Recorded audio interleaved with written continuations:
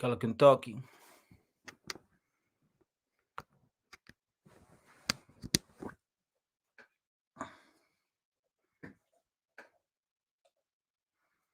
Just setting it up. Setting anything up.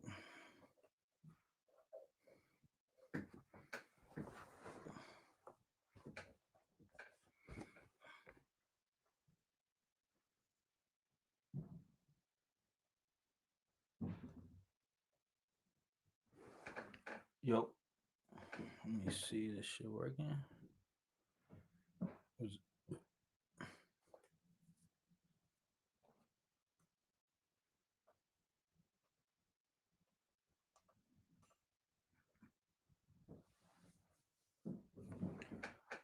What's good?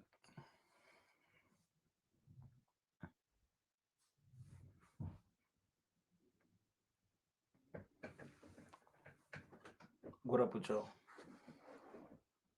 What up? Does it sound good? I don't know why. Yo, you're trying to see if the sound is.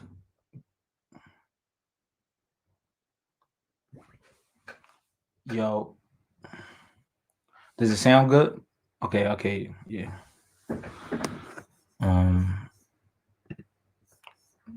Now let me send the link.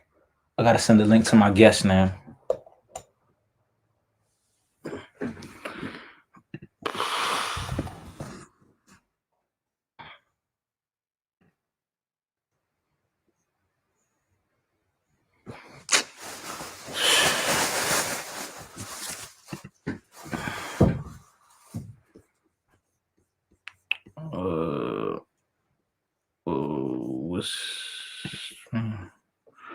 What's good, crazy boy?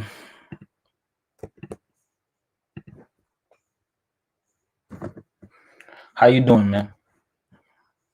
How you holding up, man?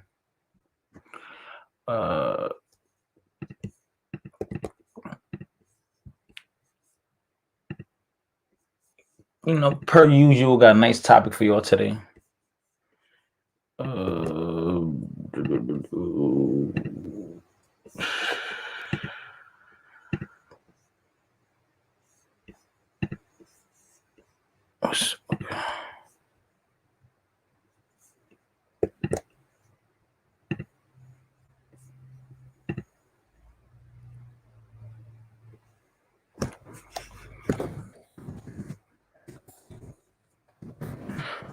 I'm just sending my guest the link now.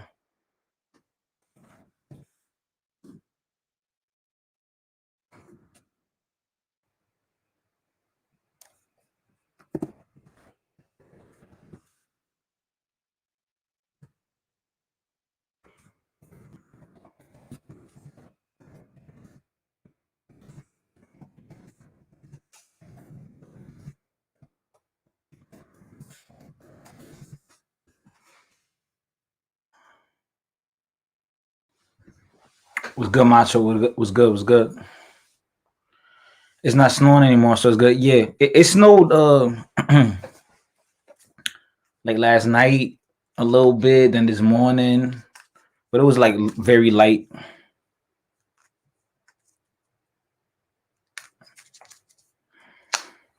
Oh yeah, Joe. All right, putting you in timeout, bastard. Put him in timeout, bastard.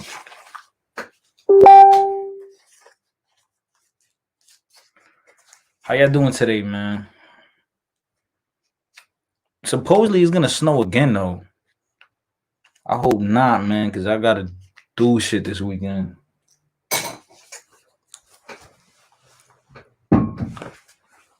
Supposedly it's supposed to snow again.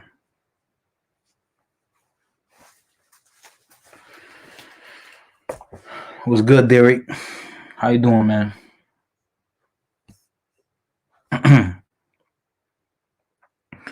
Let me check this weather out.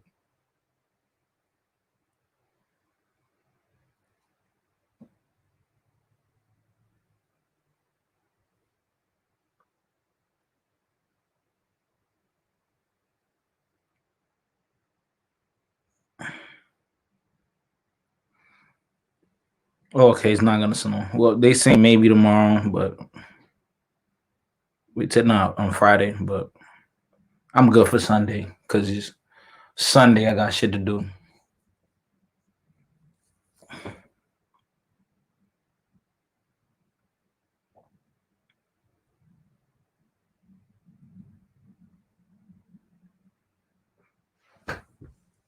Yeah, everybody hit that like. Yeah, Macho. I'ma definitely need you to hop on the. You know,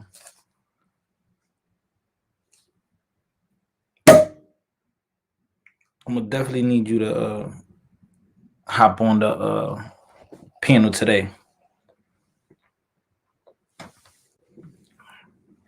Okay, one of my first guests is here already.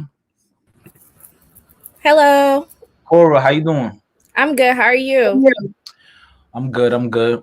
I'm just, usually I always wait around, like 15 minutes or sometimes even 20, just so the crowd could come in. I could have a nice audience, and then we usually begin the topic. Hmm. So I'm just waiting. Jamar, he's gonna hop in like in about like 10 minutes. Okay, Um, sounds good to me. yeah. But how was your day today? Like, with all this weather. It's good. I'm actually getting over from having the corona. So, Word. yeah. So, Uh, it's um, been do you crazy. mind? Do you mind sharing? That with us, or that's kind of personal? Oh, no, no, it's fine. I've been sharing it all over like my socials anyway. So, it's perfectly fine. Like, I'm doing fine. I have asthma. Okay. So, the worst part for me was my cough. So that is now way better than it was last week.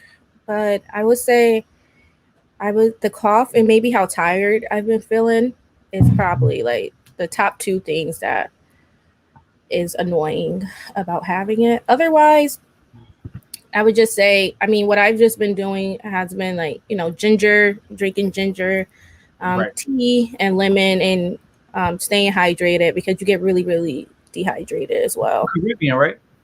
Huh? You Caribbean? My mom's side is yes. Yeah. Okay. Yeah. Yeah. That's that Caribbean thing. Caribbean ting, ginger ting. That's what we've been doing. And yeah, otherwise I think whatever strand that me and my family got, it's not as bad as the other ones. Thank Right. God. But it still was, I would just tell people to be careful because it wasn't fun.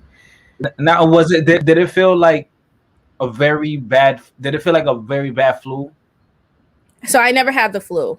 Um, but it was, I would say it's probably in the top five of any times I ever got sick.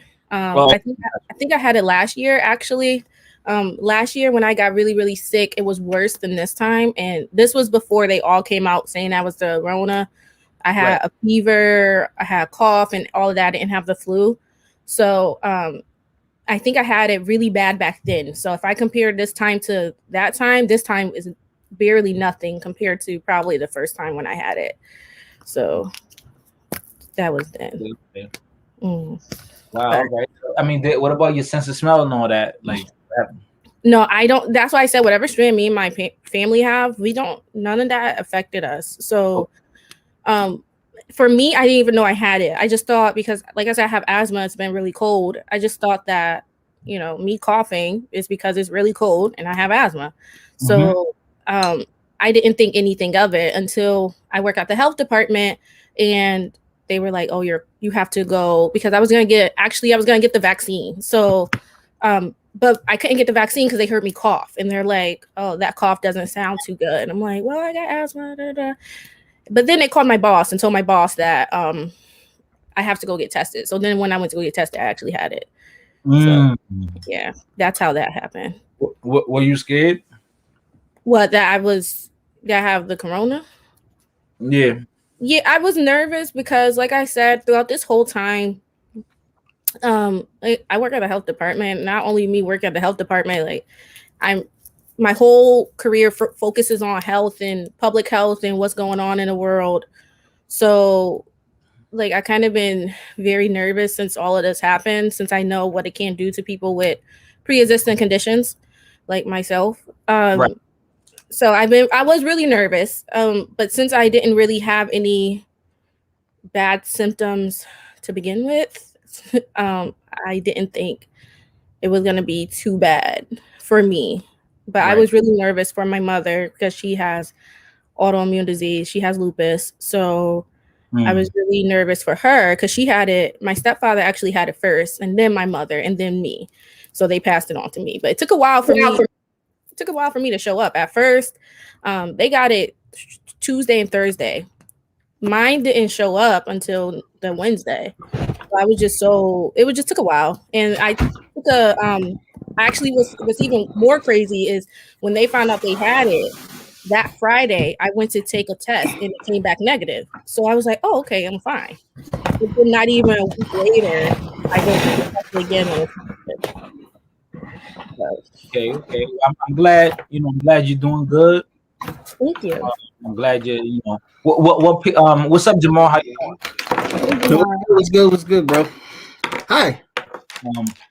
Well, Cora, what piece of advice can you give people? As far as the virus and what precautions to take if you get educated on that subject. Oh, the real thing that I tell everyone, and that I see even now because my sister's not sick, is to just wear your mask, wash your hands, and just stay away from each other if you guys can. I know that's what everybody been preaching since the beginning, but honestly, that's like the only way to not get sick at this point. If you don't want to get vaccinated, which is your own choice, of course, if you don't want to get vaccinated, just stay your distance, wear your mask, and practice like safe social distancing if you can. Yeah, I'm not gonna lie. When it comes to that, I'm kind of people. I guess people could call me ignorant because I've been traveling. I wear my mask as least as possible, but also I work out. I eat healthy, so I don't know. I don't know, but Yeah, I've been traveling too, so I can't even sit here and lie and say I haven't been Right. out the state. Yeah, same here, yo. Yeah, I've been out the state multiple times throughout this pandemic, which is why I was so confused when the way that I got it wasn't even by me leaving; it was by someone else in my house making me right, sick. right, So, yeah, I mean, I left multiple times, but like I was just saying, like when I left, I wore my mask, I wore gloves. I mean, I wasn't going to clubs or anything like that because I know the risk that could be involved. So we just went out to eat, and if we did go to like bars and clubs and stuff like that, it was super spacious. It's outside. Like I mainly went to Florida each time. So yeah, yeah. I went to Florida. I've been all over. Like ever since like the summer till now. Yeah, I traveled a lot. So yeah. Um. Now, Cora, can you you know, kind of introduce yourself a little bit to the people? Where you're. You don't have to give your exact location, but you could just say where you're from. What you're about. oh yeah. So I go by Cora. I am a master's of public health student at UConn. I usually say University of Connecticut. So, but anyway, at UConn, it's my last semester. So I am officially a candidate. So I will be graduating in May, hopefully. Um, I like to What's focus on traffic health at work? equities, health disparities, anything like that, specifically relating to African American individuals. Um, and I work at the local health department as a lead inspector there. And that's basically me in a nutshell. Oh, okay. Well, I'm happy for you, and I hope you finish school and you do good. You know. Um. Now, Cora, we're Facebook friends, and for the most part, we always agree on a lot of topics. Like we're like the black sheep. Uh, we mostly agree on many things. It might be like minor things we disagree on, but for the most part, we agree on many things.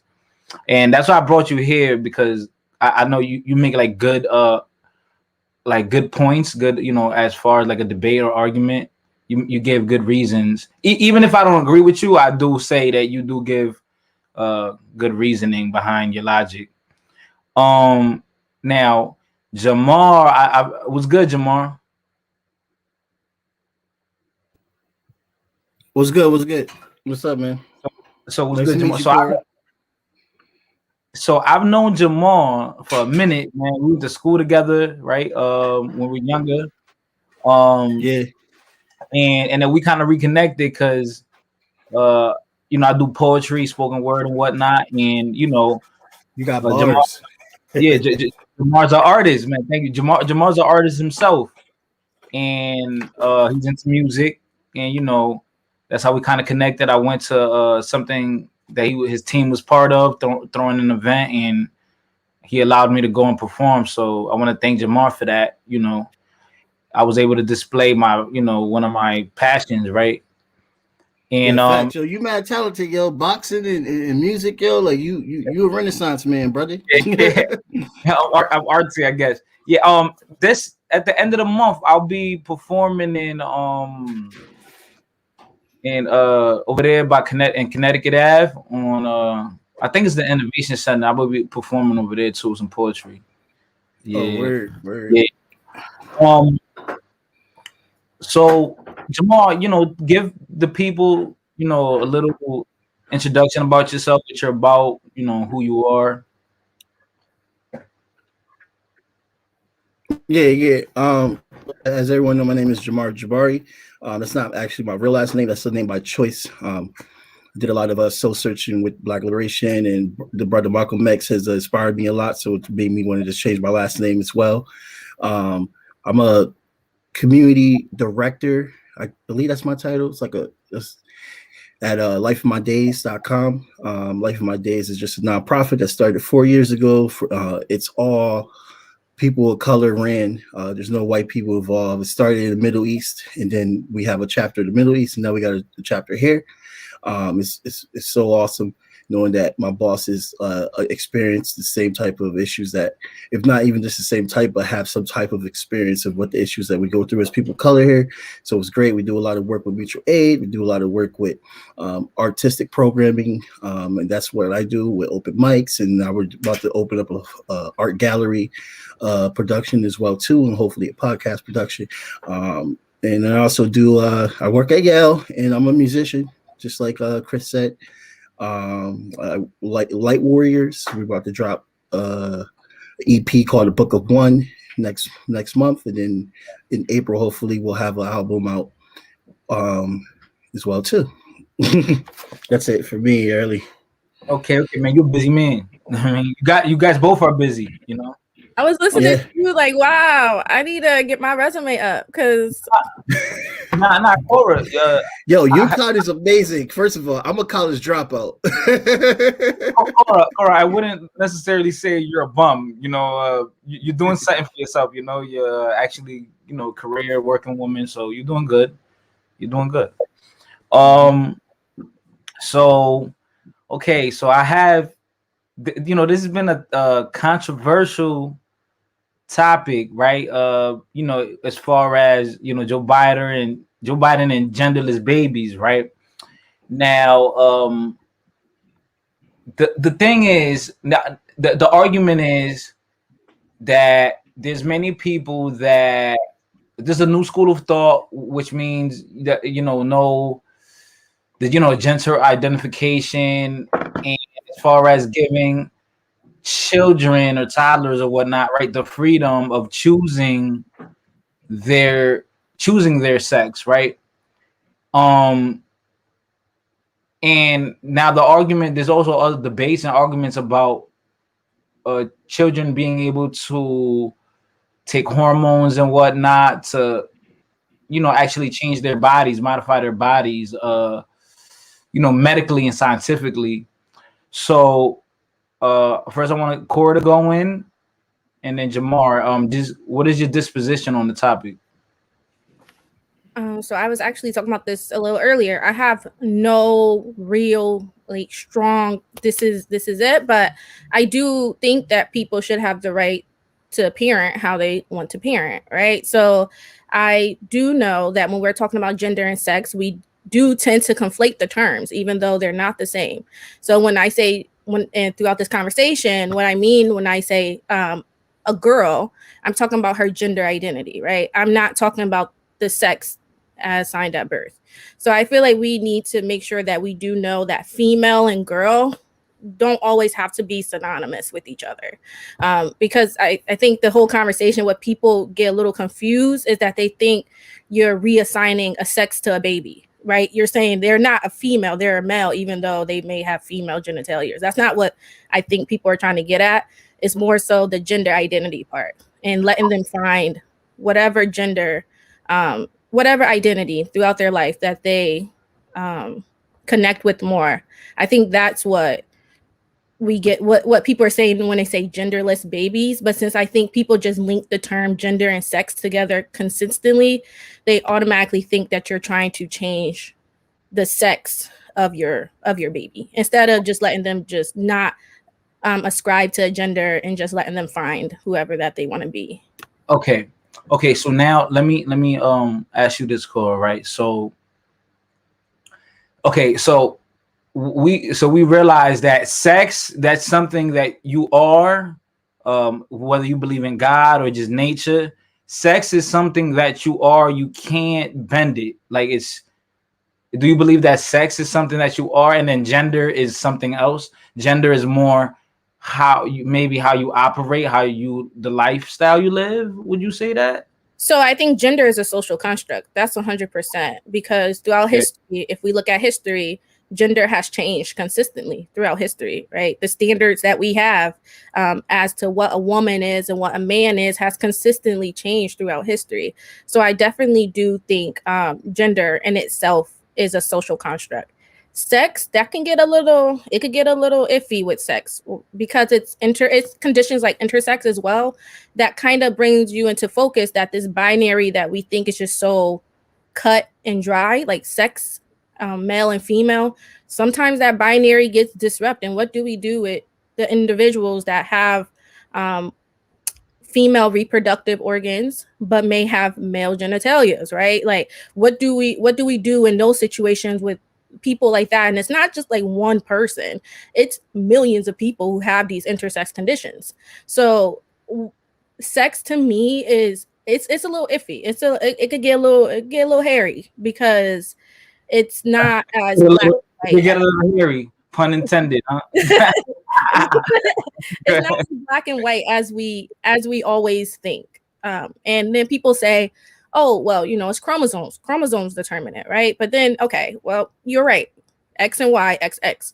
But then what happens in those scenarios in which you have abnormal chromosomes, which someone has XXY, and then they still comes out to be a boy? So are you now saying that they're a male, sorry, are you now saying that they're not a male? Are you saying because their chromosome is an XY that they're not a male, but they present as a male, has male reproductive organs? Like, so what do you say to those type of people as well? I think it just brings into question um, everything that we kind of think about when we think about biology versus social constructs.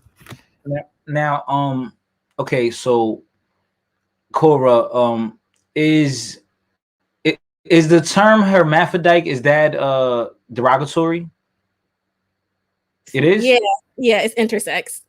It's Okay. intersex. Okay. Absolutely. Oh no, I'm just trying to learn. Okay, just to know, Yeah, no, it's okay. It's the correct terms that they use are intersex.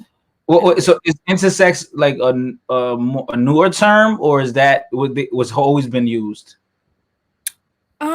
As far as I've known, I think they moved over from I don't think they actually ever wanted to use the derogatory terms, but since that was the only terms that were used, I think everybody just kind of went with it. But within the last, I would say, even when I was in high school, which wasn't within the last 10 years, I always knew it as intersex. So Okay. uh I'm not sure if they changed it Right. I'm not sure when the switch went over, but I do know that it's not brand new. Like, it's not a new concept. Okay. So wouldn't we say, wouldn't we say that um we have a population on Earth of almost 8 billion people, right? So wouldn't we say that people that are intersex, right? They're like almost outliers, and even if you because a bunch of people have you can say deformities, maybe like an extra toe, extra finger. Maybe sometimes you might have you know uh genitals that are not reproductively functioning, right? So wouldn't you say that in that case, whichever organ is the one that's actually working and functioning correctly, wouldn't you say that's the actual sex of a person? Well, no, right? Because I could be presented as a woman, have female reproductive system, but my female reproductive system does not reproduce. I can't have a child. Oh, So yeah, then, yeah, but that's not okay. yeah. All right, let me put it like this, right? Okay, let me put it like this. For the most part, most like I say, well, like, is it like maybe over 95% of people or 90% of people? It has to be like 90 to 95% of people. They come out with either the quote unquote male, quote unquote female reproductive system, right? Body, right? Right? Would you say that, right? Oh yeah, I agree that the majority of the people, yeah. Yeah, The it's majority like of the people. so then the people that come with, I have to say it's probably less than 5% that come with extra, another pair of genitalia or whatever, right? That are not functioning because I think it's impossible for a human being to have both working, right?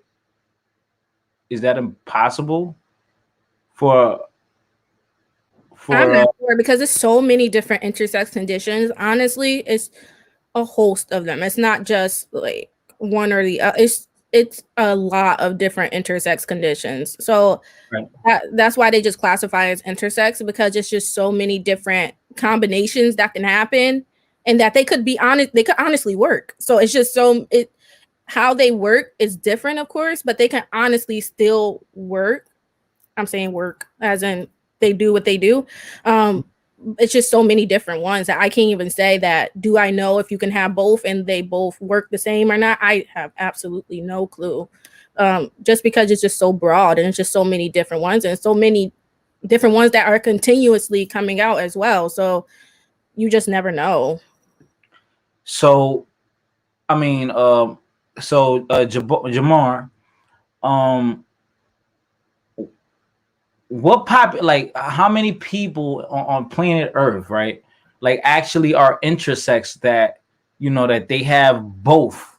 Like it has to be like 1%, maybe even less than that, right? It has to be like it comes seldom. Like there's not. It's very rare you see someone with a penis and a vagina, right? Am I correct? That's almost. It's Oh very well, well, I checked while y'all were talking, and it says about 0.05, and there's like three different percentages that they just gave me. One says 0013 or something like that. But rare. I just think that from my personal perspective, I have met a few people, um, but from my understanding is that it's a very private thing. They don't. No one's going to tell you unless you're dating them or they feel secure enough to give you that information because it's just the violence that they have felt or people that they know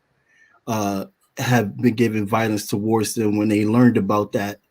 So it's it's a topic that I don't even think that percentage is accurate because there's really people that don't really want to come forward about it. That's one thing that comes to mind about it because when you look into native history and other in indigenous histories, that was a very common that was a common thing that they talked about and embraced. So it was easier for them to come forward and talk about it compared to now in the post-colonial era that we're in. Now, now, my thing is because I'm trying to understand, right? So even though let's say a woman who was born with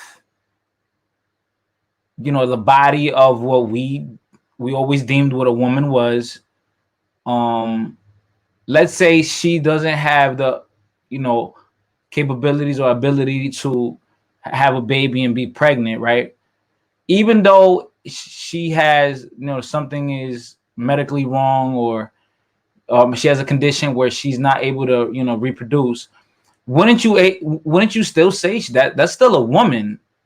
That's still a woman, even though she doesn't have the ability. And like naturally, a woman that can't reproduce, or even a man, right, that's not, you know, fertile, you can say, right, they it's like embedded in them. They almost like feel bad about themselves. Like, damn, I don't have the ability to have a baby. Like, and they feel kind of low. Like they put themselves down, because naturally, as humans, whether we believe it or not, subconsciously we want to reproduce. I feel like that's our purpose on Earth. You know, whether Mhm. we realize it or not. You know what I'm saying? Like, it's like Yeah. animals, like that's literally what they want to do. We just reproduce. So wouldn't you Yeah. say that even if a man or a woman, what we always consider a man or a woman is to be, wouldn't you say that they, at the end of the day, they're still a man or a woman? Well, I would say that it depends on, well, back to the gender identity, which is why it's so much important to like have a fight for reproductive rights, because when Planned Parenthood, which is like the only like the only trans and queer friendly establishment that I know of on in this country, they have people who identify as men, and they are pregnant. And they have people who identify as non-binary, they are pregnant. They have like people that identify as women who are pregnant. So there is this culture of reproduction that happens between the social construct of gender as well too. It doesn't go away. It basically just goes on by choice if they want to be pregnant or not. Science has gotten to the point where now they can do womb transplants. So now if you don't have the ovaries in the reproductive system within yourself, you can get a surgery and get a womb transplant, and you'll be able to give birth. So it's this is it is a brand new this is a brand new way of seeing the way that reproductive systems work, and how we all, yes, we all do want to reproduce. Majority of us, some people don't want to have kids, Right. but a lot of people do want to have kids. So I do see, I see it as like a more expanding, a more broader way when it comes to like reproduction, because now it has became to the point where if we don't fight for like people rights to abortion and reproduction rights, stuff like that, a lot of people from all different types of gender aspects could be harmed. Okay. So this is a question to both of you, right? No worry. Someone who doesn't share those ideals, um, what do you guys think I am? Well, yeah, I think you're cool, dude. No, no, no, no, no. I respect you for having this conversation. Clear by the question. Yeah, I got no problems with you, Chris. Of course, more. Of course, I'm cool. Of course, I'm. No, no, no. As far as like sex and gender, right? Like, Mhm. what do you guys think I am? Like, I want to know. I think you're a man. I mean, right? Like that's my perception of you. You're asking that. Look. Yeah. This wasn't me like getting personal, you know. Yeah. Like, what you think about me, man? Am I a good guy or a bad guy? You know. Yeah, funny. Nah, you're good, bro. You're cool, people. But I think, yeah, if anything comes down the line and you decide to just, like, well, I don't really feel like that. I have, because there is a thing called like, what is it called? Oh God, I forgot the term. Forgive me, my community, if I can't remember the term.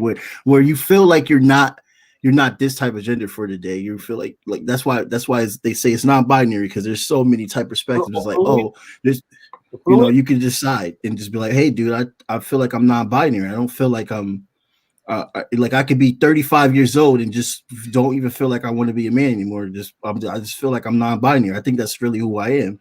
And if you feel more happier with that decision, then you know, then that's your decision. I respect it. All right, um, all right, so earlier you were speaking about how they have transplants for wombs, right? So Yeah. you're telling me I can be pregnant. Yes.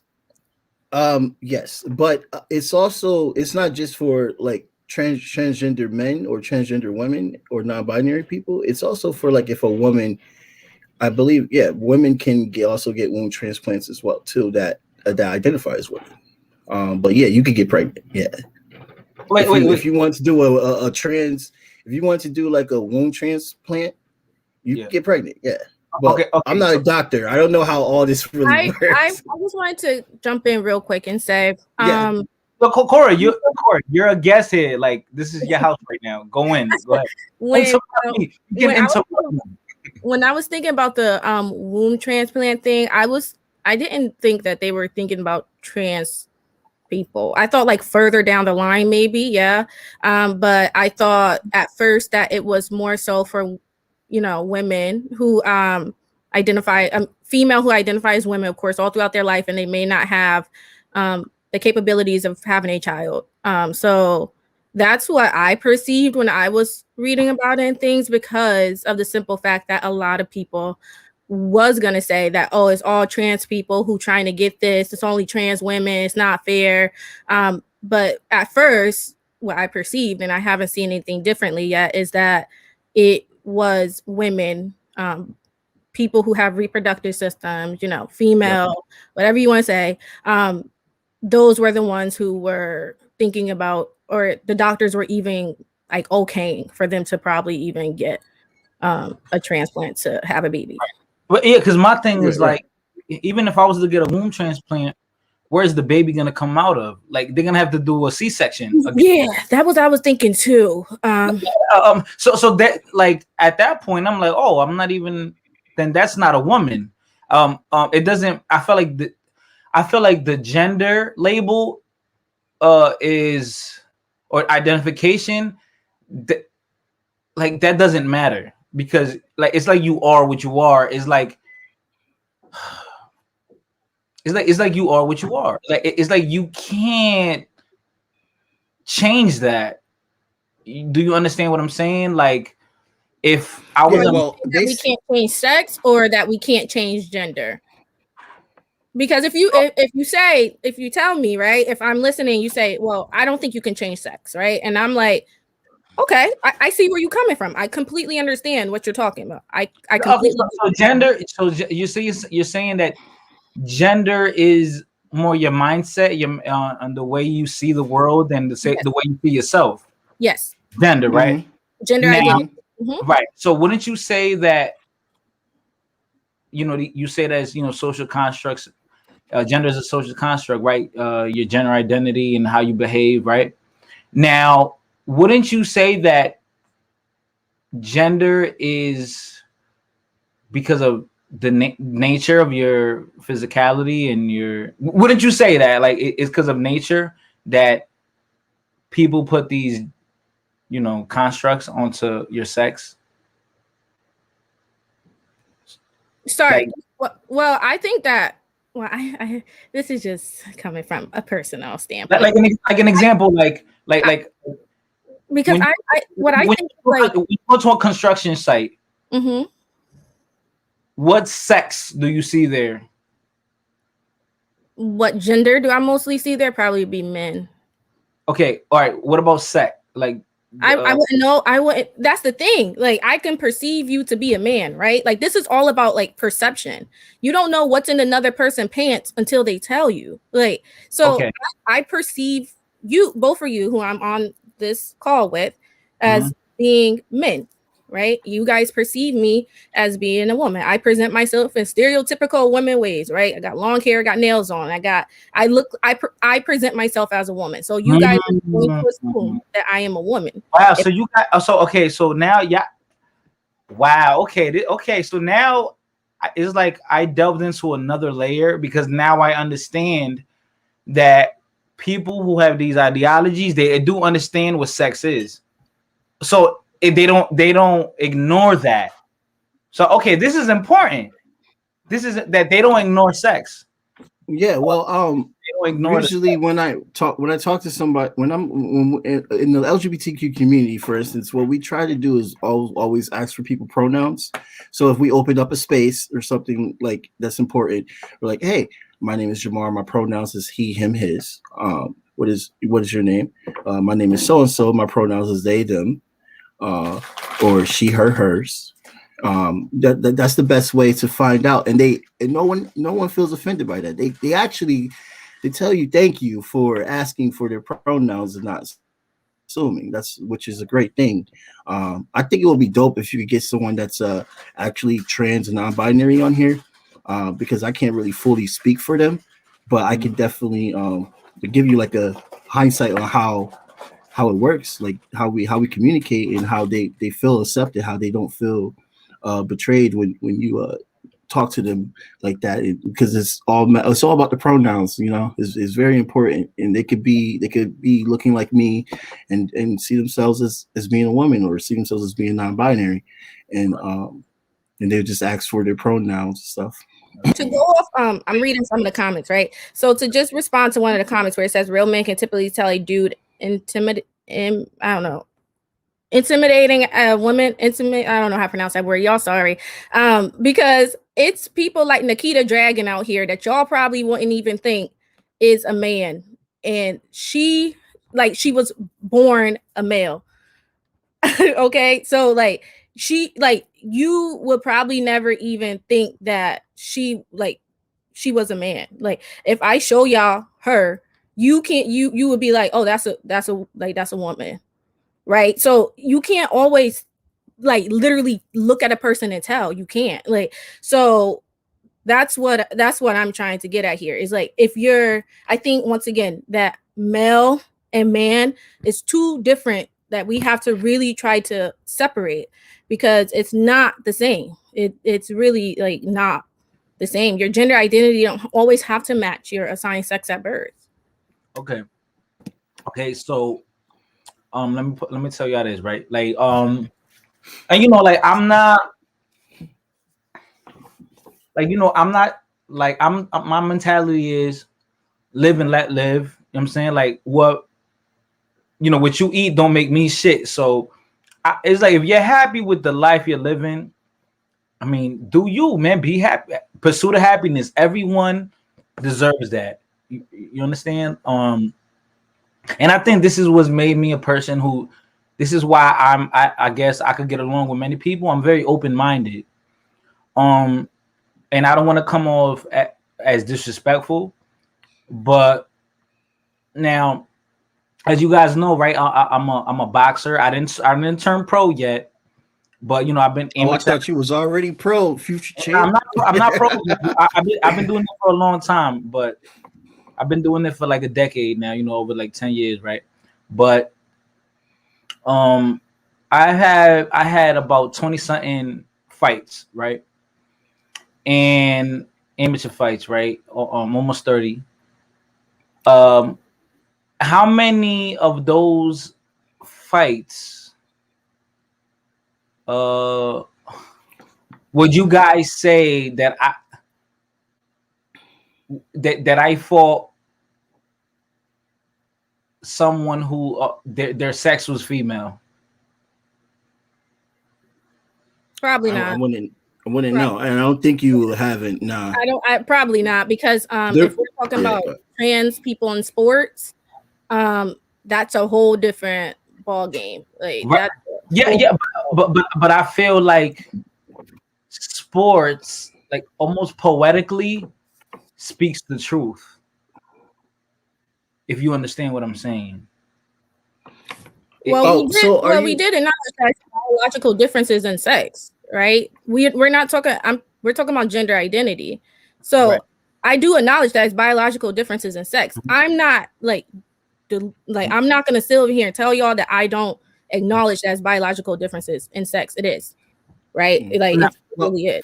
I don't really know about I understand the biological differences, but I do know that with testosterone and how much you take or hormones and stuff, it can definitely change. I'm not a doctor, but I have seen like when they have like track racers that run for the Olympics, there was a woman that was very like great, and they kicked her off for from competing because she had high testosterone, and she identified as a woman. She was born female, but because her testosterone was so high, they didn't let her compete. And I think that's just so messed up in a way, because like she's a woman, and when you see the difference with trans people trying to like compete, I think this is a very strong topic to have with somebody that actually knows this, because I am actually like for trans people trying to go to where they identify at. But I'm not I'm not a doctor. I'm not a high performance a coach or something like that to understand how it works. But I was told that there is like a difference between like the levels of testosterone and hormones and stuff like that. Absolutely. Testosterone, like if we look at males through puberty, and how high levels of testosterone affects them. Not only that, their body mass, their muscle mass, literally their skeletal, like how they are, is different from females. Like that's just how it's been. And that's like Okay, I'm glad you're acknowledging that. I'm glad. yeah. No, I never. I just want to get that cleared up. I never said that wasn't no biological differences between male and female. However, I do believe people should identify, which is why I keep wanting to, differentiate the words. I do believe people should identify whether they want to be male, woman, binary, whether they identify as trans, whatever that they identify as. I believe that should be up to them. Like, why so many people so upset that that's like so you guys are you guys saying I'm literally right now, I swear to God, I'm learning. Like, I'm not trying to be disrespectful. This might be a controversial topic to many, but I literally was good, Macho. Hey, what's going on, everyone? I literally want to learn, right? So wouldn't you say that your identification is a choice? Or is your identification a choice? Is it nurture or nature?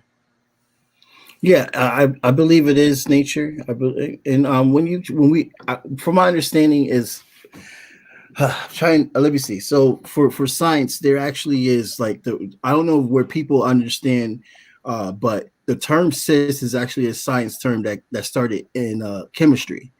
Cis is actually what is basically not bacteria. I can't talk right now, but you know what I mean. It's basically a substance that is doing that's doing what is the what you expect it to do, like it's moving. And then trans is actually a part of the chemistry as well too, where it responds in a different way. It does the opposite. So that's where they got the cis and trans identity from. So cis seeing that I am born a male, so I identify as being a man, and then trans being I am born whichever sex, but I identify from that opposite or to non-binary as well too.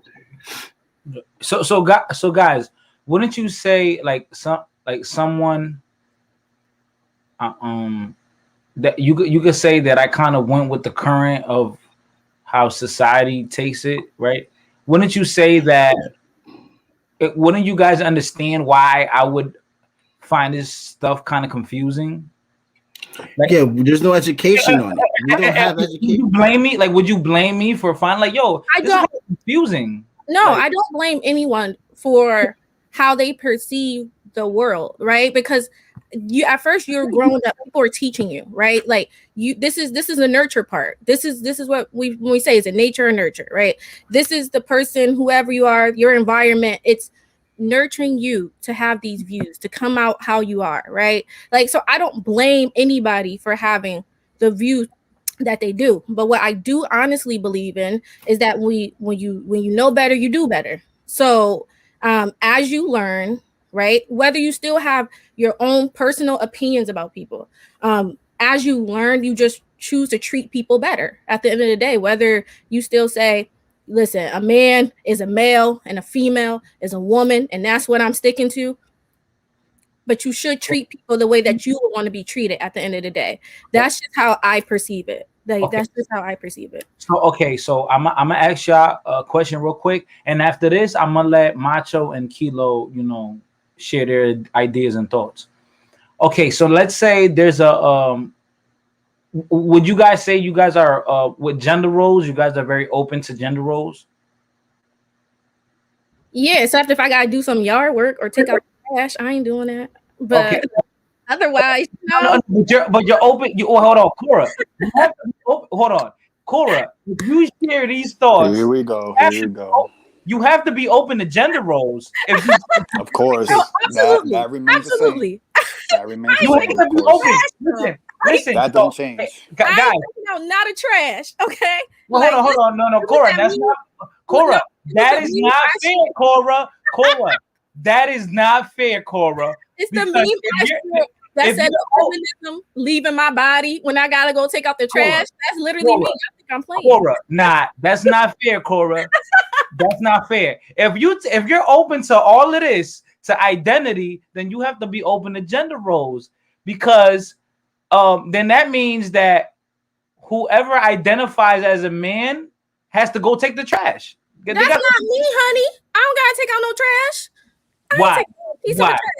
Why? I don't want to take out the trash. Why not? No. On an all serious note. So who's gonna throw it out when you're there by yourself? I don't agree with throw it out. The majority when you're there by yourself. Like, I don't agree with the majority of gender roles.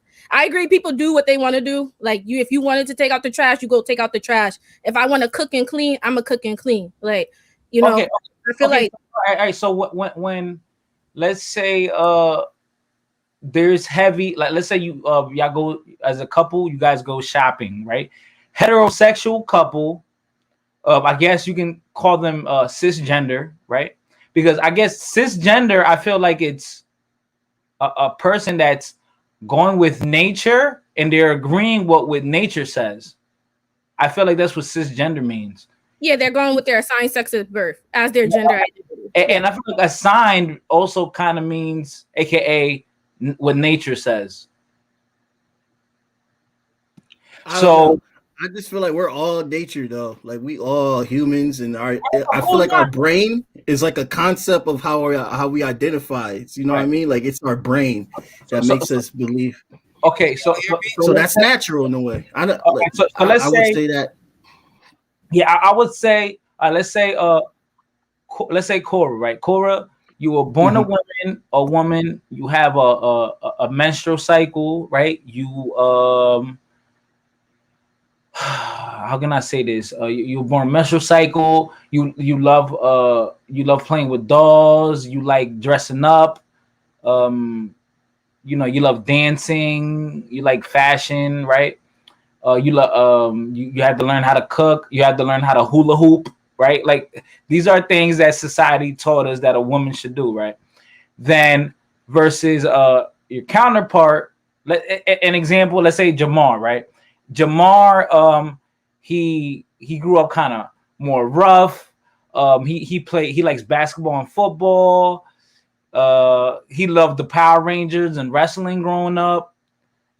So he's more going with what society is telling him he should like, right? Because it's more aggressive, right?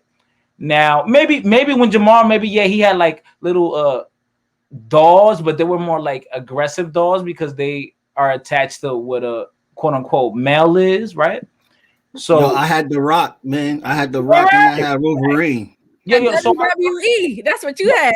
I had Power Rangers as a kid. So as men, we have dolls too, but they're just male dolls, and they're like more Power Rangers, wrestling. Those are the type of dolls I had, right?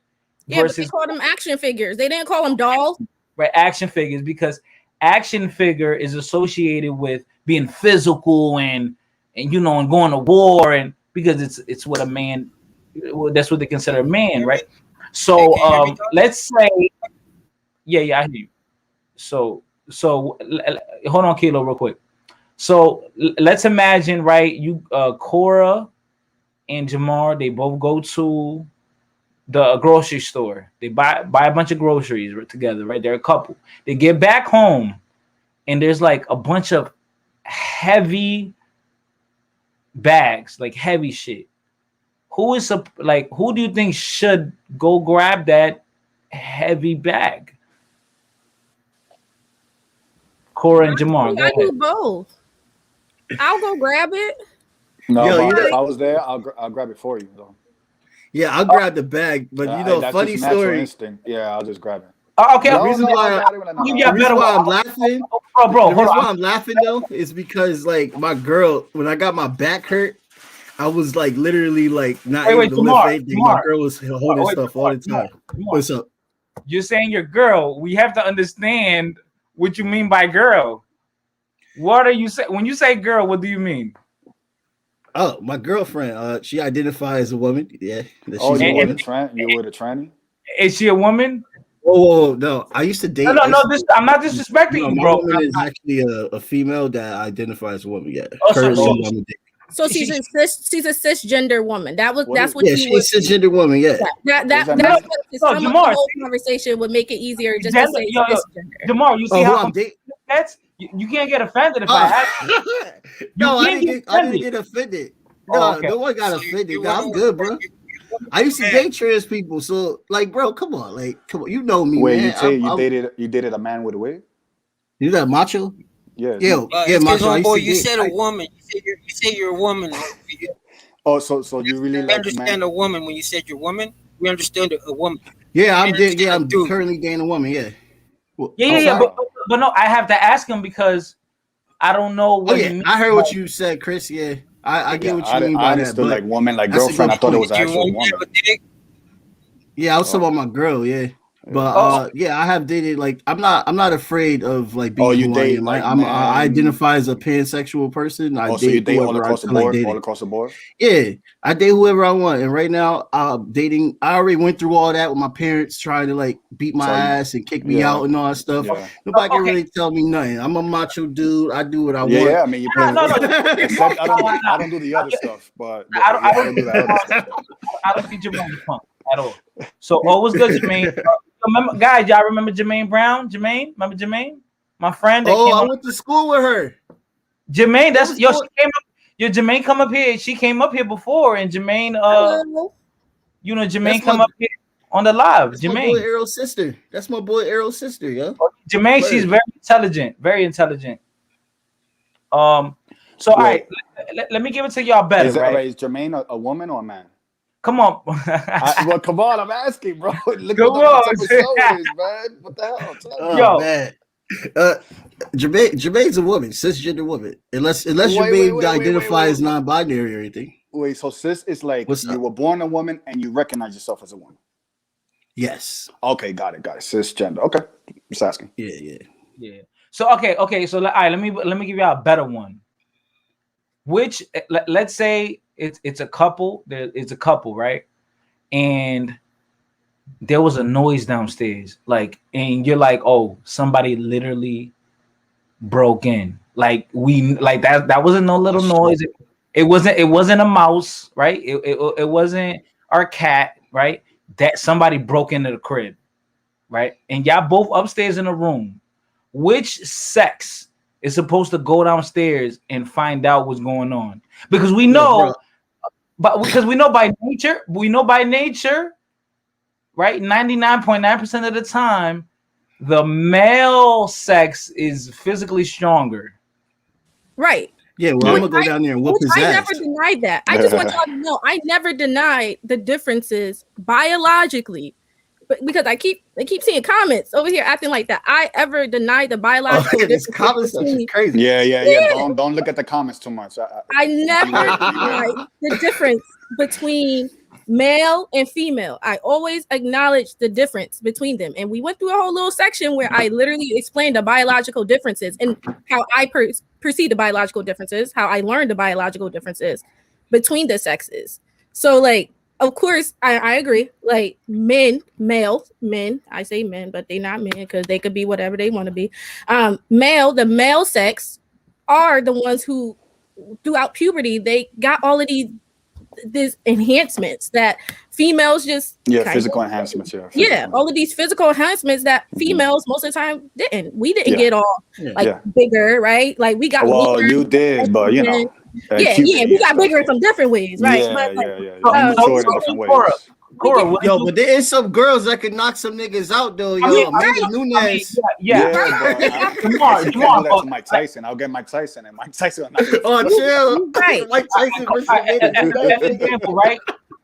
But an example, a woman that she right now, she give me a good fight. Like she probably could beat me up right now because I'm out of shape.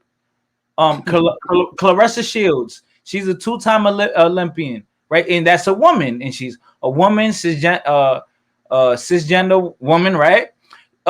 She fighters, not if you manhandle her. Not if you manhandle her. Like now, me in shape, I think I could beat Claressa Shields. But Claressa Shields, I'm if she beat me, I wouldn't. She's like one of the greatest female boxers probably ever. And she, young black girl from Michigan, and right now she's right now. Right, yeah, bro. She's nasty. Is she muscular and big? Yeah. But is she cute? Like she has a pretty face? She's still a bro. You can tell that's a woman, bro. I wonder if she has slightly higher levels of testosterone. Cora, she probably does, Cora. I had a friend who had like higher testosterone. Maybe she uses steroids. I don't know. I don't think so. Macho. I mean, people in those sports, they cheat. Yeah, bro, she's like a freak of nature. Like, no disrespect, Serena Williams, and I look at Serena Williams. To me, that's still a woman. Like, she's like buff and all that. She could curl like 150 pounds. Yeah. But bro, that's still a woman to me, Macho. Yeah, it is. And she got tested, and she ain't have no steroids each time that they kept testing Serena Williams. And listen, if I don't mean to sound trashy or raunchy, but if Serena Williams invited me to a hotel room, I wouldn't deny it. Like, okay, I'll go. Like, to me, she's not ugly. She might be strong and big, but that's Serena Williams is bae, yo. That's bad right there. Yo, she got at the end of the day, no disrespect. No, man, she's awesome, bro. Like she broke some. Yo, she got the fatty. Let's stop acting stupid. Like, no, of course, yeah. Definitely, she got the fatty. Yeah, definitely. Okay, so all right, I want Macho, Kilo, and Roy Chess. I'm gonna, mute my mic, and I want you guys to, go in on the topic and what your ideas are, and you can ask Cora and Jamar questions. Go ahead. Okay. So my only worry with the whole gender identification is how far they're going to take it. That's the only thing, because as we saw in the past couple of years with the Clinton scandal, with kids being trafficked all across the world and pedophilia being up there, I just hope that doesn't get legalized. That's one thing. If adults want to experiment, that they could do whatever they want, but I think when kids are involved, that's when I'm like, no, that's a no for me. So that's where I draw the line. So I absolutely agree. That's the only thing. So if you guys want to, I'm older than you guys, and of course it's a different world, but I try to understand where you guys are coming from. I always, like Fighter said, try to keep an open mind. Yeah, I might joke around here and there, but it's never serious. But that's where I draw the line. It's when kids are involved and when you're forcing certain ideas for kids and when they don't have a developed mind. Once you're an adult, like once you're 18, hey, go ahead, have at it. But before that, I think you should give people time just to figure themselves out and then go and do whatever they like. So yeah, I definitely agree with that. And I feel like since that TED Talk ish situation happened, where there was like literally like this weird white lady that came up on the stage talking about trying to get pedophilia accepted in the LGBTQ community, I can tell you, as someone that's part of the LGBTQ community, we don't fuck with that shit. And everybody I know that is boys, there's boys and people with me, we don't fuck with that shit. Nobody's about that. I don't know who the fuck that lady is, where the hell she came from. I heard of this organization called NAMBLA. Which I never heard of that. Yeah, you can look it up.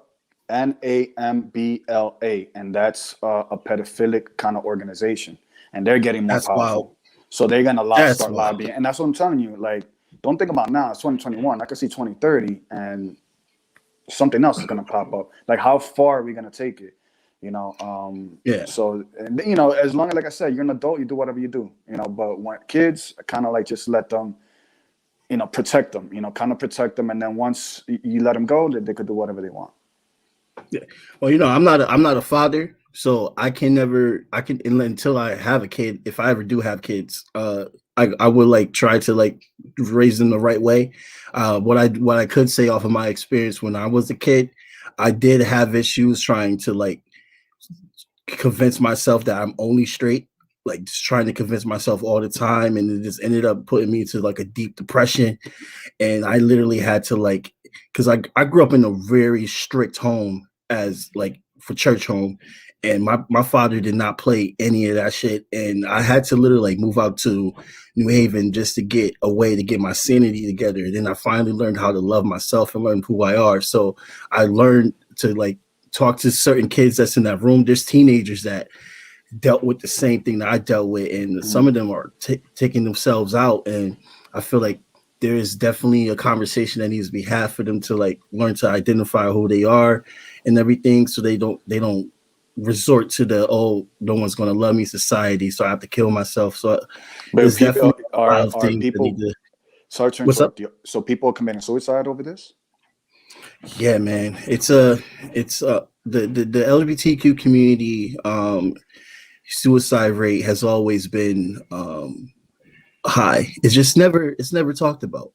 They don't talk about it on the news. They don't talk about how trans women are murdered a lot, and especially Black trans women. They are the most highly targeted to be murdered. Yeah. They don't talk about these things, so we as a public don't know it. So I can understand if somebody don't know it.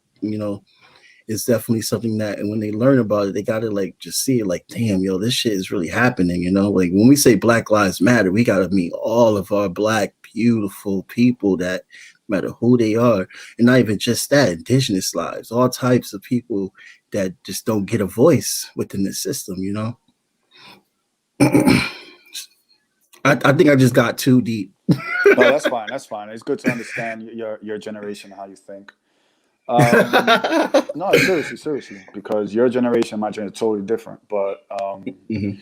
it's good to have open dialogues like this, and so to kind of like bridge the gap, between differences and kind of see our similarities. Mhm.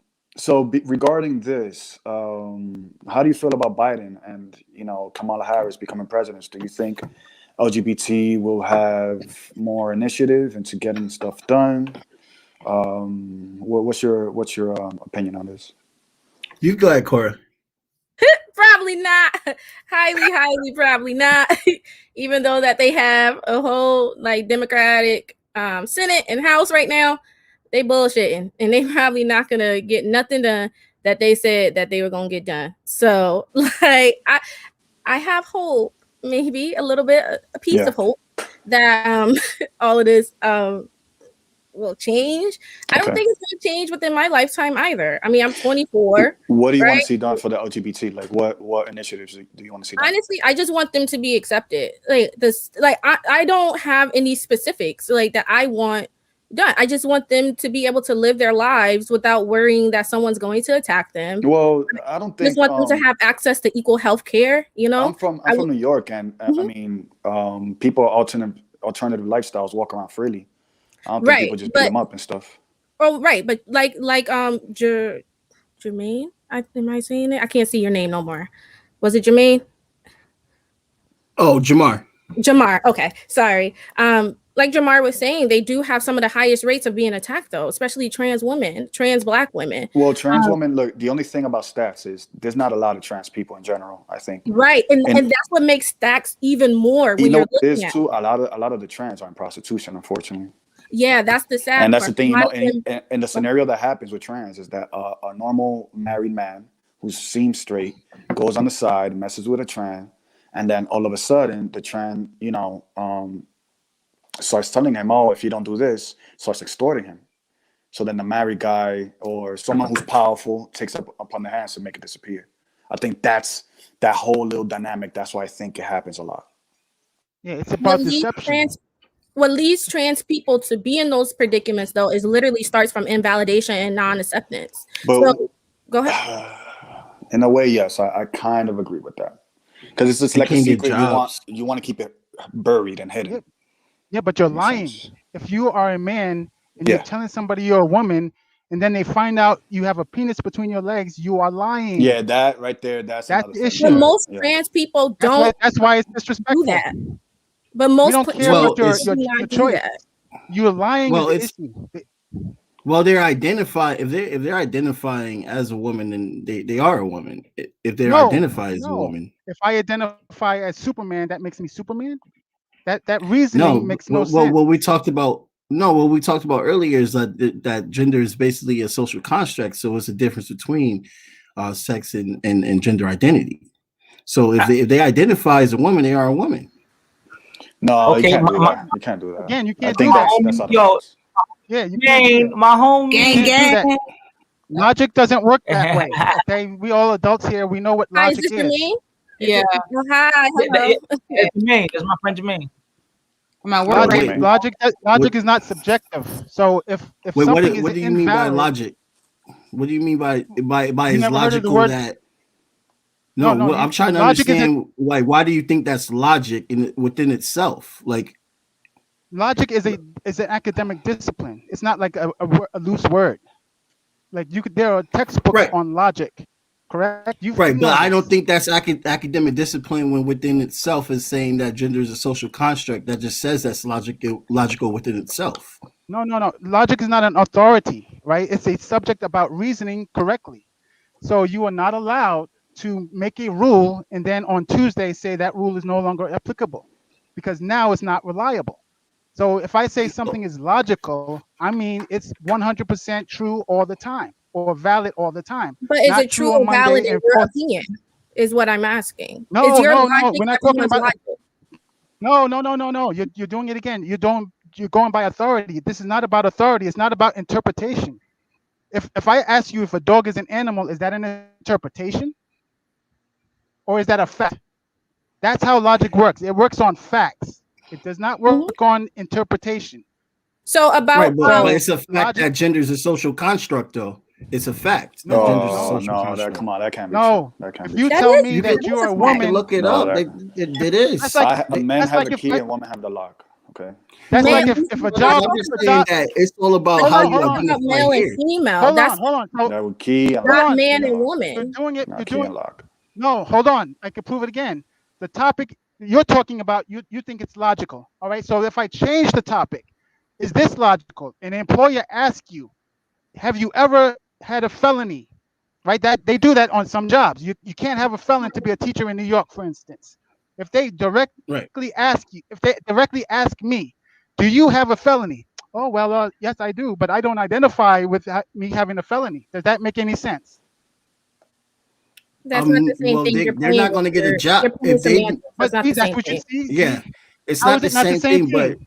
How is it well, not let the me same explain to thing? you. The reasoning is the same. No, The no. the Okay, topic what is the issue. the The topic example is not that the you issue. gave, and the example The that you reasoning gave, is the that is an issue. absolute fact. The fact that you have a felony, that is an absolute, non-disputable The fact. fact that you have a penis Gender is an is a absolute fact. disputable fact. Gender is a disputable fact. Like you can, No way. well, It isn't. male let me. and female No, it is isn't. not. Male No and way. female, I agree with what y'all saying. Male and female, Every you saying that species on a earth is male male. and female. Listen. So y'all saying that a male has the key Well, not and the fish. They female actually has the have lock. can you have I a agree. trans I agree that that's a fact, right? I agree. Even though I brought up intersex conditions, the majority of people are male and female, right? Yes. I agree with that. That Species of species. I'm not disagreeing with. I am disagreeing with the fact that you're trying to say gender identity is an indisputable fact when that's just not true. Well, let's go back No, to I the didn't say job gender part. identity. I didn't say gender identity. I said gender. I didn't say anything about identity. But gender The is gender identity- identity. No, it's not. No, it isn't. Yes, it is. It's a factual not. word. It is. No, it isn't. It Just like is. a felony is I a feel, factual if word. I feel like a bear, felony- I start roaring is felony like a bear. a gen- is- I wasn't born. Nah, like a come bear. on, felony y'all, identifiable y'all, also? y'all taking it. Nah, it's not like that. Yeah, it They're is. playing semantics. Tell me the Like, difference. that's not the same Nah, thing. macho. It's Nah, not the Tomorrow, same. I'm gonna be macho. Chinese. I'm gonna be Chinese. Oh, I'm God, asking this you about guy. the My reasoning, name, not my the name is topic. Ming Lee tomorrow. The Don't call me reasoning macho. It's is the Ming Lee. problem. damn it. Oh, man. The reasoning is the problem, not the All topic. right. in logic, I could change the topic, Yo, right? they're making more. They're That making the more reasoning is sense than valid. you are saying you're a man when you're really a woman. Wait, let's go back to the job part. So, so you're basically saying that the employer is not going to hire him because he has a felony. I think. Yeah, because I'm lying. No, if I lie about it, he's not gonna hire me. If I lie about it, if I have a felony and I say no, and then he checks, that's a lie. If I ask you if you're a man or a woman, and you say you're a woman, and then you have a penis, that's a lie. Is it not? Well, if they identify as a woman, then they're not lying. They genuinely believe that they are a woman. That reasoning is the problem. Can I do that same reasoning with the felony example? Well, they're protected by Title IX. They're protected by Title IX, so you wouldn't have a right to discriminate against them for being LGBTQ. I think our fundamental understanding of what we're talking about is just different. Because he'll be fired for saying that he had no felonies. But if you're going to not hire somebody because you think they lie about their sex, why can't I use the identify part? Why can't I use the same argument you're using? Why can't I say, well, I don't identify with that? Why can't I use that? I mean, we can just.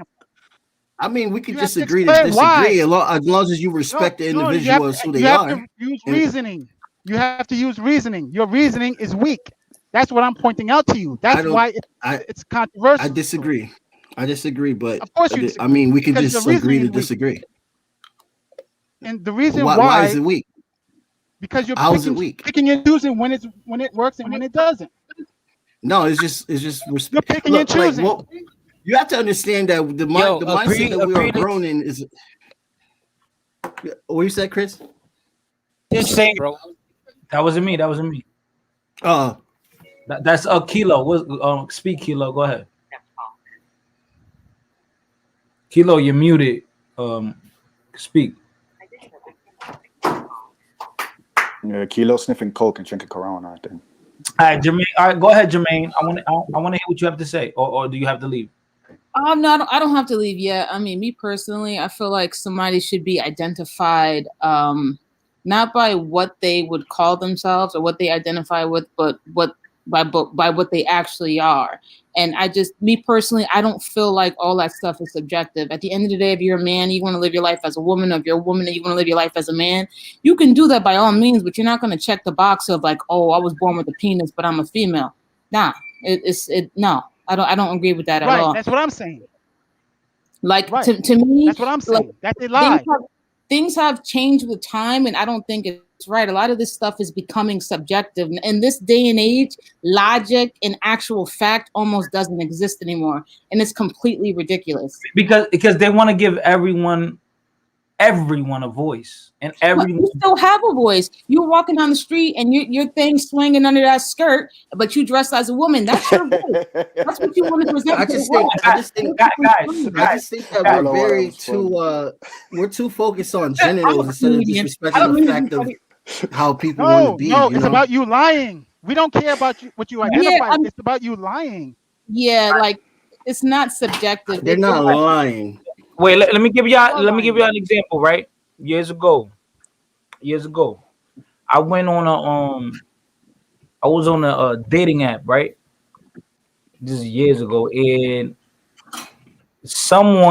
they lived like 2 blocks away from me, and I'm seeing the woman. I'm like, oh, she fire. Got a little closer. She fire. You said what? And she got a little closer and dun dun dun. Hold on. Whoa, guys, chill. So I told myself, I was like, oh shit, like where do you live at? And they told me the person told me 2 blocks away. So 2 blocks away.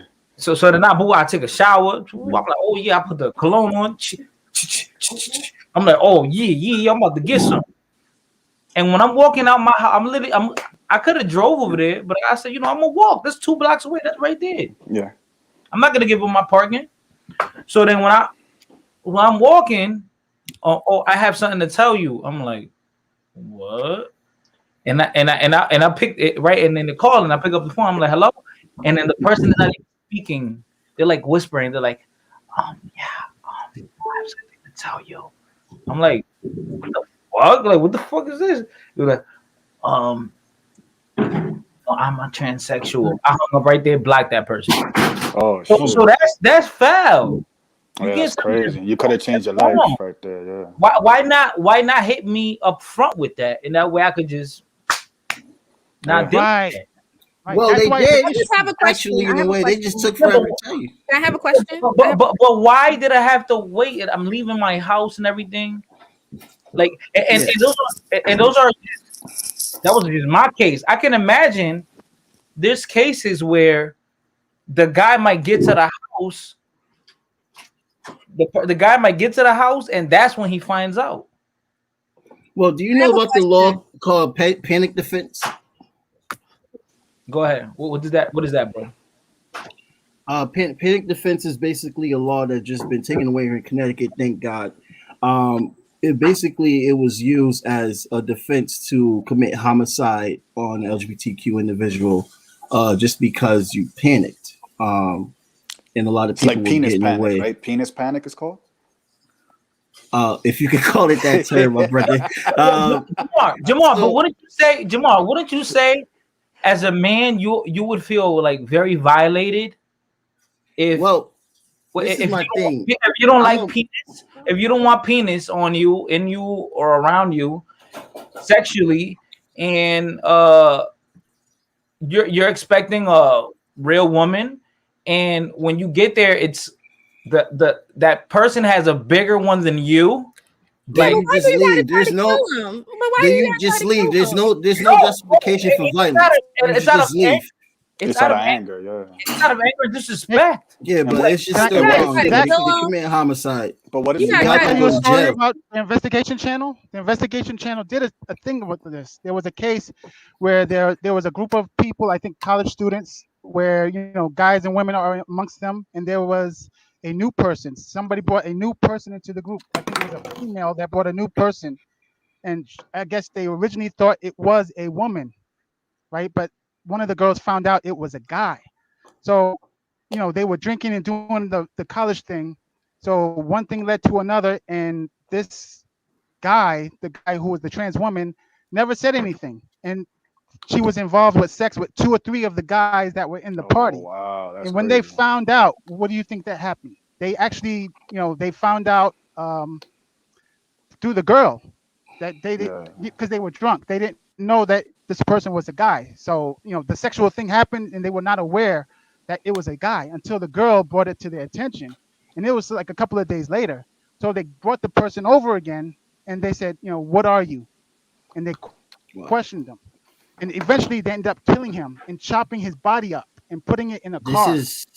That's Because just extreme toxic think that that's masculinity. okay? No, Like, That's is toxic. that don't okay? say Oh that. no, I Don't didn't say say it's that. okay. Don't I say didn't You say have it's no right okay. to murder somebody. That's absolutely Yeah, wrong. but don't say But that has toxic nothing to do with masculinity. That doesn't matter. masculine toxicities. Some No, people won't take it that far. Why Some do you people not won't like take it that far. word? Wait a minute. Some There's people The will. toxic reason why feminine women too. No, There's Hold on, toxic one feminine second. all You over. said such some thing the as person in the toxic comments who said femininity. elbow cough. I totally forgot since I'm in my room. Yeah, there's no such thing as toxic femininity. There's no such thing as toxic masculinity. I just think there's toxic people. Yeah, but that's Like, the just reason- you're gonna the reason- No, call them nah, back Hold and on, kill them. hold on one genderized second. That's toxic. messed up, man. I can't Toxicity justify goes- none of that violence. Hold on one second. It's just the Y'all, energy. you know? guys, hold on, guys. Let me explain something to y'all. As a fellow heterosexual man, right? I guess I'm cisgender man, right? If a woman invites me somewhere and I come to find out, let's say I'm stupid, right? Because I got eyeballs like 2020, and I see what the world we live in, and I know how to operate under this system that we live in. Whether if I find it, weird or obscure or whatever, right? I say, you got to be logical out here. If I go somewhere, I look at pictures, baby pictures. If she's pregnant, I'm like, okay, well, at least I know it's a woman. Yeah. If I go over there to smash, right, and come to find out, I see a schlong, like I gotta see a print, right? How do you think I feel? That's the equivalent. I think that's completely fucked up. And I'm not saying that that's not right that people don't divulge their identity. Guys, I've never done this before. Like, Well, they hide their identity because they want to protect themselves and they don't want to Right, murder. and I understand why they hide. I understand. Okay, this is what I'm gonna say. I It's personally still deception. understand if they meet a person on the street and the person asks them for their number. If they don't tell them off rip, I understand that. If you go home, right? And then if you try to, talk with the person, oh, let's come, you should tell the person your identity at that point. And right? Like, I think that's like Like you a badge. You pull out your badge. that's Or something even that beforehand, you like, should. Yeah. How about you put that up front? No, a lot of people don't put that, like when you're walking down the street. You heard of the one where the guy was like catcalling a trans woman, and then the trans woman said, "I'm a boy" or something like that, and then the guy beat her up. Like, he went over there and beat her up to the point that she was about to die. Like, it's a lot. It's things like that happen. So I understand why they don't do it in person. I understand that you don't do. I understand that you do it. Yo, you're justifying just attacking people, bro. I don't understand how you can justify attacking a person. People fight all the time. What the hell? But that's not justifiable. People shooting each other and everything. Come on now. Now, guys, people are chopping each other. Like, come on. Yo, all my people in the trans community, everybody that I'm friends with, cool with, man, I don't condone any of this violence. We on live right now. I want to make sure they don't think I'm not liable to any of this. I'm not asking for time. I don't condone violence, but the equivalent of a woman not wanting penis and getting the penis, that's called rape and sexual assault. That's the equivalent to a man meeting up with someone and they're actually a male. I'm not condoning violence. Well, I never said that. I never said there was a bias in that. I think they should divulge their. I just think feel like they should do in the most safe. I feel like people should divulge their identities in the most safe way possible before they meet up with the next person, just in case that the next person's sexual identity does not align with theirs. If they want a cisgender person, right, and then they run into a trans woman, that's not a cisgender person. That trans woman sounds like economics class. I personally feel like people should disclose, whoever they are at the jump. Like, this dude macho funny. Number, that kind of thing. Oh, wait, hold up. Just know I was born. Like, I feel like it should just be straight up like that. I understand there's violence against the LGBT community, and Q, however many letters there are. No offense, but a lot of this stuff is taken out of proportion. People get beat up and fought every single day. For example, the girl who got beat up. Harlem, right? Harlem. Like, this LGBT thing. Granted, I feel like people, when they show this stuff on the news, it's blown out of proportion. I'm telling you, people get their ass beat on the street every day. For and nothing. It's not, the LGBT, I promise you, isn't some community that's just being targeted by everybody. It is false. And just another tidbit to just throw out there. I'm not too sure. Well, I don't think that they feel targeted. I don't think they feel targeted, Jermaine. My point is that they've become some community that supposedly has to just be protected by everybody. All these rights and laws are getting passed for these people, and there's nothing wrong with that. But I feel like there's a lot bigger problems in the world. Not saying I nothing agree. That community, but they've just made it so like too much. Put people on a pedestal. I agree. It's honestly ridiculous. Well, like and another thing, if I could give a rebuttal to that, go ahead. I'm sorry, I don't mean to. Oh no, just real quick. I'm not exactly too sure what you guys were talking about. And they always attack black men. They always say black men are the most homophobic. I mean, from my experience, bro, it's pretty bad. With like, we got some issues. In general, are very homophobic. I don't know if like a lot of people. I feel like maybe you hear it so much with black people because you hang around a lot of like black people. Because I mean, I hear a lot of like black men not shit, but I hang around a lot of black people. Right, so I feel like if I hung around white people, I'll hear white man ain't shit either. Yeah, you would. Yeah, like, you know what I'm saying? They say that a lot. Yeah, definitely. I've heard. I've heard a couple of jokes. Just to throw a tidbit in there, I will say, like, I've been like looking at evidence and stuff as far as like a lot of these laws and certain things being passed for like the transgender and the LGBTQ community. So how can I put it? The statistics show that these people are still committing suicides and harming themselves, regardless of all these laws and statutes being passed for them. So my point is this: there was an argument a few years ago that I had with friends, and I guess with the Facebook community or whatever, talking about how like these people need these certain statutes and they'll be happy and they'll stop killing themselves, and they're still doing it at the same rate, possibly just a little bit more. Because it's an inner problem. Correct. It's not an exterior problem. Exactly. It's an inner problem. It has a lot to do with exterior that get internalized though, right? So like not being able to do you want to know why it's an exterior problem? Because most people don't want that. Real quick. All right, let me give a good example. I'm originally from New York. I have gay family members. I remember one time, this is probably like 4 or 5 years ago. I was in the Bronx. I was at my aunt crib. It was like a little family gathering and friends was there. I saw my cousin. My cousin is older than me. He's probably like 10 years older than me. And let me give you an example real quick. That's my cousin, right? And yeah, I got mad love for him. I love him. And I remember when he saw me, I already knew he was gay, very what I consider flamboyant.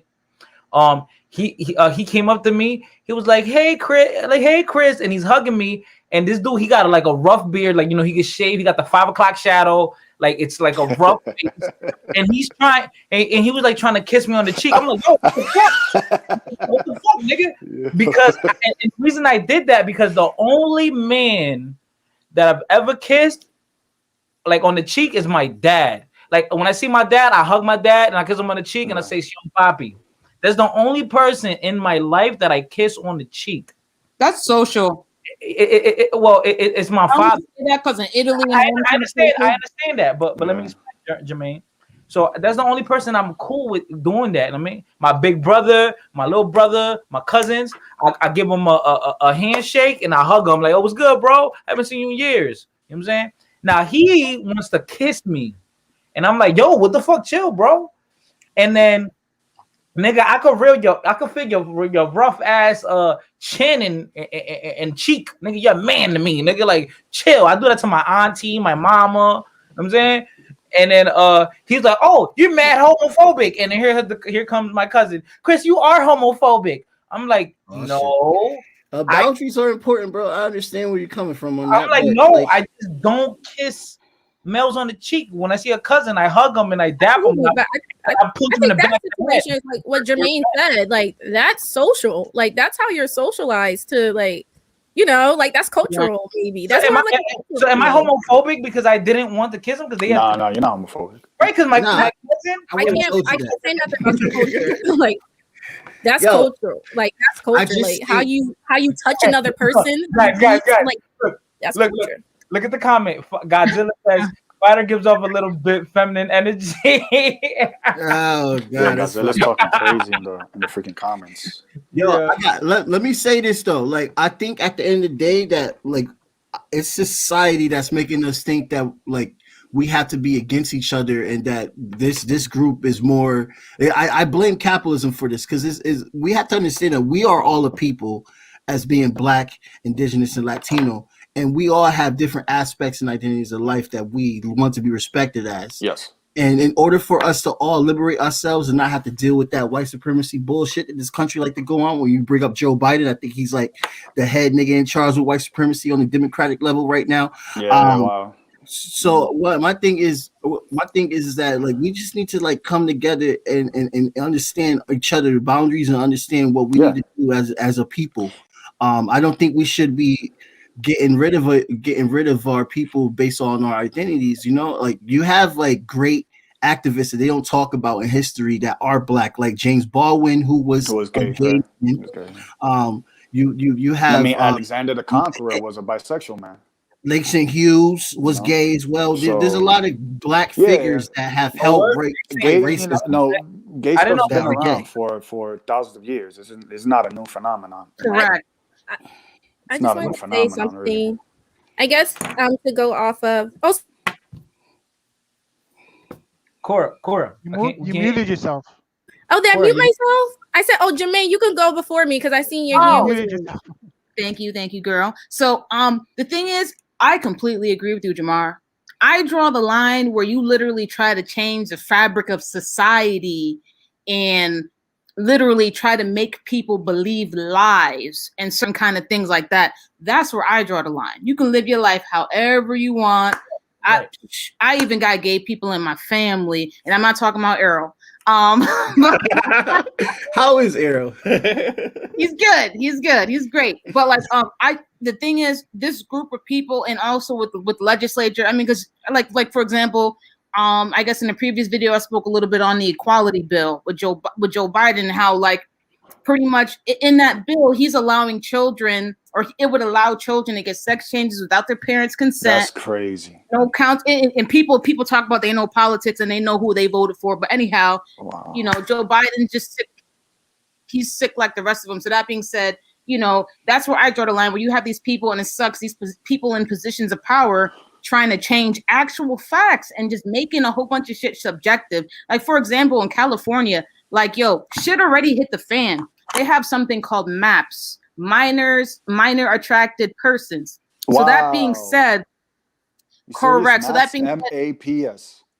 Yeah, so if I'm not mistaken, it's something about like, I guess if there's like a sexual predator and they're like 10 years like within this age range as like the predator, you know, the victim, you know, that it's like a lesser charge. And then you had literally John Lennon on CNN talk with a doctor. The doctor had the nerve to say pedophilia is a mental illness. And then I got slack for some of my friends on Facebook for that, and some of them agreed with me. So I was like, okay, let a nigga come behind you. It's not a mental illness. That's like predatory. That's like a serial killer. That shit is, you know? you calculate you prey on kids. But let somebody come behind your kid and they start.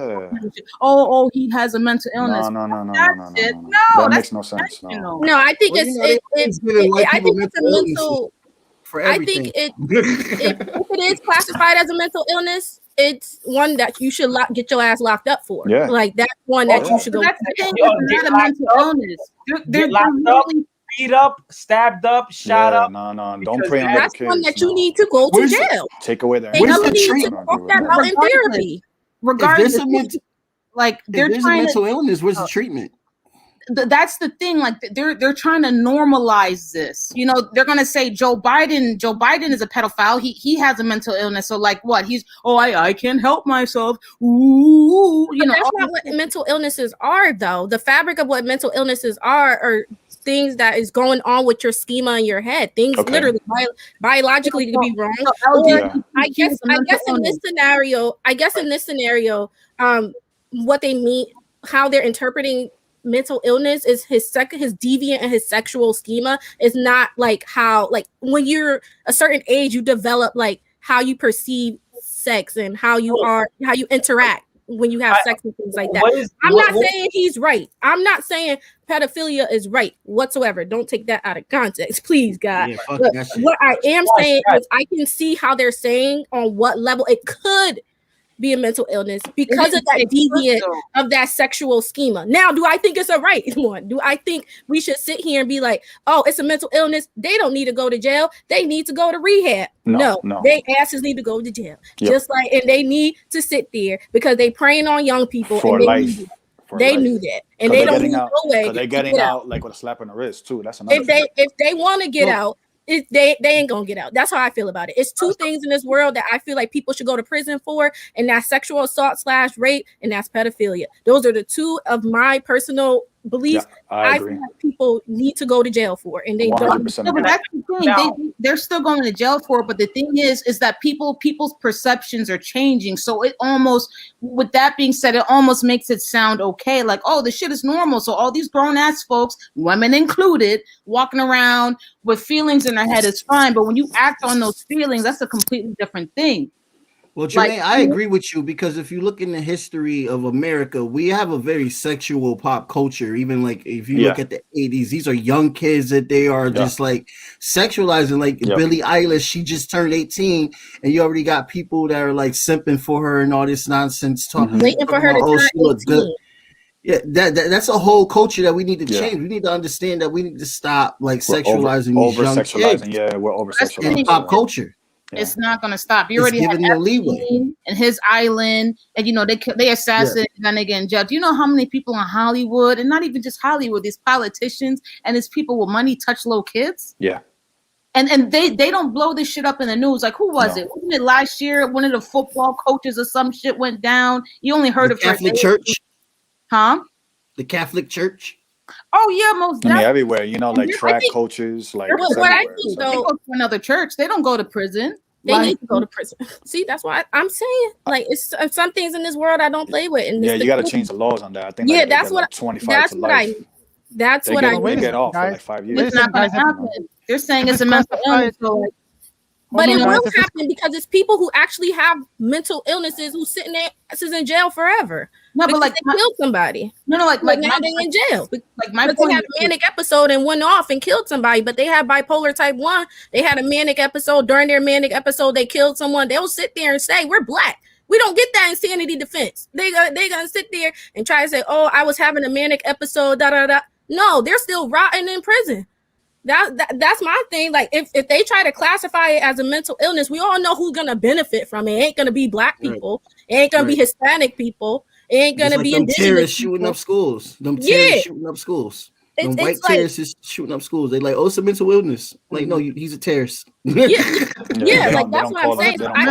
So I get how to a certain extent. I'm not a psychologist. I could consult a psychologist or a psychologist in training, ask them what they perceive about it. But like I get the sexual deviant part because that part may be considered like a mental illness. That part. Yeah. However, to go with the act, you got to be kind of crazy. You got to be off. That's what I'm saying. It's something else that goes. If it's a mental illness, deviant can't just be it. In order for that to be a mental illness.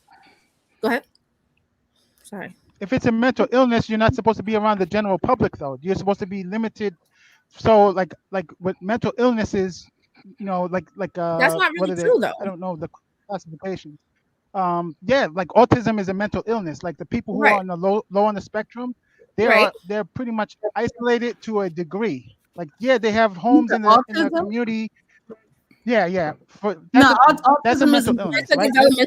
It's a developmental delay. Yeah. It's a developmental disability. It's a mental issue. She's right. No, it's not. It's both. It's mental. Oh it's like something you're born with. Like it's almost a biological. Born that way. It's a lot of people say it's from like vaccines and stuff. It's biologically, but mental illness, she means it's almost like a trauma that you carry, and then through your actions, it explodes. It carries out. Mental illness could be. It's a mental disability. Mental illness could be traumatic. Yeah, it's traumatic. Mental illness is a disability. I you guys, have one without the other. Everybody, hold on, everybody, please. What do you mean no? It's classified under psychology. Hold on, your chest. Void chest. All right, relax. But just because it's under psychology doesn't mean that's a mental illness, though. Okay, hold on, real second. Yes, it does. That's what it deals with. No, psychology is the study of the brain. That's not psychology. Isn't just about mental illnesses. It's the study of human behavior. All right, guys, hold on real quick. Hold on. Just 10-minute buffer. 10-second buffer. Everyone, please like this video, subscribe, hit the notification bell, and donate, guys. This is a fire topic. It's educational. Over here, we're very open. We let people speak their minds without being disrespectful. For example, autism people, they have homes that are isolated. They are not allowed to be around the general public. That's not true. That's not true. It is true. That is true. They do not isolate all people with autism. That is not true. False. If you look at certain high schools in New York City, they have isolated. They are isolated. I live in New York City. Don't tell me. Bro, I live in New York City. Don't tell me. I live in New York City. They're not in regular classes with regular kids. They are isolated. They are told. Why don't you learn to put them in chains?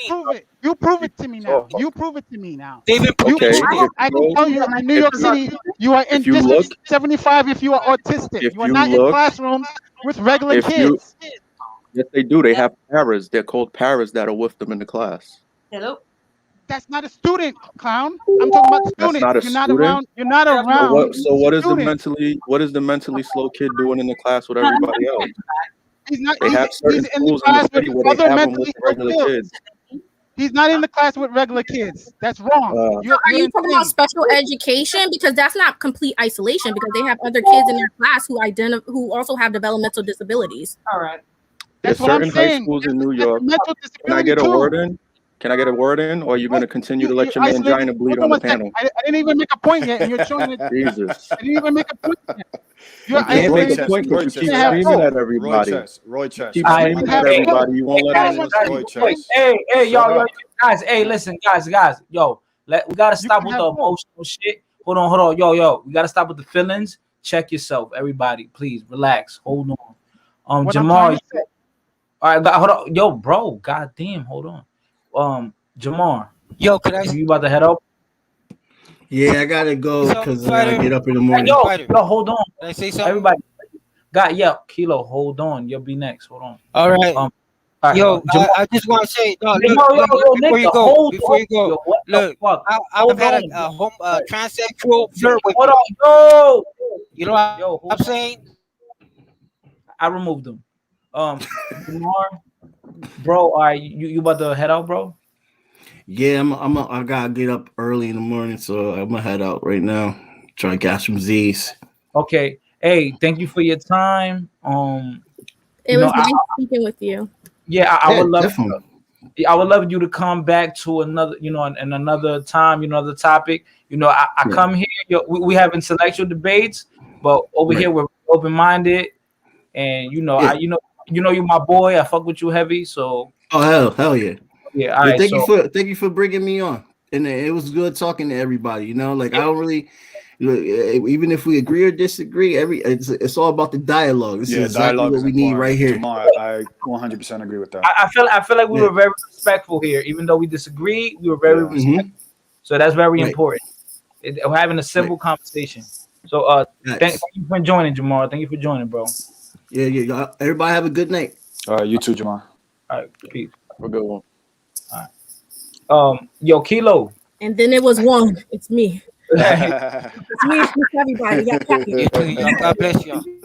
Yo, Kilo, man. Yo, you got it, bro. Sometimes I be telling you to stop, and you keep going, Kilo. You keep going. I'm like, yo, guys, hold on. You know what I'm saying? You will make a great fighter, bro. Kilo, right?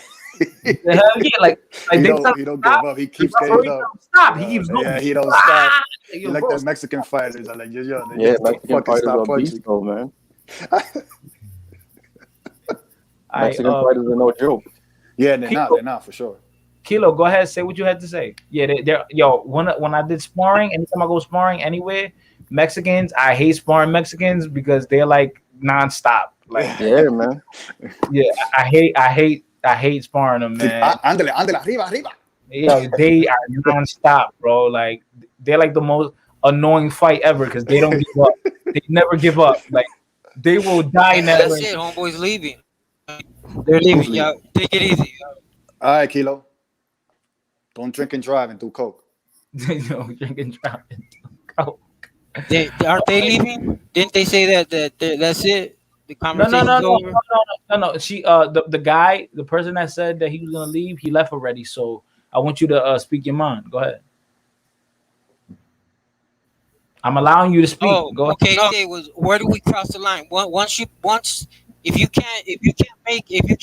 No, thanks, bro. Yo, look, if you can't make the law where the person's gotta identify as transsexual, like, look, before anything goes, I'm a transsexual. You know what I mean? Like, hey, even if we gotta do it as men, like I have a card, I gotta show a girl, look, I'm a man. I'm cool with that. I'm proud. Y'all proud? Y'all do the same thing. Yo, because you see here on YouTube, you see every single transsexual person and their story. They have all fucked around like that. They all make stories where they didn't tell the guy because he should have known, and they make it playful like it was cool. And every single one of them has done that. Every single one of them. Is that a coincidence? Like try to Is that the 1% that we just have to be on here?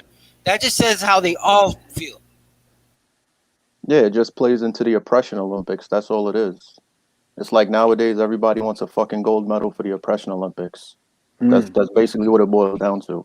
It's like, oh, I'm gay, I'm black, I'm trans, I'm this, I'm that. Shout out to Jermaine. My thing comes to when people have those intersecting identities. What do you tell them? They're not trying to play any type of Olympics, but they're literally oppressed with each of these identities that they hold. They're in. Let's just say, example, right? You're black. You're a woman, and then you identify as lesbian. Those are three, like literally three parts of an identity that are oppressed. So I think when we're thinking about these conversations, trans woman, trans man, LGBTQIA plus community, LGBTQIA plus community, Excuse that me, we why is lesbian oppressed? Lesbian is not because oppressed. it is. They are. How? They are. Everybody likes lesbians. Women, Everyone That's loves true. lesbians. That is true. That's not necessarily true. Man, I'm a fucking women beat lesbian. up women. Not everybody agrees with After all that. the guys I just told you, after all the guys I just told you about the violence against we don't trans mind. men, And you guys nobody cares if there's a woman. You're 0 for 5. You're 0 for 5. Yeah, unless women are beating up women, Actually, like they we do. talked about. There's a high domestic violence rate when it comes to the lesbian women, and it's a lot of, from what I was reading. I forgot where I read it, but I read this shit. It was It's nowhere near what men go through. the dyke women. No, but it's the dyke women who are usually the aggressors in those relationships. The ones that are acting like the man. It's a lot of domestic violence in same sex relationships. I mean, you're a male, I'm a male, I'm gonna beat you up. Like, you know what I'm saying? Like, it's not that male versus female mentality anymore. It's like, you're a male, I'm a male. But it's not you the a same man, thing I'm to a say man. You're go a through the same woman, thing. I'm a female. We're gonna beat each other up because I perceive you to be a female. That's what you told me. So we're gonna beat each other up. Because that's what you told me. Right? Like, that's the thing, though. That's your identity. That's what you said. So you are. I mean, so if I came up to you and I said I'm a bear, like I'm a bear, you say, okay, he's not a bear. the same like, thing. We're talking about humans. We're talking about human identities. I Okay, understand. so check this out. I'll keep it real with you. You guys are taking it and like I'm an Eskimo. Extrapolated to something that's not like, if you say that you're a ball, that's an inanimate object. You cannot. Okay, so how about this? I got a good one. Like, I got a good one for you. I'm British. What's your name? What's your name? My name is Cora. Cora, I'm Danny, by the way. Nice to Danny. meet you. So I'm trans financial. Okay. I identify as a billionaire. Now, if I walk into a bank and I demand to be treated as a billionaire, should I be treated as a billionaire? Yo, I like that. Trans financial. I'm silent. Look, trans financial. Trans financial. If you don't have $1 billion in that bank account, they can, like, I mean, they're gonna look at you. No, $1 billion in the bank account. So I mean, matter. Hold on, Cora. It doesn't matter what's in my bank account. I want you to treat me like a billionaire. I don't care if I got $10 in my bank account.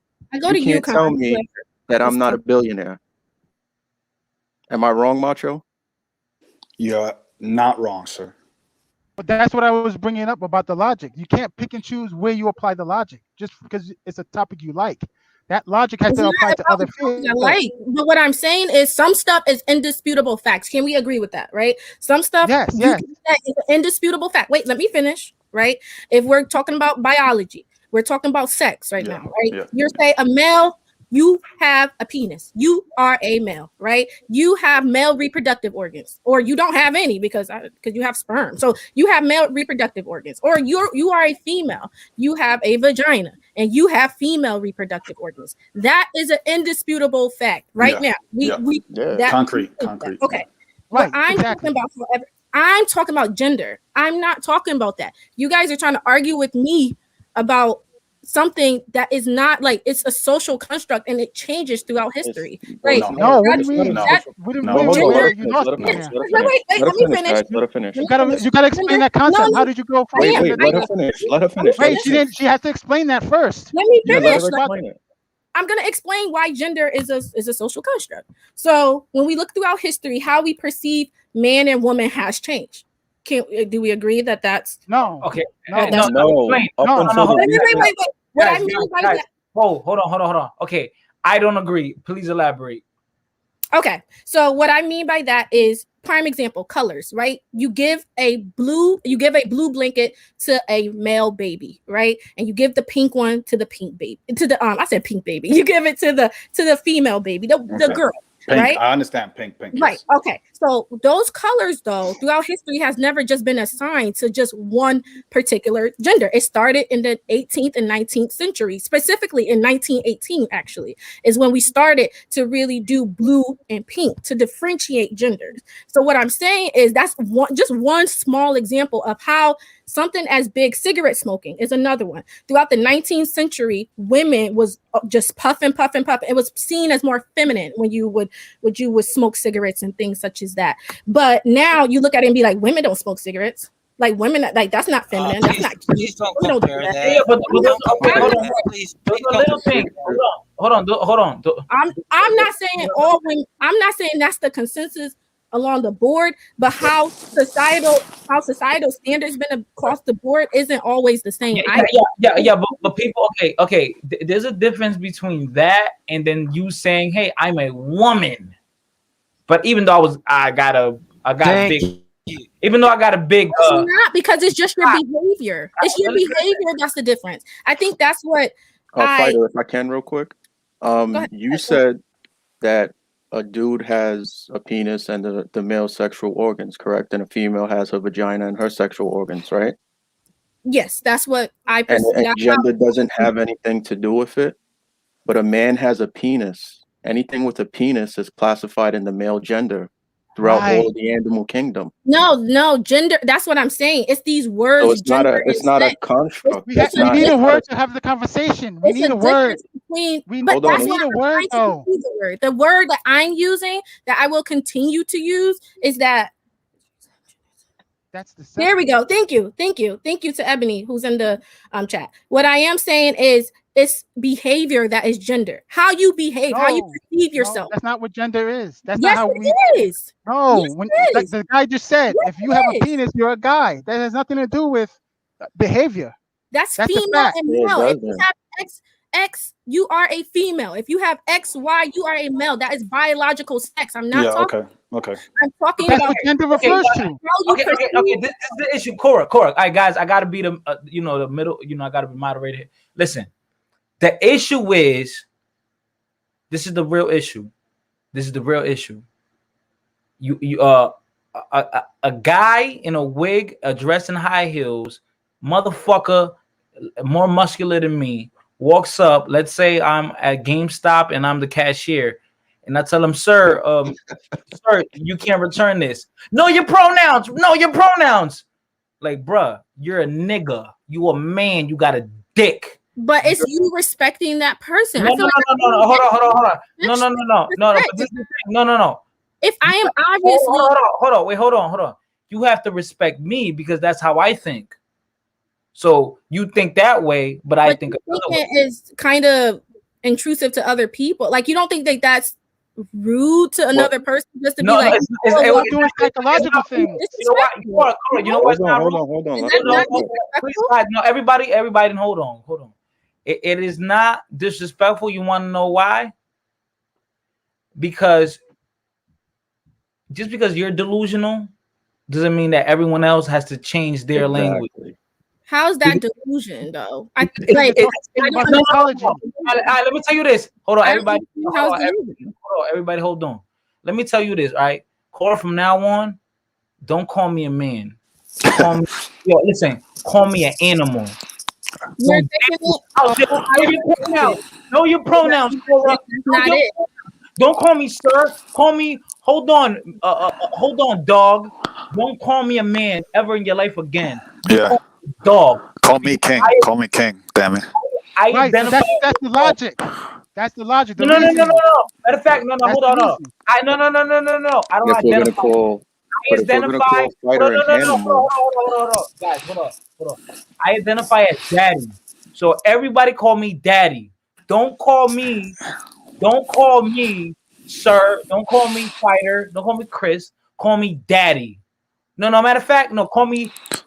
Call me long dick daddy. That's what I want everybody to call me. Long dick daddy. Thank you. No, thank you. Why? Gotta be a shorter way. Shorter name, please. Let me just ask her. Yo, there's been daddies for many fucking centuries since the beginning of time. Why can't we be big dick daddies now? No. That's too long of a name, man. I can't do that. No, my name is Brown Skin Long Dick Daddy. If y'all don't talk to me like that, then fuck y'all. You fucking. Well, let me Get Radical Latino. He'll call you that. let me ask a question though. So if your animal, Yo, hold on, real quick, nigga. Long dick, brown skin daddy. That's what I'm the sorry. fuck I'm sorry. If you don't call me that, you're disrespecting.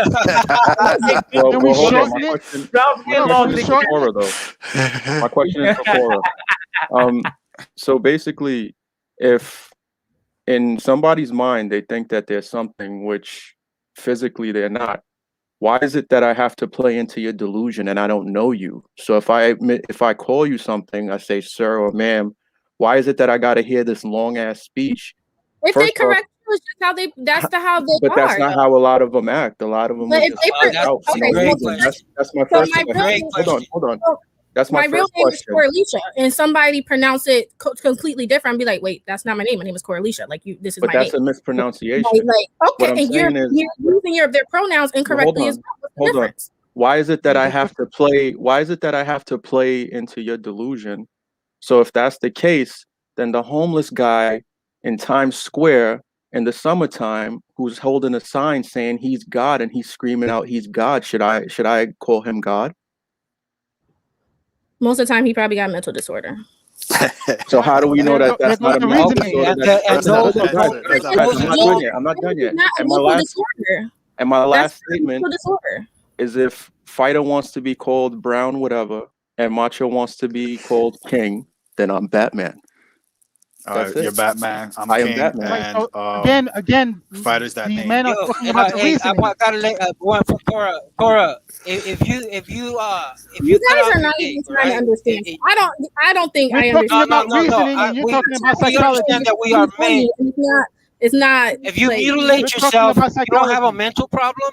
You don't see that as a mental problem. If you mutilate your dick and call yourself a woman, there's a mental problem from right there. From that, the moment my child tells chopping me off your penis, mutilate his dick, you gotta be crazy and become a woman. And he tells me that's the only way I'm gonna become a woman if I mutilate my dick. And I'm supposed to say, okay, oh well, yeah, that makes sense. You're okay, son. So tomorrow you be my daughter. Kilo. See, that's why they're killing themselves. That was my point. Kilo, I think that that it's only okay if a doctor cuts your penis off or your tits. I think that's when it's okay, because that's just the way it seems. Oh, he has a point. If he cuts his own penis off, yeah, maybe in the future. Maybe in the future when they change something else, when we get more woken up to this. I don't know. I don't agree with it. Right. But to each his own. Yeah, to each his own. They shouldn't be forcing it on don't everybody. Force it. Like these radical homosexuals, they want to force everything on us. It's like everything you see on TV has something to do with LGBT, bro. Exactly. I don't mind homosexuals at all. Now. But it's like, why are you forcing that on people? But now they're shaming us. Hold on 1 second, guys. There's something that we didn't consider.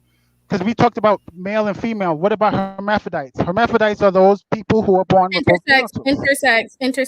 They're called intersex. It's called hermaphrodite. No. It's called hermaphrodite. That's like such a small percentage of the population. That's like 0.0. No, I know that. But this would be the best argument for them because they could say, I was born with both. Why are you arguing with her? She's not trying to change her mind. No, I'm not arguing with her. What are you talking about? But she has her mind made up, and that's it. I mean. No, I'm not arguing with her. We're arguing with the whole argument, bro. We're arguing with the argument. He's got a good point. What's your point, bro? No, he's arguing with the argument. What? You're just the one representing the argument. He's arguing with the argument. That's it. No, he's arguing specifically with me. But did you hear what I said? No, he's questioning you. No, wait. I want to hear what he said. Can you answer it? I want to hear what he was going to say. So, I'm not arguing with you. I'm bringing up a point that you didn't bring up. And the best argument for your position is the people who were born with both genders. So when you ask them, why do you think that we talked about people at the beginning who had intersex conditions, like that. What did you say at the beginning? Yeah, but you didn't answer this. You didn't talk about this. What was your specific question in relation to that? Go ahead. Yeah, my question was what did you come to what did you conclude after that? because that would answer the question why the person feels that way, because they were born with both genders. I wasn't just born with a dick. Right. So people with intersex conditions, historically, they usually um, chose for them, which is like messed up. And sometimes they end up growing up and choosing the complete opposite of what was chosen for them. It's kind of just how they perceive themselves to be. Like I have absolutely no clue because I'm not trans, nor am I intersex, nor was I born with any intersex conditions. But like I have seen multiple times where they would cut off the penis because it's easier because the baby had women female reproductive system, like a female reproductive, and then they were born with both, right? They were born with female and male genitalia. Okay. And then they were, okay, we'll cut off the penis and leave them, right? And then now they're all lined up. But then later on throughout the lifespan of this child, they're like, wait, I'm a male. Like I'm a I'm a man. Like So stop right there. Why did you stop with the emotions now instead of the scientific what they have? They physically have one gender now because the other one was physically removed. have one sex. Yes, they physically. Right, so what is the psychology of what's in their head have to do with what they have? It's different. It's perception. It's identity. It isn't. Your identity of who you are. It starts when you're around 3, and it develops all throughout your lifetime. So, like, but what does that have to do with the physical parts? It doesn't always have to align, is what I'm saying. It doesn't always have to. Who I am, a cisgender woman. I perceive myself to be a woman. I am a woman. I have female. I know that. Like, you don't have to explain. Why do you need to cis part? No, which I understand. To your generation, yes, but not to us. Why do you need to say cis? That goes without explaining. I cisgender. Why do you need to say cis?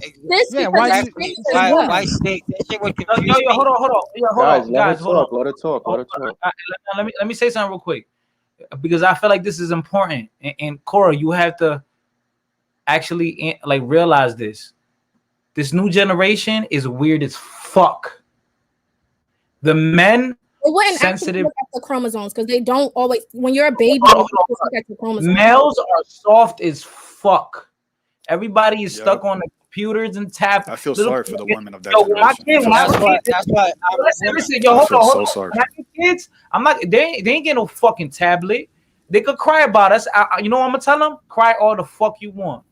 You ain't getting no fucking tablet. You're gonna go outside. You're gonna bust your ass. You're gonna scrape your knee. You're gonna go get dirty. You're gonna dirty up your sneakers, and I'm gonna yell at that. I'm gonna yell at you for getting your new sneakers dirty. You're gonna go outside and well, there's not even fireflies anymore, right? But you're gonna go outside and try to catch a squirrel. You're gonna have a slingshot. You're gonna try to ride a bike and bust your ass trying to learn how to ride a bike. Like these are how dare you, fighter? You're a bigot. Yo, these are the things that society is missing, man. These are the things that society is missing. People are getting soft as hell. People are so sensitive.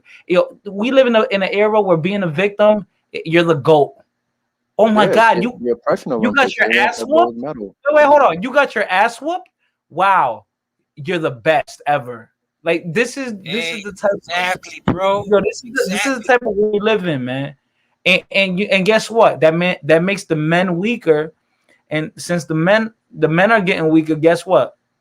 The women have to step more into their masculine, how can I say this, energy, right? And they have to be, the vitality goes up. They fill in that hole. They fill in that hole. Because they feel the men ain't standing up. They ain't being what they supposed to be, right? So let me tell you something. Let me tell you something for real. The most insecure man in the world, you know who was? That's a dyke woman or a lesbian woman. The more butch, the more masculine one in a lesbian relationship, that is the most weakest man ever. You want to know why? She suffers from penis envy. They don't have a penis. Penis envy. And they don't have things embedded in their mentality. They can never be equate to a man. Never. Man, bro. They will That's always. why they're always hating on real men. Those dyke women will always have that inferiority Napoleon complex, and this is a reality of the world. And let me tell you something. I don't think there's really a such thing as a lesbian woman. I think a woman could be bisexual but not lesbian, because you know how many I think all women women they will gay. like Listen, and then this is the funny part, right, Cora? And I'm not trying to go in on you, like, because I know you like men, but it's so ironic how there's these women who don't like men, they like other women, but the only why they really like those lesbian women because those lesbian women are huge simps, right? And they'll do anything to please her. So they're lacking having a I penis think that's and a lacking that real large. masculinity. Well, I I think think I that's could break it Listen, down. they're lacking that real masculinity. And hold on, they don't like men, but they're getting the lesbian is rocking a fake penis, a plastic penis. Wow, it's the similar shape to a penis. It's imitating a penis, but it's not the real thing. It's not flesh. So that that's why the lesbian girl has to be so submissive. so the feminine lesbian will always get some real D on the side. And Yeah, you know why it's that is funny? true. Because recently I was chilling with this girl. She's LGBT. You know, I'm Black Lives Matter, lesbian. But guess what? All her friends talking about she gay, she lesbian. But guess what? We went to a brunch. We had a brunch. She was getting saucy. We had mimosas. Even I was getting nice. I'm like, oh shit, these mimosas creep up on you. And while we chilling, guess what? I'm she all over me, and I was all over her. Lesbian no more. But she's gay, right? But she's gay, Nah, right? nah, So, But she's not but bro, gay. can't the same thing be said about a male? I If think he's that having sex with other men and then he's still, he's attracted, he like women. So isn't he No, bisexual? no, there's no such Yes. thing as a bisexual Yes. man. See? No, by All right, definition. so wasn't you the one preaching logic? Because your logic Yeah. doesn't stand. No, by definition. It By doesn't definition. stand. It doesn't What? stand though. Yes, You it were does. saying you can't. You said throughout our conversation, right? Yeah, that I can't take logic and switch it in situations in which I want to use that logic. So your logic is you can't do No, that in this but same situation. no. okay, In okay, now English, in English, hold on. In English, okay, the word Richard, gay means hold something. on, bro, I'm gonna let you go in. Rory Chess, hold on, be patient. That's why I disagree, right? Because I believe there are gay guys. Right? There's men who like men, and that's it, and they don't like women. But there's men that like men and women. So there's a There's difference. women who like strictly women. Like I don't. Yo, but listen, yo, let me tell you this, man. Yo, let me tell you this. For the let me hire. Yo, let me tell you this, right? You tell me there's women that like strictly women, Yes. man. Yo, I know women who like strictly women. They will let me with a nigga. I, They will let me tell you this. The feminine, you listen, the feminine, that the feminine side, the feminine woman in those lesbian relationships, they always, isn't it ironic how they always end up getting pregnant? Like, and it happens, it happens more often with the women than with the men. That the women, they switch sides. They're like, okay, I'm gonna go back. Like, it happens more oftenly with the women. Like, yo, bitch, I thought you was gay. Oh, now she 6 And months I know pregnant. men who quote unquote switch sides and got a girl pregnant. So like I don't understand. It's bisexuality. Can I Okay, but explain? this is what I'm saying. No. But this is what I'm They are saying. bisexual. I get it. I get it.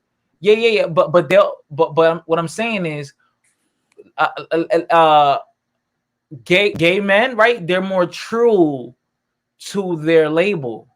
Lesbian women aren't as authentic with it. That's what I'm trying to say. That the gay men, they stay true to that shit. The women don't. I feel like that. I feel like there's damn near most women are bisexual. Damn near. Like I feel like if you catch a woman at the right time, she'll play with a woman. You know how many stories I know of women kissing women. I mean, just look at the sexuality. Women they go to a bathroom together. they'll get And this. you know how many stories of men that I know having sex with their friends, like, and they're niggas. And they're still going out with That's girls, shunned.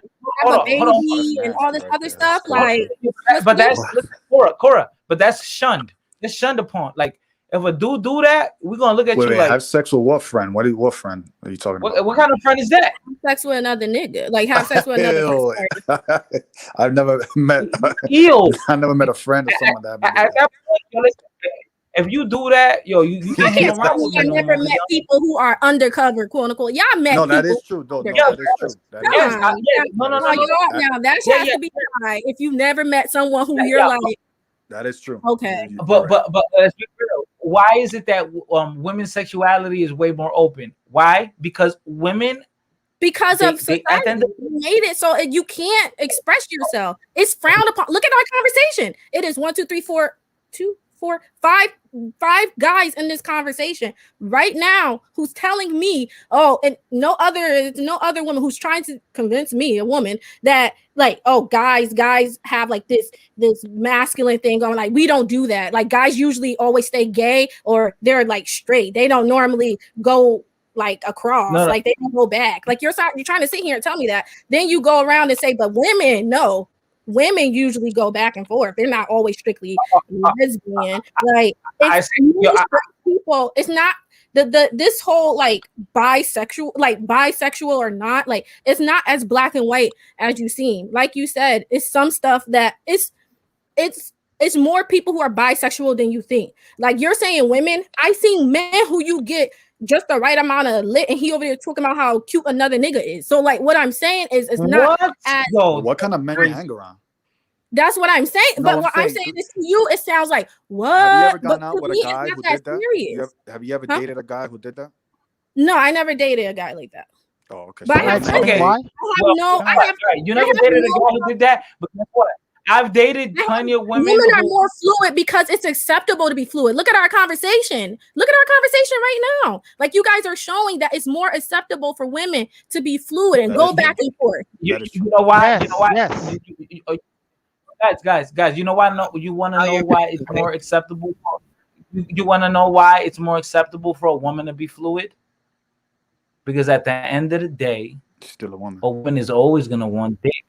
That at the end of the day, they could go to they'll get a dyke. A misogynistic conversation that I do not agree with. This is not misogynistic. It's not misogynistic. Okay. I don't think you're straight. I don't think you're straight. Hold on. This is guys. Hold on. So this is my thing, right? So if you're a lesbian, right, and you're the feminine, you're the femme, then why do you want to get penetrated by something that is resembling what a man has?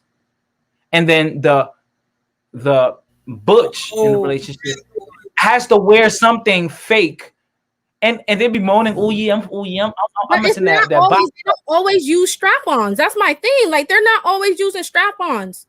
Like y'all acting like every lesbian couple out here is using strap-ons. Hold on. Let me ask you a question. Okay. Let me ask you a question. Why does that happen? Why do they use strap-ons? Why? The ones that do. The same reason why heterosexual people use dildos in relationships, even though the guy got a penis. It's the same thing. It's the same thing. Hold on. So guys that have dicks use dildos on women? You never used like a toy with your girl? No. Wait. That's a thing. Wait. Men use strap-ons on women? How can they physically strap it on? Like it's just a dildo. So they don't do that. It's the same thing. A strap-on is a dildo. It's like they strap it on. Okay, I never grabbed a dildo and stuck it in a woman before. Like I have my penis for that. I have the real thing. Why would I want a strap on to get what I'm supposed to want? That type of sex. Yeah, that type of sex. It's fake sex. It's artificial sex. Like a lesbian does not feel that. You're comparing freaks to natural Like a natural lesbian. women that are just having a regular sexual thing. That's what lesbians do. I mean, let's respect what they do. They're just having Uh, a sexual intercourse. They're using a your dyke. strap. That's normal for them. It's not normal Listen, for us. listen. Listen. A dyke can't be like, oh, you got that wet. Oh, that shit warm. They can't do that. It's impossible. Like, Yeah, oh, that's damn, true. damn, yo, your shit tight. Yeah, Ooh, yeah, yeah, yeah, yeah, ooh, I'm about to bust a nut, girl. Like, Mhm. I think, Yo, can I I say think I. something, Marina, Cora? Hold Can I on, say hold on, something, hold on, Cora? This hold isn't. on, hold on, We're hold on, not hold on, offending hold you. on, hold on, hold on, This hold on, isn't hold on, against you, bro. hold on. Yo, like you can't be like, oh shit, like I think I nutted in you, like that's not gonna happen. Or oh shit, I think you got some pre-cum in you. Oh shit, like we gotta go get a plan B. That would never happen. It would never happen. Never.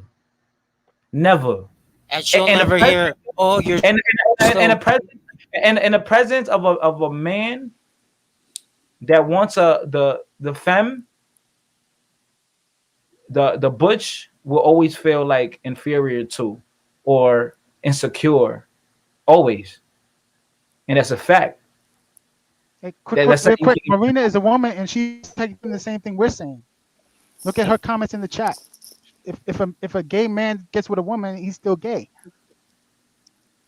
Yeah, it's just a That's beard. It's how just most a women would cover. take it. That's how most women would Yeah. take it. That I can't go to a woman and say I was gay for 15 years. Let's get married. She'd be like, whoa, you were gay.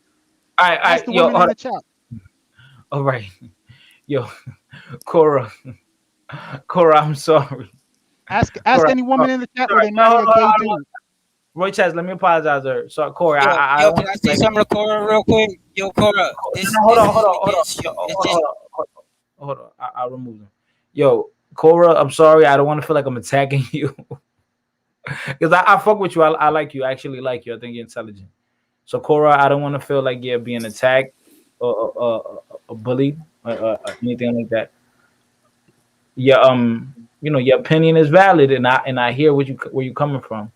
And right now, it's not fair. That's why I actually wanted you to bring somebody.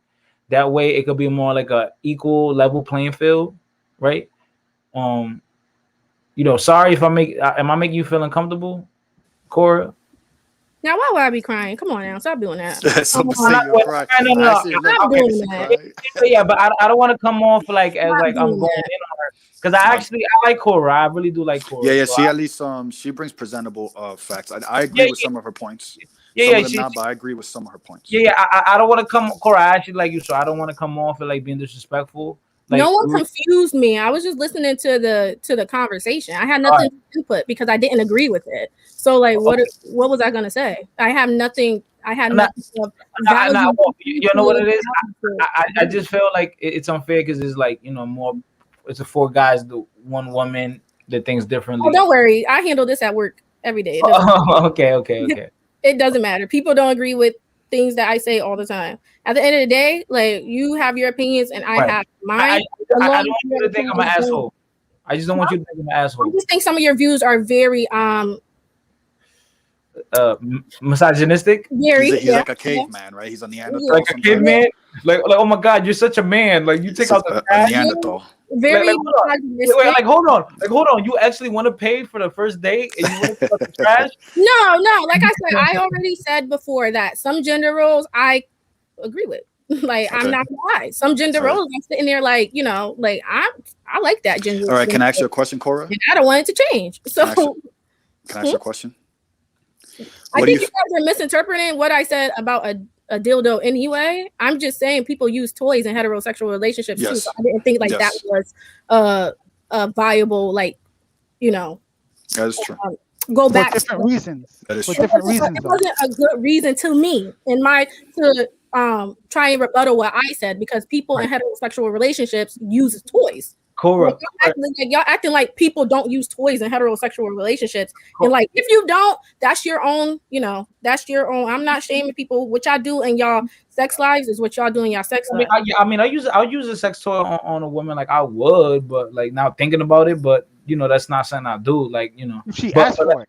Let me ask you she this. asks for it and it's a day, you just do it. I do it when I'm Ask for it, tired that's different. and I want to Yeah. cook my sandwich. Let me ask you a question. Let me Colin, I always agreed with gender roles when it's convenient. everybody. I literally said the meme at the beginning of it says when the feminism leaving your body when it's time to take out the trash. That's me. Yeah, that's literally me. Yeah. Well, all right, Cora, let me ask you this question real quick. It sucks out of me. I Yep. ain't taking So you no cherry pick. You cherry pick what you want. It's like, oh, I'll get equal pay. I'll be a strong woman. Pay for a date? No, fuck that. That's on you. So you just cherry pick is what you're saying? No, most gender roles I don't agree with, and like I said that as well. Most gender roles. No, I agree with a man paying. I agree. I agree with paying for you. Right. No, So I saying, got hold on, guys. Y'all know this is my show, right? So y'all gotta let me talk. All right. So Cora. So let me ask you this question real quick. Don't you feel like? Be honest. Don't you feel like in school, TV, like they're actually trying to alter people's natural thinking? Like they I think it depends on how you interpret it. Let me get it out before y'all start yelling at me. Let me get it out. Can I speak after her? Let us speak. I think we're seeing more of it because of the simple fact that it has become more of like one of the forefront issues, extending out of civil rights movements. So I think we are seeing more of it simply because of the fact that what type of times we're in and how much of an issue I feel like is being brought up. Not just because of the simple fact that trans men or women didn't want to, fighter didn't even finish his sentence because it was me who was talking. So not even a simple fact that we're talking about, like, let's just eliminate right now, even though I am for the rights. I'm not even talking about trans men, trans women right now. Not eliminating them completely, just in case you're in the LGBTQIA plus community. I'm not limiting y'all completely, but I'm not even just talking about them right now. I'm just talking about like suicide rates in general, not just in the LGBTQIA plus community. Like all of these type of things that's going on, I feel like because we're seeing more of it, especially with social media, like social media has connected us in ways that we never seen before. So of course we're gonna see things that you probably already seen like before, but you thought it wasn't that big of a it didn't seem like that big of a deal because we didn't have social media. After 2008, 2009, when that shit exploded, everything seems like it's just in your face. In your face. So what I'm saying is, it's just, to me, it's the times that we're in. We're in the time of technology. We are the generation of technology. Yep. So LGBTQ is an extension of civil rights movements. Oh wow! It is extension. Yeah, but you know what the LGBT. Let me. Civil rights don't encompasses a lot. Title IX encompasses a lot. Even though hold on, let me say this real quick, guys. Hold on. Even though the forefront of it, like I said, was racism. No, I'm sorry, let me say something real quick. Hold on, hijacking a movement. Hold on, guys. Let me say something real quick. Hold on. But then, hold on. Damn, y'all gotta fight the talk. Listen. Now, okay, so we could literally say from the African American standpoint, the fight for justice, Malcolm X was definitely a prominent leader. He was probably, the symbolism of it, right? Probably the most manly, the most alpha male. And I have a lot of respect for Malcolm X because he was never the type like, asking for Whitey to help out. He said, nah, we got to fix our own problem. And that's why I always respected him, because he took accountability and said, we got to change our ways and be more disciplined. And I have a lot of respect for Malcolm. You know what I'm saying? Just his mentality as a man, and he even said himself that be careful about those white liberals, Yes.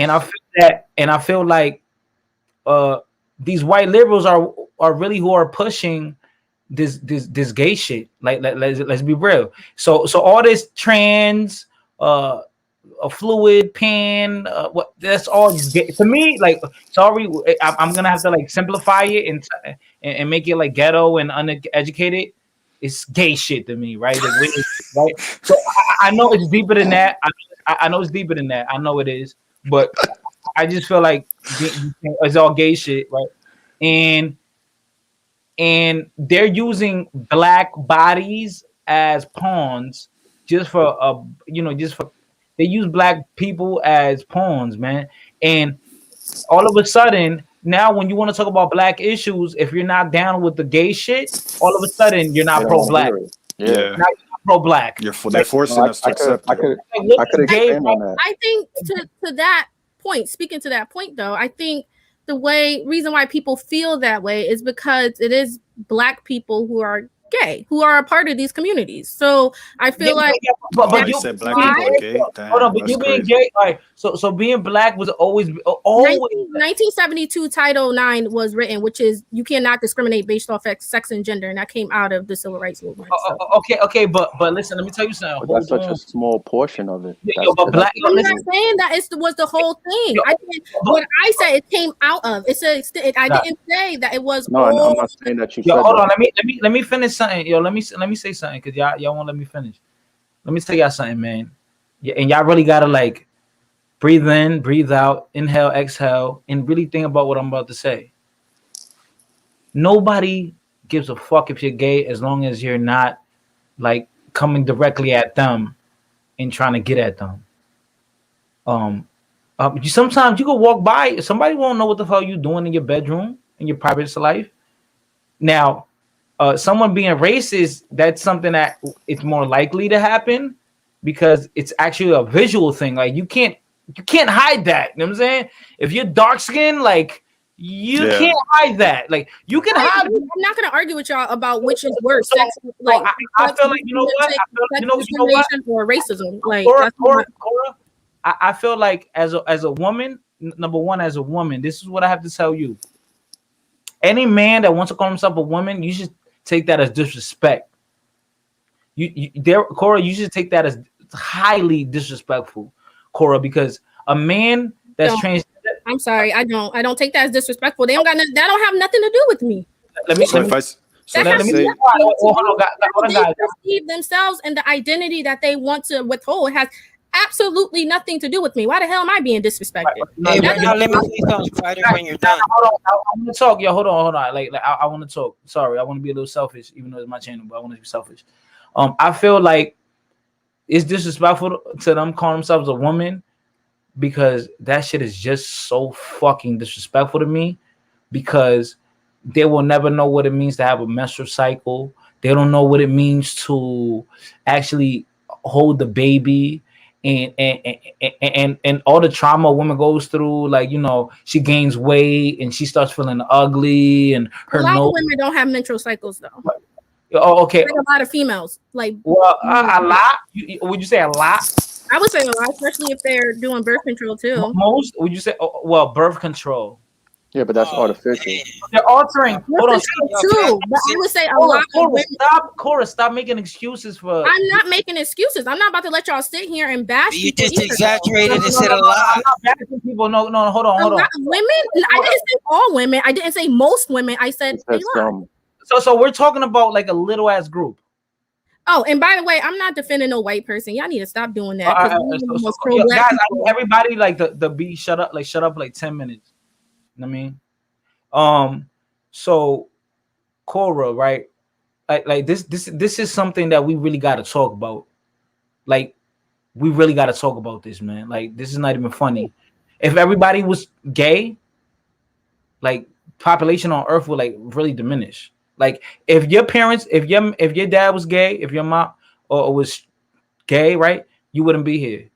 So that doesn't matter to me. If that's their sexuality, it doesn't matter. It doesn't matter. You wouldn't be here. It doesn't matter to me if I'm here or not. That's their decisions. Whoa, Cora. It doesn't matter if my parents created me or not. If my dad was gay and he was gay and I wasn't here, I can't fault my parents for being how they are. I would hate my father if he ever did that. I'd be like, you selfish. Cora, I'm pretty sure you're happy you're alive and you're here and you get to experience the world. Yep. I'm pretty sure you're happy. You're twisting my words. Okay, so this is what I'm telling you. If it wasn't for your dad and your mom getting together, you wouldn't be here to experience the world, to experience the rivers and lakes and absolutely. I'm close to my parents. So So Cora, you wouldn't be able to experience life. You know, Okay, you're getting too deep. Go back to your original. No. You know why? Cora, you know why this is? Yeah, you know what? I don't. How do I have a white mentality? King of sense. You tell me. How do I have the white man's mentality? Stop reading the comments. Don't pay attention. No, I want to know. I want to know. Yeah, they're gonna kill you in Cora, those comments. Cora, they're gonna kill you in the comments, man. Don't. It doesn't matter, y'all. Cora, do like Facebook. Yo, Cora, on Facebook, you the troll. So because these motherfuckers will eat you up if you pay attention. They be calling me gay, feminist. I hate women. Like, I actually love women. Women are great. So the need to procreate, I agree with, is a real thing. It's literally everything. It's a real thing. Can I say something? We're at the end of the day, we're animals and we have baser instincts. I do agree. We have the need to reproduce. I agree. I think we're better than. I don't think I said our basic instincts, like we do, like. Like if we're talking about developments of the brain, it's going to be all the way back here near our brainstem, where we just going to want to literally reproduce. But since we have a prefrontal cortex, we have more logical thinking and things like that. Right. So like, of course, we're not going to be driven by those animalistic emotions all the time. Right. So what I am saying, I do understand the need to reproduce, but as I also just said, we have a prefrontal cortex where we could think about these things at a little deeper. You know what I'm saying? A little more at a level that's not our baser instincts. Right. Like we could think about it. All right, so this is my thing, right? I feel like they even like included like handicapped people in the LGBT, like they fuck with the height. Like I'm like, yo, how the hell did like I feel like handicapped people has nothing to do with that. Like I feel like handicapped people, like they're always treated with respect and people are empathetic to them. And for them, like even so, like every time I pull up in a handicapped parking spot, I feel guilty. And I feel like, yo, I might get a ticket. So stop doing it. Fuck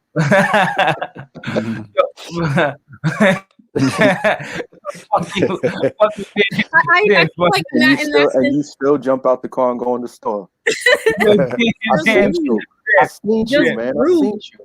Dan, I feel like every time I walk in, I be like, man, I ain't getting no ticket for that shit.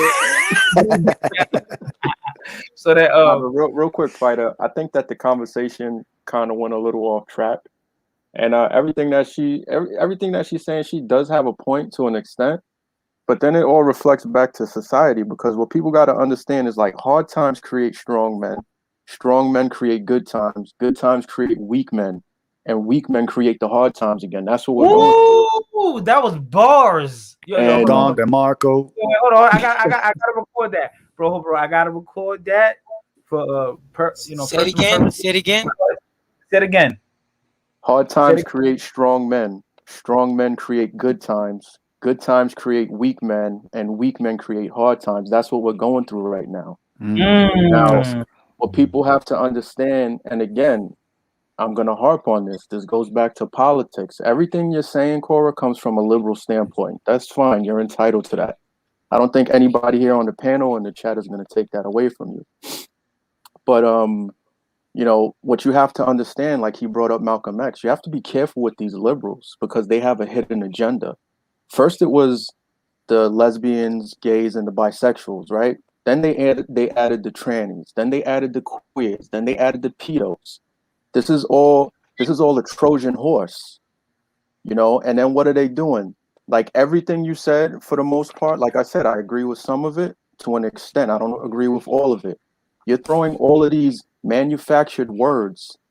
They're trying to change the language in this country, not just this country and Western society, to fit their narrative.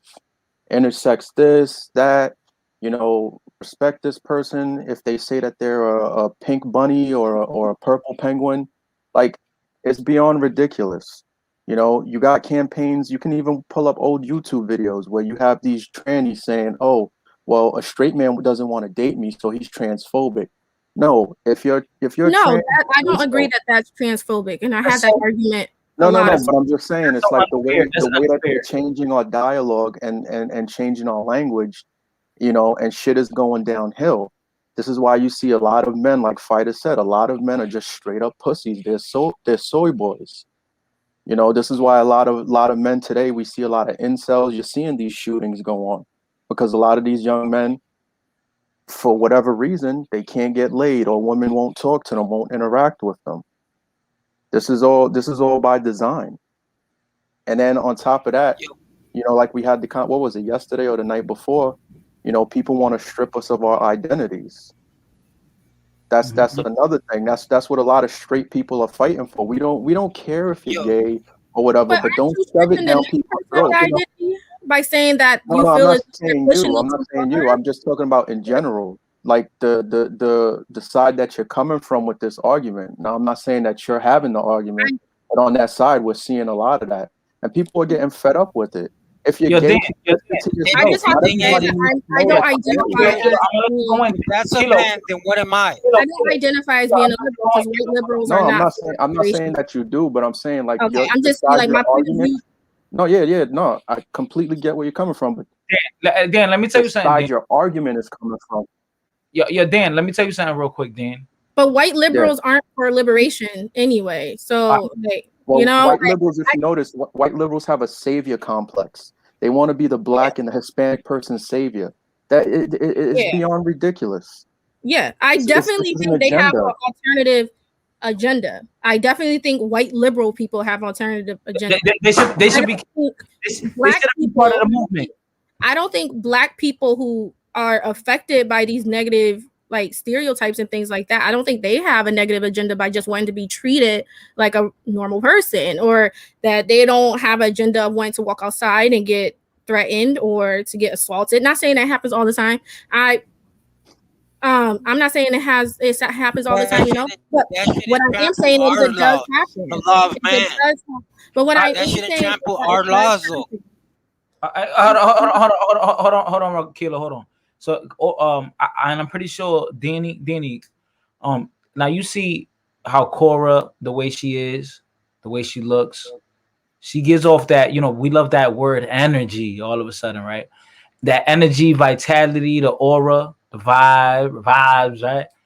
Mm-hmm. That vibe that Cora's giving us, a man can, whether he calls himself a girl or a little girl or a queen or an alien, a man can never give us what Cora's giving us, right? Exactly. No. Never. No. We almost like, we're like almost like able to listen and open our ears to Cora because she's a woman and we understand she's a woman. And we're like, okay, we have to be open. That's a woman. Let's listen to what she has to say. Mm-hmm. Right? Now, if that was a man wearing a wig, wearing all this fucking makeup, I can't take him seriously. Wearing high heels, in the behind. Bring Eddie in here. Bring Eddie in here. You'll see what it would be like to be if it was a man. The only reason why we're willing to hear you out and everything is because you're actually a woman, right? And because we have mothers, we have sisters, we have female cousins, we have girlfriends and exes, right? But also, let me point this out. Also, you know why I feel like a lot of women sometimes subscribe under those thoughts is because women are just naturally nurturing. Yeah. So women are always gonna just love the side of the weak. Yeah, they just gonna love. So, man, that's true. Women just love. Women got mad love to give. I think it's a difference between liberal and leftist or whatever. Well, leftist. Yeah, I'm sorry, I confuse those a lot. That's my fault. No, it's okay because I don't consider myself to be a liberal. I just have a lot of talking points. What would you consider yourself? I don't even really like. Well, in politics, I don't really. Right, I mean, at the end of the day, I voted Democrat because I wanted Trump up out of there, but that's my personal opinion. Okay. Don't cut my head off. So you always vote you'll always vote Democrat most? No, absolutely not. Would you ever vote Republican? No. Well, actually, honestly, let me take that back. I will vote it if their party start to align more with my views and how I view the world. Oh, like right now, we don't need your vote then. Like right now, I feel like the party just don't align with how I view. Yeah, we're too far apart. The Democratic Party, even the Democrats don't align with how I view the world. Only some people within it do. So I totally see that. That's why I agree Yeah, with I it. voted for keep that Trump, over there. not for his ideas, but for him. He's straight out. Trump is straight out. Yeah, I Trump mean, will tell you, I don't like you. It's like the other one's a fucking deceiver. a lot of people have to realize that 74, 75 million people in this country alone voted for Donald Trump. They're not just because they voted for him, they're not Republican. And a lot of people on the other side don't realize that. Trump supporters. Yeah, they just support Trump. Trump They're supporters, they're yeah. not Republicans. Yeah, they're not Republicans. But back to what I was saying, like it's just this is all propaganda, and there's a huge agenda behind it that people don't see. I think it's a huge agenda on I think it's all poison. sides. How old are you, if you don't mind me asking? I'm 24. So yeah, it's poisoning you guys because if I'm not mistaken, I think it was Hitler or one of those leftists, because that's what they were. They were leftists. If you look at Antifa's flag is the same flag that they used in National Nazi Socialism. Germany before the Nazis came into power. But he says, if you give me the use, then you give me the country. Basically, I'm paraphrasing because I don't know the whole quote.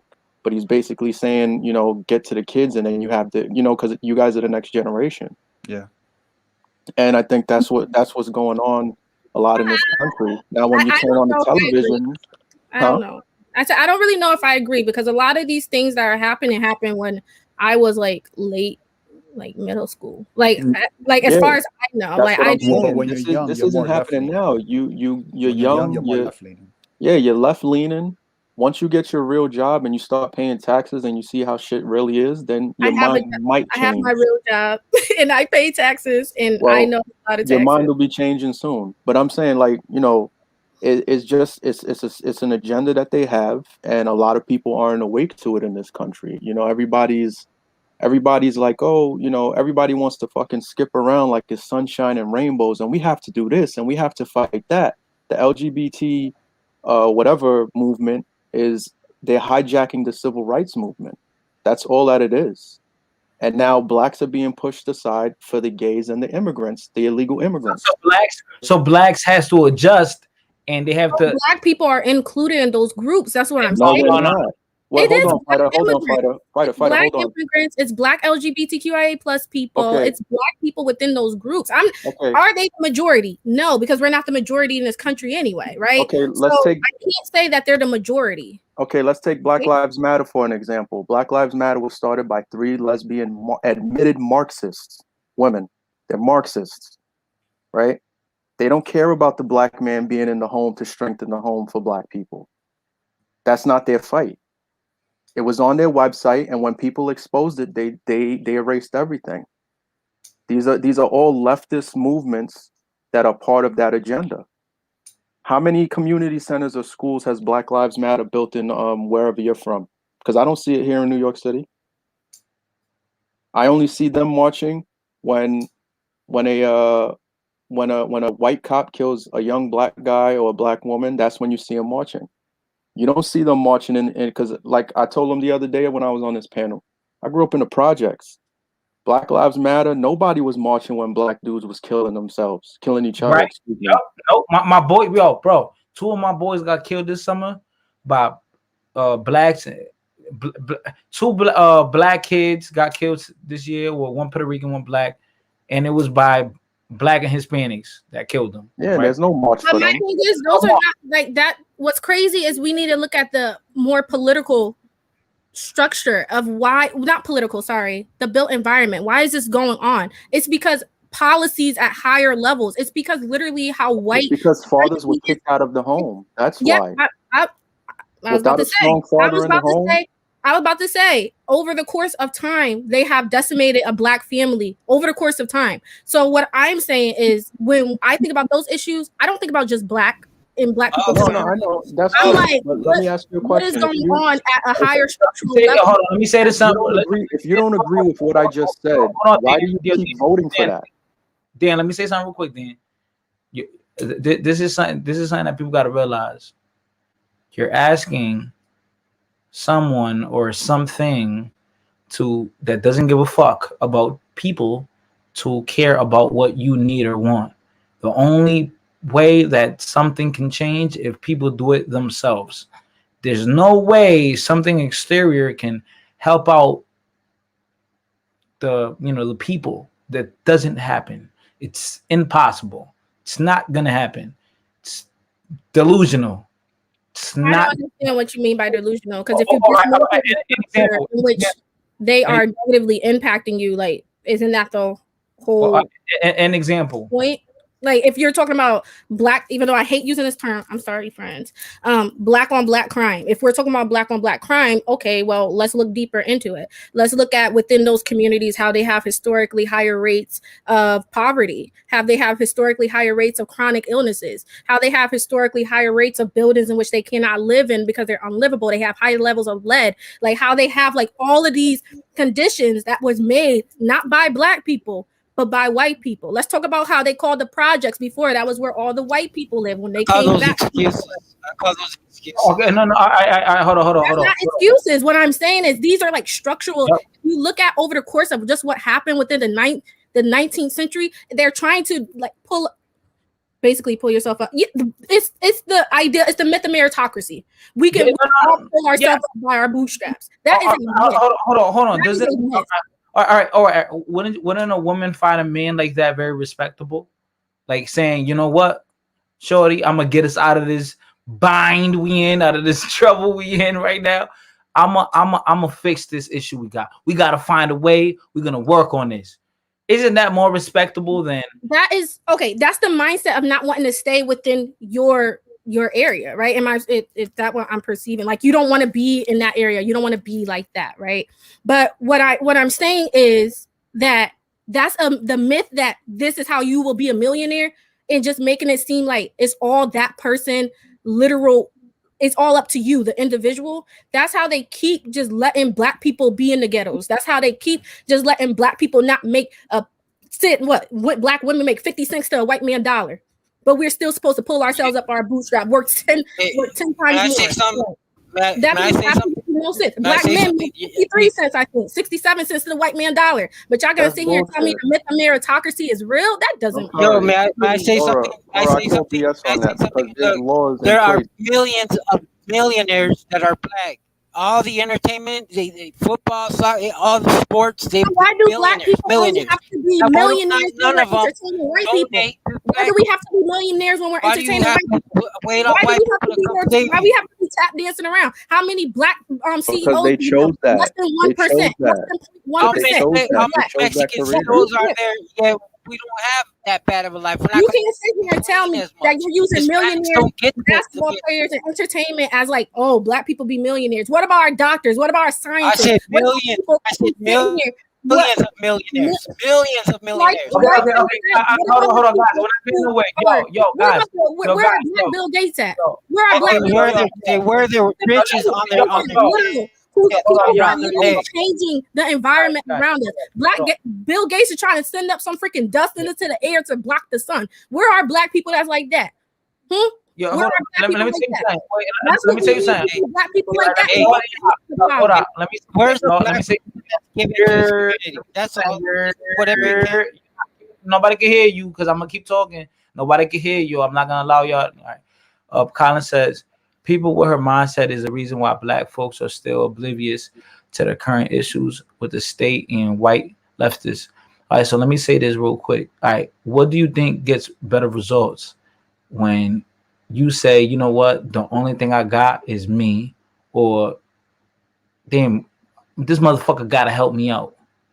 Which one do you think it brings faster results, Cora? Sorry, all I got is reading. What was you saying? Go ahead. Sorry. What do you think brings faster results? All I got is what me. Was the faster result? Wait, I didn't hear what you. All right. What do you think brings faster results? Either all I got is me, and or this motherfucker gotta help us out. Which one you think brings faster results? Well, at the current state, I think it's you at this point. Right. We don't have anybody but ourselves, right? That's the myth of meritocracy. We got to pull ourselves up by our bootstraps. If we don't, we have to. That's it. Yo, and Cora, I know it's fucked up, but that's the reality. My whole talking point is, why do that have to consistently be the reality? Like, you know what I'm saying? You know why? Like, You want to know why, Cora? why do that have to consistently be our reality instead of us demanding that this shit has to stop? Why is our dads getting taken out of our homes? Why is crack getting implemented in our community? Why are we sitting up here in the ghettos and we make a piece of what the white man make, but work 10, 15 hours more than them? Why is that? Like, why are we okay with that? Why is that okay? Why are we okay with just being set back? Like, I don't understand that. Cora, all right, let me break it down to you. And it's not a victim standpoint; it's the truth. What they did for black people. We're supposed to have freaking 40 acres and a mule. What happened to our 40 acres and a mule? You know how much that comes up to now? Cora, all right. Almost $1 million damn dollars each black person from slavery. Yet the white man was getting paid after they released us because they felt bad for him. How does that make sense? Why'd you vote for Democrats? Hold on, didn't deliver. Hold on, bro. Guys, man. I ain't gonna let y'all talk. Y'all good. Listen, hold on, y'all. I'm not gonna let y'all talk. If I'm trying to tell y'all to hold on, I'm not gonna let y'all talk because like y'all don't respect nothing. You know what I'm gonna start doing? Word to everything. I'm gonna just start putting big people in the back because like I'm not allowed to speak. Cora, let me tell you something. Give me like 2 minutes just to go in.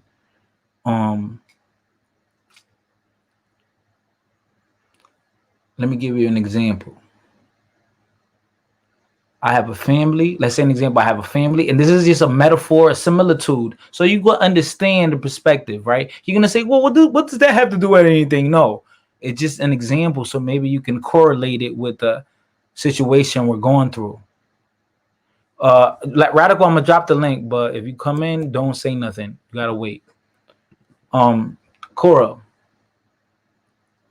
if I have a home with family and kids and a wife and somebody breaks into my home, is that fair that someone is breaking into my home and probably gonna rob me, probably got a gun?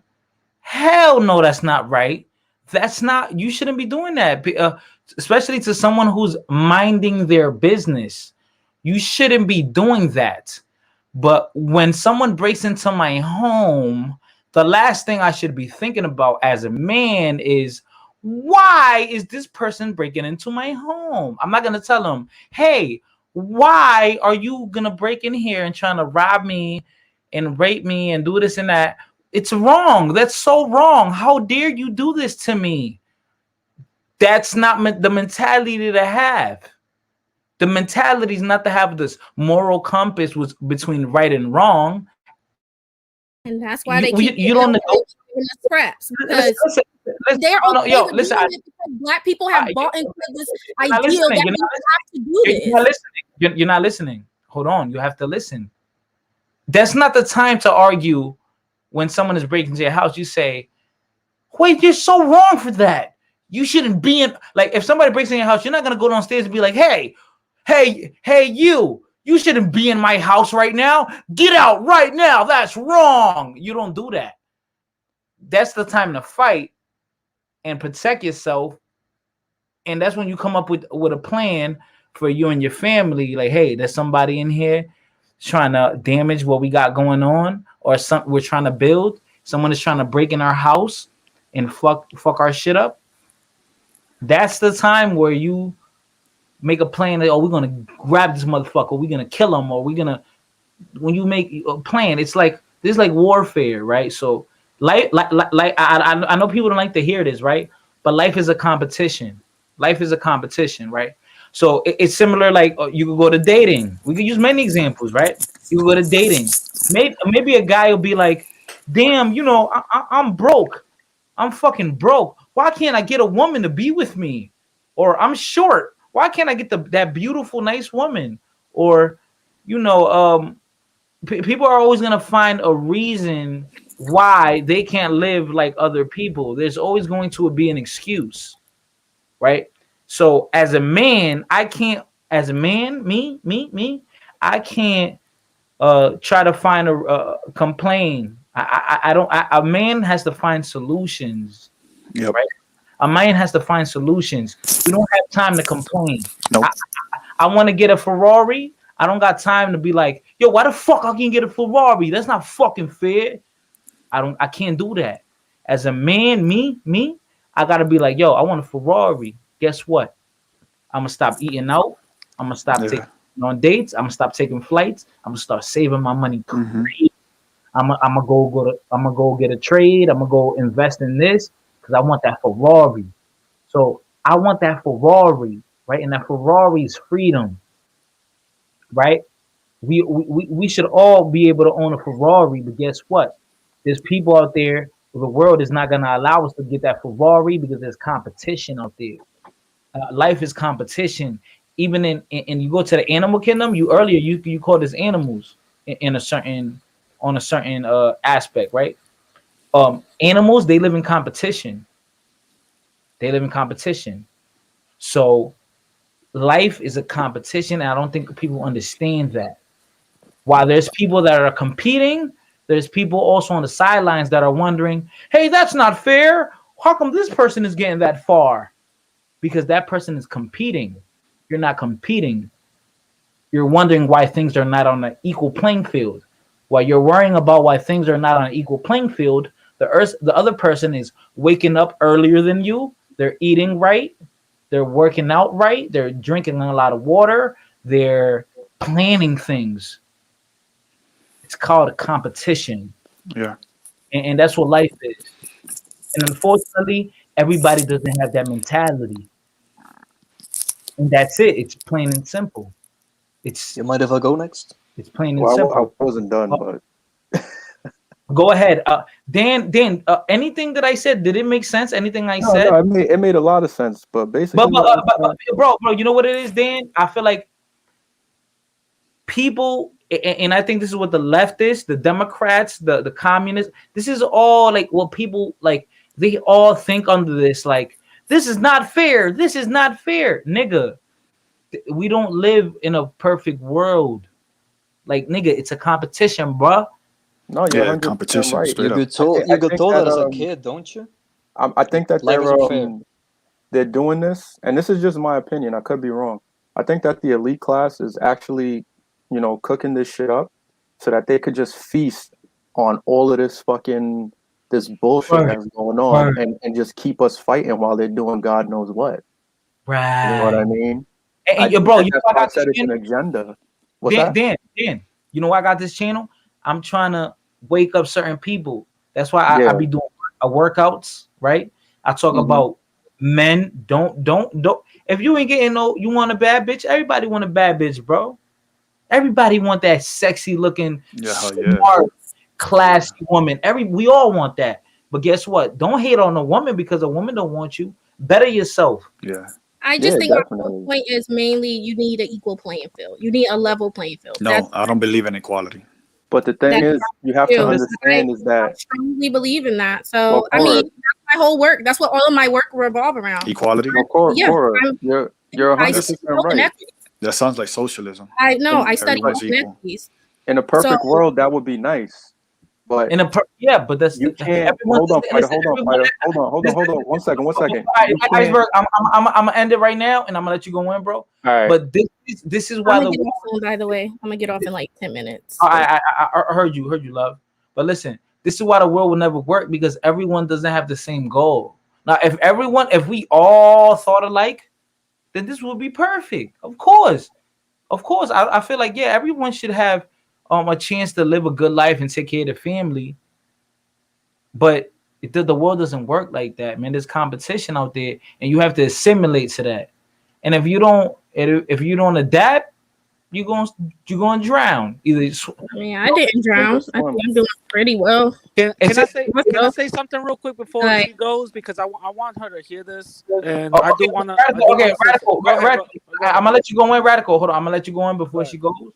But Radical, I kind of feel like I already know what you're gonna say. You're so right, Cora, man. I just it's unfair how we're treated, but that's not like you talking. It's unfair. Like I don't know. This is what you have to understand. part of what I research. Like I don't like, and what I study and what I'm for and what I honestly believe in, besides all politics and things like that. Like I honestly believe that Black Americans, speaking specifically for Black Americans and African Americans, I believe all minorities as well should have equal opportunities. My work revolves around African Americans and health inequities in the United States. If you know like the history of why they are in these predicaments and how hard it is for people to actually get out, like it's not as easy as we think. So we think getting up and going to work every day is you make bettering yourself, which it is. It's 100% right.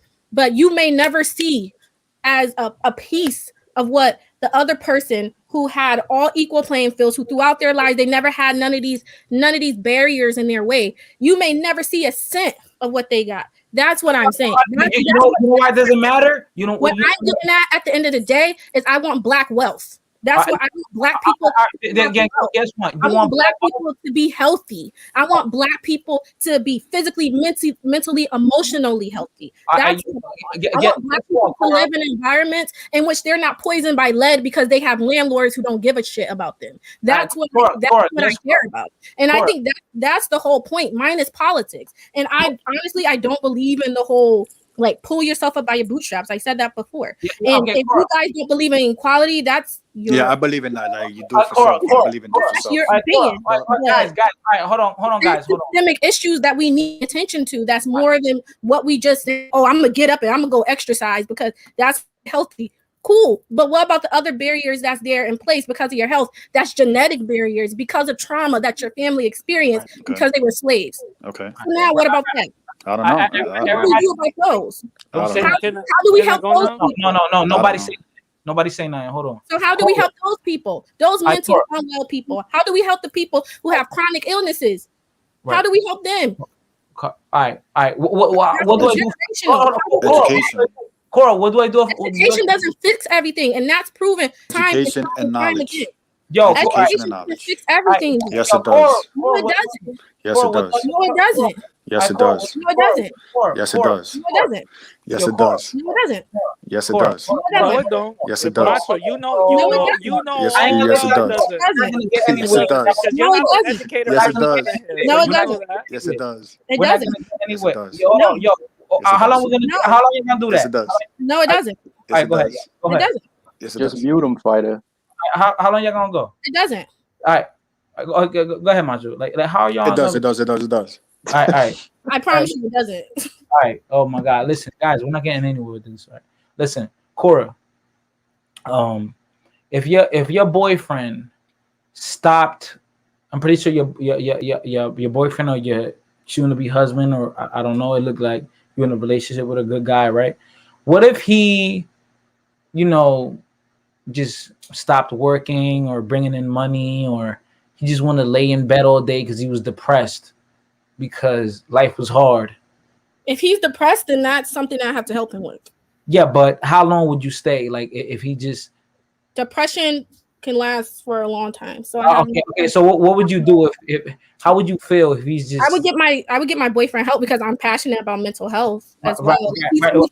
He's going to be a psychologist in like 2 years. So good for him. No. I'm making an example. What if he just stopped bringing money in and you had to bring all the money in, and you had to pay for all the dates and any time for the gas for the car and rent or for the house, right?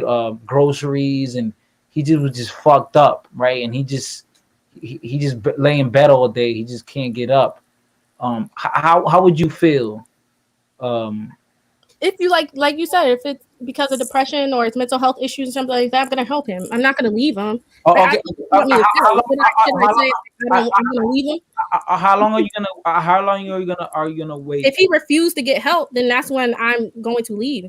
But if he gets if he gets help, it's not all about money for me. At that point, it's not about money. It's not about money. You don't want to improve your mental state. Right. Mental health for me is super important. You don't want to improve your mental health. You just want to be depressed and sad and all of that stuff. Like, yeah, I mean, like, that would affect her in the long run. Hold on. Like, what am I supposed to? What am I supposed to say? I'm not leaving. Cora, but that's not fair, Cora. Why are you leaving him? Just let him be depressed. Like let him, drown in his sorrows. Like, Why because you leaving? mental health is important. It's too many Black people out here with PTSD and other mental disorders that they You don't gotta leave him. You don't gotta leave him. need help. Yeah, but just because he doesn't want the help, give him some time. Like, how long are you willing to wait? For him to get over depression, I don't know how. I can't give you an answer. It depends on how I was with him too. Like if I just got with him and then he got depressed, I'm like, okay, I haven't been with him that long. Like maybe it was you that made him depressed. Yeah, maybe it was me. Maybe it was this relationship. I mean, like maybe he heard you talk. Cora, my point is, if the guy you're with right now, if he wasn't smart, a go-getter, you probably wouldn't be as attractive to him, and that's a fact. Okay, so and that's a fact, and I know Radical, you about to come in, you my boy and all that, but I already know you're gonna be like, what's wrong, what they're doing to us, and yeah, and listen, I don't care what y'all say. There's always gonna be a winner and a loser in the world, and right now maybe you could look at it like, yeah, Black and brown people got it on the downside, but guess what? Maybe in 1,000 years. It's gonna be white people down and Black and brown people up. And guess what? White people are gonna be protesting. Yo, what the fuck? We got it fucked up. It's fucked up for us. And Black and brown people are gonna be looked at probably as racist, right? So there's always gonna be somebody at down, somebody at the upside, somebody in the middle. This is how the world works. And all I'm saying is, guys, I want you guys to understand. This is how the world works. It's a competition. If you want to participate in the dominance hierarchy, if you want to believe in, humanitarianism, and humanity and the better for people and a philanthropist, you have to understand that this is a never-ending cycle. This is what you have to understand. The world is never going to be a perfect place. And I have to stress this on you guys. Raping will never end, ever. Murder, never. Theft, never. Corruption. Yeah, so can I say what I gotta say? So now I went over. Finally, in my show, I was like, I spoke like for more than a minute. Right. So I'm gonna let y'all go in. Go ahead, Radical. Can I go after Rad? Yeah. Well, first of all, I was shout out to what? I'm sorry. What's your name again, ma'am? Cora. Shout out to Cora. I do agree with a lot of things that she was saying. Of course. Some of the things I was disagreeing about, and again, I'm just gonna recap from the beginning. I got nothing against LGBT, trans people, whatever the case is. I got nothing against that. Radical's gonna be a politician. But the thing is, I am against when it comes to sports. I believe that they need their own league, or whatever the case, because I think and also I do agree with Fighter when it comes to it being unfair when it comes to women, because if men are just choosing to be women, rightfully so, anybody could take advantage of that, and the whole feminism movement would have been for nothing. All the rights that women gotten throughout the years would have been for nothing. That means we got to eliminate child support, we got to eliminate alimony, we got to eliminate domestic violence and all that other stuff, right? So good point, Radical. Those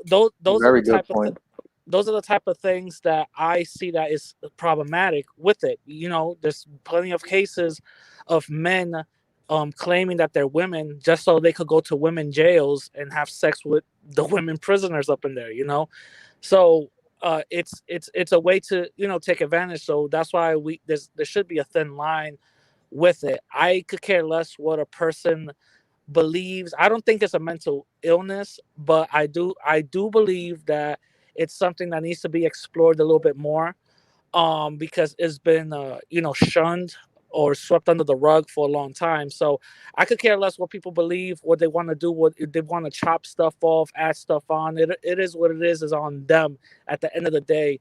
But also study kind of shows after they go after that surgery, the suicide rates go up. So it's a conversation that needs to be had, or whatever the case is. Now with the whole equality angle, I definitely agree with Cora. There's definitely has to be some equality. Obviously, life isn't fair, and the reason why it wasn't fair is because white supremacy made it so. Um, when we could even go back into history when we look at the indigenous communities, African communities. Yeah, there was some tribalism, but there was also humanity into that, where nobody was subjugated by skin color or gender or anything like that. All of these are European white supremacist, tactics, and we've been influenced and we've been so I have a we've question. been wait, In wait, wait, wait, wait, conclusion, wait, wait, wait, wait, Hey, radical. wait, man, no, I'm no, Let just him yo, finish. yo, Let him yo, finish. yo, I want to answer. yo, I want to I'm not answer. asking you to do anything. I'm talking, bro. You're just talking and Hold up, talking and hold up, hold up. talking. No, we're I'm not gonna doing mute you. that. I'm gonna We're mute you. not doing that. We're not doing that. Hey, yo, hold on. I'm gonna give Radical. I'm gonna give you one more minute. All right, go ahead. Yeah, so like I said, those are white supremacist tactics, to the point that we start even, believing some of the things, that we've been, infiltrated in, through generations. We can't just exclude saying, oh, education is the answer, but when you get the education, for some reason, the non-white people with all the education don't have a job.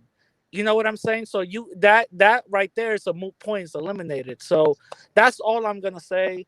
And anybody else could just join in. I completely agree. Real quick about because I'm about to get off like literally right now.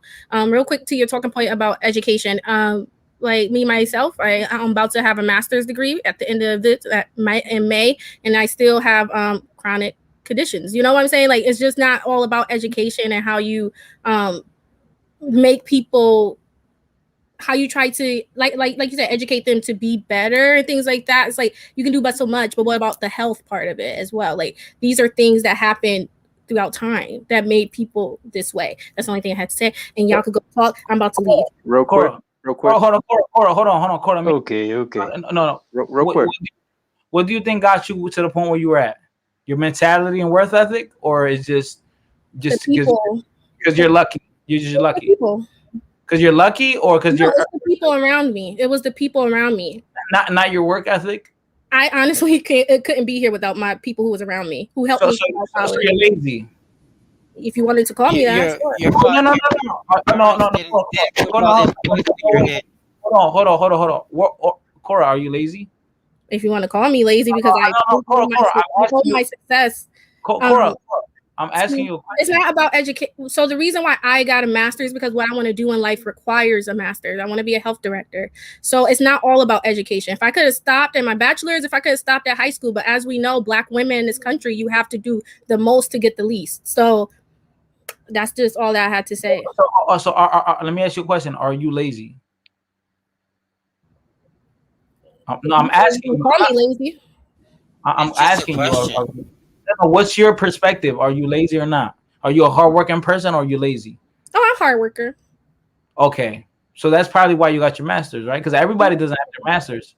Right? I got my master's literally because of the people who were around me. They helped me to be where I'm at today. They were the ones who pushed me in the right direction. If I didn't have the people, if I didn't have the people who was around me in high school, encourage me, help me with my papers, telling me like, yo, like this is the way to do it, like, like, if I didn't have those people, I feel like I wouldn't be anywhere where I am today. I wouldn't have even applied for college if I didn't have those people.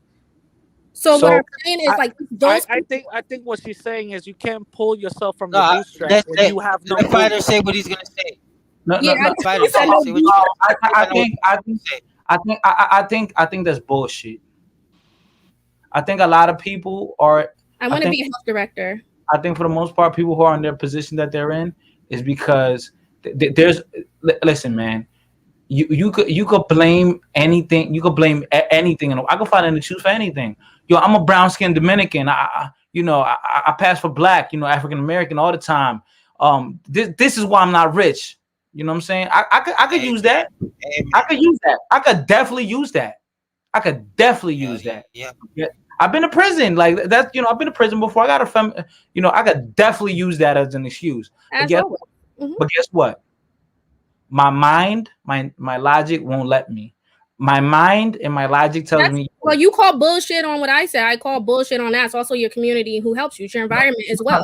If your environment didn't let you be a bum, you're not going to be a bum. If your environment allows you to be a bum, meaning that your mom or whoever you living with, not saying you living with your mom, but I'm just saying, for example, your mom or whoever you living with isn't pushing you, isn't encouraging you. We have a lot of people who live in broken households, which is why they don't do a lot of things, which is why they don't go to their full potential, or which is why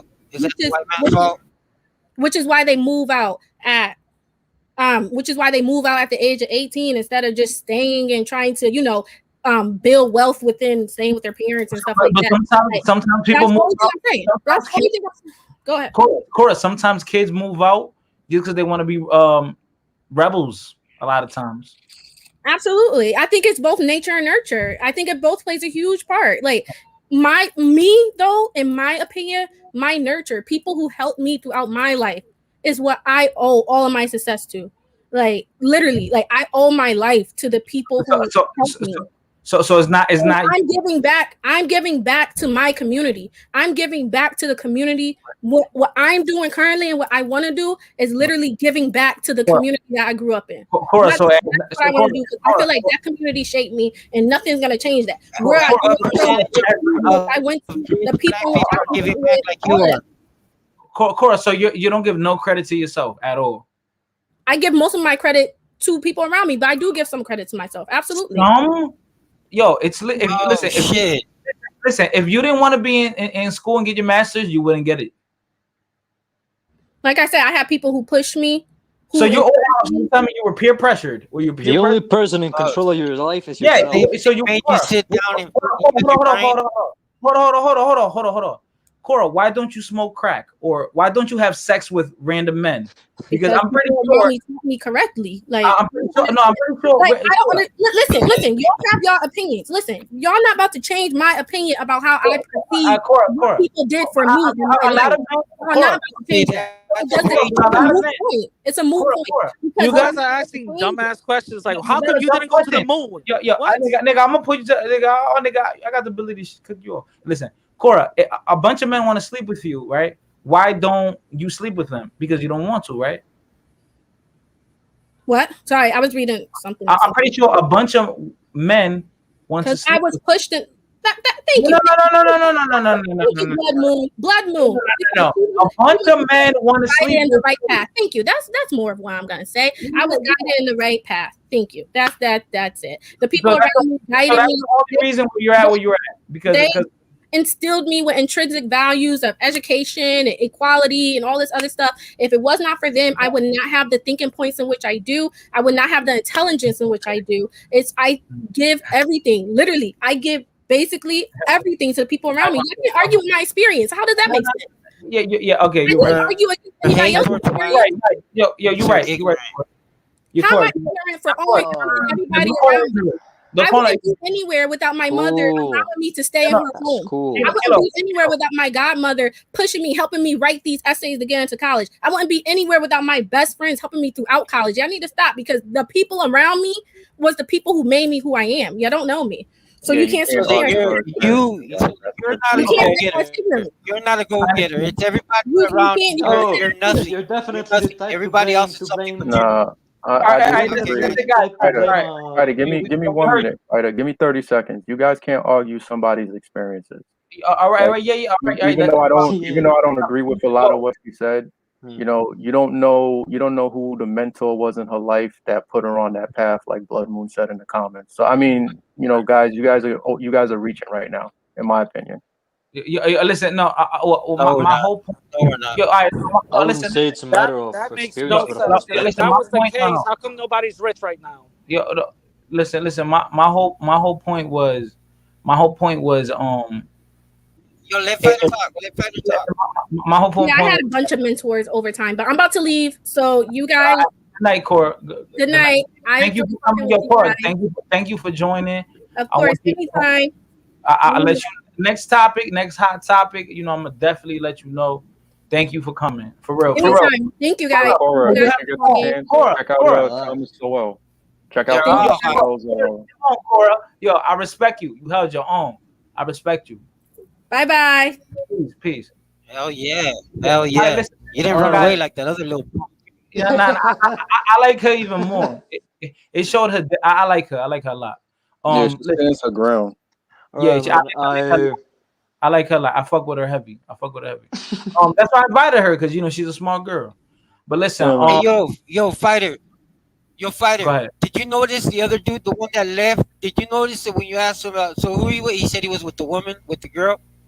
Yeah, that is scared. I thought that was it. And then later on, I think it was you or somebody like was smart enough to be like, wait a minute, but what is it, a girl, or is it a boy girl, or Oh something yeah, oh like yeah. that? Oh, Like oh no, no. we had to literally No, he like had to ask him. leave.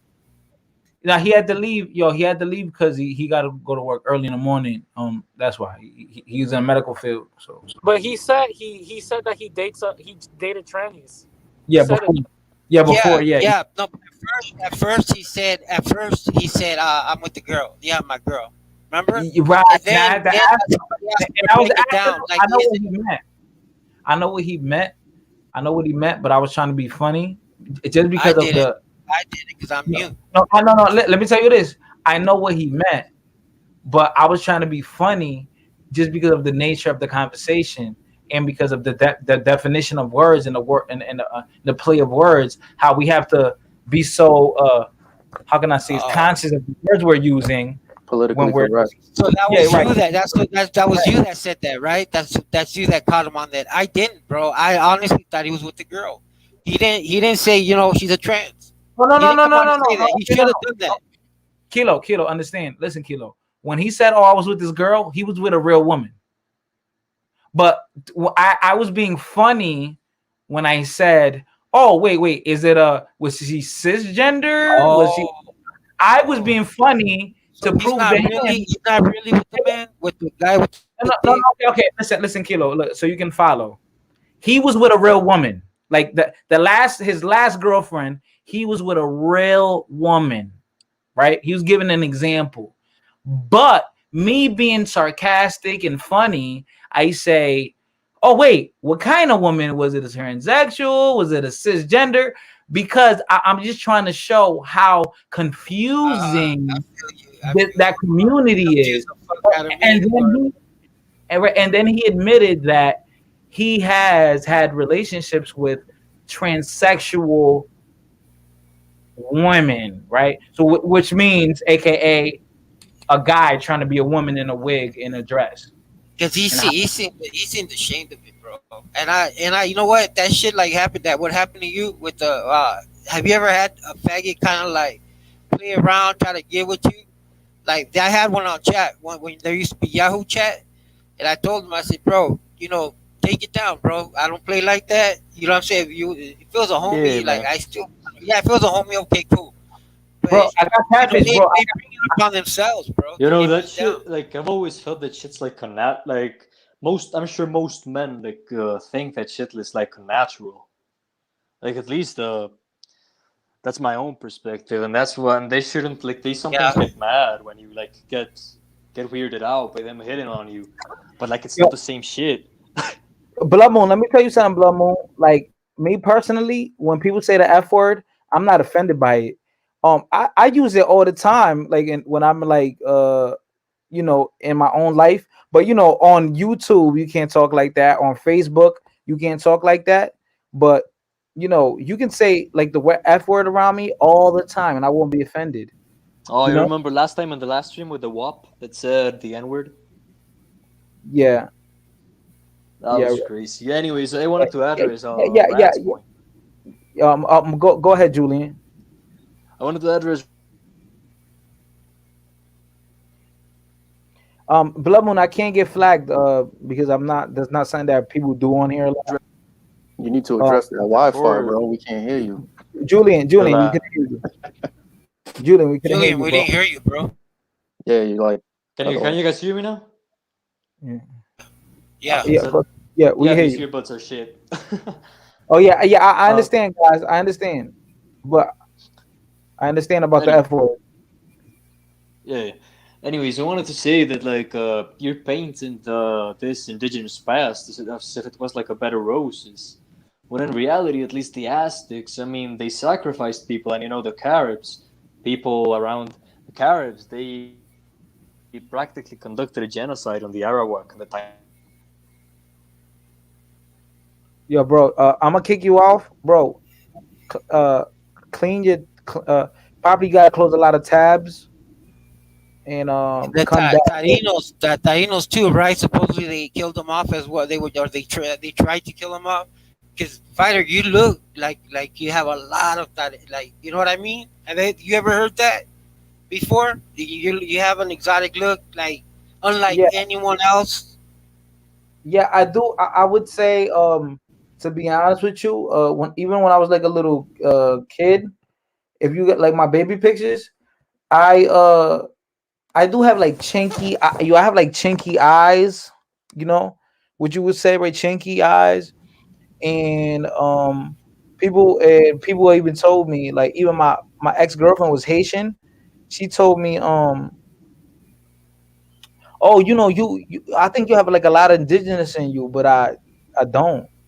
Yeah, yeah.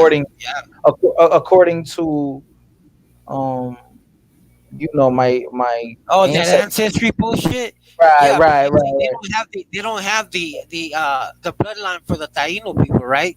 Because the Spaniards made sure they erased those people, even if they lived, they would erase them out of the map. So Right, you right. would, you know So what I'm so saying?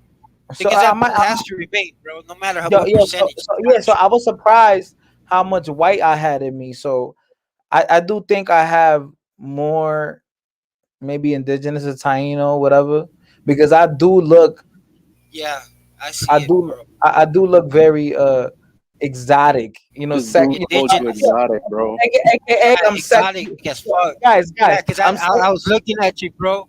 I was looking at you because Yo, I was AKA doing a yo, study Hey, on the Taino people. I was yo. reading. AKA Yo, AKA guys, I'm sexy as fuck. You know what I'm saying? pause on that one, man.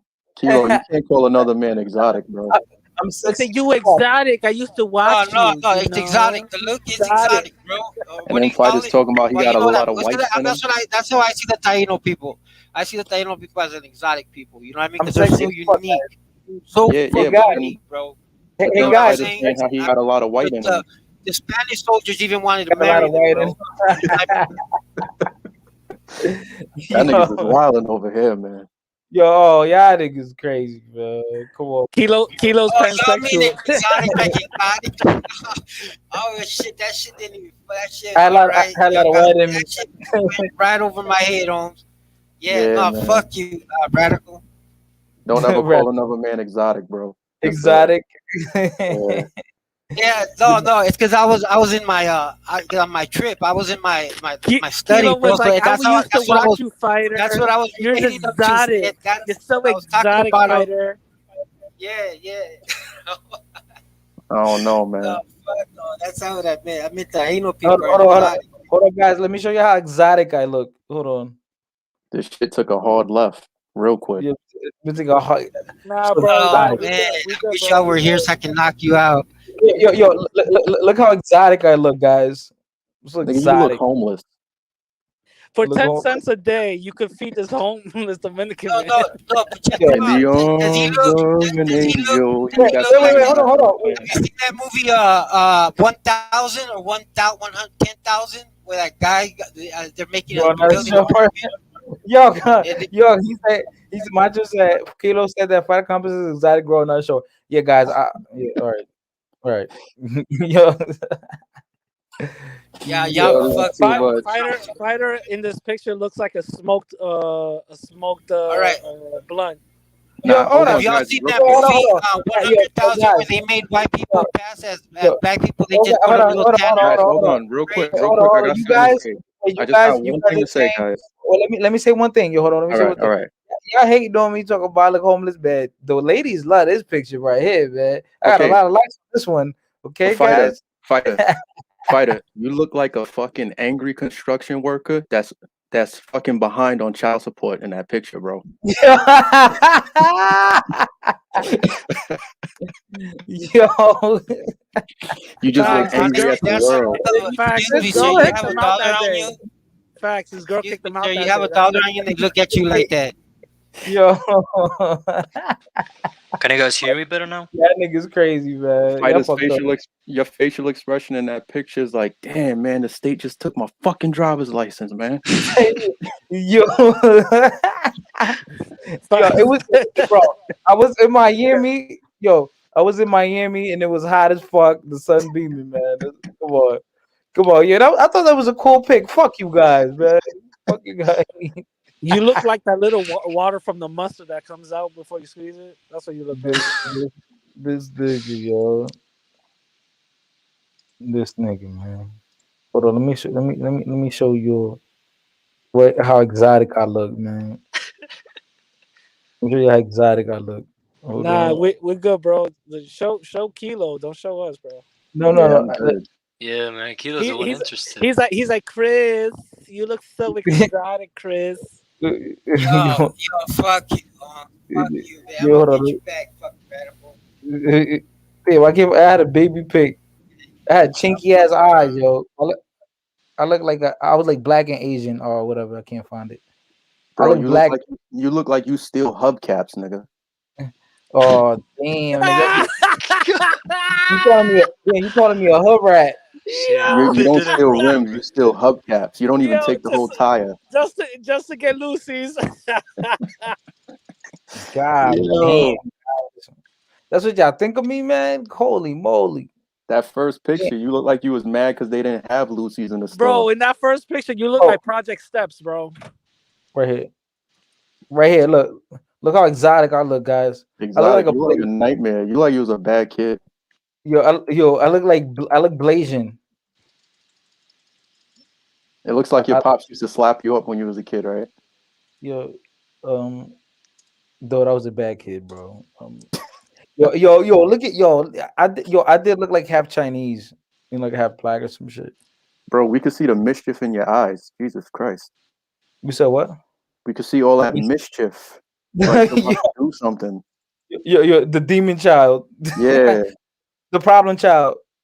Fighter looks like one of those little kids who used to look up grown women's skirts back in the day. Oh yeah, I used to get punished a lot for doing that.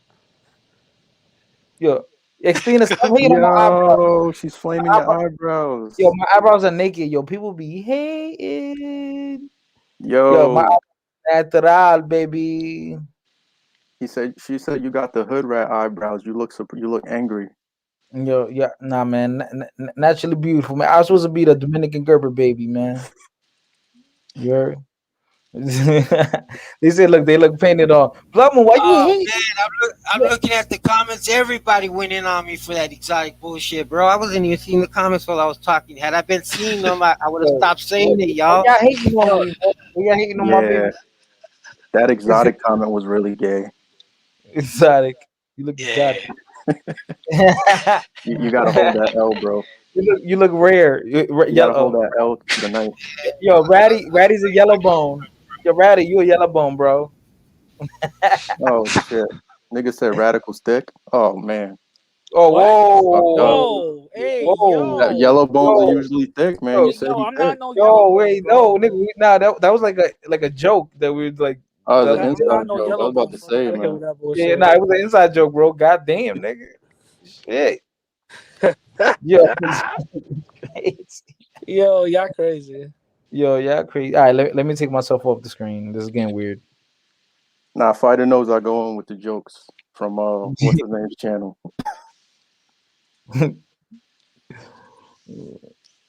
Yellow bone is what he want. Elbow cough.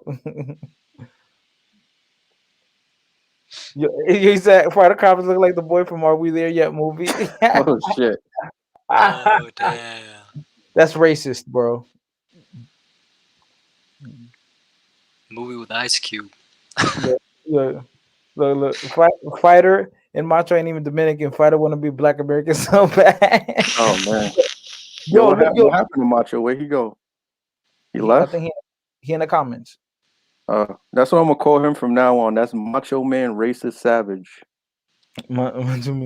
Yo, you look at Alex Douglas look like a bad bitch. Look at him. The niggas is another dude a bad bitch. That's damn. He bad. He's a bad bitch. Yo, I'm gonna send the L up to wherever you at too. Yeah, I'm gonna block that motherfucker. He a bad bitch. Just a bad bitch, Yo, right? Yeah. um. Nah, man. Y'all could go ahead, go in, man. Yeah, today was fiery, man. Yeah. All right. Yo, shout out to Can you you, fighter, guys? for this type of entertainment. I Yeah, wasn't this expecting this this shit. platform's great. This shit was yeah, crazy. man. I ain't expect for a dude to call you exotic though. That's still fucking my head Yeah, up. that's new. That's new. Yeah. But shout out to fighter. Radical Latin is buff. What? Yo, masculine body. Yo, nah. Yo, No. Chill. yo, what the fuck? Yeah, Hey, I've yo. Bro, learned that listen, silence, bro, and ain't no Mala, you're way not if a I just female, stay bro. silent. So I must keep quiet. Don't be telling me shit like that, bro. He said he's buff. Yo, what the Don't be telling me shit like that. You're not a female. Chill out. yeah, buff and tough.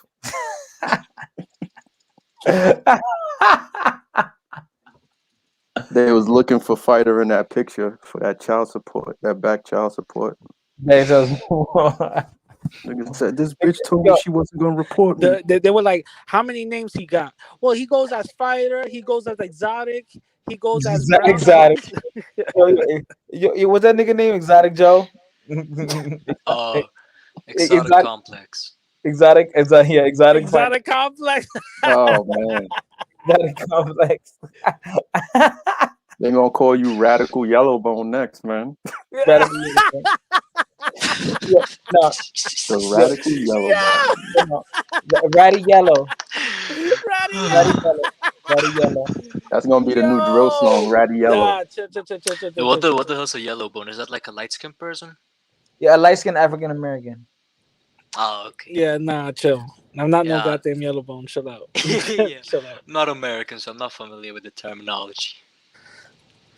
Ratty Bone's gonna be the new drill song for the Ratty summertime. Watch. Nah, chill. Ratty bone is what you nah, chill, bro. Chill. All right, you want to go Chivo back to the blocked topic you. of a? Ooh, What yeah, do you that's mean like Chivo blocked you? that's an achievement. Chivo blocked you? God damn, bro. The fuck you do? Congrats. Yeah, that dude Chivo looks like an angry ape. I saw that video with him yelling in the truck. Oh yeah. Yeah, Yeah, I'm it's a sure he weird looking is. He looked dude, like a pissed off like an goat. angry That's pit bull or basically what something. Yeah, like a llama. Un chio. he looked like he's missing a Yo, chromosome. that's fucked up. So it's cool if they're white and they're black, you can call them apes. But if they're black and they're black, if that makes any sense, you can't call them apes. You know what I'm saying? What? Hey, You no, still not call like fighter it. exotic? Stop.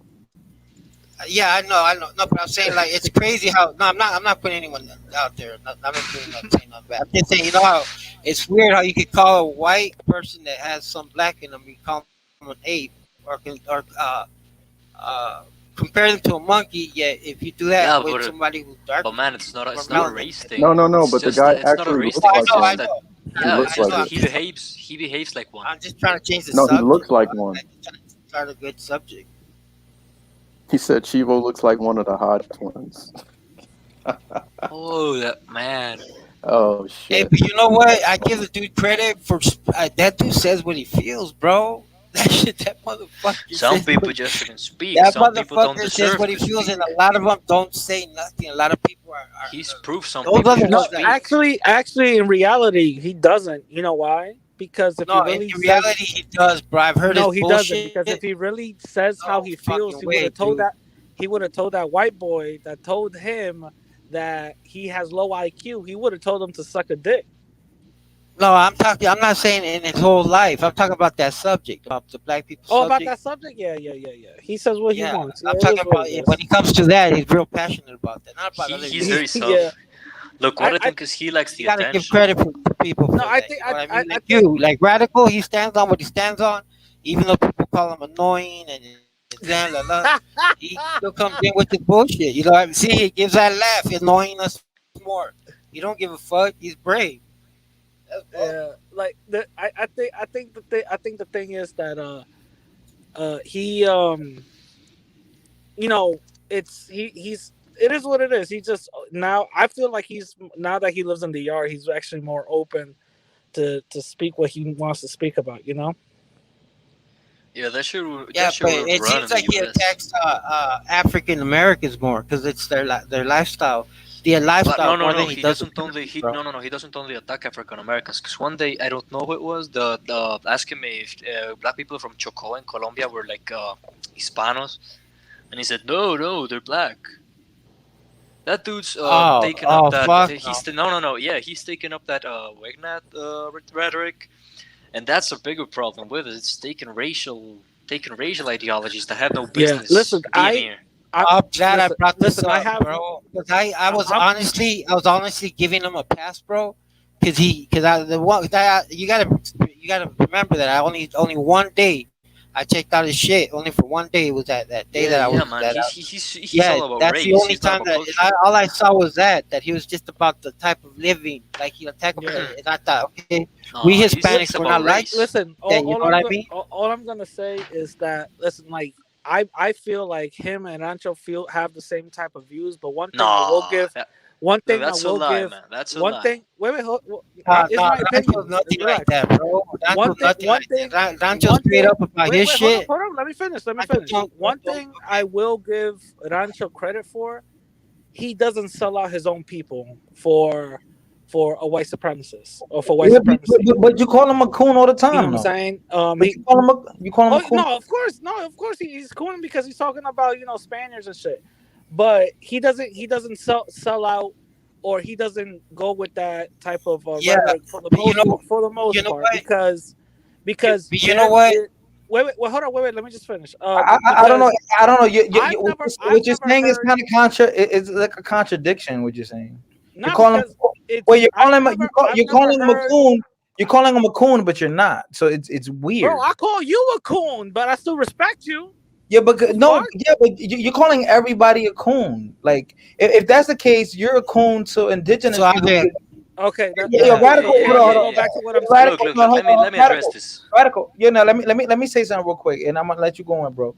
Radical. I think you're a coon because you rep. You call yourself black, but you're indigenous. Rep indigenous. So Okay. And you're also part Spanish. you're mostly Spanish. So I feel like you're a Yeah. coon. You're Wait, what indigenous. makes me mostly Spanish? I think he's more of a tool, like a black person's tool. Yeah, he's mixed. He's mixed. I mean, almost everyone Okay, is. so anyway, It like I seems was like saying, it seems Yeah. that like you Yeah, defend no, Black no. We're not Americans and more than yeah, you you're a do tool. the. You're a tool and a coon, man. What do you okay, think? are you guys done? No, hell no, we're not All fucking right, done, continue. man. Let me know when I can No, no, talk. because you're an indigenous tool. Okay, that's He's it. not full Indian. You're That's No it. way, man. wait. That's it. Like he's not repping his indigenous, man. And your shit.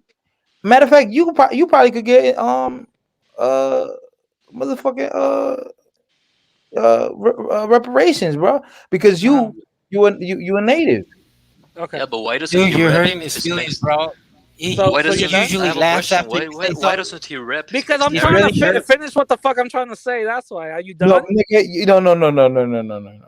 Before you He's speak, never in his acknowledge, voice like that. acknowledge, acknowledge your indigenousness. Like you have to. I've always acknowledged No, I no, am no, part no, no, no, no, indigenous. no, no, no, no, no. Don't be like, oh, I'm black, I'm blickety black. No, no, no. You gotta be like, I'm indigenous, Danish, Danish. Right? What the fuck is that?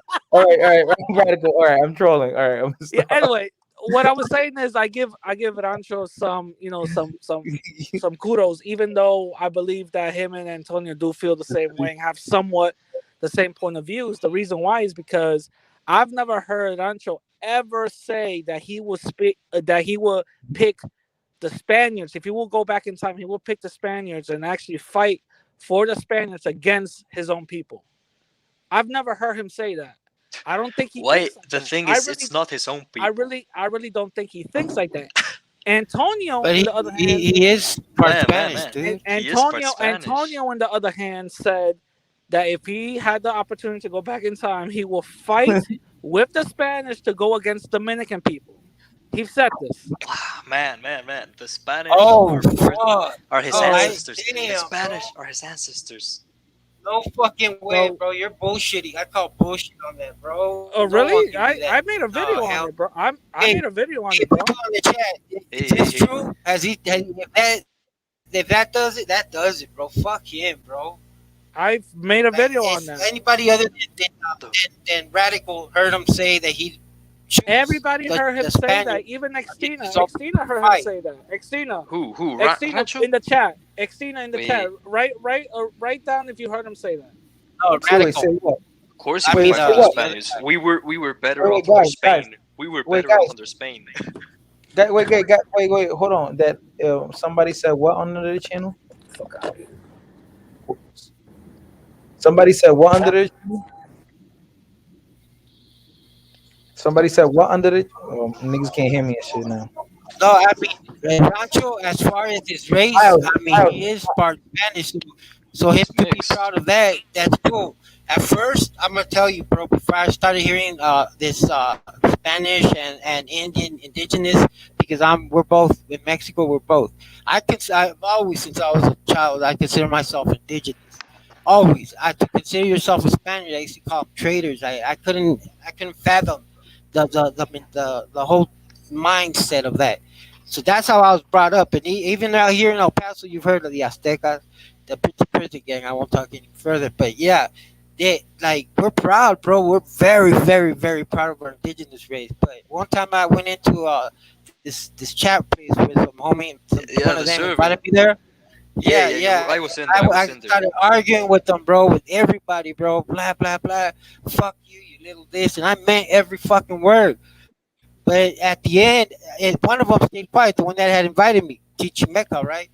He had invited me in there. And then yeah, and then he was quiet. He was respectful. And then at the end, since he was quiet, when I was laying in bed, bro, I was thinking, I gave him the benefit of the doubt, so I took it in, right? I took in whatever they were saying, their argument, because when you're arguing with somebody, once it starts becomes an argument, you ignore everything they say. So I ignored everything they said.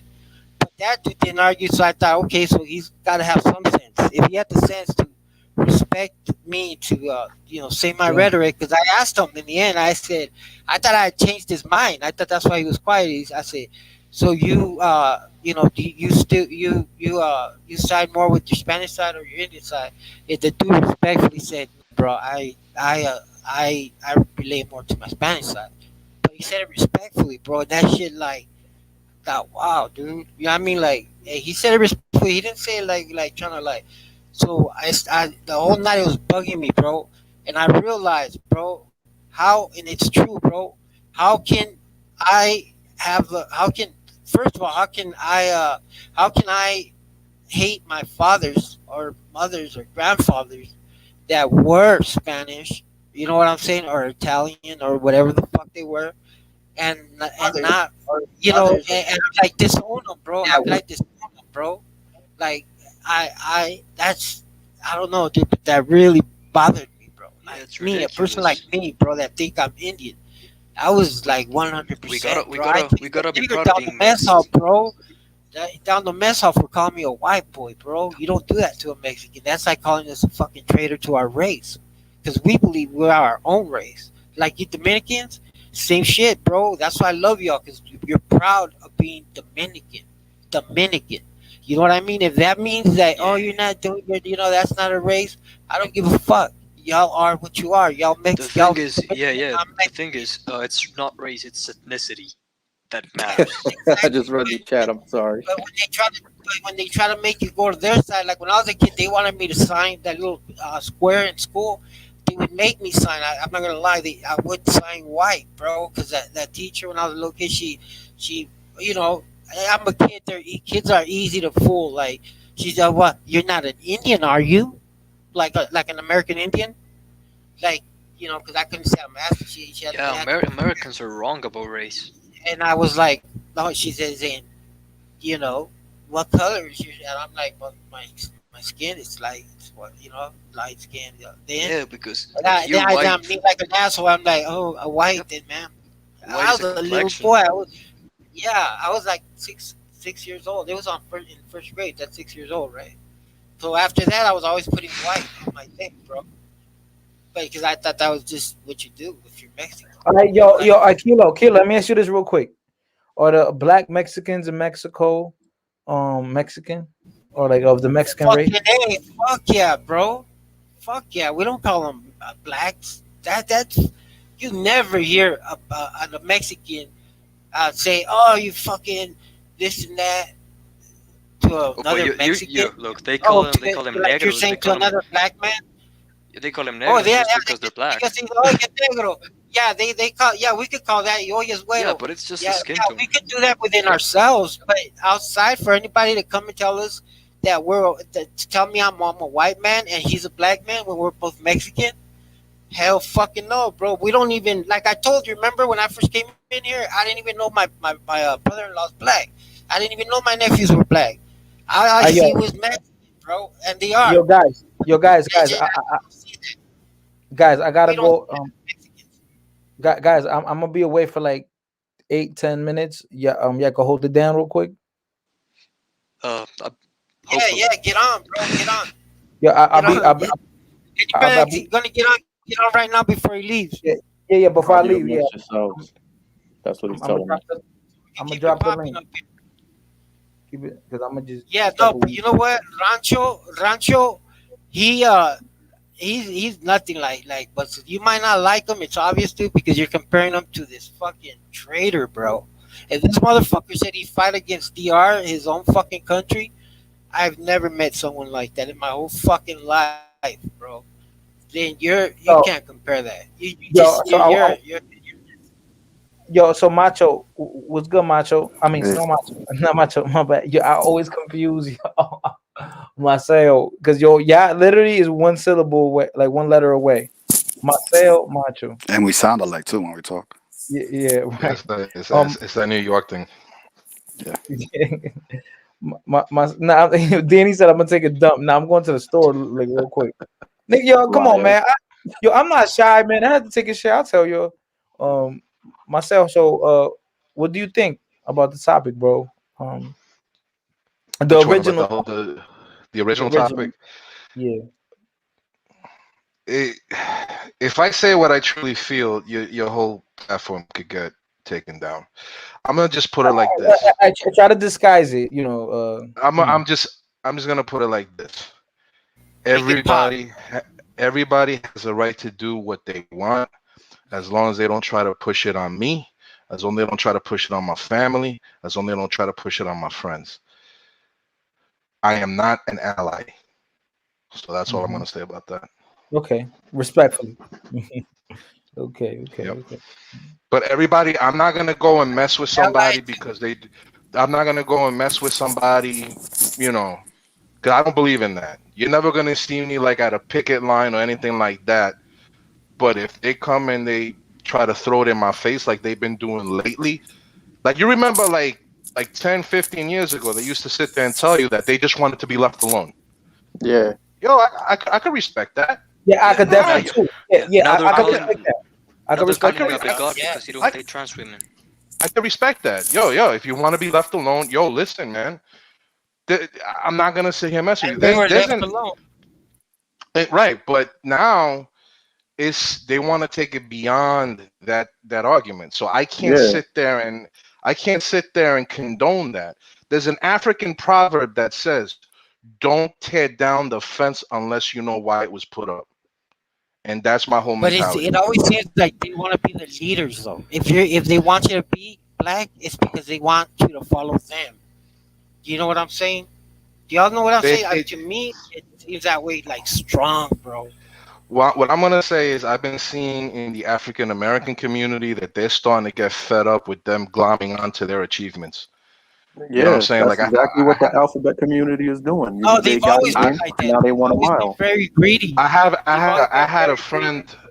Oh, guys, I all right. got a Marcel, I'm gonna step away for 10 Yeah, minutes. I'll be go, right go, back. go, dog. Go ahead, Yeah, myself. I'm just gonna say. Those who We're trying trying to to find. push I the got a thing boy. shit. I got a good friend of mine that's in Mississippi. He is a straight up ADOS, and he went livid when they were when Obama was doing this whole giving them more recognition than the actual black people in this country who have been fighting and voting democratically faithfully for decades and really got nothing in return.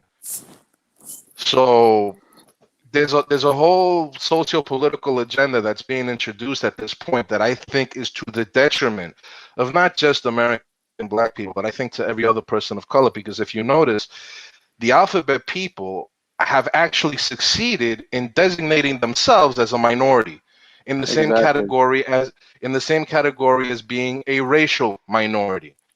Now, I don't know about you, but that doesn't really seem very fair because they haven't gone through what other people have gone through racially. There was never a Jim Crow against them. There was never slavery against them. There wasn't a continent, you know, called whatever, where these people were taken and enslaved. You Yeah, understand that's what I'm true. saying? That's true.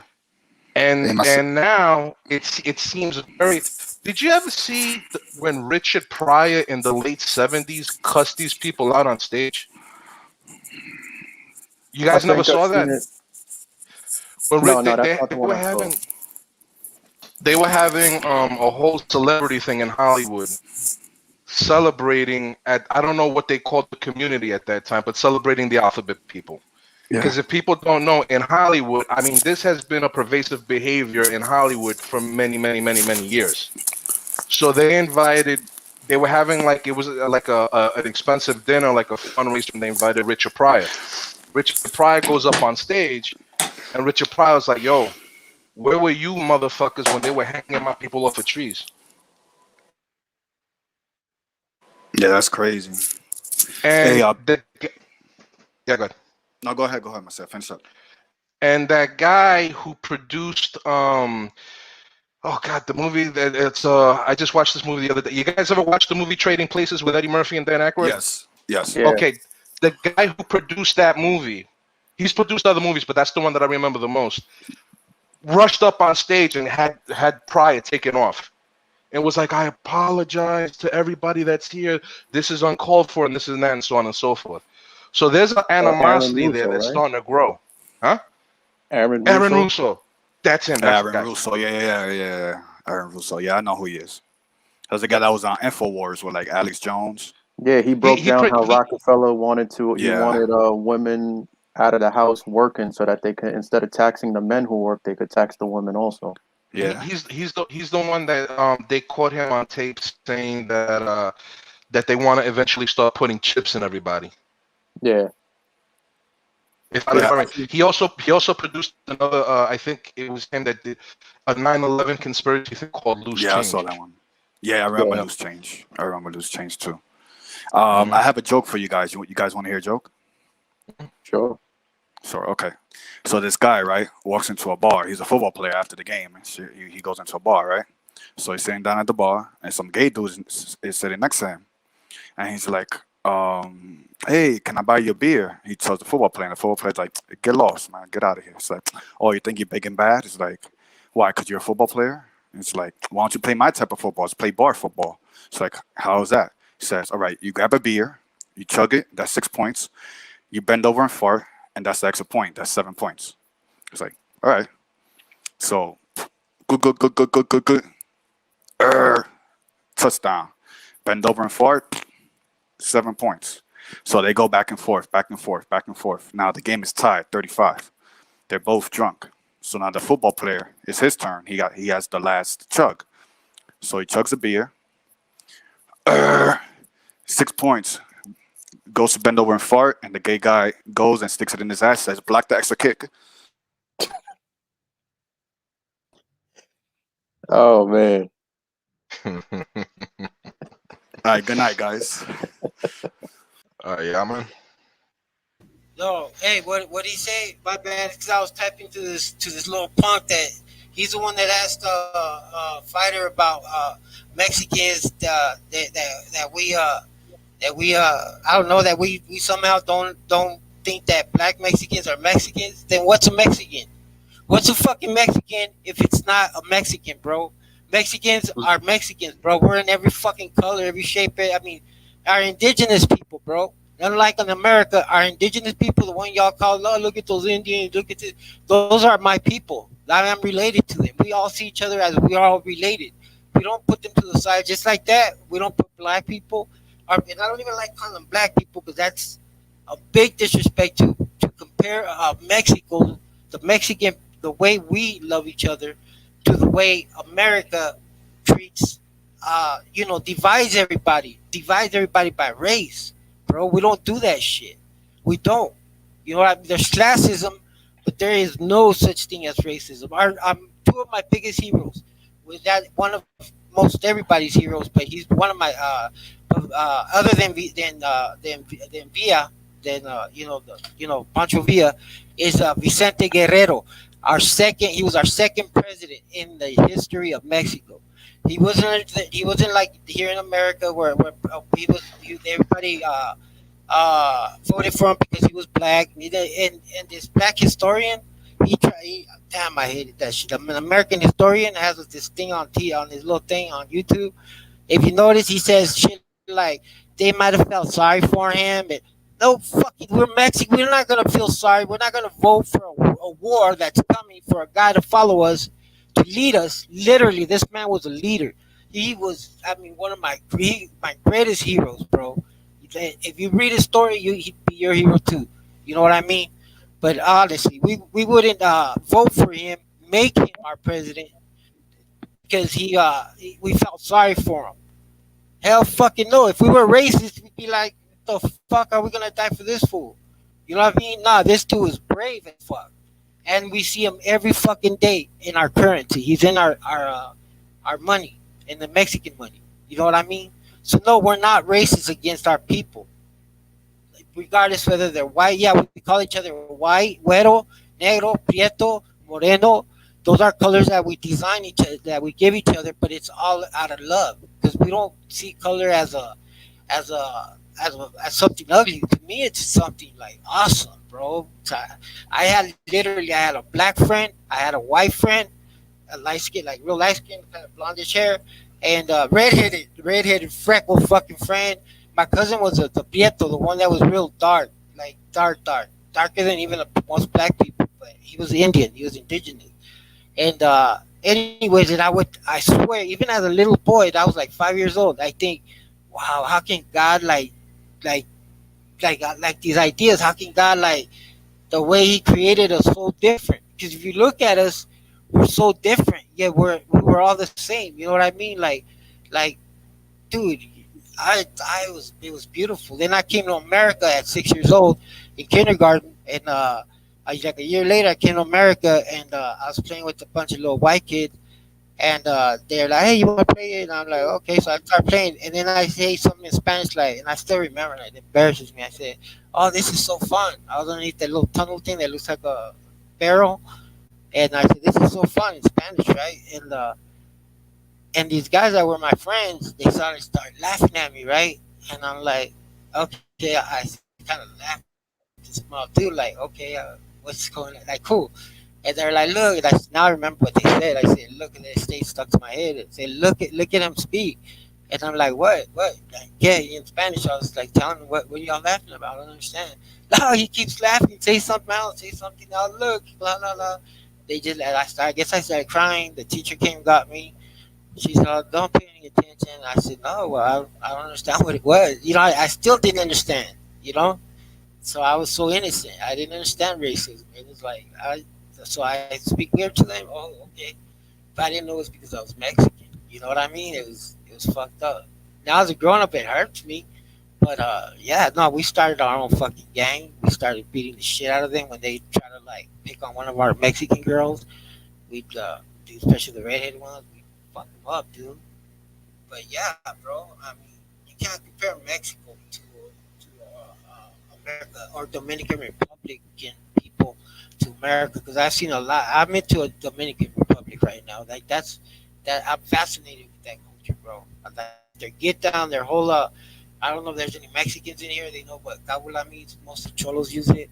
it's the whole the whole get down that they make, it's they fuck with you, and they do it in such a way that it's charismatic, and you know they're your friends once they start fucking with you like that.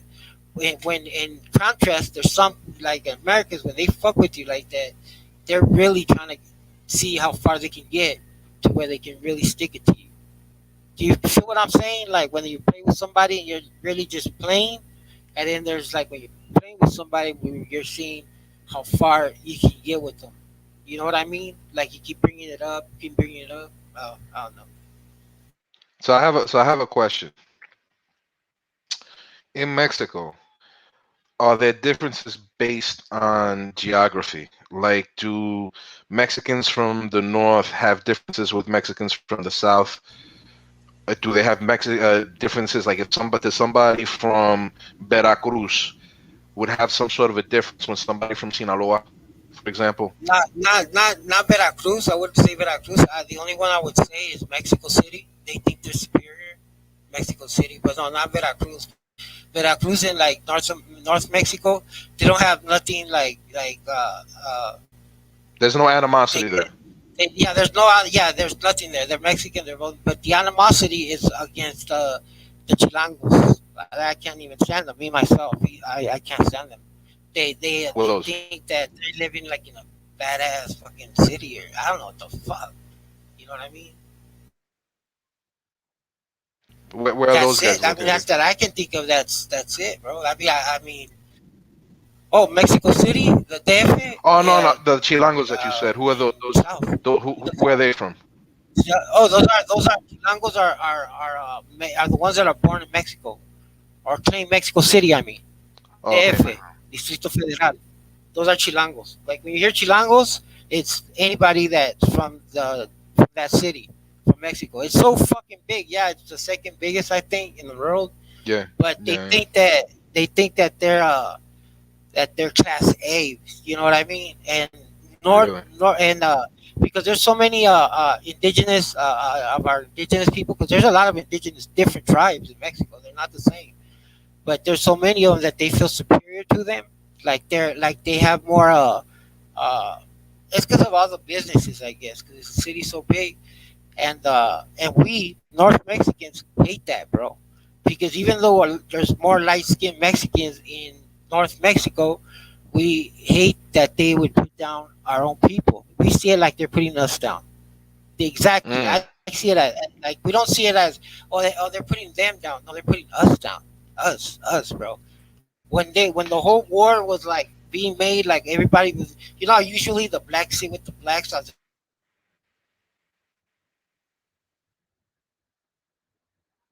they're making the plans, and they're like kind of huddle up together, like it just happens at schools or places like that. Nah, bro, you would see the black ones talking to the light skinned one, this guy with this guy. Dude, we were all the same. We were all peasants. We were all treated like shit. And if we didn't fight for our brother, then who the fuck were we, bro? So in the end, we don't give Mexico to the indigenous people. We don't say, you know what, you've been here before us, so you get the credit, you give the props. You know what I'm saying? No, our descendants fought too. Veracruzanos, they fought fucking too. Look at Vicente Guerrero, our leader. He fought too. And that's proudly. And if it's not all over, and a lot of black people say this, well, why isn't it like a big part? Why don't y'all put it out? That's because it's not a thing with us. It's not a racial thing or we're obligated to follow your they think that we're gonna be like yeah, your black power. We had a black president. No, we had a Mexican leader that came from Africa, and so did his parents. That's what we see. A Mexican. We did not see an American black person. We see a Mexican when we look at that dollar bill, and we see our hero, and he has been the greatest hero in Mexico. And if the history hasn't been taught to everybody, it's because school isn't available to everybody. I know it wasn't as available to me. I got another question. The Cholos are the American-born Mexicans, right? They're Mexican Americans, right? Yeah. Hey, the Chicanos. The they're different. Don't they call them cholos as well? Yeah, cholos. That's what they used to call the Aztec warriors, supposedly. But there's been different things, so I'm not going to stick to that. But yeah, All supposedly. right, so go ahead. No, no, that's it. Go ahead. Okay, Yeah, no, but I so was gonna say they are different. So yeah, well, okay, that's where my question is going. So, are there differences between the American-born Chicanos? Is there like a rivalry between the American-born Chicanos and yes, then the yes, Mexicans that come yes, the from paisas. Mexico? Yes, Hmm? they call them paisas, paisas, and Lo paisa, that's right. not only the paisas, not only the paisitas. But now they call them paisitas. Before they used to call them paisas, and they used to always they were predators towards them, bro. You know what I mean? I never Who was subscribed to predator? that Who? Wait, before. wait, wait. But they Who? were Who was like that. predators to The who? Chicanos, the The Chicanos Chicanos were were predators. Okay. to the Mexican Mexico's to the paisas. They To called the them paisa. wetbacks. They called them, you know, they had already been Americanized. So yeah, no, American Mm, Mexican Americans, you can't compare them to You know what I mean? Like they're too like they even the paisas, the ones that are called paisas in jail, are the criminals, the criminal element, because now they have like their own right. little thing. Like the Southsiders, they have their thing. Even they go at war with the Southsiders because the Southsiders were taking shit from them. So see, they weren't race. They took advantage of everybody. The American Mexican Americans, they took advantage of everybody. The Salvadorians, they said that they were pushed to become a gang because they were bullied. Well, I got a surprise. Everybody was bullied. Our people were bullied as well. My dad was I was a little kid. He was called the wetback by this dude named Tommy Corral. I jacked him up. I was a little boy, but my dad made me fight him. He said, "Hey, you fuck him up, or I fuck you up." But yeah, bro, we were I saw it firsthand, bro. We were victimized.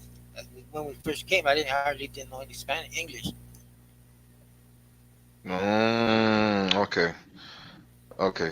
The Mexicans, man, is an interesting group, bro, because I see that even within the Mexican community, whether it's the Paisas or the Chicanos, I mean, there's these divisions. I see, divisions among Mexicans that are from Southern California as compared to Northern California.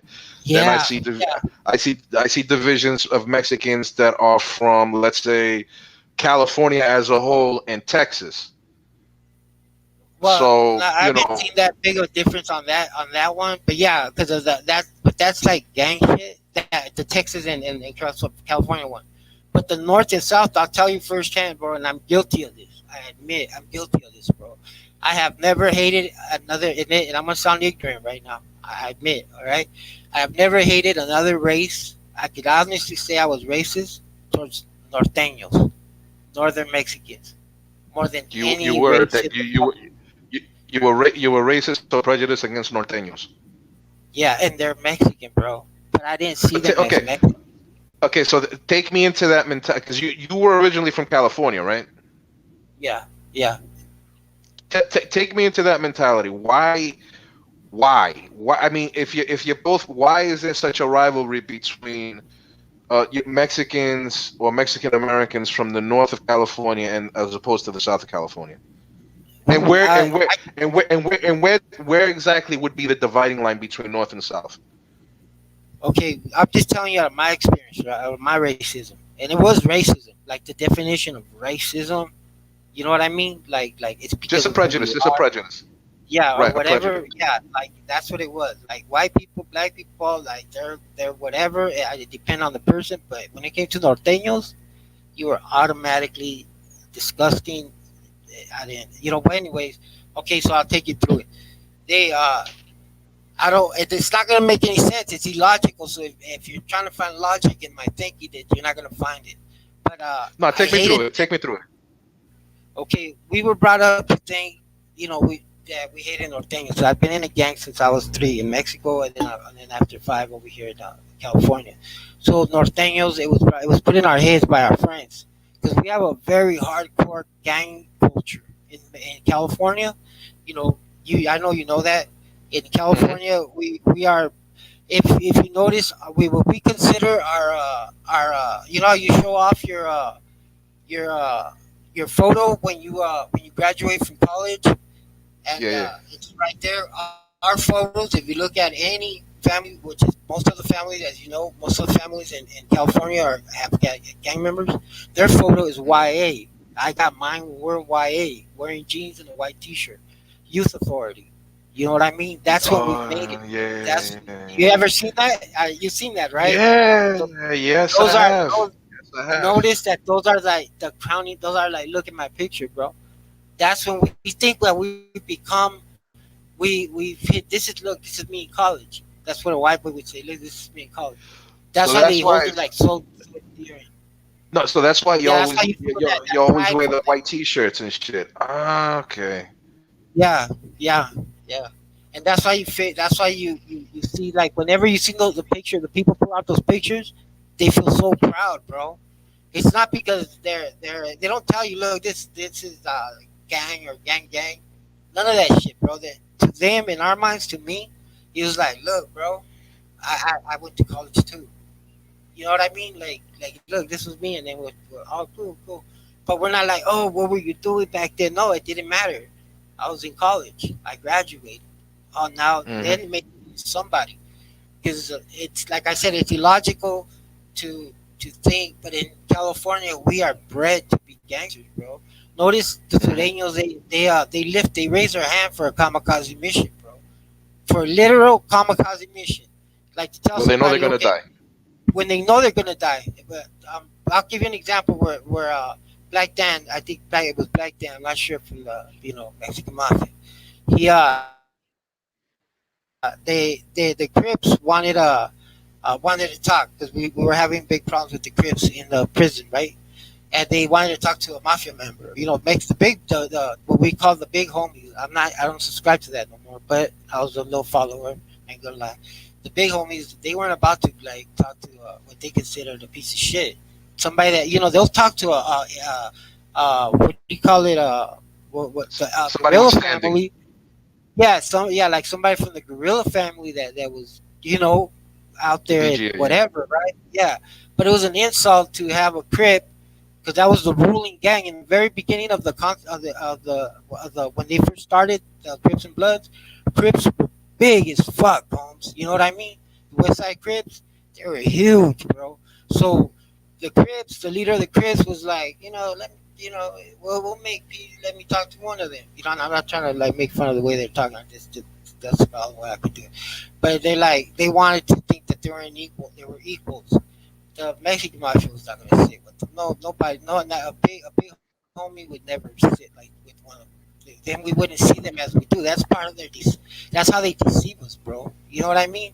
So what they did, they asked the Sureño, they put it out there, who wants to, so many people roll their hand. They only choose the best ones, the ones with brains, the ones that have a high IQ, shit that they Hmm. know about. All right. Anyways, Hmm. they told them, look, you're going to be shot.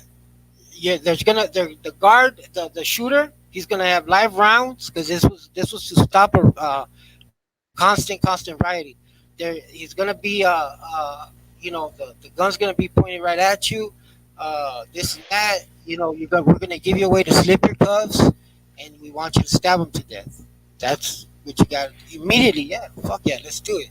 So this is the first time that they've ever done this. That it was that he stopped to shake someone's hand while they were taking him, and then the homeboy passed him the key, to unlock his cuffs. So we went, when he went to the yard, he went with the understanding that he's gonna be killed, because they're gonna go for a headshot. You know what I mean? And sure enough, Jesus. he took off his cuffs, and the crip was like, "Yo, man, look, it's gonna be like," and boom, this guy just went at him, stabbing him, and poof, he got shot in the face. He lost his eye. But he lived. You know what I mean? The fact that he lived doesn't mean that it wasn't a kamikaze mission. I mean, he lived at a miracle, bro. He became a brother. He became but most they're like that, bro. If you look at all their if you reports, they even ask you to kill them in front of the guards, and you do it. You know what I mean? even though I mean guards, not the guards on the floor. I mean the tower.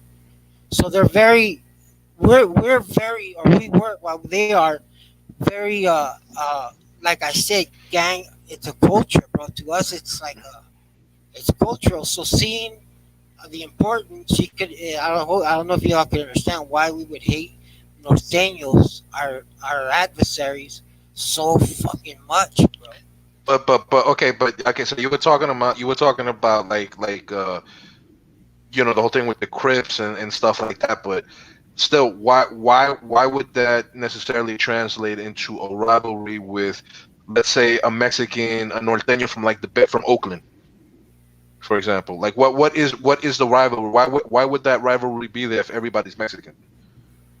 Because see, I was about to say it, bro. I was about to say they're not Mexican. That was my, see how ignorant it is. Really? Thing is that they were Norteños. To me, back then I'd have told you because they're not Mexican. I didn't see that. I don't. It took a while, and it's still. I ain't gonna lie. I ain't gonna lie, because since you're asking seriously, you know what I mean. So out of respect to you, I still having trouble swallowing the whole pill 100%. As seeing them as my brothers, as my people. I don't. I really, honestly don't see them like that. I see them like another race, another people. So I don't Really? have that warmth. Like if they get like stomped on or something happens to them, I don't feel that you know how we Hispanics, it don't matter, we unite. Like don't matter where in the world of Hispana you come from, we got your back. Nobody's touching you from another race. You know what I mean? But if you're a Mm. Norteño, anybody could fuck you up. Like you're not. It's hard, bro. Your cocoa wash that way. Our heads are like. But it took a long time for me to even accept that they're Mexican. I've accepted Hey, that part. a quick question, dude. Is there a visual difference? Are they darker skin? How do you No, know? no. They're lighter even, bro. I've noticed that they're How, lighter even. how They do you Yo, know? y'all Like, boys take it easy. I'm out. how Take do it you easy, yeah, know? take everybody. it easy, dog. All How do right. I know? Because I've been around them, bro. Oh, That is you the can even see them behavior? now, huh? Is it the behavior? No. You mean physical? You mean I thought you meant physical difference. Yeah, yeah. Well, Physical. yeah. I don't know if it's physical or behavioral. You recognize the No. behavior? It's just behavior as well. That's it. That's a big difference too. Some of them, not all of them. Some of them do have sureño swag, but most of them have their own swag, their norteño swag, whatever it is. It has evolved into a black swag, sort of, but that don't make no difference. That didn't make no difference. We hated them before, and it just it doesn't make a difference who they act like. It doesn't make a difference if they Yeah. try to pretend to be like us. We still hate them the same. Okay, because in my experience, like I had friends that were from the Bay Area, okay, and they were Mexican, and they, did not like LA. They didn't like LA culture, and they didn't like LA Mexicans, and that's why it never made any sense that that kind of rivalry would exist between Southern California and Northern California. But I Yeah, just never got I yeah. never got a straight answer from anybody as to why that rivalry was so bad. But from what you're telling me, this is like something that goes back to gang culture, especially in the jails. From childhood. When we're growing up in school, we're our heroes are the dudes in the street. Like those like Rudy Corral. That dude was my hero. Those are our heroes. Like literally, those are our heroes. Like, oh, did you see Rudy Corral? Did you see so and so? Did you hear about what happened to so and so? And he did this and he did that. Those were our heroes, our mentors. And they say hi to us. We get all like, oh, I've known them, and that's how we get the big. I'm thinking that's how we get the big homie worshiping shit and that we have in our heads, cocoa wash shit. That we look at them like if they're like, I hate saying it's like gods or whatever. You know what I'm saying? Like royalty, Because like from like royalty. children, like royalty, yeah, they tell us to do something. We're honored to do life for them. You know what I mean? Honestly, we're honored to kill our own homeboy for them. You know what I mean? Like we are honored that it's coming from them. Because from Yeah, childhood, that's the only thing that can make sense. From childhood, we worship these older homies. You know what I mean? From little kids in the little group. Like I told you, I started my own gang. Like me and four others that hardly did no Spanish. We were in a classroom. We started our gang. from all of them, I'm the only one. Two of us are still alive. He's in prison though, and the other ones are dead. And one of them is in a paraplegic, where he got shot. But they turned out really bad. You know what I mean? Like their luck. But yeah, from childhood we're gang, bro. That's why like Mexicans are like. Oh, and about the norteños, you got me to think about this. What I want to know, if you ever asked a norteño how they see us. I mean, yeah, you've heard how I see them, how we see them, why we see them like that. It's from childhood that we come up to know who our enemies are, and this and that. We call them farmers, busters, and no way are we like them. To compare us, it was an insult. Well, that meant to fight. That meant like you called us a lady, something, because we're not Mexican. They weren't Mexican to us, and so I would wonder what a norteño, yeah, really, an honest norteño, like I'm being honest right now, what a norteño would think about sureño. Like, did they see us where that was it that bad that they really disconnected the bloodline? Because we did disconnect the bloodline. Yeah, yeah, black people. Y'all, like I told this to y'all, black people, y'all can fucking kill them, bro. Nah, they cool with us. You know what I mean? I'm like, fuck them. You know what I mean? But they were cool with them. They would back up the black people. You know what I mean? Yeah. And to us, Okay. Well. anybody, especially our own people, were victims. Okay. Well. What I was told was that um, they expressed to me that they were still Mexican.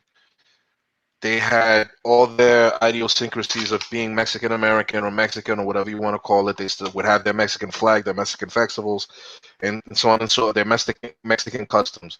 However, the rivalry is so bad that even with the gang affiliations between the norteños and the sureños were completely different, which it would spill over. So if you would have an affiliation with a norteño, another affiliated gang with a norteño, they would go to war with a gang affiliated with the sureños. You understand what I'm saying?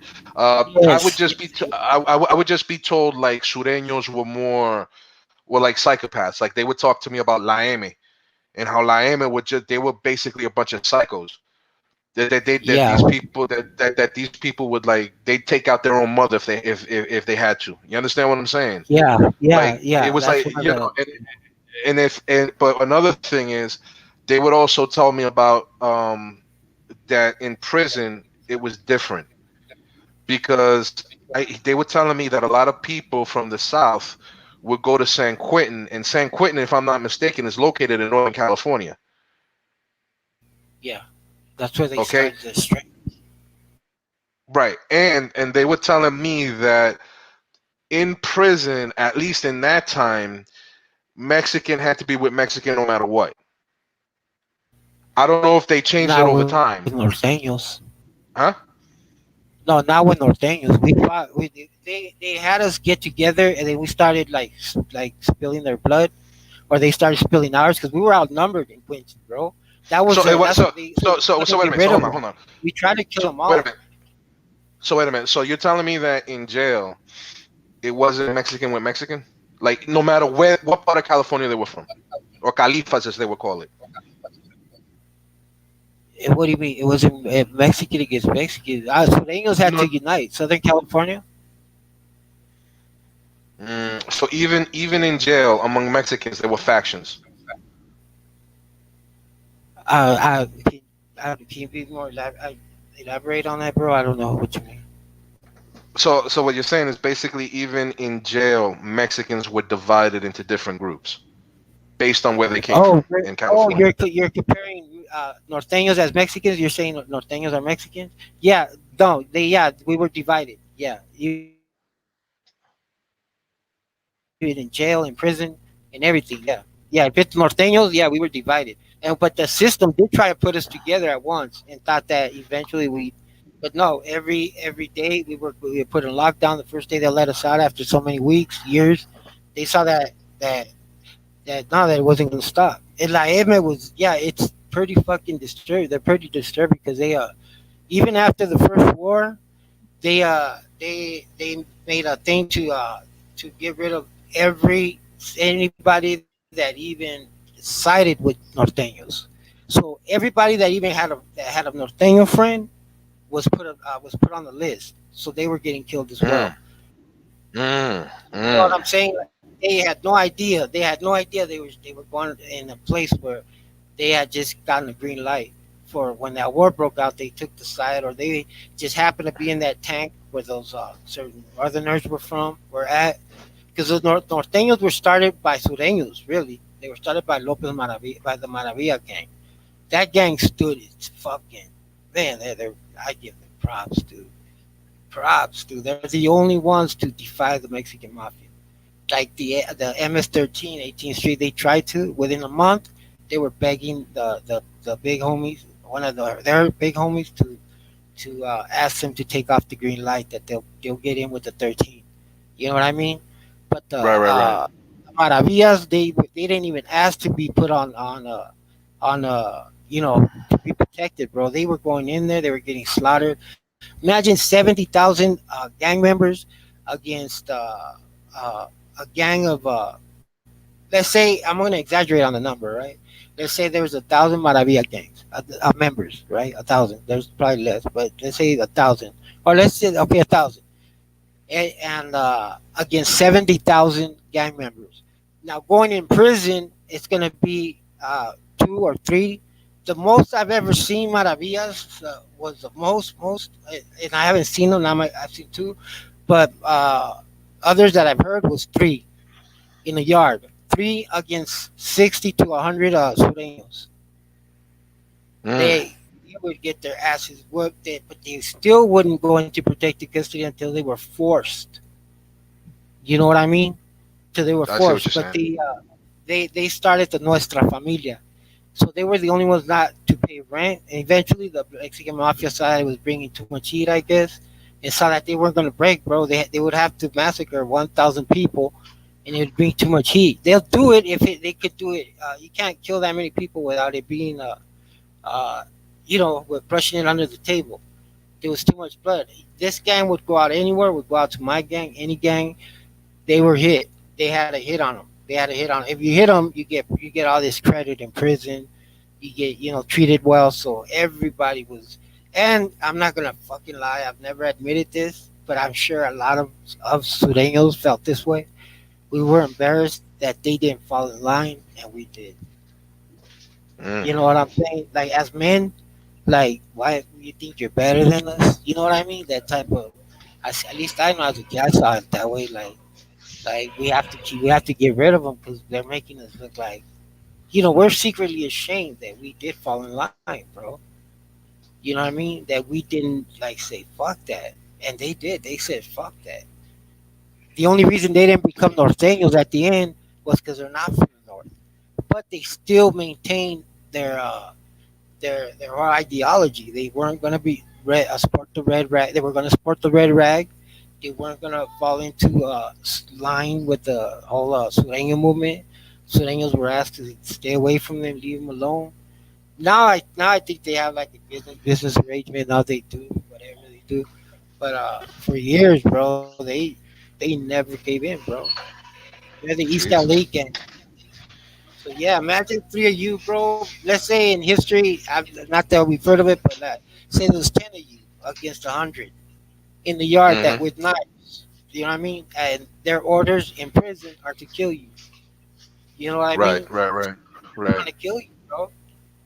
And I mean, and many people would have locked it up. I tell you, dog. These things are fucking evil. They're like there's a difference between two knives. If one of them is what do you call it sharpened, it's hard to kill that to destroy it. Yeah, I mean for the dull one to go over it, to win over it. Like in the yards, you'll see a few sureños fight a few blacks. Why would the few Mm. blacks, a few norteños? You know what I Guys, mean? Yeah, guys, my they would yo, my always. yo, guys, my bad, yo. What the fuck, yo? I caught the Oh wildest yeah, flat. no, we're dropping it. That's it. Yo, I caught a wild flat tire. I had to go fucking. Good thing I was raised as a man, a manly man with gender roles, because I was able to change the tire. You know what I'm saying? Oh, you mean you're a man? I think that's disrespectful to the gay and lesbian Nigga, I community, caught a flat, bro. I was so pissed, bro, because I kept driving. I'm like, why my car doing this? They driving weird, and I'm like, yo, it got to be a flat. And then when I look at the side, yo, my tire, like the whole tire was like on the side of the road. I'm like, what the fuck? Like Yeah, I I'm fuck, just seeing. I'm just seeing it now on Instagram. damn, bro. I'm like, what the hell? I don't know how I caught that No, flat. Maybe the cold weather you think could do that? oh yeah, did you fuck up the rim? It looks like you fucked up the rim. You shredded Fuck that up. motherfucker. Yo, because then the car wasn't even like driving unbalanced. I don't. I'm like, what the fuck? And I remember I looked around to see what it was, but I didn't go check that tire. Jeez. It's alright. It's alright. Whatever. At least I was around home when it happened. Yeah, But because if you're not, you would have had a tougher time. You had to get that shit towed. Ugh. yeah, no, but I'm good. I drove, and just tomorrow I'll get a new tire, a new rim if I have to too. But Well, that's what's yeah, up. Yeah, yeah. because Hey, you shredded did your car the go out tires. of control? What happened? Did your car go out of control? Were you, or was it part? Were you speeding? Like, you know what I mean?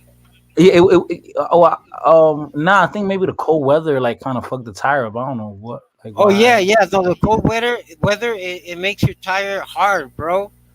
And Mm, depending on the it stretches out the because if the tires ain't new, it'll stretch yeah. them and then it'll relax them in the day when it's not that cold, and it'll stretch them and then eventually they just turn to shit.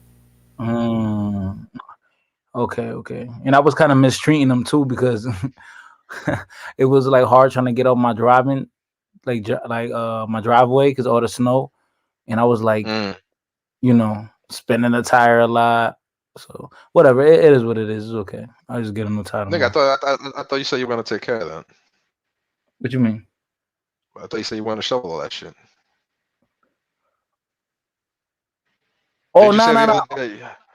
Did Oh you no. say the other day that you had all that shoveling to do? Oh yeah, no. Oh no, I did, but still, it's like a lot. Yo, dude, it's a lot of snow. Like Mm. You're it in New wasn't. York. Yeah, I'm right outside of New York. Yeah, like it wasn't like like little like 2 inches. It was like over a foot. It was like a lot of snow, Yeah, and niggas was telling me it was like 24 inches, like 2 feet of snow. I it fucking was fell. yeah, it was crazy. So then I probably fucked it up when I was I was looking at Walmart parking lot. I was doing donuts. The Oh, Walmart. there you go. I was having I was having fun in the Walmart park. Just playing in the snow. He's like a little kid with my car. Hey, could you possibly made a flap with the shovel when you were doing the snow? Like the shovel can Oh, you're right. You're right. I probably did. You're right. yeah. With when I was shoveling around it. When I was Yeah, shoveling. that's what happened. Most likely. If it was cool last week and last month, you probably did it that way. Yeah, you're right. I probably did it with the shovel. Going around the car and shit. Yeah. But it's all good. It's all good. We're good. I'm alive. My That's car's what's up. still driving. Just a new tire I gotta get. Yeah, you have to go get So a it's new still tire and leaking shit. though, right? It's still leaking? You Nah, gonna Bro, his we're tire is gonna shredded. His tire bro, is shredded. the tire is like shredded. Oh, so you need a new tire. Oh, okay. You can't even drive to the shop, right? No. I put a No, he's donut fine. on it.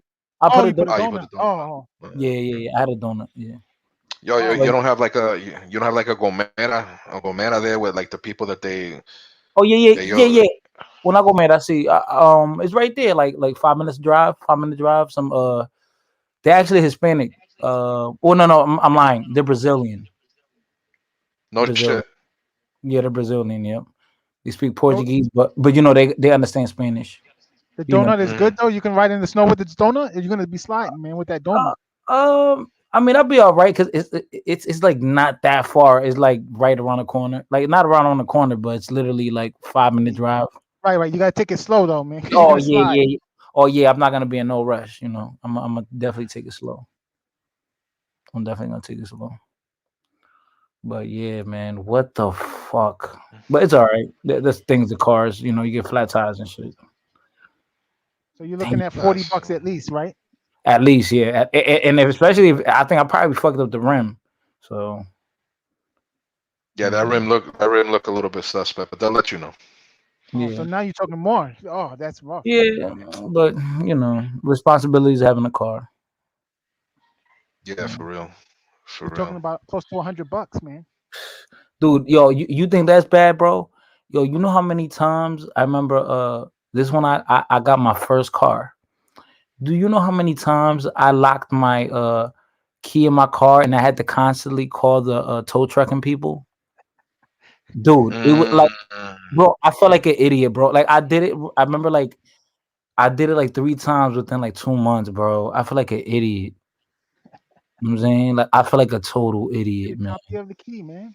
Yo, yeah. No, then after that, I started you know, like you go to like Home Depot and stuff. They And you got get like the this, tool.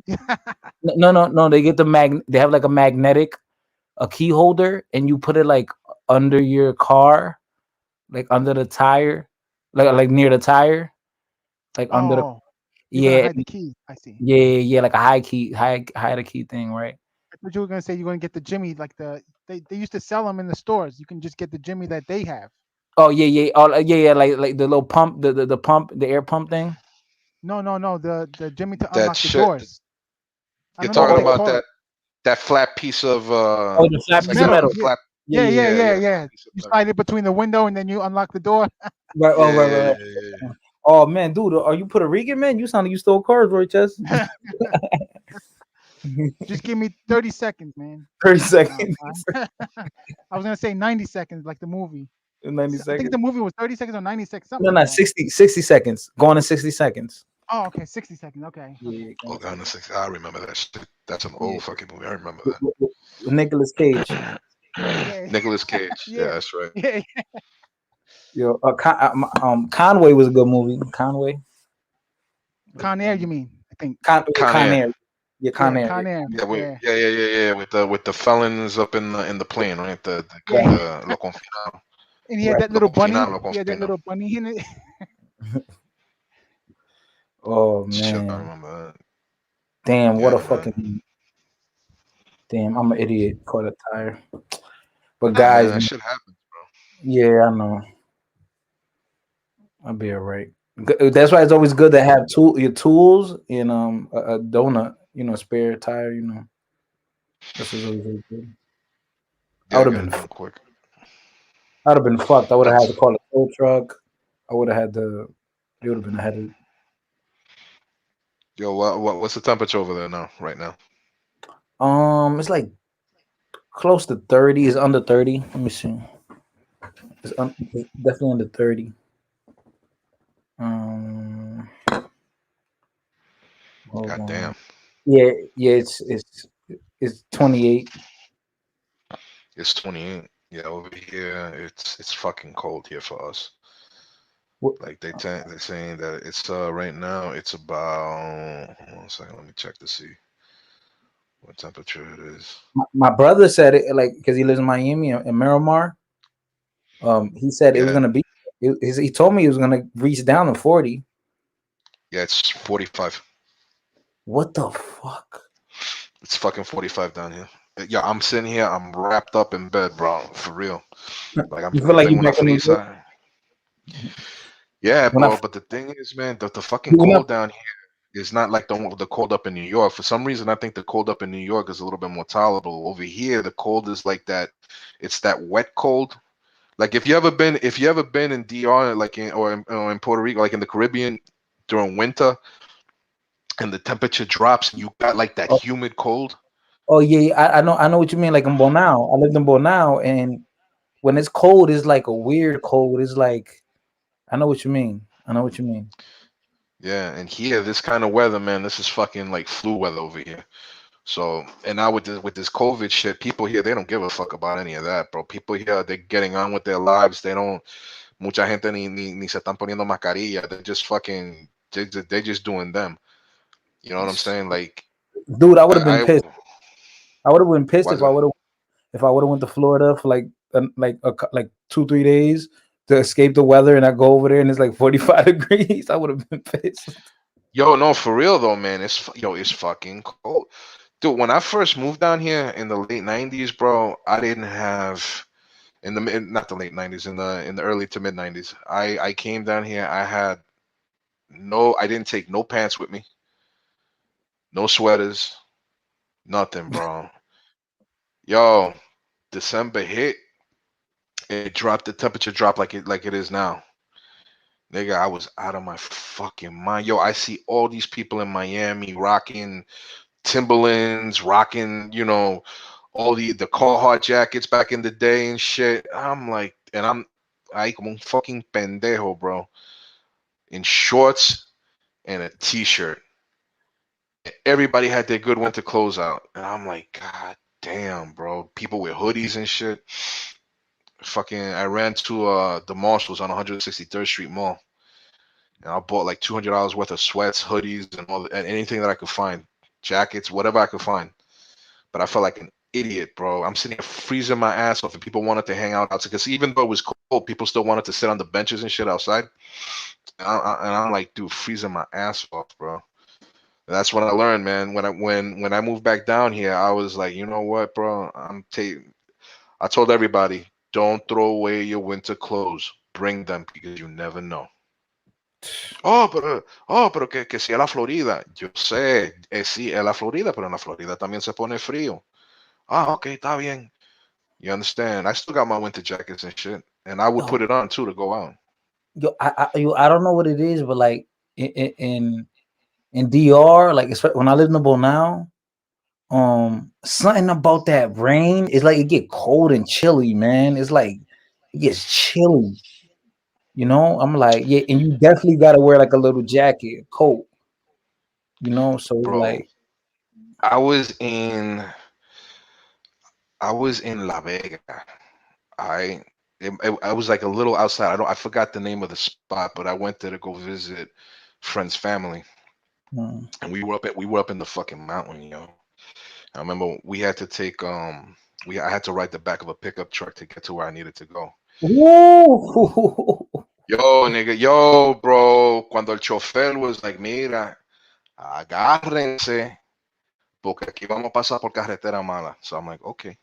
So I'm just like a little kid and stuff, and bro, man, bang, when la camioneta would shake, the bed of the camioneta would just shake. You feel like you would think you were gonna fall off. So I'm like holding on to once we hit that when we went past the first stream, because la camioneta would go inside the stream and everything. So we would go past the first stream, and you're like, it felt like the bed of the pickup was just gonna slide right off. Because this was like, I don't know if you remember back in the day, they might still have it in DR, the Daihatsu pickup trucks. Yeah. When I was out there, they had the Daihatsu pickup trucks, bro. And ahí, bro, agarrado. Bang, hitting all the fucking rocks inside the stream and shit like that. We were going up that mountain for like an hour and a half. We finally get off. And, I was in a house que no tenía luz, no tenía calefacción. And in the backyard, there's a spot that when you go into the backyard, it's like a little path that you just continue to go, not up the mountain, but you go into the monte, right? You come to a clearing, and right there was El Pico Duarte. Mira que ahí está el Pico Duarte. And when I took a look and I saw, holy shit, it's actually got snow on it. So that night, I see that these people started bringing all these toda esta frisa y colcha to me. And I'm like, yo, why so many? It's like, no, okay, you're gonna need it because the temperature's gonna drop. I'm like, but this is tropical. It's not gonna drop. This is fucking nigga. By 1 o'clock, I couldn't sleep. By 1 o'clock in the morning, bro. Remember, no heat at all, no running water at all, nigga. It was fucking cold ass shit. You was living like a cowboy for real. Oh yeah, dude, man, bro. I remember because I've been there several times, man. I didn't mean nothing by it, pero yo dije, coño, yo me comería un pica pollo ahora mismo, because I was just craving that shit. Yo, like 2 hours later, this nigga pulls up in a pasola that had a cage in the back, and it was full of chickens. Mira, ¿quién pidió los 2 pollos? Ese Oye, muchacho que está ahí sentado. Mira, oh, aquí están los pollos que tú pediste. And I'm like, what? Bro, and I'm sitting here with 2 fucking chickens. And I'm like, what the fuck is this? Oye, pero tú no pediste pica pollo. Oye, pero espérate, pero por aquí no hay un negocio, no. Mira, tú querías pollo frito, pues te vamos a preparar pollo frito. oh, Ahora, so it's like, ahora tienes que matar los pollos. I'm like, ¿qué? Tienes que matar los pollos. So you wanted some fried, for those who don't understand.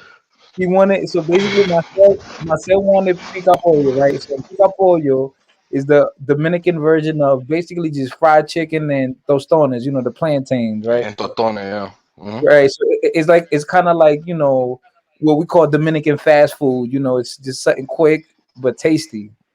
And he kind of was like he wanted that. He desired that at the moment. Like, damn, I want some pica pollo right now. And so somebody comes up in a scooter and they come with 2 chickens, and then Marcel had to kill it and cook it. No, nigga, yo, for real. And they were like,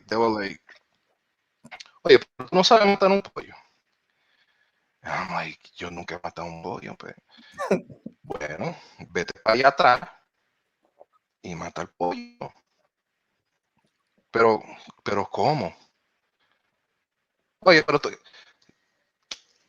¿quién trajo a este muchacho para acá? Oye, tú no sabes ni matar un pollo, muchacho mierda. I'm like, yo, what the fuck? Nigga, I had to do it. They made me do it. They're like, oh, you want to pick up pollo? You're gonna have to do this. Yo, I've seen my grandmother kill pollo. Yo, she just grabs him by strangles him and hit right in the neck. I'm like, oh man. Like I've seen my grandma do it like savage. Nigga, I made a mess. I made a fucking mess, bro. I made a fucking mess with those 2 chickens, man. When I got back to La Capital, I told my grandma what happened, man, and she was just like, you know how old ladies be, man. She was like, eso, mira, para tú matar el pollo, tú nada más, with the hand, show me the technique. Tú nada más tienes que agarrarlo por el pescuezo y hacerle así, y ya con eso tú lo matas. And I'm like, oye, pero es que yo no sabía. Coño, yo nunca he tenido que hacer eso. Yo, she Marcel, wasn't. You know what's crazy, Marcel? I feel like that's actually good. Like, I feel like we're getting away from that, as a society. Like, just going back to the old school style, just grabbing the chicken and knowing how to kill it. Like our grandmothers, our grandparents, they know how to grab an animal, kill it, clean it, take all the feathers and the fur and whatever you want to call it, and skin it.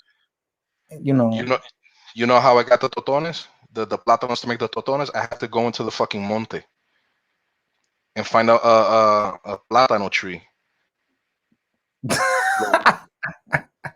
Yo, I'm not kidding. To make the tostones, I have to go. Have you guys ever seen a chicken get its head cut off? Yeah, I've seen it. En la pollería. La pollería, you can see them all the time. They run around like without being held. You know how they hold without them? Without their head, they still running around. Did they let it go, run around?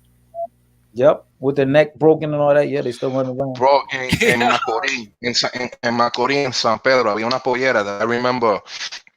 I forgot where. It was in town though. It wasn't on the outs. It was in town, and it was fucking full. You ever been in San Pedro? Did you ever go to the mercado? El mercado del pueblo. You never been there? Yeah. Man, that shit is like packed with. It got like all fruits and different type plants of food and shit. Yeah, bro. It was like around the corner from there. Porque en ese tiempo en ese tiempo, la carne wasn't that good. Like if you tried to buy it at a supermarket. So people would either go to the butchers or they would go to like a pollero or something like that to get it from there.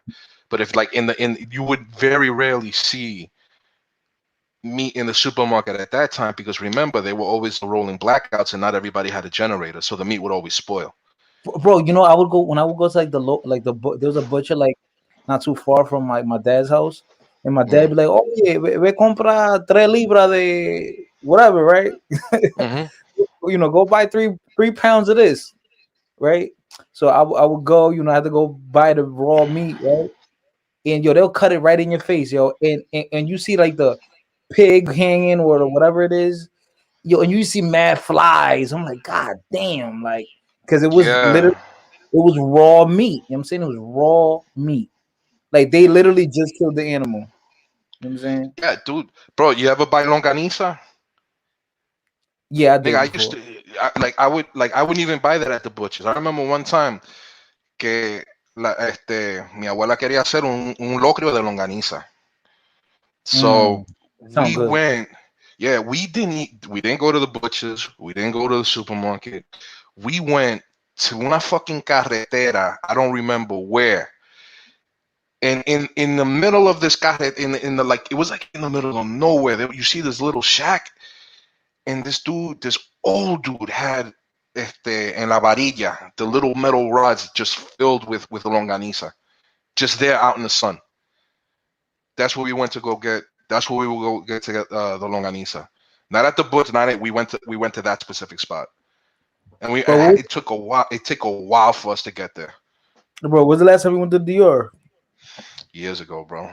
I haven't Yeah. been back since. I haven't been back since the old lady passed away, man. I haven't been back, and that's crazy because that's my mom lives there. So Dude, I miss it, man. I gotta go back. Like I miss it. bro, it's getting harder for me to stay here because like I don't know, man. Like I've always felt like I never belonged here. You know what I'm saying? But baby mama is Puerto Rican. I don't think she would, Puerto Rican from Puerto Rico, born and raised in Puerto Rico. You know what I'm saying? So I don't know if she would if she would be, because I know that I don't think we're not on the best of terms. You know what I'm saying? And I don't want to put myself in a situation where I'm not going to see my kids again. So I don't know if that will work out in my favor. You know what I'm saying? And going to Puerto Rico, I mean, Puerto Rico, right? You said that if you go to Puerto Rico, it wouldn't. I don't, dude. Puerto Rico is going through a serious shitstorm right now. So I don't know. I don't know. And DR, I mean, DR is not that bad either. I mean, DR with this whole fucking pandemic, like what they're doing down there, they're doing dirty to the businesses, man, because they literally from one day to the next told people there's gonna be a fucking un toque de queda, a curfew from like midday, from like 12 o'clock for the rest of the day, without any warning to these businesses that they would have to close. And that's fucking up a lot of people, man. So like I don't know if you saw Tercer Mundo, that he had to go out. I was watching one of his videos like a week ago, that he had to go out to get his food before 12 or before 3 o'clock. I think after 12 you could only be out if you were riding in a car. So he had to go get his shit before the toque de queda so he could go back home. You know what I'm saying? Like they don't know. I thought with Abinader things were gonna change because I was getting sick of El PLD. El PLD has been in power for way too long. They're completely corrupt. I'm not gonna sit here and say that they've stole money, but it's only logical to. And if Lionel would have never split from them, El Penco, whatever the fuck his name is, well, I forgot his name. They call him they call him El Penco, the guy who was the candidate for El PLD this time around. He probably would have won again, but because Lionel split the vote because he separated, Abinader won. You know what I'm saying? And it's just more of the same. There's no real fucking change from what I'm seeing. You know what I'm saying? And they're not, I don't think they really know how to handle the pandemic. And if they keep doing this shit, it's gonna kill the economy. You know, pero me están diciendo que mucha gente se está muriendo, que mucha gente se están enfermando. So I don't know porque yo no estoy allá. You know what I'm saying? Mm-hmm. So it's I don't know, bro. Man, I don't know, man. I haven't been there in 10 years, man. Yeah, it's about más o menos. Like we're on the same thing with me. Más o menos. You know, I fucking miss it though, bro. I miss it. Yeah, I Last definitely miss it too.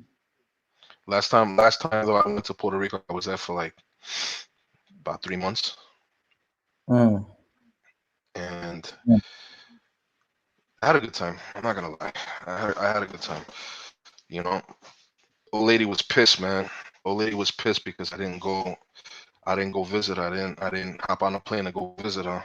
You know, and I kind of regret not doing that. You know, but there's a lot of Dominicans in Puerto Rico, man, and I ended up making contact with some of the Dominicans over there. I would go to Santurce. Santurce is like pretty much all Dominican at this point. Like you go to like Barrio Obrero, you go to Villa Palmera, it's like Dominican Central. So si tú quieres un producto de Santo Domingo, si tú quieres una comida dominicana, you just go over there, man. And plus, if you go to Mayagüez, if you go to Ponce, if you go to Caguas, if you go to Arecibo, they all have like the Dominican areas. So if it's kind of the same. It's different, but there's things that'll make you feel familiar, something familiar. You know what I mean? Right. Right. Yo, bro, I just last night, man, I was like just listening to man like Dominican music and music videos and just watching the people dancing and I'm like, damn, like just looking at the barrios and just the culture out there. I miss it. I haven't been there so long.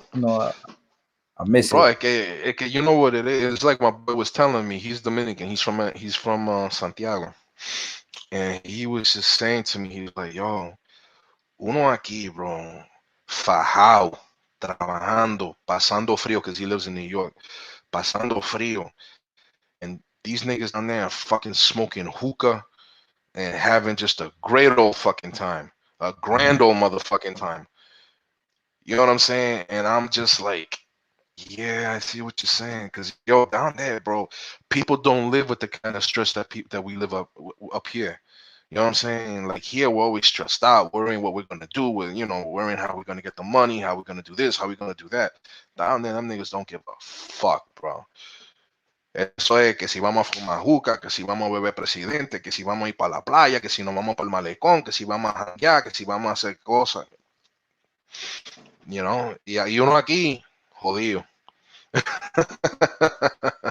Entonces, cuando uno se va para allá, they're like, they think that you're going there cargado de dinero. You know what I'm saying? No, que Right. este tipo está artillado de billetes. Mm-hmm. Este sí que tiene el dinero. It's not even like that, bro. Like, you don't know what I had to go through to fucking come here and just try to enjoy myself. Right.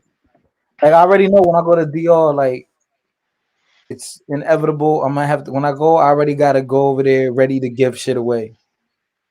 Like Mm-hmm. you know what I'm saying, and when you see the conditions that they're in, you're gonna want to do it anyways. But it's just inevitable. It's just it is what it is. Yeah. ¿Qué es lo que está diciendo este tipo? Godzilla Megatron. Y'all Dominicans should make the art great again para que no se vayan a Puerto Rico. Mira, mamabicho, escucha lo que te voy a decir. ¿Qué es lo que está pasando en Puerto Rico ahora mismo? ¿Ah? ¿Qué es lo que está pasando en Puerto Rico ahora? ¿Por qué todos los boricuas se están yendo de Puerto Rico? Un gobierno inepto, corrupto, una criminalidad desenfrenada. Así que no venga tú, coño, a joder, mi hermano. A estar hablando mierda. Okay, I'm done. It's the small hats. It's jam culture. It's jam culture. Oh my god, that's funny. It's the Yeah, small hats. gonna survive for stupid.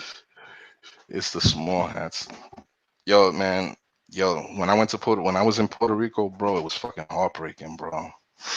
Man, you go to the center of town, bro. All the empty fucking los negocios vacíos, los locales vacíos, casas vacías. Well, after the hurricane. Nah, this was before the hurricane that I went. And it's to do with la economía, the economy. It's just not doing well, bro. Um, ever since 2006, Puerto Rico's economy has been in the tank. Why is that? Because people are leaving. Yeah, well, what happened was Puerto Rico used to have economic incentives. It was called Section 936 of the tax code, which provided economic incentives to companies, American companies that would go to Puerto Rico and set up shop. And they wouldn't pay any federal taxes, and they would save a lot of money, but they still had to abide by federal minimum wage, right? So, but at that time, federal minimum wage wasn't even that much, right? So a lot of these companies would go to Puerto Rico and they would set up shop. So you had what was called the zona libres. Zona libres in Santo Domingo, they call them zona franca. So these are areas of industry where you would have everything from appliances being made, pharmaceuticals, and like uniforms. Like I had my aunt in Puerto Rico. She actually worked in a company that would make uniforms for like the maintenance workers. So like if you see maintenance workers in like in the city, like if you go into like the apartment buildings, they would have like that jumpsuit and shit. They would my aunt was in charge of a factory that actually made those kinds of clothing. What happened was between 1993 and 1994, the American government decided that it was going to strip Puerto Rico of the tax incentives, because they looked at it, they were trying to save money and they thought that this was some sort of corporate welfare. Now, I've heard cases be made that this is the case, but the fact is that in Puerto Rico during the 70s and 80s, these tax incentives were an economic engine for the Puerto Rican people. I mean, like half the island's workforce was working in these factories and in these types of jobs, in these manufacturing jobs. So they repealed the tax code in 1996 and they gave it a 10-year phase out, right? Also, another thing that happened was they implemented NAFTA. NAFTA destroyed Puerto Rico's economy. So what happened was they took away the tax code, right? They implemented NAFTA. So now those companies that were in Puerto Rico, those manufacturing companies, all of a sudden thought, hey, listen, we're not getting tax incentives, and they just made it more profitable for us to relocate to Mexico. And in Mexico, we don't got to pay nobody minimum fucking wage. So within a couple of years, all these manufacturing companies that were in la zona libre, they all started relocating to Mexico. Unemployment started to skyrocket. I mean, Puerto Rico already had an unemployment problem, but after that, it just started to fucking skyrocket. You understand? And because the tax incentive gave that was repealed, gave a 10-year period, it expired in 2006. The moment those tax incentives expired in 2006, Puerto Rico immediately entered into a recession. So, but in the late 90s, Pedro Rosselló, who was probably one of the most corrupt governors. Well, they're all fucking corrupt, but he was a piece of shit. What he did was he thought that by stimulating the economy, by expanding building, making carreteras, trying to build infrastructure, he thought that if he could keep more Puerto Ricans employed, that this would offset the eventual ruin that was going to come in 2006. But what problem was is that they started borrowing so much money to get these projects done that his own politicians started stealing it, and they would leave either if they had money that was earmarked for a specific project, a lot of people would steal the money, and the project either wouldn't get done or would only be halfway done.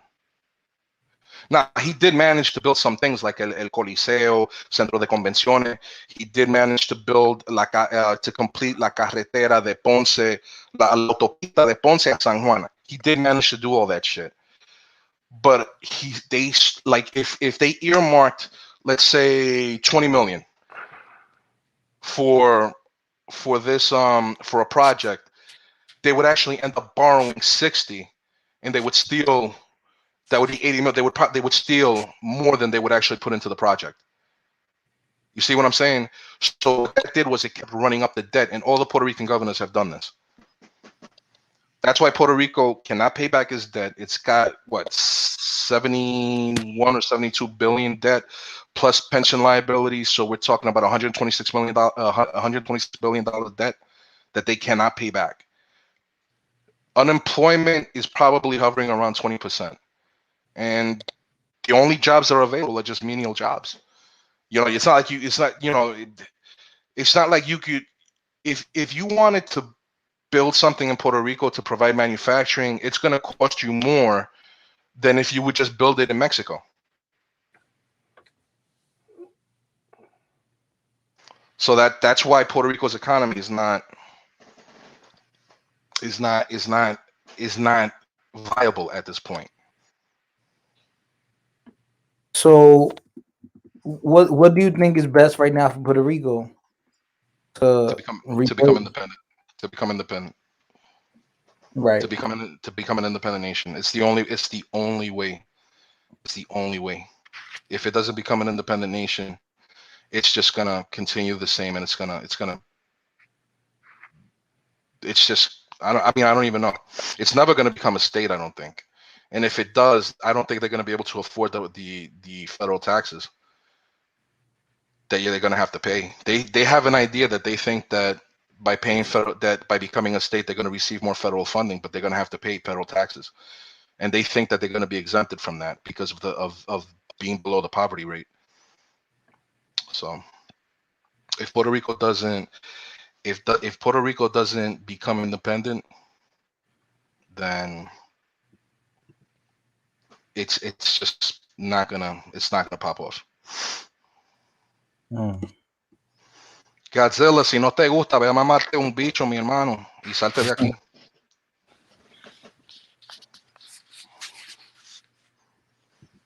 So yeah. Oh man, this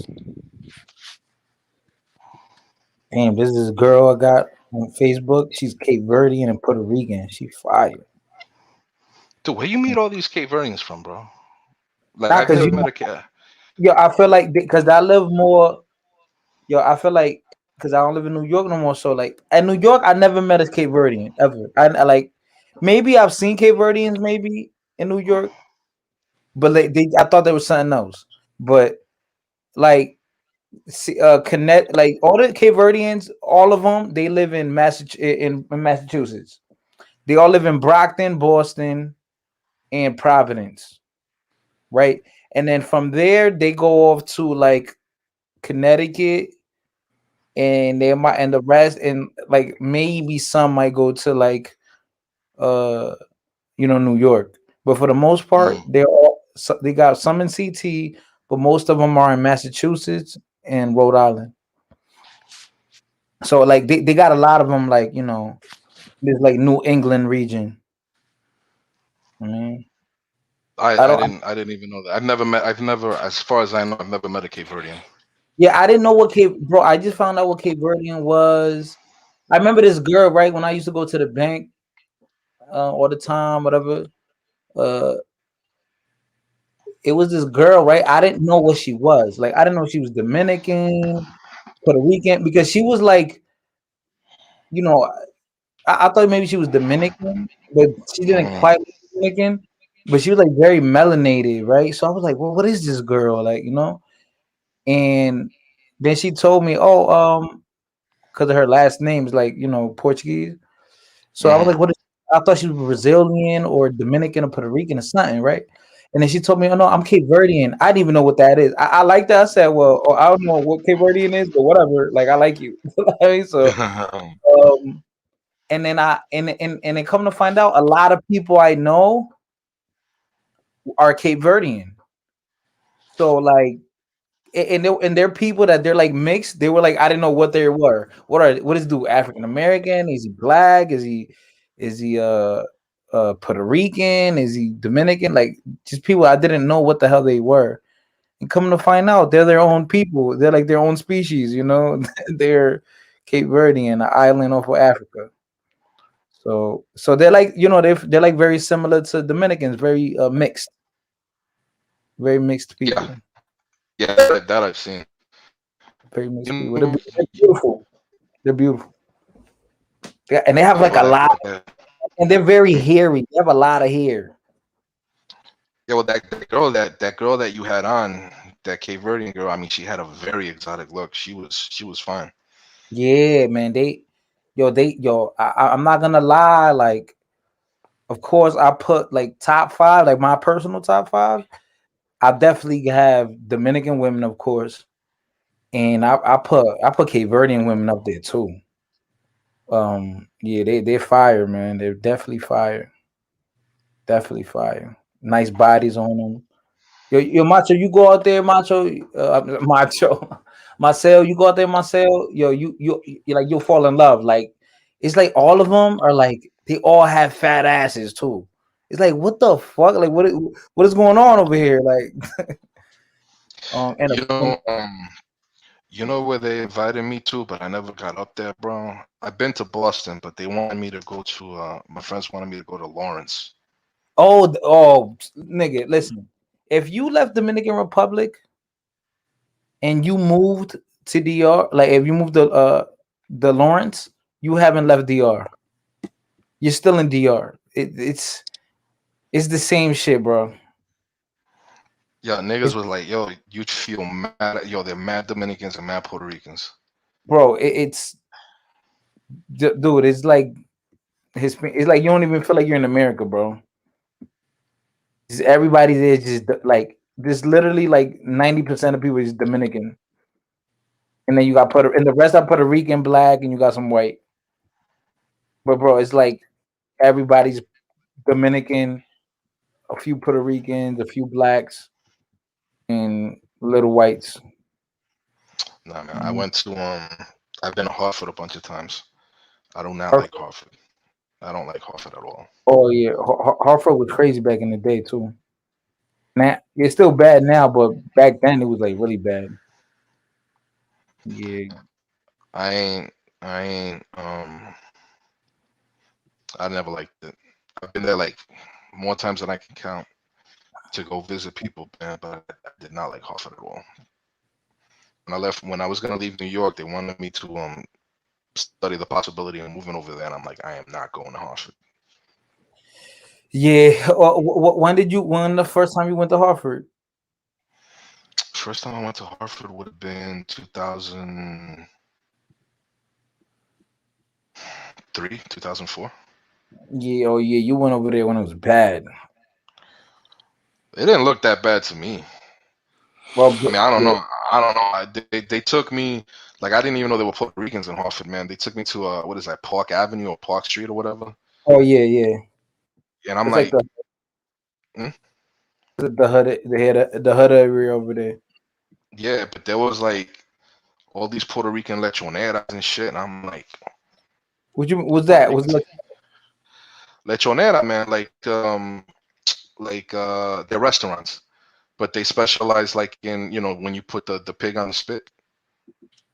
Oh, okay, got lechonas, but they have everything, man. You could eat lo arroz con gandule, fucking, they have everything, morcilla, you know what I'm saying? But they call them in Puerto Rico, they call them lechoneras.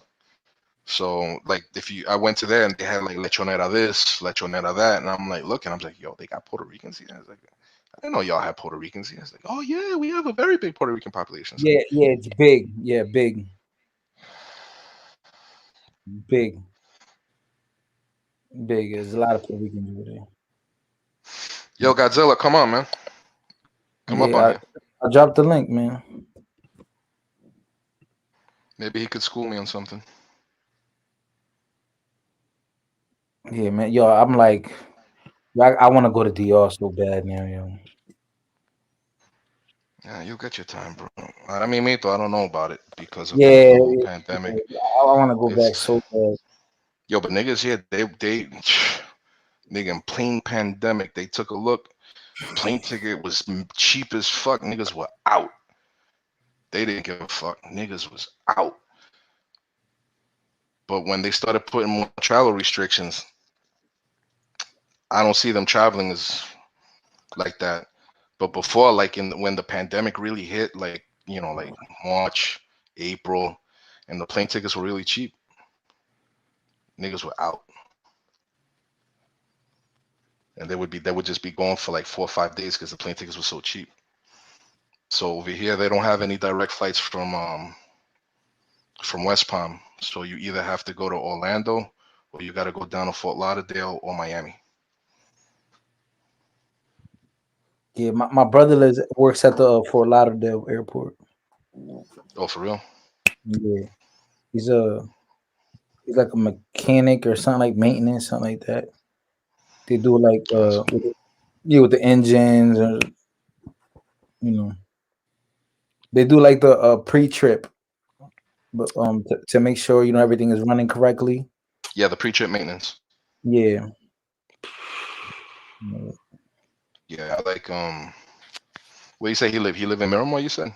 Yeah, Miramar. Yep, Broward County. Bro, yeah, I fucking love Miramar. Yeah. Yo, For real. when I went to Hallandale, was that Hallandale, right? Hallandale Beach, yeah. Yeah, Hallandale Beach.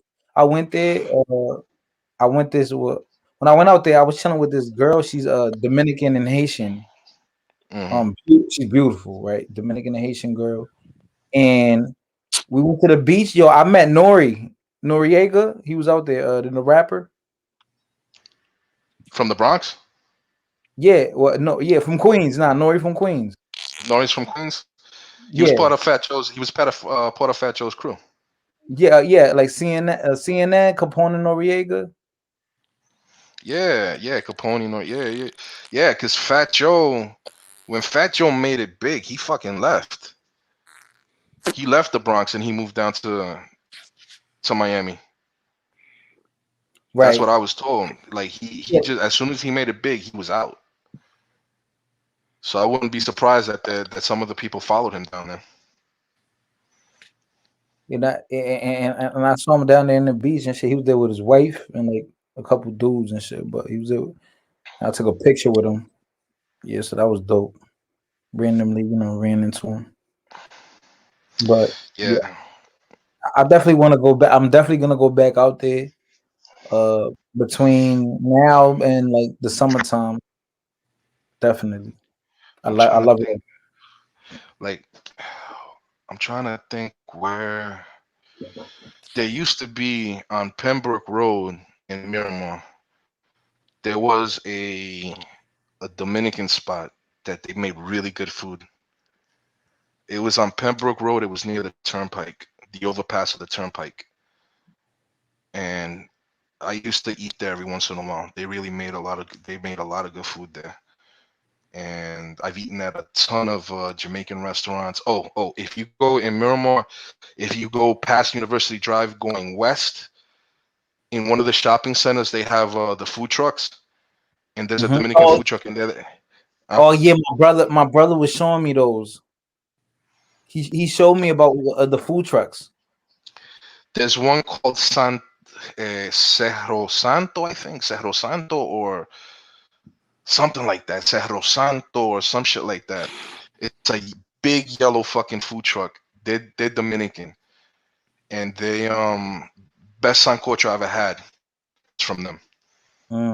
Sancocho Prieto. And in that same plaza on the other side, they had a Puerto Rican food truck. Bro, I just I don't know what it is. Yo, I love Florida. I love Miami vibe, man. I loved it. Yeah, I loved Miami, bro. I'm telling you, man. There's nothing like being in una cafeteria cubana that's got the outside fucking patio, man. You sitting there con café cubano, just chilling, nigga. Just like it. that's what's up. I got it. Yeah, I loved it, man. I had so much fun when I was out there. I loved it. Loved it. The Yeah, so vibe, the I'm saying, vibe.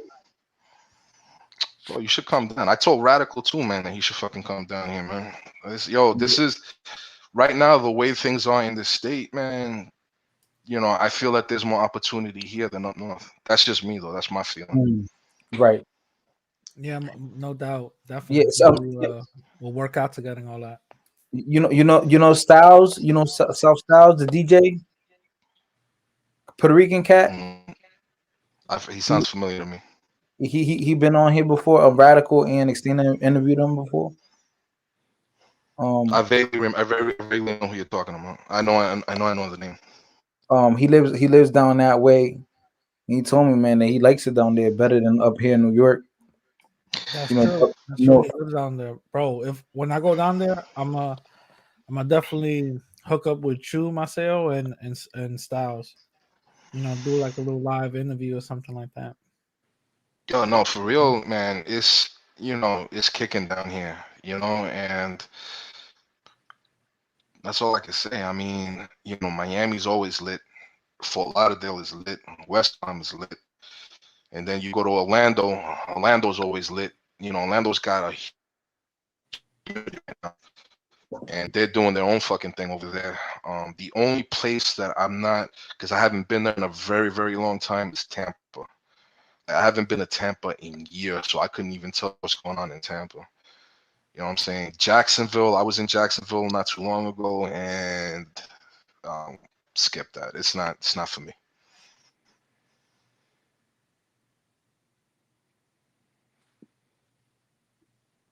It's not for me. It's just Yo, Godzilla, you got a lot of shit to say. How about you come on, bro?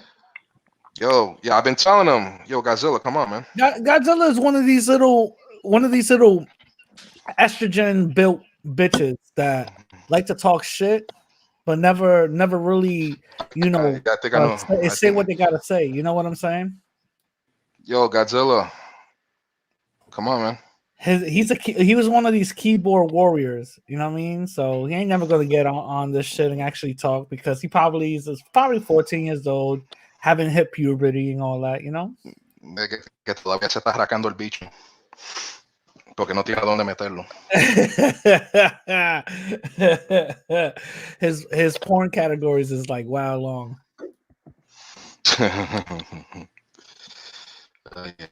But yeah, man. There's a lot of shit to do down here, man. Yeah, but man. Right now, I loved it. It's muggy and all that, but I don't give a fuck. I love it. Like you were talking in one of the lives, you were talking about Wynwood, that you went to because Wynwood. Yeah. When I first moved down here, Wynwood was the Puerto Rican neighborhood. Yeah, it was the hood. It was just, it was a block. It was, barrio, and it turned into this whole, got gentrified, and it's all a bunch of like clubs and restaurants now over there. If you're going down I-95, right, you get to Northwest exit. When you get off on the ramp, if you go back, so you breaking up, myself? Is that me or is that myself? No, it might be me. How about now? You hear me now? Yeah, I hear you good. Okay. If you take I-95 and you get off at the Northwest 36th Street exit, when you get off the ramp, if you go left, you're going to go east towards the water, and that'll take you into Wynwood. If you go right, you go into a neighborhood called Alapata, and that's the Dominican section there. I'm pretty sure. I'm sure your brother must have put. Yeah, my brother took me, and it was like a little park. It was like a Dominican park, like a little. And I knew, like, because of my brother told me, because I already know about Little Haiti, like Little Havana. I had heard about it like years ago, but my big brother told me, oh yeah, aquí hay un barrio, a Dominican neighborhood. And when I got there, I'm like, oh, this is Dominican as hell because they got like Dominican flag and they got like a bunch of businesses and talleres. And Did you yeah, go to El Típico Dominicano? Did you go there? Or you didn't make it there? a restaurant or something Yeah, like that. El Típico Dominicano is a restaurant, but on the weekends they got like live music. They got like perico ripiao, bachata. Oh nah, he didn't like because remember when I went down there, they were just opening Florida back up, like as far as clubs and stuff. And When did you he wait, got wait, wait, wait, wait? When did you come down? What pa qué fecha? October, my birthday October. October. Ah, So okay. so literally when I got there, like that week they were opening up. And the thing too, like I they have two little kids, my nephews and niece, my nephew and niece. They're young and they don't even really go outside like that because of COVID. So even though I don't really like believe in COVID that much, I feel like they're kind of hyping it up. I still had the respect, like I'm not gonna go hanging out like that and then go back to my brother's crib. So I just as a respect, I wasn't really hanging out like that. So anytime, but I still have fun. Like I went to the Everglades. Mm. I recorded, crocodiles, saw alligators, a bunch of birds, and I was in a swamp area. Then we went to some beach. I forgot what spot. Matter of fact, I think it was like, I think it was probably kind of. I gotta find out the name. But with the spot I went to, oh shit, oh shit, hold up, yo.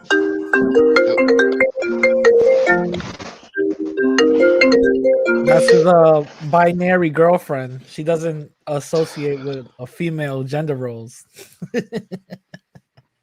Oh, that girl that was on said that she was non-binary. No. I'm saying the one that's calling fighter right now. Oh, I thought that girl that was. It's his binary girlfriend. The one that boxes. Yeah, because I came late onto the live, so. She's like, "Hey, yo, babe, why you still on live right now?" Oh shit, man. Yo, Yeah, Godzilla oh still yeah, don't come up. but when I went out there, we was by a spot. Yeah, I'm a Libra. When I went out there, I was on the spot. Uh, and then when you get there, like, we put the boat in the water and all that.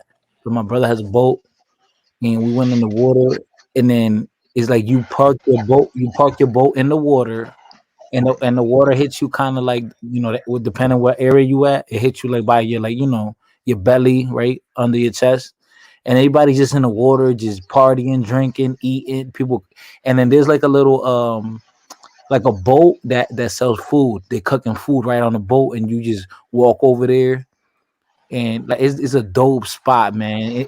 You see a bunch of people just in boats and jet skis, just partying, bumping music. And I said, yo, and my brother told me, yo, and right now this is like a dead day because I remember we went like on a Thursday or some shit. He said, like, if we came out here like in the weekend or like when COVID isn't around, like this shit be lit. Like you gotta come here, like you gotta get here by like 10 in the morning and park your boat. Because if not, yo, this shit gets so flooded with so many people partying and bumping music and all the women dancing in bikinis. I'm like, damn, like that's a vibe. Like it's a different type of vibe. Like, and then you got the sun. I don't know, man. It's Oh a yeah, different dude. vibe. Was this in? Do you know if this was in Broward or in Miami? Oh man, is the it was definitely like near Miami, man. Because I remember after that we drove the boat into like driving around like Miami, like, and we were like going down like all these like $1 million homes that I Star got. Island, probably. Yeah, Star Island, Star Mm. Island, Star Island, and and my brother even actually let me drive the boat. You know what I'm saying? Yeah. So yeah, it's dope. All you gotta do is stay between the cones. There's like a red and green. And you gotta Yeah, the you gotta lanes, the water lane. right, and you gotta stay in between that. So I was like, yo, this lifestyle is dope. Like that water lifestyle, just Florida dope, man. Yeah, that shit is big over there, man. Like fishing, they'll take you out. They'll take you out fishing, saltwater fishing. Like Right. people be catching marlins and shit. Like actual Mm. fucking marlins and shit. Mm. Miami Beach, like South Beach. I mean, South Beach is a different world. Like when I was young, bro, it was Friday nights with Coconut Grove, Saturday nights with South Beach. Mm. And Prince had a club called the Glam Slam on Alton Road. Mm. And that shit would keep getting shut down because of all the drugs. So it would be open for like a couple of months. They'd come and shut it down because of the drugs. Open it back up, huh? Yeah, so that shit was jumping. That was jumping. There was a club called Liquids on Lincoln Road, I want to say. Was it on Lincoln Road? Anyway, that club was fucking jumping. Mangoes on South Beach was fucking jumping. Dude, it was just like South Beach. If you go on the strip on Ocean Drive, you could just walk in, have a drink someplace, walk out, go to another place, get another drink, walk out, that's the way it was. I mean, on a Saturday night, if you try doing that when it's packed, though, it's a little bit more difficult. You know what I'm saying? But like if you go there like on a Thursday night, that's why I used to like going during the weeknights. You could literally just go bar hopping. And I mean that shit is fun. Yeah, my brother be telling me, man. He be telling me like, yo, you gotta move down here. You gotta he be telling me. But you know what it is, man? Like if you look at the business matrix down here, like if you look at the possibilities of opening up a business down here, I think from my understanding, you don't go through as much bureaucracy down here as you do up in New York.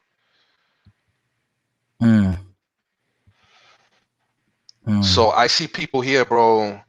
Mira, aquí no saben hablar inglés, and they fucking they holding it down, nigga. They holding it down here, bro. I had a female friend. She's I forgot. She's Trinidadian and Haitian. She went out there and she started up a business, man, and she doing good. She younger than me. She's 26. She started out there. She's doing good now, man. She's doing really good. Yeah, people here, bro. They're working out of their house selling shit. Yeah, that's what she's doing. That's what she's doing. Yeah, and like I noticed that a lot. I don't see it too often anymore because I left a lot of those groups. But people were like selling on Facebook. They're selling like jewelry. Like these Puerto Ricans up in Orlando were selling jewelry out of their houses. They were having raffles. They were making money, bro. Like Dominicans, like in Southern Florida, like West Palm, Broward, Miami-Dade. You know how many barbershops they own? You know how many? You know how many of them are like doing the Uber thing and the Lyft thing? One of the things I like about Miami is that I was looking at the real estate compared to all the other big cities, and Miami is one of the most affordable cities. Because I'm up in the Northeast y no se compara lo que uno encuentra en Miami comparado a Nueva York, Boston, Filadelfia. Bueno, Y cualquiera se de garita a Miami y vive cómodo allá. Tú sabes. Bueno, eso depende, porque ahora mismo en Miami, si tú te quieres buscar una casa, por ejemplo, en Hialeah, que es donde viven todos los cubanos, esas casas están bastante caras ya.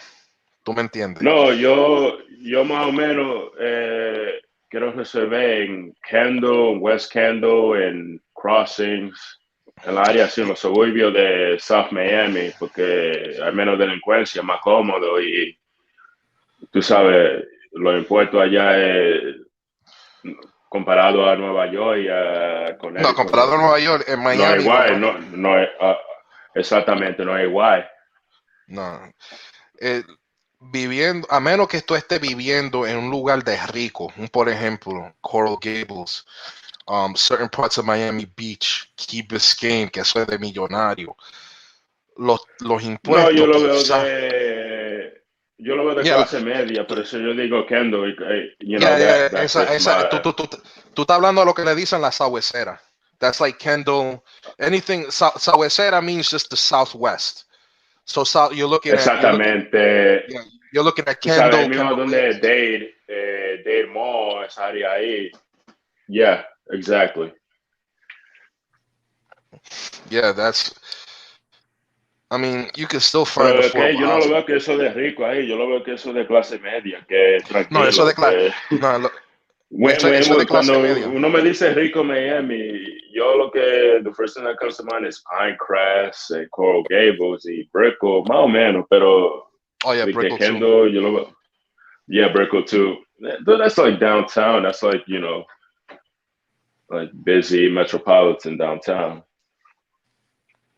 Yeah, that's La Sabuesera is nice though, man. You go to like Southwest 72nd, Kendall Drive, which is Southwest 88th, and in between those two avenues, bro. Lo que pasa es que ahora mismo, lo más que hay disponible, hasta donde yo sepa, son los townhouses.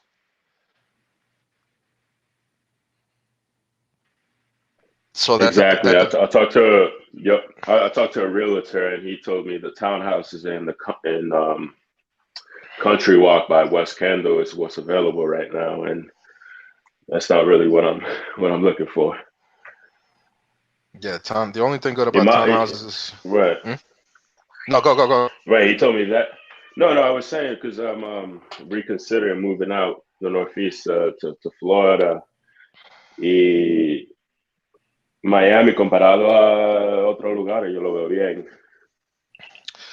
But there's even more affordable areas, porque si tú te metes, por ejemplo, para, ¿cómo que le dicen a eso? Cape Coral. Que eso queda en el otro lado de la Florida, on the Gulf Coast. Yeah, pero ahí se encuentra Boricua y that's by north of Naples, right? North of Naples, yeah. Yep, yeah, I've drove through there. Yeah, like Lehigh Acres still got some affordable housing. I'm trying to think where else. Jacksonville has got, but Jacksonville, I don't like Jacksonville, so it's not a place that I would recommend. O sea, una pregunta, tu opinión de Tampa Bay. What's your thoughts on Tampa Bay and living there? In comparison to Orlando y Fort Lauderdale. Okay, so in comparison to Orlando y Fort Lauderdale, okay, la opinión de Tampa. Es que tú sabes lo que pasa, yo llevo muchos años que no voy a Tampa. Yo tengo amistades que viven allá y que a cada rato me invitan a que vaya para allá. El amigo mío, que es boricua, se ha mudado para allá 2 veces, porque él se fue para Orlando y después tuvo que regresar. ¿Tú me entiendes? En Tampa yo sé que hay empleo, hay casas que todavía son asequibles. No estaría de más estudiar la posibilidad de mudarte para Tampa, porque en Tampa todavía hay opciones. ¿Tú me entiendes? Para tú conseguir una casa con patio, con 3 cuartos, 2 baños, ¿tú me entiendes? Pero si tú te tiras, por ejemplo, para Miami, yo creo que para tú conseguir una casa hecha y derecha se te va a hacer un poquito más difícil. Porque yo creo que lo que más hay disponible en Miami ahora mismo son los townhouses. Si tú vas a querer una casa, tú vas a tener que pagar mucho más. Si tú te vas para Tampa, para mí, yo creo que tú vas a conseguir una mejor oferta comprando casa allá. Esa es mi opinión. Estudia la posibilidad. Tampa, me dicen que como todas las ciudades tiene su parte mala, pero también tiene su parte buena. Lo que yo estoy notando es que mucha gente se están mudando para el norte de Tampa. No, yo así vi. And people told me that they're moving to Broward County because it's more affordable as well, and it makes sense. So what I am going to tell you, Florida is the fastest growing state. So what you're saying is logical to me. Yeah. What the only thing I'm going to tell you is, if you do move to either West Palm, Broward, or Miami-Dade, make sure that you that you figure in the cost for your car insurance, because car insurance is more expensive in those 3 counties than in any other place in Florida. Okay, and make sure that where you're moving to is not a zona inundable, the flooding, because then you're gonna have to pay flood insurance, and that costs an arm and a leg. You understand? And when if you're gonna move it, if you're gonna look at a townhouse, make sure you find out what the association cost is and what their rules are gonna be, because la asociaciones aquí joden mucho if you're living inside of an association.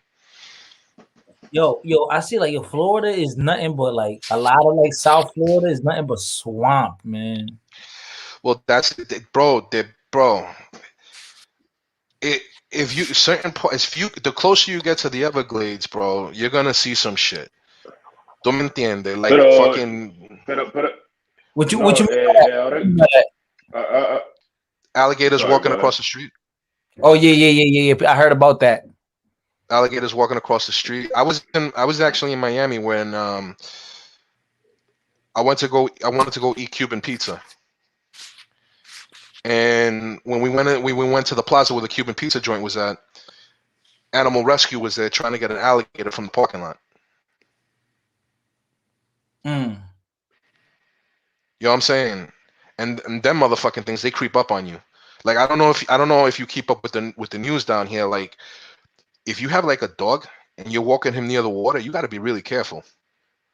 Oh yo, I saw a video one time that a dog, he was like at the beach or some shit, or like he was like near in Florida somewhere by the water or something, and the dog was like he fell down like it was like a little like a ramp, and he slid down the ramp, and the ramp goes down into the water, and the alligator got his ass, man.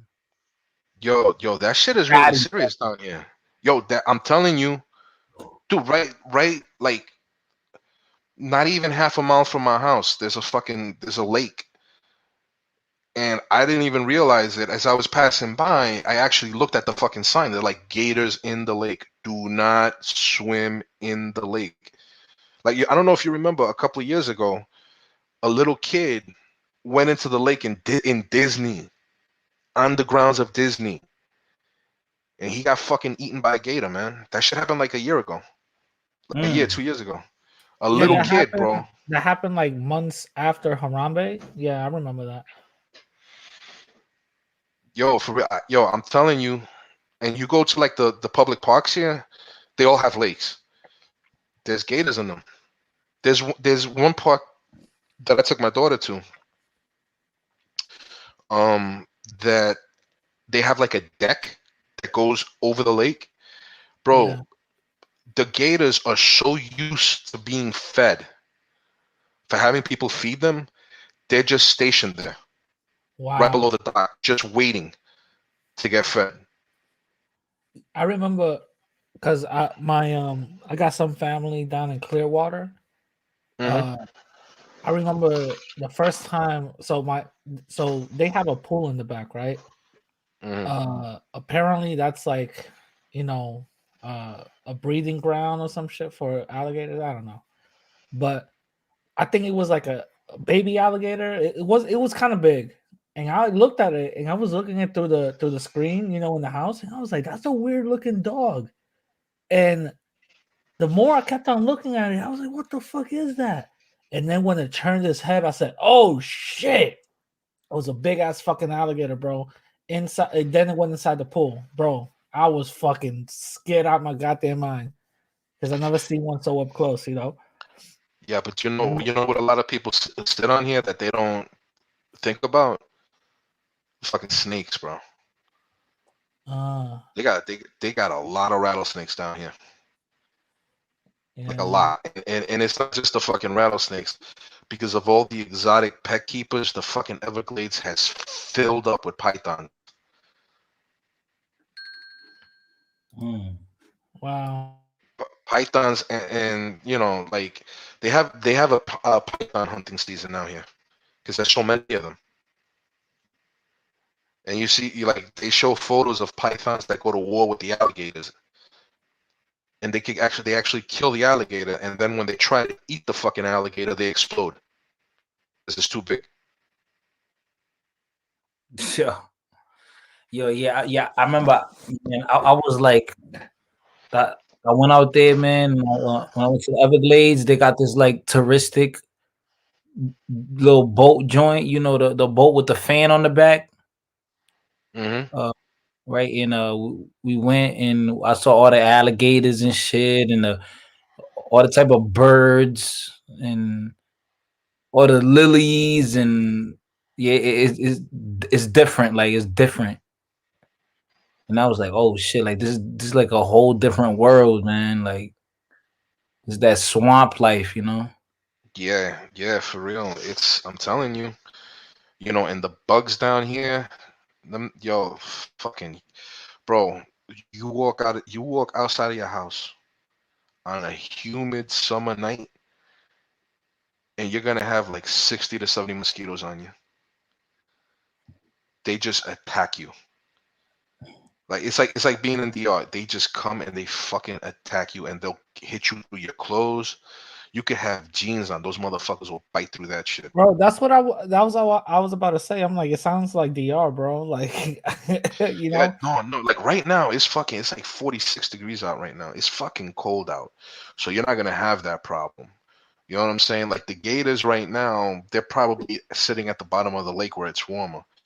But bro, once it starts warming up and shit goes back to normal, that's when the fun begins. Yeah. How bad are the hurricanes over there? Man, it really depends on the hurricane, bro. Like I was in Miami for Hurricane Andrew. And that was fucking bad. That destroyed the southern part of Miami, did. That's why I was telling this dude if that like I love southern Florida, like West Palm, Broward, and in Miami, but because of the hurricanes, you got to pay more for car insurance. You got to pay more for house insurance. If you live in an area that's deemed floodable, you're gonna have to pay fucking flood insurance. You know what I'm saying? It's you really gotta do a cost-effective measure when you come down here and you want to live, because in some cases it's very possible that you could end up paying the same amount of car insurance that you were paying up in New York if you want a full cover. Now, I know people that pay $30 a month in car insurance down here, but when something happens, they don't got any coverage really. It's just basically you're paying just to say that you have car insurance, and that way you could have a license and license plate and all that bullshit. Yeah, like they don't like if they turn their car into a fucking canoe, that's not gonna get covered. You know what I'm That's not saying? gonna no, oh, no. I see, bro. I would hear all the time people would get into a car accident, and then when they would, I said el reclamo, and they wouldn't get shit. They wouldn't be Yeah. covered. They had they here the state doesn't mandate um the same amount of coverage minimums that they do in New York, for example. So that's Oh. why that's why a lot of people come down here and they get Florida residency, even though they really live in New York, so they could pay less on car insurance. Oh, okay. But South Florida is known for being like a hotbed for like car insurance fraud and so. I wouldn't, bro. There you South go. Florida. That's what I heard. South Florida is known for frauds of all sorts of when it comes to car insurance and all that, Bro, and falsifying accidents. Oh yeah. Like, dude, Miami is the Medicare fraud capital of the world, so I wouldn't doubt it. Like Miami, bro. In Miami, they have so many public clinics for the viejitos, and they have their own little transportation. Like if you're riding on like I-95 or the Palmetto or 836 or 112, you're gonna see like the little transportation buses for los viejitos. They call it los centros de envejeciente. That these are like little medical centers where lo viejito, anybody could go, but it's usually like a lot of old people that they go there. They get the blood work done. They get X-rays. It's like an all-in-one thing, right? They're receiving federal funding for that, but they're also receiving Medicare funding for that. And the amount of Medicare fraud that goes on is astronomical. In fact, Rick Scott the former governor. His fucking company was accused of Medicare fraud, and they said that he personally profited at something like I don't know, something like $50 million or some shit. But they were never able to Yeah, I prove it. recall that, and it's ironic, right? And it's ironic coming from a conservative state. I don't want to spend money on these, you know, Oh no, well, it's a conservative state, but I'm going to tell you. But you know, with all the fraud going on, it's just ironic. That's what I'm trying to say. Well, dude, yeah, yo, it's a conservative state, but Miami is a Democratic city. So if you, let's say you have a family member who is retired and is on Medicare, right? Chances are they might fare better in Miami or Broward than they would if you would take them to Ocala, or if you would take them to Melbourne. You understand what I'm saying? Their premiums would be a lot lower if you take them to Miami, because in Miami, the population of the aging is so high. You understand that they have more funds allotted to them from the federal government. So if you go see the doctor, you're not even going to have a copay. Yeah, I actually read a study about that. That Cubans in Miami, when it comes to voting for the mayor or the commissioner, or for local elections, they would vote for a Cuban who's Democrat as opposed to someone else. But when it comes to federal elections, they would vote for the Republican. Yeah. It's just really funny to me because Yeah, because I think there's a big misconception that Cubans all vote this way and think this way, but when it comes to where they're at in Miami, they tend to vote another way too, for the benefit of their county or their neighborhood or whatever. Yeah, yo, wait, fighter, you still here, bro? Yeah, I hear you. I'm here. Yeah, I'm gonna get out of here real quick. I just want to ask you, by any chance, does Cora got a Instagram? And if so, can you send it to me? I don't know her name, but I'll ask her. Yeah, ask her because I want to see if she's interested in the interview and all that. Okay, I'll definitely ask her. She's married, by the way. I wasn't. Yeah, I'm fucking with you. I didn't care about. Oh well, in that case, never mind. Fuck the interview. Yo, fuck. No. I wasn't. No, I'm fucking with you. I'm fucking with you. Yeah. I know why you're asking, because she's smart, and she can hold her own, and she, I see why. Well, in reality, to be honest with you, the reason why I'm asking is to better understand that whole LGBT transgender thing, because it was confused. Gender right now, it was confusing to me. Yeah, bro. I just feel, to be honest with you, brother man. I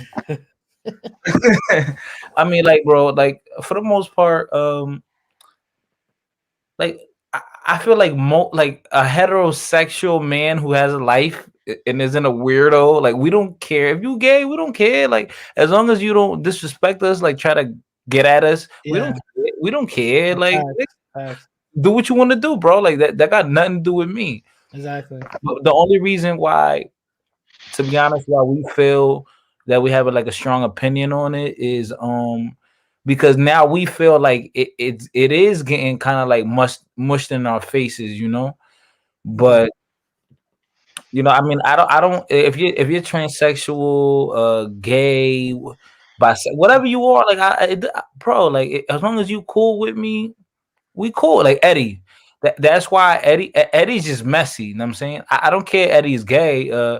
I could talk. I could have a private conversation with Eddie. I have no problem with that, because he's never disrespected me. He's probably not even interested in me because I'm a dusty, right? But but he never tried me like that. So I treat him like a human being. So yeah, like, I'm a ask her for an Instagram, because I don't have an Instagram. Yeah. I'll ask her and I'll send it to you. Yeah. Just let her know the reason why I'm asking. Just if she's interested for an interview on my podcast. Oh, yeah. You know the spiel. She'll probably be down. Yeah, she knows the spiel. Yeah, All I right. asked. All right, cool. Thank you very much. Shout out to y'all. Marcel, shout out to you. H, Same to shout you, out bro. to you, bro. I'm gonna catch y'all later, right? I radical dollars. All right, peace. Radical know, yellow Ya tú bone. sabes. yellow bone. I had to get you I before you gotta left. go yellow bone. All right, peace. All right. Peace, man. Yeah, man. I'm gonna be heading out too. But yo, H, you got anything else you want to ask me about Florida or what? No, I'm just considering moving down there. As far as I know, you answered all the questions I had. I've been back and forth in Dade County and Connecticut, and oh yeah, the no, my ex, she was from there, and I mean, it was a culture shock because I came down from Connecticut, and I went to, I drove down. I actually drove down there from, I-95 South to US 1. It was a culture shock. Pero nada, yo me lo encontré bien y, I wouldn't mind living there. And considering my job industry and the cost of living down there, I think that would be the best place for me to be in. Oh, you drove all the way from. Damn, nigga. How long did it take you? So it took me 22 hours. So did you? I left at 4. I left Connecticut, Stanford at 4 in the morning, and I got into traffic in DC, so that slowed me down. DC always got Then I traffic. stopped. DC, yeah, I was then through Richmond and DC, Virginia, that area, and then in South Carolina, I stopped for a few hours. I was tired because it was just me and my brother. So you was taking naps in your car, right? Yeah. So for one, yeah, I took naps when I was leaving Virginia, and then we stopped at a motel. But it was just weird. Once I got to North Carolina, it was something else. Like I didn't even like stopping over there. Why you say that, bro? There. Why you say that, bro? I stopped at a gas station and everyone was looking at me funny. Oh, word? ¿Y por qué? ¿Por qué? ¿Por qué? ¿Por qué tú crees? It was just like animosity. Like there was. It was weird because I wouldn't forget. It was like this one white guy who came out with his gold chain and his he was playing like Christian music out of his truck. And my place being that they're from Connecticut, and this is a federal highway, the interstate. He looked at me. He was like, "I could tell you're not from here." I'm like, "Yeah, I'm not. I'm just driving down south." And so when he went back to his car and I was pumping gas, everyone got out of his truck and they were looking at me. And I was like, "Dog, like what's going on?" He was like, "Nah, we just looking around to see who's from here."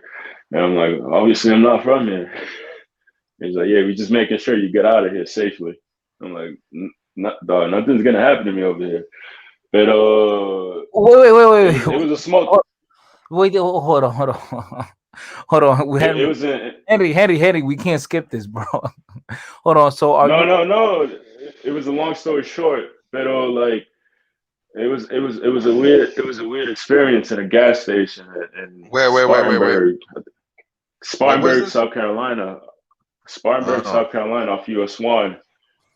Y tú sabes, cualquiera sale con un cohete y la tiran tú sabes, y la tira, pero I was like, damn, everywhere I pass, I didn't have an interaction like this. Damn, Uno se da cuenta that they never seen a Hispanic guy before, or like. I think it was that because it was Cause you didn't, you think you feel like it was because you didn't look white that they. Well, that might have been part of it. But wait. This was a white area. It was 80% white, 20% Black African American. The reason why I asked is because I went to a place in South Carolina that it was all Black, but they didn't give me a problem. It was like it No, was no, like no. a. I stopped. I stopped in Richmond, and I stopped in a black town, and I'm on the technically I'm on the lighter skin of Dominican, and at this time I had earrings and shorter hair, so one of the guys asked me if my dad was actually black and my mom was white, and I was like, no, no, I'm Hispanic, and it was like, oh, because you look like it, and I was like, oh, that's funny, but that was just a different experience I had when I was driving through Virginia. Pero eso no era nada mal de que I felt some type of way. That was just like, oh, I understand. I understand where you're coming from. Yeah, bro. Yeah, all right, let me tell you. I remember the longest road trip I ever took was I drove from New York to Chicago, and I took it by myself. Um, and I remember I stopped like in this because my rental I had was running out of gas, and I had to stop somewhere. I was going somewhere in PA, like in the middle of nowhere, bro. Like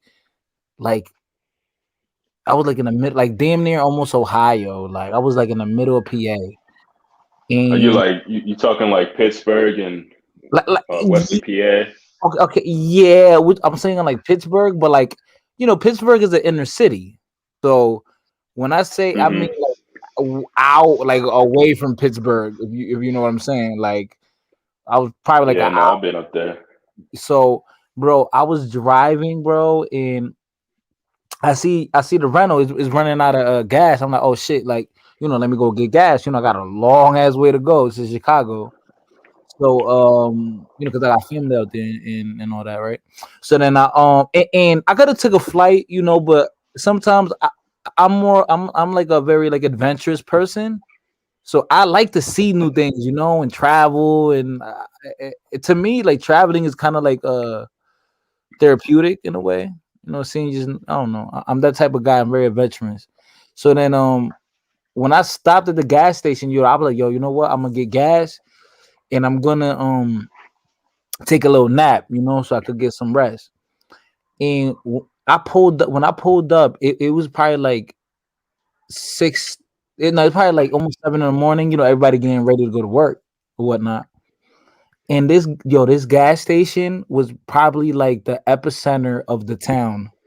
Like every bro, it was like a Cumberland Farms or some shit, like a 7-Eleven, but it was like a super 7-Eleven. It was like a mini Walmart, bro. It was like everybody was up in that bitch, bro. And it was like everybody was just white. And I wouldn't say necessarily they're racist. I just, they're just white. What people would consider redneck or hillbilly. But I wouldn't necessarily they were racist. But I felt weird, like because I'm so used to always seeing, black and Hispanics, and I said, yo, I'm probably like the only colored person for like 200 miles around here, like I'm saying. So, and when I'm sitting in the car after I pump my gas, I hear hip hop music, like somebody bumping hip hop. And I was like, oh shit, I might be good. I might be good. Like you know what I'm saying? Like there might be somebody connected to me somehow. And then when I was leaving, before I hopped on the highway to continue my journey, I saw like a little other, like there was like another way, and it looked like that's like to the town, into the town. And I said, you know what? Let me go over there real quick. Just take 5 minutes just to see what it looked like, bro. When I tell you, I went into the town area. It was literally, I'm driving down the street. Yo, I look to the left, City Hall. I keep going down. They got like in the medium, they got like some little like sculpture or statue, whatever. Then I see houses. I see like a couple of like little mom and pop stores. It just took me less than 2 minutes. And when I get to the end, it's like a U-turn. And that was like the little town, bro. It's like a little ass town, bro. I said, I'm gonna get the fuck out of here. This is like some Lifetime sci-fi shit. I feel you. Been So there, I done said, that. Yeah, so I say, Get yo, hit I'm on gonna get that. the fuck out of here. Yo, I say, I don't give a fuck if a cop stop me, nigga. I'm out of here. Some Texas Chainsaw Massacre shit. You know what I mean? Yeah, down here in Florida, bro. Down here in Florida, they say the farther north you go up in Florida, the deeper in the south you are. Yeah, I noticed that once I got to south of Daytona, I noticed it started getting more Hispanic. And it was interesting because I would stop at the 7-Eleven, and by the time I was in what is it, Marlin County, it was a Puerto Rican 7-Eleven. I'm like, oh shit. But that's exactly right. Yeah, Puerto Ricans are. It's Orlando, Kissimmee, which is south of Orlando. They're heading down into if you go along That's that like I Winter four Park area, right? Winter, yeah, like Winter. Winter If you Park, go, Kissimmee. Yeah. if you look at the whole I-4 corridor, after you leave Daytona and you go down into uh what the fuck's the name of that? What is that? The land, Florida. All from there through Deltona into Orlando, and then there to Kissimmee and all that, St. Cloud and all that, going towards Tampa, right up until you hit Lakeland. There's like so many Puerto Ricans there. It's not even. That's turning into like little Puerto Rico. That whole I-4 corridor, you know. And they Right. also For, have for me, for this. me, for me, Orlando is a big Disney World. There's nothing else besides that, besides Disney World and then Universal Studios. That's just my opinion. Oh no, they got stuff. They got stuff. But The yeah, problem is like downtown Orlando, there's not really much to see, I think. But I prefer Tampa and Miami or Fort Lauderdale than Orlando. But no, it's to each his own.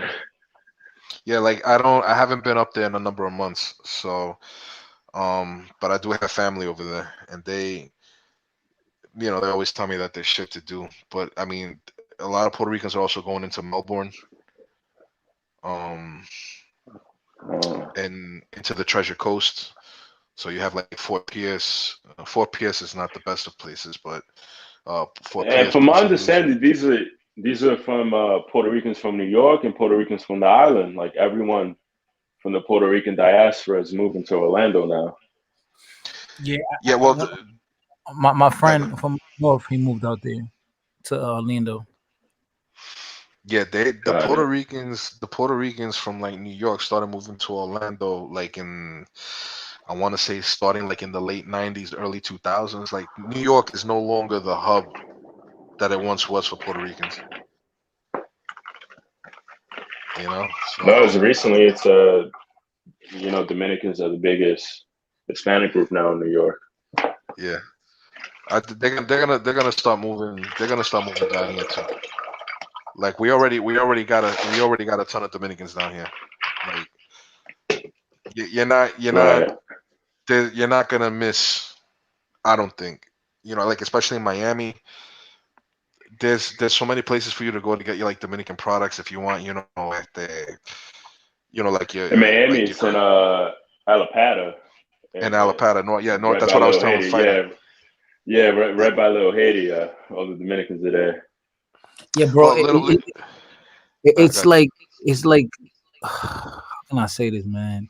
I don't know. Like when I was out there, like that's when I got back into my fitness. That's like that. That around my birthday, I was getting back into my working out, and like every day, I was out there jogging. And embracing the sun because when I knew when I come back up here, up north is that was gonna be all gone. And when I'm going jogging and I'm seeing all the houses and whatnot, and like it just reminded me of the Caribbean, you know. Yo, hold on, I'm gonna mute you, nigga. You pissing, motherfucker. Uh, I'm jogging and I see all the houses, the structure of the house. It reminded me like of DR, of the exuberant colors, and I'm like, I don't know. I just like the vibe out there, even though it's way more humid. But uh, I don't know. I love the vibe out there. I just love the vibe. It's just more vivid out there. I don't know. I don't know. Yeah, it's more colorful, is what it is. Yeah. It's a lot more colorful down here. And also the Latin flavor spices things up, bro. It's another thing that you got to look at. Right. And I also feel like I was having a conversation with a friend of mine. Matter of fact, it was with Eka.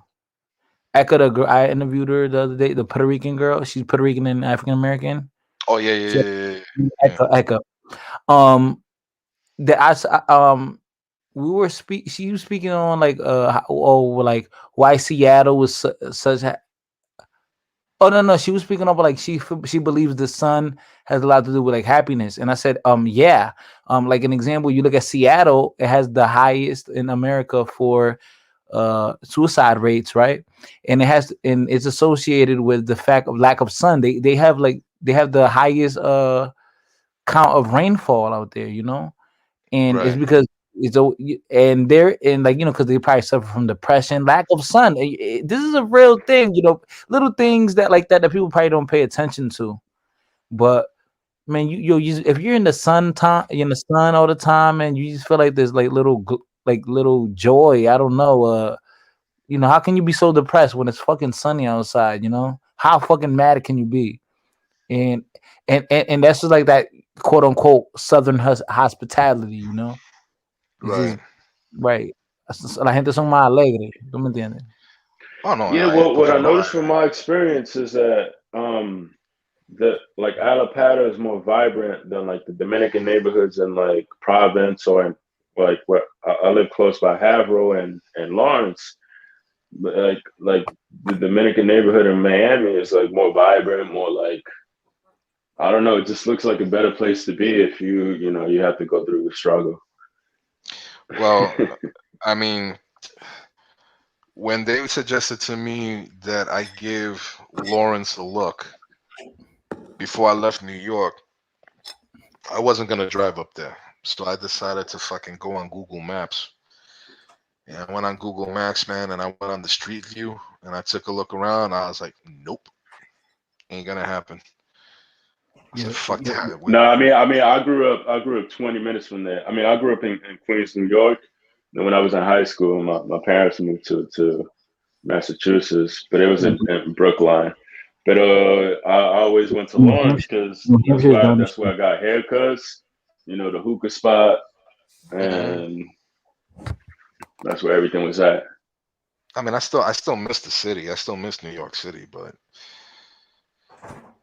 I can't ever see myself moving back there. I just don't think it's gonna happen. Like I haven't been back to New York since I moved down. I've been here almost 5 years, full time, and I haven't moved back. So it's not gonna happen on my end.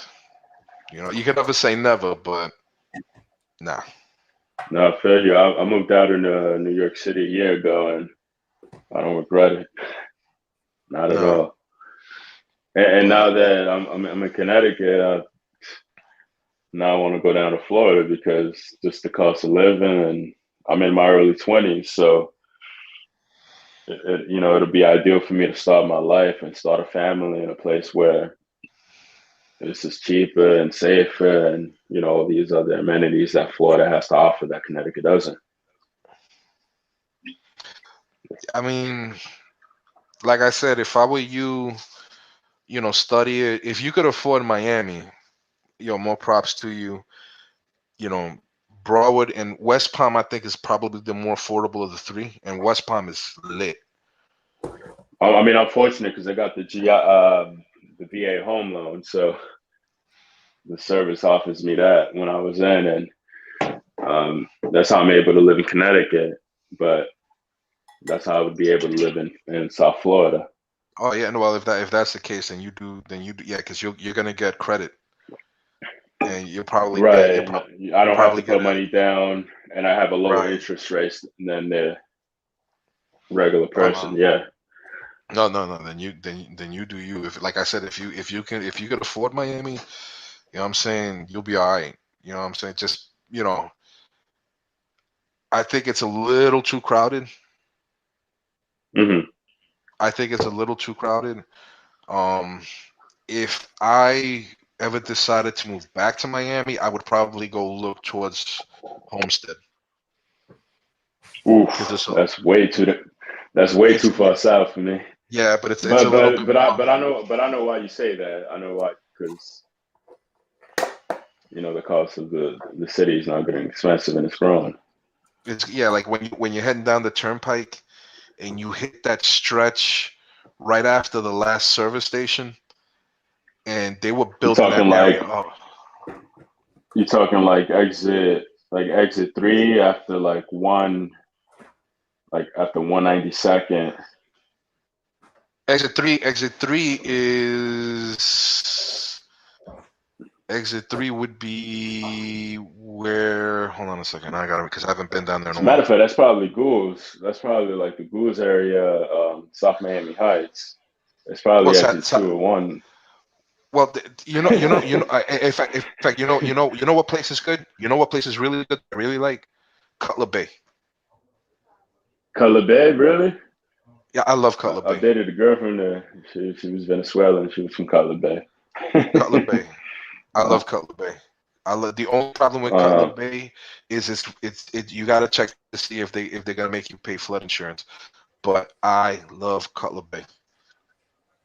I love Cutler Bay. Yeah, I was.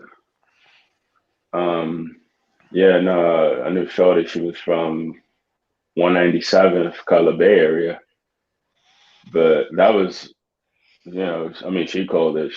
To me, she said it was the hood. I was like, I don't know. It's just, it is what it is down here. The hood would be like Pirine. That's the hood. Oh yeah, yeah. Yeah, so I don't know. Cutler Bay. I don't remember ever seeing a rough area in Cutler Bay. Now, if you cross over to Pirine and West, yeah, that's when you cross right over. That's when you cross US 1 to farther east. It's like Hialeah, right? When you cross the train tracks in Hialeah, you're in a different neighborhood. Yeah, well, I was there one time at a strip club. But I'm saying, like, you cross, one street, like is block by block. So like in that part, you cross one street in a different hood, and like I remember they told me Hialeah was the same thing. You cross the railroads, you're in a different hood.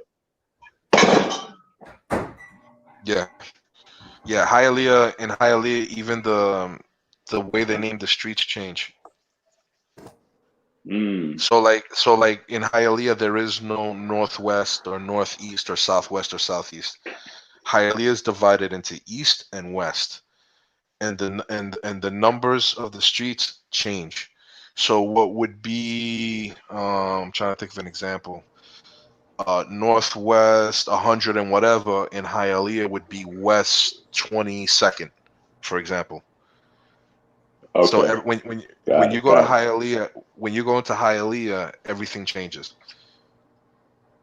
And if you're not from there, it could be a little confusing. But Hialeah is like, yeah, because I was in that strip club Tootsie's up in Hialeah, and yeah, I was driving through that neighborhood. I was like, this is something else.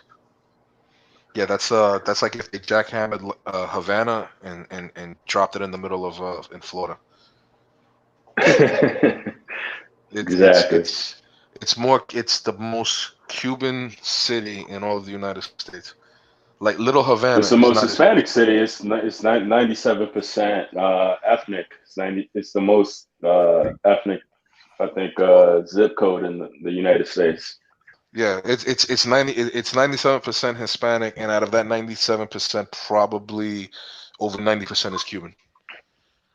It's just it's extremely Cuban. What spot was the name of it? Hialeah. Okay. What's happening with Calle Ocho? Because I heard like they're going through gentrification, and I've heard through other extents that they're going through Central Americans are moving in, and it's changing the fabric of what is Calle Ocho. Well, dude, are you able to explain that? Well, not so much the gentrification, but I will tell you that ever since they built that stadium where the Orange Bowl was, the Marlins Stadium, the whole dynamics of Little Havana has changed. So I don't personally see more. I haven't been down there in maybe when was the last time I was down there? Maybe 2 months ago. Like I still haven't seen the Central Americans, but what I have seen is just it become a lot more urban because of the stadium. It's not when you say urban, you don't mean like commercialized. Like there's more people in the area. When you say urban, you mean yeah, a little what? bit more. What Yeah, do I you would mean by say that? it's just the traffic is a nightmare, bro. When you go down there, it's the traffic. It's just like if you're rolling on Calle Ocho, if you're rolling on Flagler, dude, especially if it's like in the afternoon, it's bad, bro. Like Miami traffic. That's why I would tell you to really think of Miami traffic, bro, in the afternoon, and especially if you got to commute, is fucking bad, bro. You could be stuck on 836 for like, bro, it's happened to me in the morning and it's happened to me in the evening. You could literally be stuck there in one spot for over half an hour. Yeah, I was actually over there not too long ago, and I was told that it's better to park my car in Brickell and take metro, the metro mover to the American Airlines Stadium to as opposed to driving up there and getting parking because you're gonna have to drive through traffic, and when you leave the Heat game, it's a mess. yeah, well, So American Airlines, that's right next to Bayside. Right, exactly, right next to Bayside. But from Brickell to Bayside on the metro move, I was like, yo, this is nice if you live in downtown. If you if you're young, single, you have a condominium right off the block. Yo lo viví incómodo, pero the whole traffic thing, I was like, yeah, I can imagine that shit is a nightmare. Dude, but that whole spot on Brickell, man, that shit takes his own. That shit has his own. Oh little no, community. yeah, it was something else. Yeah, that shit has No, his own it was little something community. else. I was yeah, I had an Airbnb up in South Miami Avenue, not on South Miami Avenue. Y eso era otra cosa. Like Eso otro it's mundo his own Miami. community with like elites and the hookah bars and everything, and everyone either from there to Wynwood and from Wynwood back down to Brickell, and I was like, yeah. I can't get over. Yo, Wynwood was the fucking hood, my nigga. That shit was just hood. And the fact that it's turned into what it's turned to the last 20 years is really eye opening. And I think like I can't really sit there and tell you that Little Havana was the hood. Little Havana was just, I don't know, it's difficult to explain. Like I never felt like But Wynwood was a predominantly Puerto Rican neighborhood, nonetheless. Wynwood was a Puerto Rican enclave. Okay. The only places that I felt. So what was the difference from Wynwood and Little Havana? If you can explain. Wynwood was just a little in the 90s. Wynwood was a little bit more rundown. It was not as kept up as in Little Havana. Was it like proximity to Overtown, or was it just that? Yeah, well, Overtown. Go ahead. No, I was just saying because was it that, or was it that they didn't, the people that lived there didn't like have power over the neighborhood? Because Wynwood now, when I was there 2 months ago, Wynwood is now the place to be. It's the mecca of like South Florida, the art world. There's Art Walk the first of the month on every Saturday, and I was like, oh shit, this is something else. Well, when I was like, that shit didn't exist. So like Wynwood was Puerto Rican. In order for you to, Overtown would have been south of Wynwood, and Overtown in that time, that was some serious shit. Like Overtown was nothing to fuck. Okay, so there's two places in Miami that not that I felt like my life was in danger, but I felt like shit could pop off at any moment. Overtown and Liberty City, specifically around the Pork and Beans project. Yeah, you go to the Pork and Beans. 10 o'clock on a Saturday night. Man, you think because you're from New York, you think that, yeah, but yo, I'm telling you, shit was popping. Shit was popping, man. You know, like I would go into Little Haiti and yeah, shit would be popping in Little Haiti, but I never really, you know, but yo, you go to you know, people talk shit about Little Haiti was, they always treated me good. I never had a fucking problem. You know what I'm saying? But you go into like Liberty City, my nigga, yo, that shit was fucking like around the pork and bean, like the pork and beans. From my understanding, it's no longer there. They tore it down within the last year, and they built up new houses for the residents of those projects, and it looks really nice. They look like nice apartment buildings and shit. Pero yo, you back in the day, whew,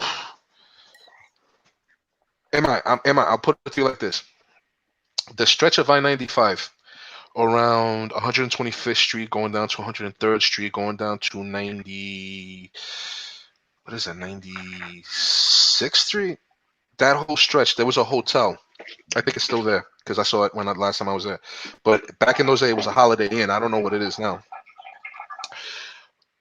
In Florida in the 90s, they used to put license plates on the rental cars that started with a certain letter. So when you would look at the license plates, you knew that that car was a rental because of the letter that it started with, right?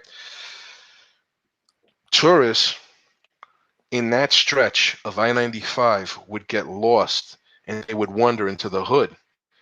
And when the people and when niggas on the street would see that it was a rental car, they would get carjacked because they knew that they were tourists.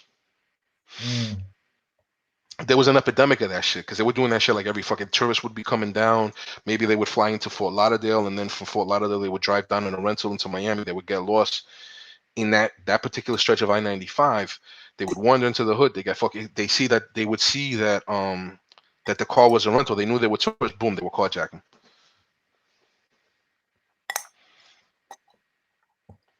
You know what I'm saying? Like when I first moved down in the 90s, man, shit, I was thinking, you know, Miami Vice and the Colony Hotel on South Beach and shit like that. Yo, when I moved down, nigga, they took me into the fucking hood. I was like, yo, you guys got hoods down here? I didn't know you guys had hoods down here. It's like, yo, this is fucking Miami. What do you think, man? So I'm thinking You know, South it was Beach. funny. Man. I was when I was down there in December. One of my boys who works in project development and in the Little Haiti area, he took me down there and he was like, "Yo, you know, Henry, I'll link up with you. You know, come to Little Haiti and Alapata, and I'm show you what I'm working on." And I'm like, "All right, cool." So, you know, recently with the minority development loans and low income areas, there's a big push to develop in certain neighborhoods. So he took me to this place and he showed me, like, you know, for $5 million what he can build up in this area. And I'm like, wow. So Little Haiti is next. I thought it was Wynwood that y'all still are working on. He's like, no, it's Little Haiti now that we're gonna have to, you know, build up and construct on. So, I mean, it just goes to show that Miami's the fastest growing city. From what I read, and I was surprised, you know, to hear that now they're moving into Little Haiti. And it's not Little Haiti anymore. It's something. Oh yeah, they I forgot what they fucking call it now. It's like Liberty City is not is they don't call it that. They call it West River. It's like, I think, or some shit. yeah. It's like when you look at when you go to Washington Heights, it's what is it, Wahai? Like in New York, like on Snapchat, they'll give you like a different name for the for the neighborhood. Yeah, what the fuck? Like same thing with like Williamsburg. Like Bushwick is now East Williamsburg. Yeah, so like Little Haiti is now something else. Yeah, East. And I grew up. Yeah, I grew up because my pops was a butcher in East Williamsburg, and growing up, it was Bushwick. Dude, I almost got into some shit. I mean, look at what they did with Williamsburg. Yeah. You go to You go to Williamsburg, man. That's like hippie central. You know what I'm saying? I was born on the South Side. I grew up on South Third, and you go to South Third and Berry, it's hippie central. Right off Bedford. Everyone in that neighborhood is white. Everyone in that neighborhood, there's a burger vegan shop up the block. There's even a mayonnaise spot. Like you can have like mayonnaise of different flavor. And I'm like, yo, this is crazy. And I asked my dad, my No. pops, when you came here, to United States from DR, what was it? Um, what were your thoughts in the neighborhood, and what does it make sense that you see it this way? He's like, no. When I came here, I was at the bodega, and the first day I was dragged out, and the Dominican told me, "You sure you want to work at the bodega? Or you want to sell drugs?" And my pops was like, "No, no, I'm here to work at the bodega." And this was on the south side. This is on South Six and yeah, on South Six and Wyatt. So my pops went back into the bodega, and he was like, "Oh, this is crazy! Like even my own people from DR would drag me out to tell me that I gotta sell drugs." And he didn't do that. I mean, he just said, "I'm the owner of a bodega, and I'm proud of it." And growing up, by the time I was 8 or 9, so this was like early aughts, so like 2000s, there was white people moving in. And my pops was like, I'm making sandwiches. They're nice people, the artsy people. You want to go to the art gallery and you're into arts? And I was into arts growing up. I was into photography, graphic design. And I was like, yeah. And, they were cool people. Eventually my pops ended up selling the bodega in Williamsburg. He moved to Boston, and when I go to Williamsburg today, I took a photo of the spot where my dad had the bodega, and I sent the picture to my pops. I'm like, yo, you see this building? He's like, what is that? He was like, remember the bodega that was here? He was like, nah, that's a condominium. That's 8 stories high. I was What's like, good, y'all? yeah. Did you know that? Pero eso Williamsburg hoy en día, ya tú sabes, yo no huevo, pero there's not Dominicans in Williamsburg anymore. Yeah, I was in the Bronx visiting a friend, and he lives in the South Bronx, off of fucking Southern Boulevard. And I'm walking by these projects,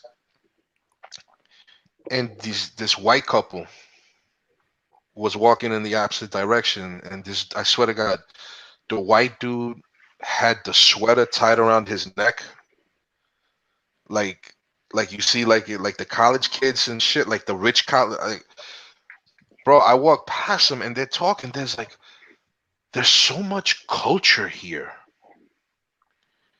talking to each other. There's so much culture here, and I'm like, holy shit. This is it. This is the end. They're coming. And like within a year, one of my boys in college, he had during the summer he had an internship in New York, and I asked him, yo, how was your summer, bro? Because I seen him on campus, and he was like, yeah, over the summer I was in marketing in New York. I'm like, where'd you stay? What neighborhood? He was like, I was in Bushwick. I was like, what? He was in Bushwick? No, I grew up there. And then he was like, it's nice. It's like the number one neighborhood in America to live in. And then he was this white kid, and I was like, dog, what? Like, I was looking at him all sorts of crazy, and then I was just like, all right, cool then. Dog, yo, I'll catch up with you. I got to go to class. Pero así mismo, de que, un tigre con, Sperry's y con la franela, tirada arriba de ella, así como que si va para discoteca y van así. See, yo, for real, I'm like, oh my God. That's some crazy shit. Yo, There's so much culture here. Yo, I wanted to say, Maceo, because I remember, you were talking to Kilo, right, earlier on the stream, but I couldn't get on. But like you were asking questions, and I thought I could like, cause I thought they were like pretty good questions, right? And I wanted to answer them, but I couldn't, cause at the time I couldn't, but now I can. It was like an hour or like 2 hours ago. It was about Yeah, like the yeah, different yeah, yeah. beefs, Mexicans or paisas and Chicanos have. Like, I mean, I can't speak for Cali because I'm from Texas, so I can't really talk about norteños versus sureños, right? But Right. I do have an idea because I do have some friends that were like that live in LA, and they're like connected to sureños, right? But I can Mhm. talk a lot about why, or like different relations between Chicanos and paisas in like the Southwest, like in the border, right? Mm. And what Kilo was saying, I mean, he's not lying. Like, you'll see it like in the prison system, right? Like in prison, you will have. I mean, you have Mexicans, right? Like, or like Mexicans and Chicanos on one side, but you have them split up from the paisas and the Chicanos, right?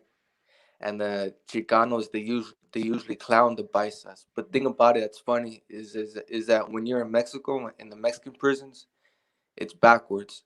The Mexicans, they clown the Chicanos because sometimes Chicanos do go to Mexican prisons, right? Like let's say there's like a drug trafficker, right? That was born in like Mhm. Arizona, but he got caught trafficking drugs in Mexico, so they send him to a prison in Mexico. Well, those Chicanos, they get clowned by the Mexicans in the prison, right, in Mexico. So it's kind of like backwards in Mexico, but in America, yeah, the Chicanos clown the paisas, but I mean, not that bad. It's more so like poking, but there's like a hierarchy amongst them in prison, Right. and the Chicanos are obviously like on the top above the paisas, you know.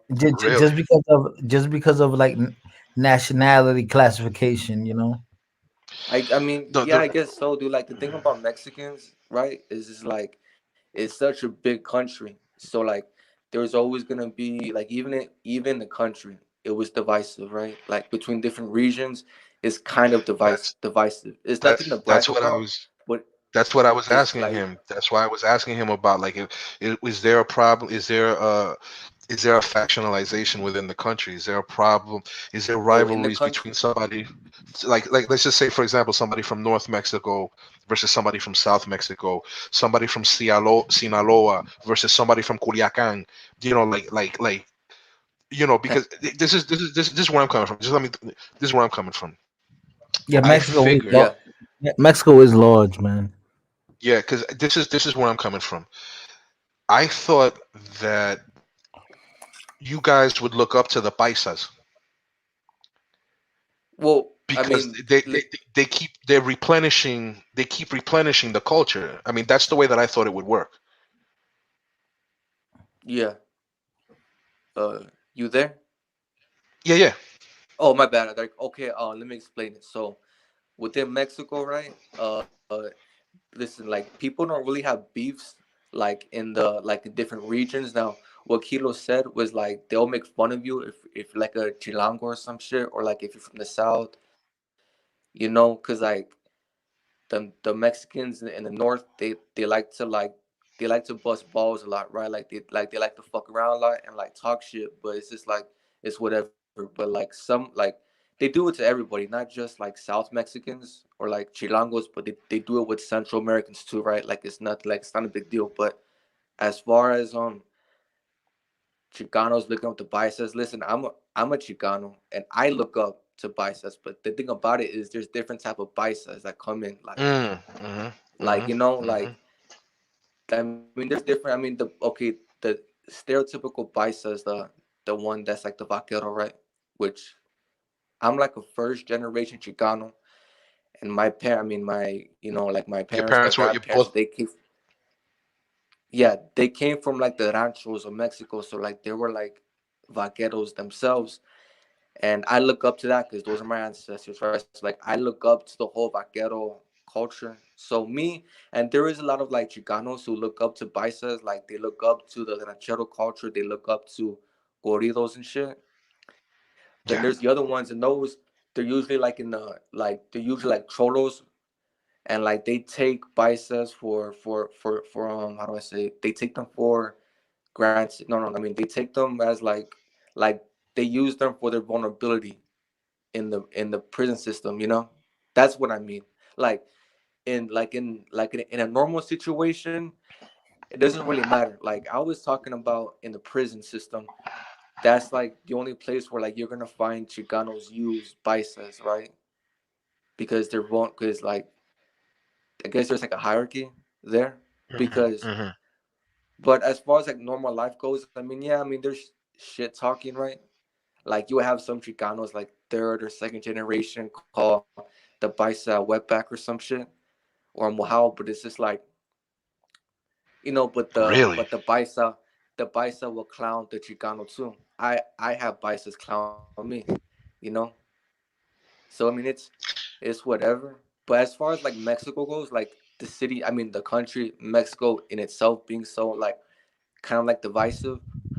Well, I can't say like it goes back so many years. Like I can bring up so many examples. Like even back to like when there was no Spaniards in Mexico, different like different Indian tribes in Mexico, they would all fight with each other, right? Like my people, my indigenous ancestors, they came from this region in Jalisco, right? In eastern Jalisco, Jalisco, yeah. they were called the the Texacoy people, but they were from the Chichimeca um, ethnic group, right?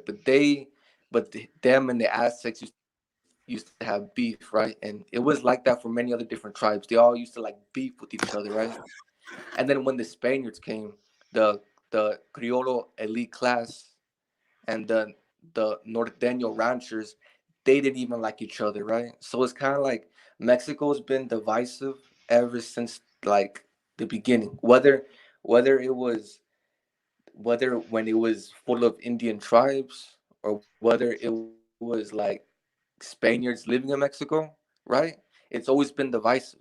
And maybe it's because the country's too big for its own good, or maybe something's in that desert that makes us divisive. I don't know, but even then, it translates to Cali. Now, again, I'm not from Cali, but I have friends. I have this friend from LA who's a Sureño, and he tells me that yeah, like the beef between Southern Cali and North Cali is real.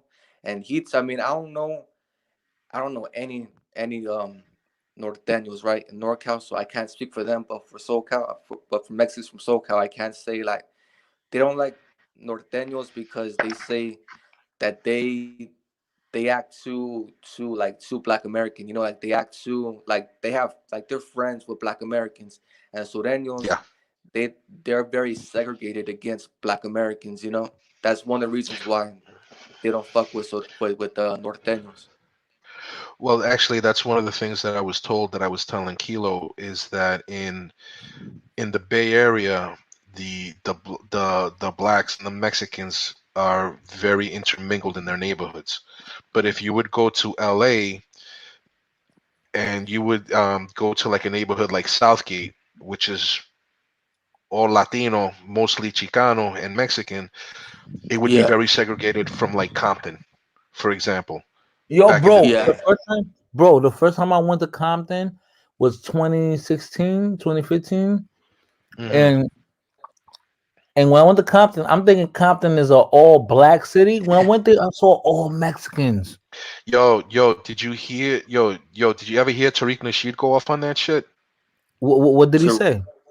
Tariq Nasheed, bro, he was like, oh, oh he was busting on other black people in LA saying you let them take Compton from you, you let them take this from you and that from you, because now Compton is now, from my understanding, Mexican.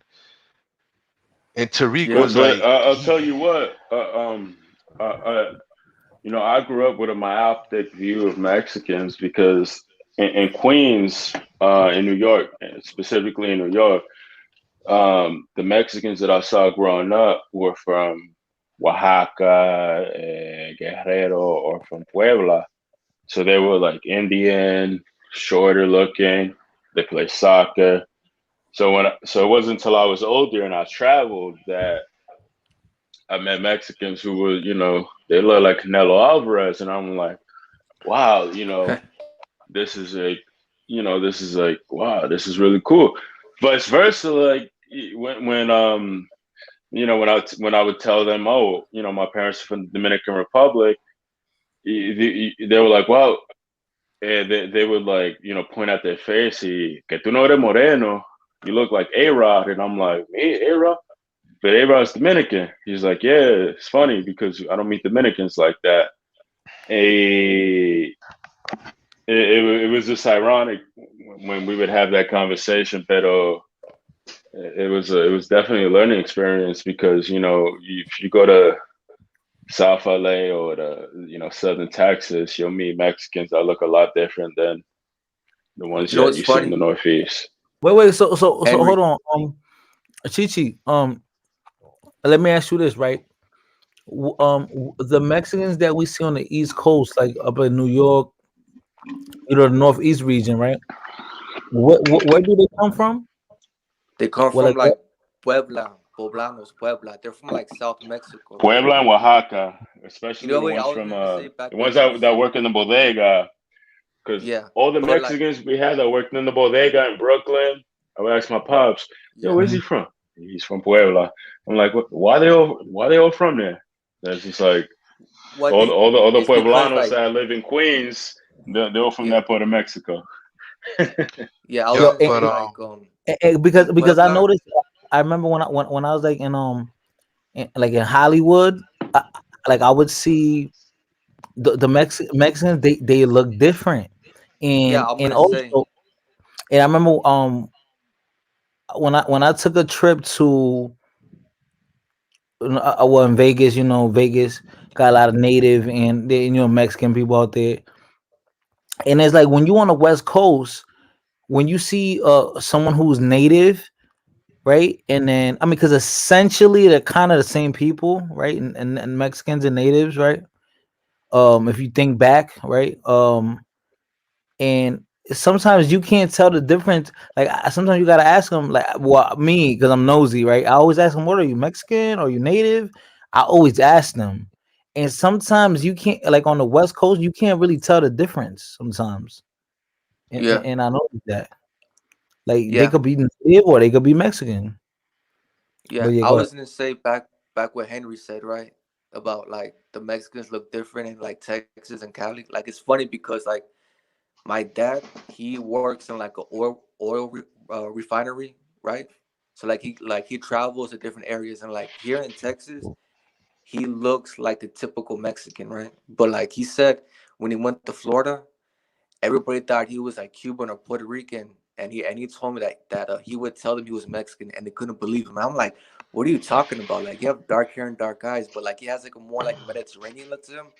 But I'm like, it like because out here in Texas, I mean, the way I see him as like a beaner. So I'm like, how do you like? I can get it if like you have if you're like a ginger, yeah, like you don't look Mexican, but the dude look Mediterranean, and I'm like, you look pretty Mexican to me. But thing about it's funny is like a lot of the Mexicans, okay, because there's this thing about it, right? Northern Mexico, the northern part of Mexico has like a lot of like Spaniard descendants, right? But like they don't they don't really leave Mexico, but if they do, they only stay in like the border states, right? Like they don't really go out to like Colorado. I mean, they don't really go out to like New York or some shit like that, or like Florida. The only Hmm. ones that really go out to Florida and like New York are from like the poblanos and shit, right? And what I've noticed, Yeah, when I went to Austin, a lot of the Mexicans from Tejanos from Austin, they were Basque. They had like last names that were Basque, like Echivada and things like that. yeah, yeah, it's funny because like online, like I meet a lot of people from like New York and shit, and they can like they have like a hard time believing I'm Mexican, or like they have like a weird perception about Mexicans. And I'm like, what the hell? It's kind of funny because like I mean, yeah, but I'm like, I don't know, but I'm like, if you watch boxing or like UFC, like you'll know that like a lot of our boxers, they're like Hmm. I mean, yeah, like they're like they look like Cain Like Velasquez, Marquez. right? Like who? Okay. So basically, let me put it like this: los Mexicano that we got more like on the East Coast, like northeast, right? like New York area, like they're like more like Marquez, like Juan Manuel Marquez. Yeah, Juan yeah, Manuel yeah, Marquez, yeah, yeah. Yeah. yeah. And like on the So West Coast, I was yeah, gonna say Speedy Gonzalez, but fair enough. yeah. But like on the what's West the other guy? Coast, What's the you'll other see a lot guy? of Mexicans who look like Ryan Garcia or like Cain Velasquez and shit. You know? Cain Velasquez. What? I'm Y- in Queens. If you go along Roosevelt Avenue, it's filled with like taco trucks and bars and um No, most of that's those facts. Mexican And Jackson Heights, Jackson and yeah, Heights, and yeah, that you part of go Queens. Yeah.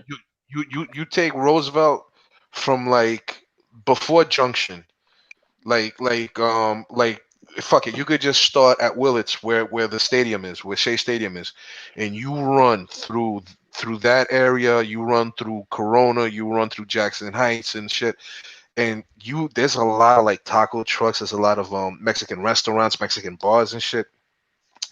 They they to me look like they're all of majority indigenous descent. You know, it's funny. I was just there last night. I was in Corona and I was in Jackson Heights, and um, I get confused when I go to Washington Heights. Dominicans confuse me as I'm someone from there, and then when I go there to Jackson Heights, they would tell me, "Oh shit, you look like you're Dominican. You're from uptown. The Heights and whatnot." You But know what but is a but but I was just gonna say, that area is Ecuadorian, Colombian, and Mexican. So a Caribbean person who's Puerto Rican and Dominican would look at that area as slightly a bit like they just look different. That neighborhood just looks slightly different. yeah, Versus but like you go downtown and you see a Dominican neighborhood, it looks a bit different. you So want to know what I mean you want that's to know just the my funny? opinion of it. But I'll Go tell you ahead. right now, Corona was an all Dominican neighborhood. Corona was all Dominican at one point. Ah, Chichi left. Shit. Corona Oh was man. Corona was all Dominican at one point, and then like after the turn of the century, that's when the demographics started to change. But up until that point, at first in the 70s and 80s, it was mostly gente de la capital, de Santo Domingo, I'm right? curious. What did the Dominicans of Corona? What did they go after that? Because it to me, it's not a predominantly Dominican neighborhood anymore. No, they, So from I my feel like understanding, they migrated either to Long Island or they moved to like Westchester yeah, or yeah, what. yeah. They started migrating to Long Island, Westchester. I heard a lot of them started going up into New England. So we're talking Right, Providence. right. Talking Yeah, which is what. Yeah, you that's want to what know my what family did too. Because Yo, you this because want to man, know? Long Island got a lot of right, Dominicans. Long Island, Freeport, Copeg, Hempstead, Hempstead, Freeport, um, South Shore, Brentwood, a lot of Brentwood. Salvadorians too. Yeah, South MS-13. Shore. I know a shorty. I know a shorty out there on Southport. She Dominican and Puerto Rican though. Yeah, Dominican. but no, but Freeport was actually having a little bit of a gang problem because of that No, oh, shit. sorry, not South Shore. Bay Shore. Bay Shore. Oh yeah, yo, that whole okay, Bayshore, Brentwood, Central Islip were was like a stronghold, especially Brentwood was a stronghold for Puerto Ricans. But then what happened? Puerto Ricans started moving to Florida. The Dominicans came in, but the Dominicans didn't last that long. And then but came the Colombians, the Mexicans, the Ecuadorians. You understand what I'm saying? And that was that. Now, the supermarkets though, like you got like the Bravo supermarket, you got the Compare supermarket, Key Food. From my understanding, them shits are owned by Dominicans though. So, at least in a business sense, they still got that shit going on. But like when it comes to Long Island, is right now I think the majority of them is just like Central American, like Salvadorian and Salvadorians. shit. You go to Brentwood, it's all and it's distinctly different from like Brentwood has had. They're going through their own problems in that part of Long Island. Yeah, well, It's as I distinctly was, different from other parts of Long Island. after I Like left, Freeport isn't going through one problem. after I left, I started receiving news about how their bodies were turning up all over Brentwood. Right. And they were saying that it was because of MS. Mm-hmm. To the point where the Salvadorian the leaders, the supposed leaders of the Salvadorian community in Brentwood and Central Islip were asking for the authorities to do something to like deport these people because Yes, they were they fucking up. no, and to this day, that is still news. Like, politicians in Brentwood and Long Island, would debate that and Long Island voters, strongly for Trump. But in your opinion, what is there to do like in that area when you got something like that going on? No, they got to go. No, they got to Hmm. go. And I'll say that. I'll say that about a Dominican as well, and I'll say that to anybody. If you're gonna come and prey on your own fucking people, or to prey on innocent people, you gotta go. I'm sorry, but you gotta go. You know what I'm saying? Because the bodies that were turning up were Salvadorian kid. Well, I mean, some of them were born in this country, but their parents were Salvadorian, so they were literally targeting their own people. Like I don't know. I just find that despicable. Absolutely. I just find that despicable. That you would go and you would shake down your own people. That's just my opinion. You know what I'm saying? But you got to have, like, I never understood that. Like, I never understood why the Italians would do that to their own people. Like when the mafia was coming up in New York, and they would go and they would shake down the Italian bodegas and shit like that, the grocery stores and whatnot for protection. Like, you're preying on your own people. Now I understand, their philosophy behind it, but I just don't agree with it. But like in Long Island, that's why so many people, because Long Island, from my understanding, in Suffolk County, in But Nassau this is County. different. All right, but hold on. This is difference when you, um, shaking the owners of your own ethnic group, shaking the business owners of your own ethnic group, as opposed to shaking the kid on the street leaving school, for Yeah, Halloween, because the gangs tell you this. I just find it a bit slightly different. well, actually, I've had my run-ins with MS, right? Um, a few times. Um, they're about, God, I can't give you a time frame, but it was many years ago. A Salvadorian went to the Puerto Rican Day Parade in Manhattan, right? He was from he Hmm. was from he was from Hempstead. When he got back to Hempstead, he had a Puerto Rican flag. La bandera de palito.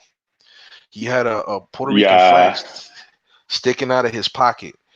Yo, when MS saw him, Oh they killed shit. him. They killed him and they carved him up for having that flag in Porque his es una pocket. falta, porque es una falta de respeto. And me, because I'm Dominican and Puerto Rican, but I have a very generic Puerto Rican look. All right. And I was in a situation where I was in a bodega, and it was a Dominican bodega in Long Island, but the Dominican bodega was cool with Salvadorians, and I'll never forget, they had the Dominican flag and the Salvadorian flag together. Okay, I walk in there. This was in the middle of when Latin Kings and MS were fighting it out on the street. When I walk in there and they saw me, they stepped to me right away. Yo, bro, I didn't know that was a thing. MS versus Latin Kings. I didn't know that. Oh yeah, Bro, I didn't know that. bro. Yeah, yeah. I didn't know that. On Long Island, yeah. And En Long Island, y la relación the relation with the Trinitarios, was that non-existent? Was that a thing or nah, what? Trinities From weren't your ever. As understanding. as as from as far as I know, Oh, on Long Island, I don't think Trinities have. I mean, if they were, like, they didn't. it was They weren't. small. It wasn't Not not significant. not all on Long Island though. I do know in Freeport they had Dominican power, which is Mm. they weren't the biggest gang, but Not DDP, right? La Familia. Dominican Power was something else. no, at that time it was called Dominican Power. I don't know if they changed the name. Okay. All That's right, but crazy. like get in that bodega, the only thing that saved me was that I spoke Spanish with a Dominican accent. Like now, my Spanish is more Puerto Rican. My accent is more Puerto Rican. But at that time, almost throughout my whole life, my accent in Spanish has always been Dominican. The only thing that saved my ass from these motherfuckers was the fact that I spoke to them in Dominican Spanish. Then they were all right. But these niggas, bro, they had fucking from the bottom of their chin through their neck, it was just filled with tats. Going all the way down each sleeves on each arm, they was just tatted, and you could see like the trece. And one guy had the trece on his fucking neck, which I think was stupid because he's identifying himself better. It was like, yo, like, if I was speaking Spanish the way that I do now, I would have had a problem. Is what I'm trying to say. So, yeah, like I have That's nothing. so crazy because you grew up in a different New York than I did. Like, I mean, but you also explained on Long Island, and Long Island today, you go to Brentwood, it's like that still today. But I was in Rego Park in the Forest Hills where I grew up, and it was slightly like that. I mean, it was mostly Colombian, pero tú sabes, every group had their problems, and to some extent. No, I grew up in the suburbs, so I grew up surrounded by white people. No, As same. That's time, what I'm saying. I grew up in the yeah, suburbs too. I was in Rego Park, and I was in Forest Hills. yeah, but And see I to me mean, though, but all the that's still Hispanics, Queens. That's still Queens though. that is Like, Queens. Yeah, that yeah, is Queens. I'm not I denying it. was. But I grew up in, like I'm talking probably like 60 miles outside of Manhattan. So, I grew up in true like suburbia, like just surrounded by white Americans. And yeah, there was like Puerto Ricans sprinkled throughout, and there was a couple of black kids sprinkled throughout, but it wasn't like in comparison to the dominant culture, we were basically non-existent. Like, Um, my part of Queens, like, fair enough. In your part, it was more white America. And, my part, it was, Arab. And then we had Russian, Polish, Italians. And then we had Ecuadorian, Dominicans. So, like, everyone stuck with the ethnic group. I grew up playing baseball. So, I stuck with Hispanics and and whites for the most part. But este,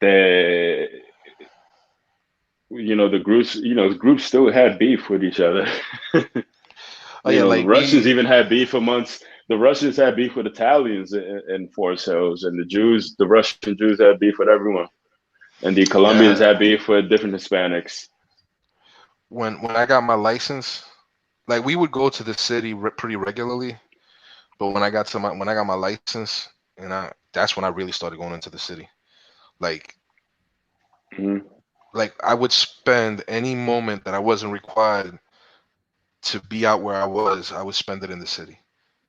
And that I got, familiar with all the four major boroughs, and I would go to Staten Island every once in a while too. But I got, like I would spend time in the Heights, I would spend time in East Harlem, I would spend time in Bushwick and Sunset Park, Queens, South Bronx, So it was an experience for sure. Like, I'm lucky that I never got into anything that was too heavy, because there was sometimes, I'd be in fucking the Heights like at 2 o'clock in the morning up to no good. You know what I'm saying? The only thing that I could tell you is, like, if shit got too hot, I was able to do the dip. You know what I'm saying? I was able to leave.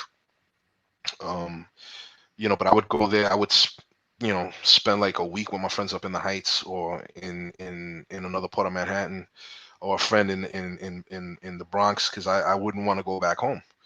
You know what I'm saying? I was having too much fun. So, and it helped me also, like just reconnect with the whole roots and stuff like that, because at that time, there was a time where I really wasn't traveling to the Dominican Republic or to Puerto Rico. So, like if I missed something particular, I would, try to see if I could catch that vibe in the city. You know what I'm saying? And I mean, if you go to like, if you're walking in Washington Heights, if you're walking like along, you know, that part of Broadway, like near the hospital where Broadway and Saint Nick come together, and you Talking just about cross the Presbyterian. Presbyterian hospital, Yeah, yeah, yeah, and then you 191. could, Yeah, yeah, yeah, yeah. around the, and then you just no, isn't that 168? That's not 168. My fault, my fault. You're right, you're right. Yeah, yeah. Well, yeah, 168, 169. Yeah. Yeah, yeah, and then you just cross over um that area where you could just walk onto Saint Nick, and you just keep walking up Saint Nick, and you got all the bodegas, and you got the restaurants, and you know, you got like the clothing stores, you got niggas out on the street yelling out especial, especial, especial, like, you know, was it like the Dominican Republic per se? Well, no, because we're in the city, but there was enough vibes there for me to actually feel more comfortable. You know what I'm saying? Like if you go, you would go to East Harlem, and it was alright, but I would prefer going to the Heights. No, absolutely. I was the same way. You know, I got my license at 16. Yeah, that's the same time my parents moved me out the city to Massachusetts, and I was 16 with an Acura TL. This is like 2013 when I was a junior in high school. Yeah, you know, that's problematic, you know. And I would go uptown, you know, to get chimis up on 207, and then I would have to drive back to Queens, and you know, you can go down the back. You know, everyone is, all my boys are smoking weed, and I played baseball growing up, so I shouldn't be doing that. But I know it's I exactly know where you're coming from when you know when You know where you say what I would eat the best chimneys, bro? When you would come off the bridge onto Amsterdam and you make that left, and you got like four chimney trucks right is this there on the on side. 191 That on yeah, 191 yeah, or it up would the it would hill? be like, okay, if you're rolling on the FDR turns into the Harlem River Drive, you keep going up towards the height, Yeah. Oh, yeah. I know what you're talking about now. Yeah. and you get, what is that, like Yeah. 179th or some shit like that, and you get off the ramp to go onto Amsterdam, and Right. right fucking there, like you make that left onto at the light to get off of the, it's right there. You had all these motherfucking chimney trucks there, bro. Oh my god, there, and you know where else? On the Concourse in the Bronx. On the Conquest, I know that for a fact, but I know what you're talking about right off the Amsterdam. Yeah.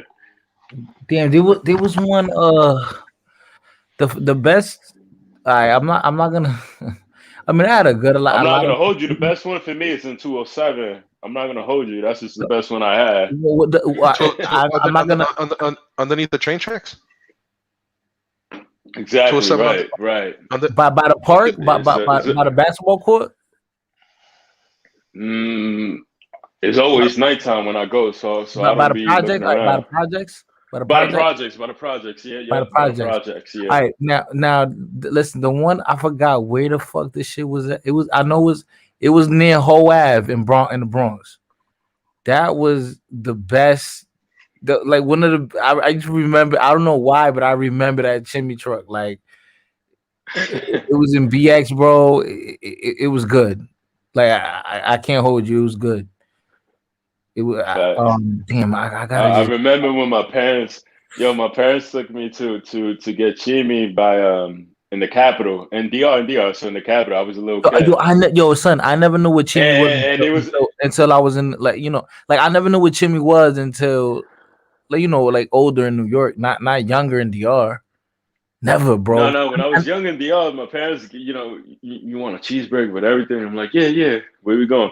So my parents took me to the Jet Set in the capital, Yes Set, and I'm like, all right, what we getting? With chimi with fries, a side order of fries. And then and then the chimi comes out, and the chimi, there's like three roaches coming out my chimi, and I'm like, yo, what the fuck? And my mom was like, mira esa cucaracha, mátala, mijo. And I'm like, yo, what's wrong with the chimis here? She's like, no, yo no sé, que chimi con cucaracha, que ahora te la van a gratis, cómetela. And I was like, damn, that's crazy because I've never seen that in New York. Nigga, my food come out with roaches and shit. That's why. Wow. Se pasaron. Yo, I had the first time I had chimi was in, I wanna say San Carlos in la capital. There Wow, was that's where my pops grew up. San Carlos Colegio is where my pops grew up. in San Carlos había una sandwichera and they did chimis. That was the first time, and they had it with the green tomato and everything. Bro, you And know when I lived in My, DR, bro, I never had chimney, but I had something similar to it. Eran como un pan. Or yo, sometimes like I would eat the one with sin huevo, but yo, it'll be like el pan total, repollo, ketchup, mayonesa. Yo, that shit right there just bomb right there. That shit right there, nothing else. And sometimes you just add the egg to it, nigga. That shit kills it. I'm like, yo, nigga, you telling me egg, toasted bread, and repollo and yeah, cachorro y nigga, mayonesa. And that shit is yeah, nigga. banging. And this is the most simplest meal ever. I'm like, yo, this shit Yo, is yo, fire. yo. When you come down here to Miami, I'm talking to Miami. Chimi el Tigre. In fact, put that shit up on I Instagram. had chimi I had chimi in Wynwood. Pero I mean, I didn't find it good. I didn't find it like fascinating. Like, oh, this is good chimi. I was like, oh, these are just Dominicans that had it, because everyone in Wynwood had their truck lined up, and I ended up finding a chimi truck, but I wasn't impressed by it. Hold on. Pero dime tú, Go a dónde uno tiene que ir? Chimi, Porque Chimi el Tigre. They have different one. The one that I like the most is the one that's in Kendall. That's the one that I like the most. The one Chimi el Tigre in yeah, that's it. This right here? you said in Kendall, what Yeah. part of Kendall? Uh, hold on, I'll tell you right now. And that shit 'Cause look good. they have different I forgot the name of the road that it's on, but it's near it's near Miami Zoo. Hold on a second. Chimmy. Oh, by the crossings, by Yo, it says Southwest 128th Street. 13600 128. South. Yeah, Yo, look, 136. Go ahead. David Ortiz. Yeah. He was in one that's in. He's not. He didn't. He went to the one that's in. Oh Jesus fucking Christ! The one that's I think in Hialeah, because they have different trucks throughout Miami. Chimi Tigre. Yeah, my favorite one though is Chimi el Tigre, el que está en Kendall. That's to me my favorite one, bro. Yo, they make a Yaroa, a banging fucking Yaroa. The Yaroa is Yaroa is the fries with the crazy fries, bro. Lo que le dicen papaloca en Puerto Rico that they put on, le ponen carne molida, le ponen repollo, le ponen todo tipo de cosas, bro. Yo, my dad. I remember in DR, my dad bought me that. Oh my god, that shit was so fire, bro. It was fries, bro. That shit was so fire, bro. Yeah, nigga, it's fries. They throw everything on that shit. Oh, and the first time I ever had sándwich de pierna was in El Malecón, in la capital. That was the first time I ever had sándwich de pierna. Yo, I like El Malecón. I like El Malecón over there. It's nice, man. Matter of fact, I ate at the spot called El Malecón. I ate at a spot. Yo, Over here, over there. no, en la capital. En la capital. Yeah, and literally you could see the water from there, man. That was like a nice restaurant. My stepmom had took me there. Bro, I remember Was, one time I was over there and I made it to El Parque Independencia, right? And I go inside the park, saludé a Duarte Sánchez y Mella. I walked out through I forgot the name of the archway that leads into that where you're looking at El Conde, right?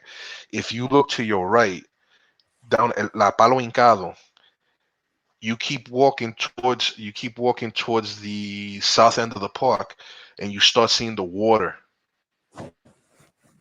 of where the Malecon starts, bro. Yo, I walked down all that shit. Got to La Avenida George Washington. I walked all the way to where what the fuck's the name of that? El obelisco de la Germana Mirabal, where that is now. I walked all the way to that shit. Yo, that was like a 3 or 4 mile walk. Yo, what's that Ese es spot el in mismo de la IKEA. El IKEA y la Kennedy queda ahí mismo. A unos 10 minutos, algo así, a unos 5 minutos. la Kennedy, yo, like, por el Olímpico. Por el Olímpico. Because I own property in El Piantini, right after the IKEA. So I have a condominium there that I rent out at Airbnb, y que esa zona ahí. My cousin used to live out there. I used to be out there all the time. Por el Olímpico en la Kennedy. Oh yeah, and I have cousins. I have cousins in the barrio in Bellavista. Cousins in the. Esos son más delincuentes. I can't take them out with me anywhere. Yeah, I used to be over there in Sancha La Fe, over there the Los Barrio and shit. Like, yeah, I used to be over there, man. That's like that little area. No, si yo voy para barrio, yo voy para Bellavista, para los Guandules y bueno, sí, pero Capotillo y Cristo Rey yo no entraba porque yo soy muy blanquito. That's really the New York. That's the New York of DR. Yo, Capotillo, Cristo Rey, Gualey. La 42, la 42. You know what was a place that a lot of people entraba ahí, pero que yo soy muy blanco, y es que lo tiene de ahí. Oye, loco, ¿tú estás rulado o qué? And I'm like, what you mean?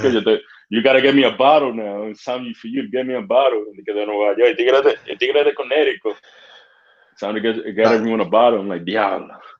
Yeah. Bro, porque te chapean, brother, te chapean. But you know where I was at, where people used to talk a lot of shit about, but I never had any problem there. I don't know how it is now. Borojol. I never had any problem. Eso? Borojol queda para donde está el puente, ahí en la orilla. Oh, por la Osuna. Por el río Sama, Eso está ahí. Oh, yo creo que yo creo que eso está debajo del puente Duarte. Sí, el río Osana es un río contaminado. Yeah, I heard about that. Ese río hay que limpiarlo, Abinader. Yeah, Si tú escuchas, hay que limpiar ese río porque eso nos da una imagen más a nuestro país. Pero tú no viste lo que coño, a mí se me olvida qué barrio era, que estaba ahí en la orilla del río Sama y se estaba inundando de aguas negras. Yeah. I saw that on the news in DR when I lived out there. They had fucking shit on in la zanja. I felt bad for those people. Like, they were talking about that they couldn't even sleep because of the stench. Pero tú sabes, la realidad, nosotros queremos lo mejor para nuestro país, pero la realidad es que el dominicano, o sea, cuando un haitiano se enterra a ese barrio, el dominicano ya no se preocupa por mantener ese barrio. Y yo lo veo mal, sinceramente, yo lo veo mal. Y nosotros como dominicanos tenemos que buscar manera de buscar solución por los barrios que están cerca del río Osana y los barrios que están ahí, porque eso es, y medio ambiente también pasa problemas, pero el dominicano o que no sea dominicano todavía hay problemas en esos barrios y hay que buscar solución. Eso no que el barrio se sube y mañana uno se olvida, no, que el barrio se sube, que hay que buscar solución, porque uno que vive ahí pasa, tú sabes, pasa hambre, pasa problemas y eso no es, Yo no lo veo bien. Mira, yo no tengo ningún tipo de problema con los descendientes de haitianos que están en los batalles. Porque No, yo tampoco. esos son la gente que han Esos servido son de dominicanos. cañero. Mira, Sí, para mí esos son dominicanos, pero mira. espérate. Pero No, no, no. Pero de los 3 millones de los haitianos, de los 3 millones de haitianos que hay en Dominicano hoy, 2.5 de millones de ellos son dominicanos y son gente que producen en la sociedad dominicana y que le tienen que dar visa, dale, y que pueden ser ciudadanos. Yo lo veo bien y yo no tengo problema con eso, yo no cero tengo, problema con eso. pero hay un elemento de haitianos que están en República Dominicana, no están haciendo nada, están asentados ilegalmente en territorio dominicano. ¿Tú me entiendes? A esas y le están haciendo daño al medio ambiente. Y tú sabes lo que más me molesta, que hay De dominicanos acuerdo. hay muchos No, dominicanos yo que te... lo están, hay muchos dominicanos que lo están ayudando a ellos, porque ¿qué es lo que están haciendo? Están cortando los árboles para coger la madera y convertirla en carbón. Right, ¿Tú me and entiendes? historically, that has always been a problem in Dominican since the Balaguer era.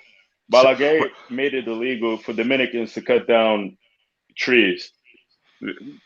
Fine, tú sabes, yo lo encuentro bien. Pero en Haití históricamente cogió una deuda contra Francia que no podía pagar y cortaron todos los árboles. Pero eso no es problema de los dominicanos, sino que el ambiente de Haití se jodió porque de Salinas cogió un contrato que, he couldn't pay off. No, he fucked up. I understand the position He that he was fucked up. in. I understand the And position that's that why he the was in. environment, friend. There's this famous picture that Al Gore took in 2004 for the inconvenience truth of the border of DR and the border of Haiti. And you look at Haiti, it's dry. And you look at DR, it's like, the forest is up there. But there was no historical context to what happened there. And as a Dominican, I understood it. I'm a big conservationist. I care about the environment. I was like, I understand it as a Dominican and a conservationist, but I think we gotta fix it. We gotta make it a better. Something has to do that. We have to make Haiti's environment sustainable. Yeah, but that's something worth living in. That's a whole because last summer when they were protesting the murder of George Floyd here, Haiti was going under a fucking revolution and nobody bothered to cover it. Nobody cared. You know what I'm saying? And I was reading on the Dominican news how they had to reinforce the border because too many were spilling over onto Dominican territory. You Porque understand? Moisés no quería coger poder, porque Moisés, presidente de Haití, no es responsable. He doesn't want to take power. Haiti is a failed state. It is a failed state. It is a failed state. And the question is I think when you ask Haiti and Haitians, what do we have to do to rebuild it? You have to ask Dominicans that question as well, because they are on the same island. And if you ignore that, you're ignoring a big part of finding the solution to Haiti. And full stop. I think that's it. I think that's part of the problem too. Well, it's like a taxi driver in La Capital once told me, esto es un matrimonio sin divorcio. And that's just the way it is. The thing is, and this is why I understand certain nationalistic talking points, like, yo, tú tienes más de la mitad del pueblo dominicano, supuestamente según la estadística, tú tienes más de la mitad del pueblo dominicano que ni siquiera tiene un inodoro funcionando en su hogar. So there, how many people are still todavía están haciendo sus necesidades en letrina. No, adiós, pero tú vas para el Cibao y la población de Cibao viven en letrina. Viven en el pero espérate, No, no, espérate. existe. El punto de lo que te Es quiero la yo decir es realidad. que el pueblo dominicano tiene mucha necesidad, ¿entiendes? Entonces no lo veo justo que nosotros tengamos que cargar con el peso de los haitianos. Además, todos los extranjeros se han cogido a República Dominicana como si fuera el viejo oeste, como Pero si fuera el tiempo de los vaqueros. Porque si tú te fijas, mira a los no, venezolanos. no, pero adiós. Como tú dices ahora, mira a los venezolanos. Hoy en día, 80,000 venezolanos en Dominicana y la visa ya hay que contar los días porque ya, ¿qué vamos a hacer con los venezolanos? ¿Los vamos a deportar o se quedan aquí en Dominicana? No, no, Mira, Dominicana, tú sabes. Pero es que este es un tema, this is a sensitive topic, and I understand. but, And for the Dominican that wait lives a on minute. the island, it's a sensitive topic. But And here's we the go into thing. muddy waters about who we value more on the island and who's closer to us and, things like that. Pero el venezolano malandro también. Mira, tú me Eso vas es a lo que decir te que quiero no. yo decir. El venezolano hace delincuencia también, como el haitiano, Oh, como el bro, dominicano. fíjate. Pero there's a lot going on in that topic, and it's a sensitive topic. Pero no, But think about it. Venezuelans never needed a visa to travel to DR, right? What happens? All no, these Venezuelans. por Leonel de Freco. Yeah, Leonel se pasó de Freco ahí. pero ¿qué pasó? All these Venezuelans started arriving in DR, arriving to flee Maduro, right? Pero ¿qué pasa? Se están dedicando a la delincuencia. Muchos de no todos, pero muchos de ellos se están Muchos de ellos son malandros en el país. Mira. Sí. No, es la realidad. Es la realidad. Que Y hay muchos muchos venezolanos que comentaristas. son. Y las mujeres venezolanas, ¿a qué se dedican? Prostitution. Tú me vas a decir que no. Vea tú para Bonao, para Santiago, a ver, porque yo lo he visto. y cobran menos que las dominicanas. $10, 10 USD. Pero for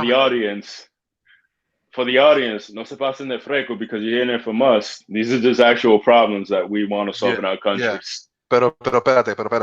So, los comentaristas, los comentaristas políticos, los locutores de radio, all those people se estaban quejando por el aumento de criminalidad que había por ese motivo de la llegada de tantos venezolanos que muchos, como tú dices, muchos de ellos ya eran malandros. ¿Tú me entiendes?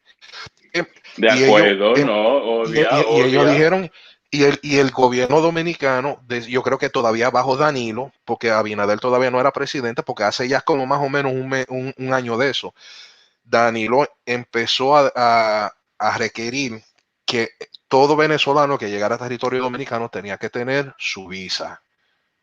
¿Entiendes? Y si, oye esto.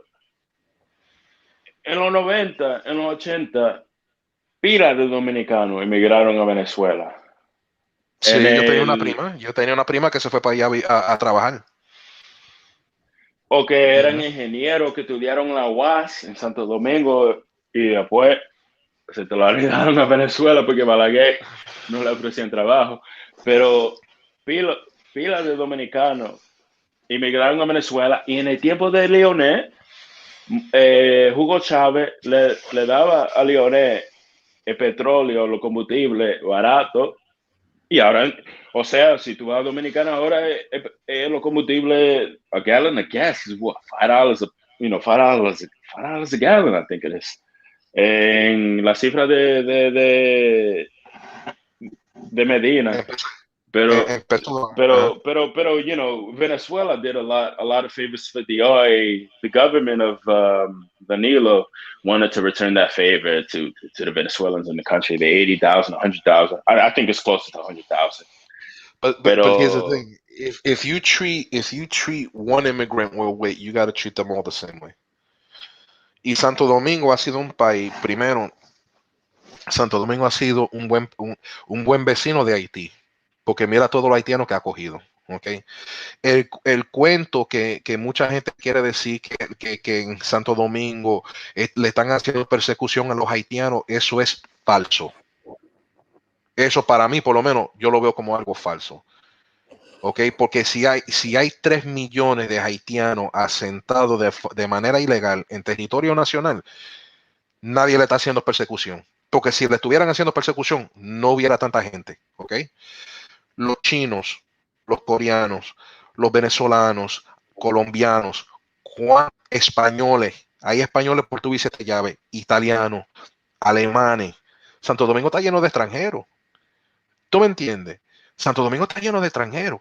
Así que yo no le veo nada malo a que República Dominicana refuerce su frontera con Haití y su frontera marítima y controlar de una forma más estricta, el flujo migratorio entrando y saliendo del territorio nacional.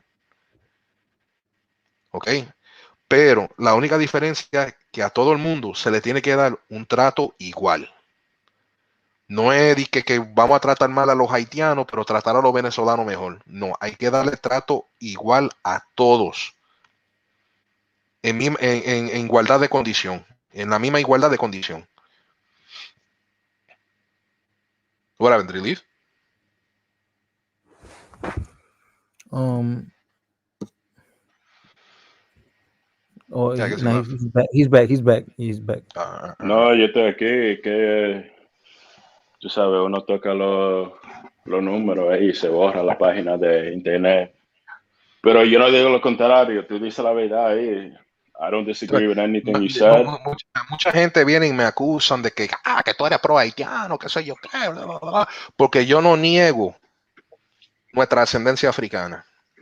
Porque yo Yo siempre he tampoco, dicho, pero nosotros as a somos matter of fact, un as a matter país of de fact, negros y go mulatos. ahead. Ya. No, República Dominicana es un país de gran mayoría mulata y negra. Ya. Yo no voy a decir nada. De que, my pops growing up, my pops always told me, el dominicano que te dice que eres indio, that's a lie. Y que tú sabes, la descendencia africana is behind your ears, que eso está ahí mismo, atrás de la oreja tuya, Seguro. De que los plátanos, something like that, right? De que los plátanos atrás de la oreja tuya. No, que hay mucha gente que dice que todo el mundo tiene un negrito detrás de la oreja. Eso yo lo he escuchado mucho ahí. Yeah, that's the same. So I'm actually I'm starting a YouTube channel, but I'm gonna make a video on my 23andMe test, and I came down, 56% European, 31% African, West African, y 6% Native, and 3% Middle Eastern Moors. Y no, yo hice un video ahí en my YouTube channel, pero growing up, everyone told me, oh, Hispanics, oh, you're white passing in the South. People look at my father. Wow, you really look half white and half black. Yeah. And Dominicans in the capital said, mira, tú tienes los pelo bueno. And I'm like, pelo bueno? When I was a kid, I was always saying, pelo bueno. Hair is just like, if you have hair, that's good. Anything on your head with hair is good hair, because people go bald. And Dominicans will look at me like, huh? Mira ese muchacho de relambío, de freco. No, but I'm gonna be honest. Like, they would tell me in DR que yo era blanco, and I would laugh at them because I would laugh because I went through some shit here because of this. Yeah, in living in the suburbs. I was paying my phone bill last week. I was paying my phone bill last week at Verizon. I went in person. I shouldn't have.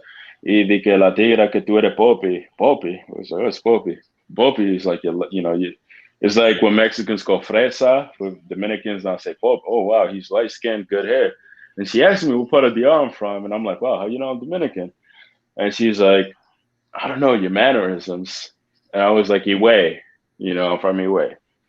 She was like, no, you can't be. Look at you. You're like, con pelo bueno, mango. Mango? Well, I never heard these terms. And I asked her where she's from, and she's from La Vega. But she didn't look, she didn't look like a light skinned Dominican. But it was funny to hear that. And I mean, I didn't catch offense to it. I didn't feel any type of way. I was just like laughing at how, me from the misconception of me being from this part of DR meant that everyone from that part of DR has to be black or something. Y eso no es así. Eso no es la No, realidad. la realidad es que somos una mezcla. Lo único que yo digo es because a lot of people, you got a lot of people on YouTube trying to say that we ain't black or that we don't got any African ancestry. Like that to me is the most ridiculous thing, And now with the whole 23andMe, like when I started looking at my haplogroups, like my mother. Yeah, mine's is JCTS 5368. So it's a Semitic haploid group. Oh, yeah, I descend from haplogroup E, so I'm Semitic as well. On my father's side, and on my mother's side, it comes from North Africa. Yeah, my mother's side is C1, so it's native. And my mother's side really? is from Cibao. But my mom's side is white. My dad's side is black and white. Because my dad's mom is from El Sur, from Pedernales y Barahona. Pedernales, yeah, sure. Yep, right from the border. And my dad's side, where my haplogroup is from Away. I took my DNA test, and people were like, "Oh, you got to be anywhere from 70 to 80% European." And I'm like, "We'll see what we got." And it turns out I'm this fine mix that I'm proud of. I'm like, wow, I'm 30%, black and 50% European. And I go online and I go and I go on YouTube and I look at people who have more European than me who look blacker than me, and people who have more African than me who look whiter than me. And I'm like, the Caribbean as a whole, it's not Dominican Republic. Si tú vas a Puerto Rico, si tú vas a Cuba, esto existe, pero in Dominican Republic también, and it's unique. It's unique to the Caribbean.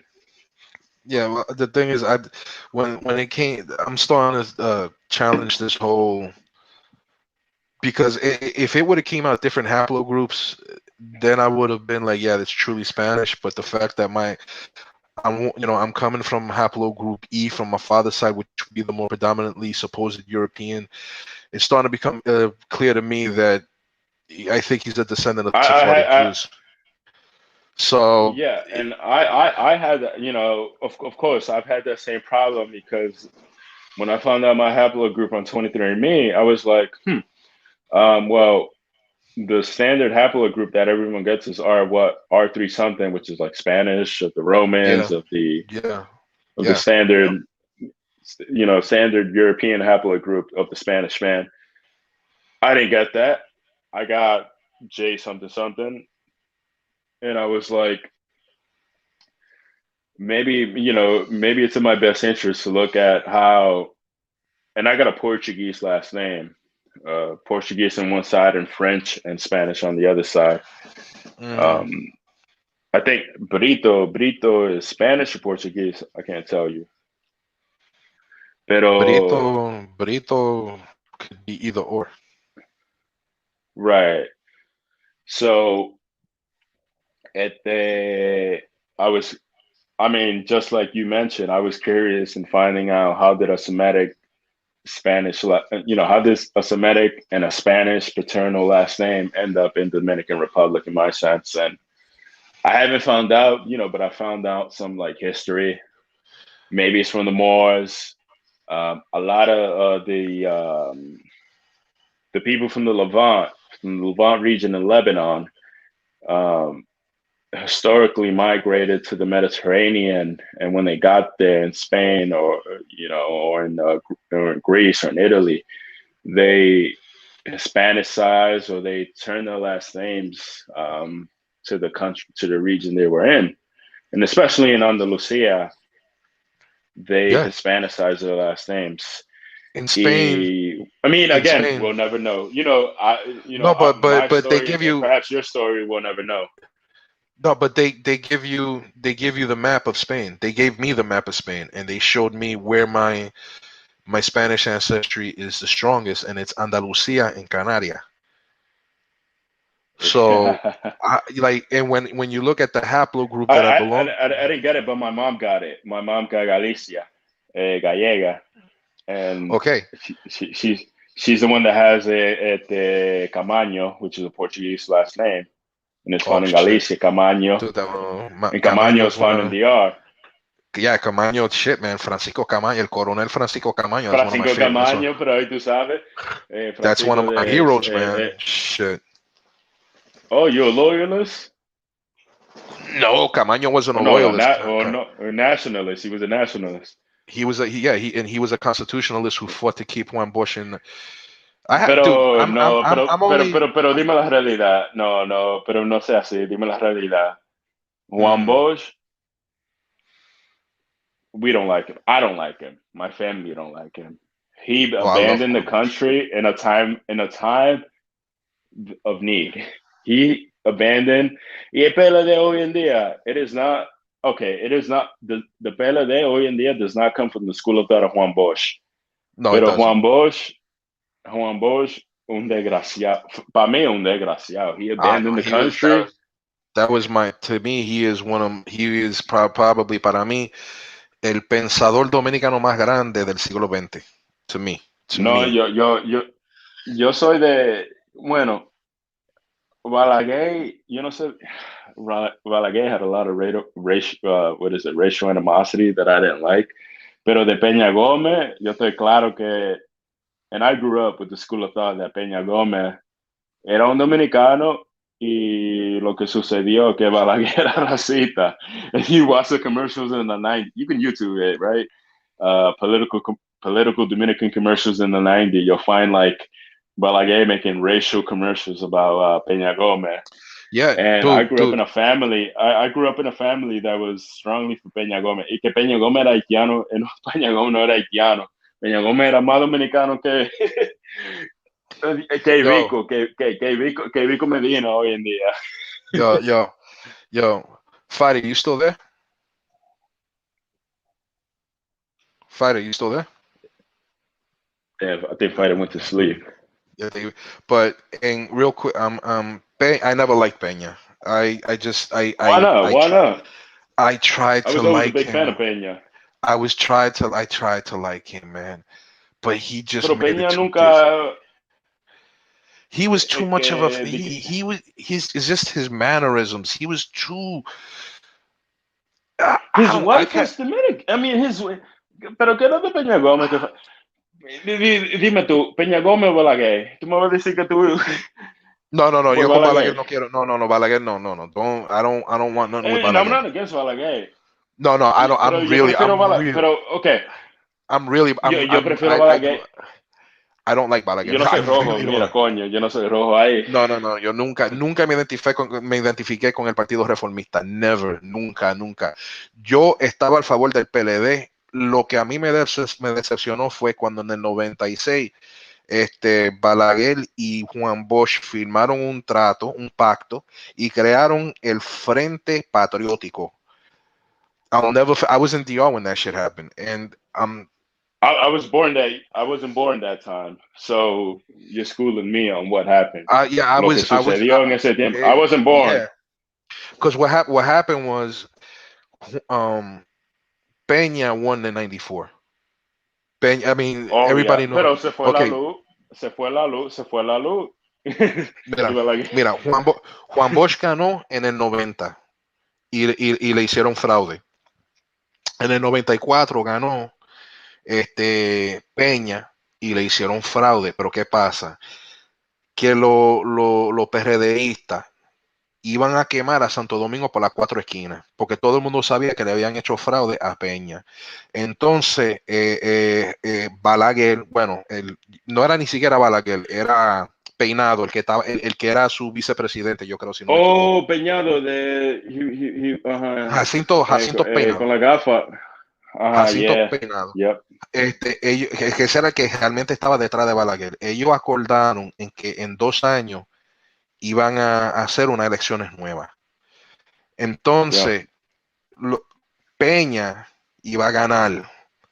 Y era entre Peña y Lionel. Peña won the first round, but the runoff, the second round, Peña lost to Lionel.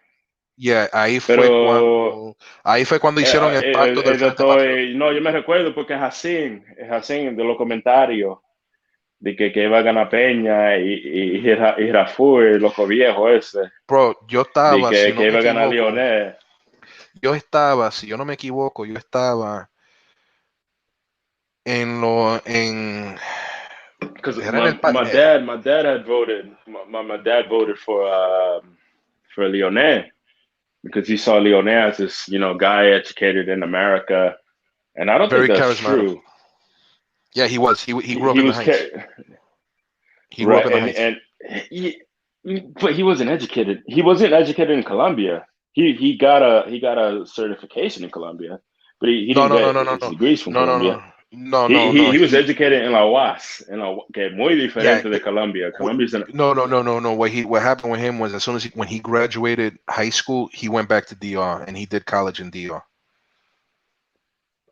Eso. O sea, yo no me leo una inteligente. Yo me encuentro Abinadé, someone who's articulate, who's smart for DR.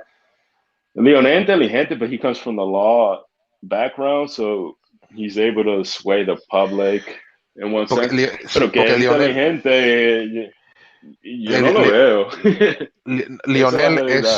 Lionel es uno de los mejores oradores que yo he escuchado. Él sabe hablar. Yeah, okay? No, absolutely. That's why, but in terms of policy and the whole idea that I want Santo Domingo to be Singapore, we hear it, we like it, but we don't question it. What comes with Santo Domingo want to be a smart city like Singapore, right? Because what happened? Because you're gonna destroy. Leonel, tú vas a destruir un barrio entero to create Singapore. We have realities in the country that makes that idea not as simple as you think it is. Pero lo que pasó fue que Lionel, lo que metió a Lionel en candela fue cuando él dijo que él quería convertir la República Dominicana en un Nueva York chiquito. Yep. Nueva York. He also said Singapore because he was there. He was impressed by it. En el 2004, en el 2005.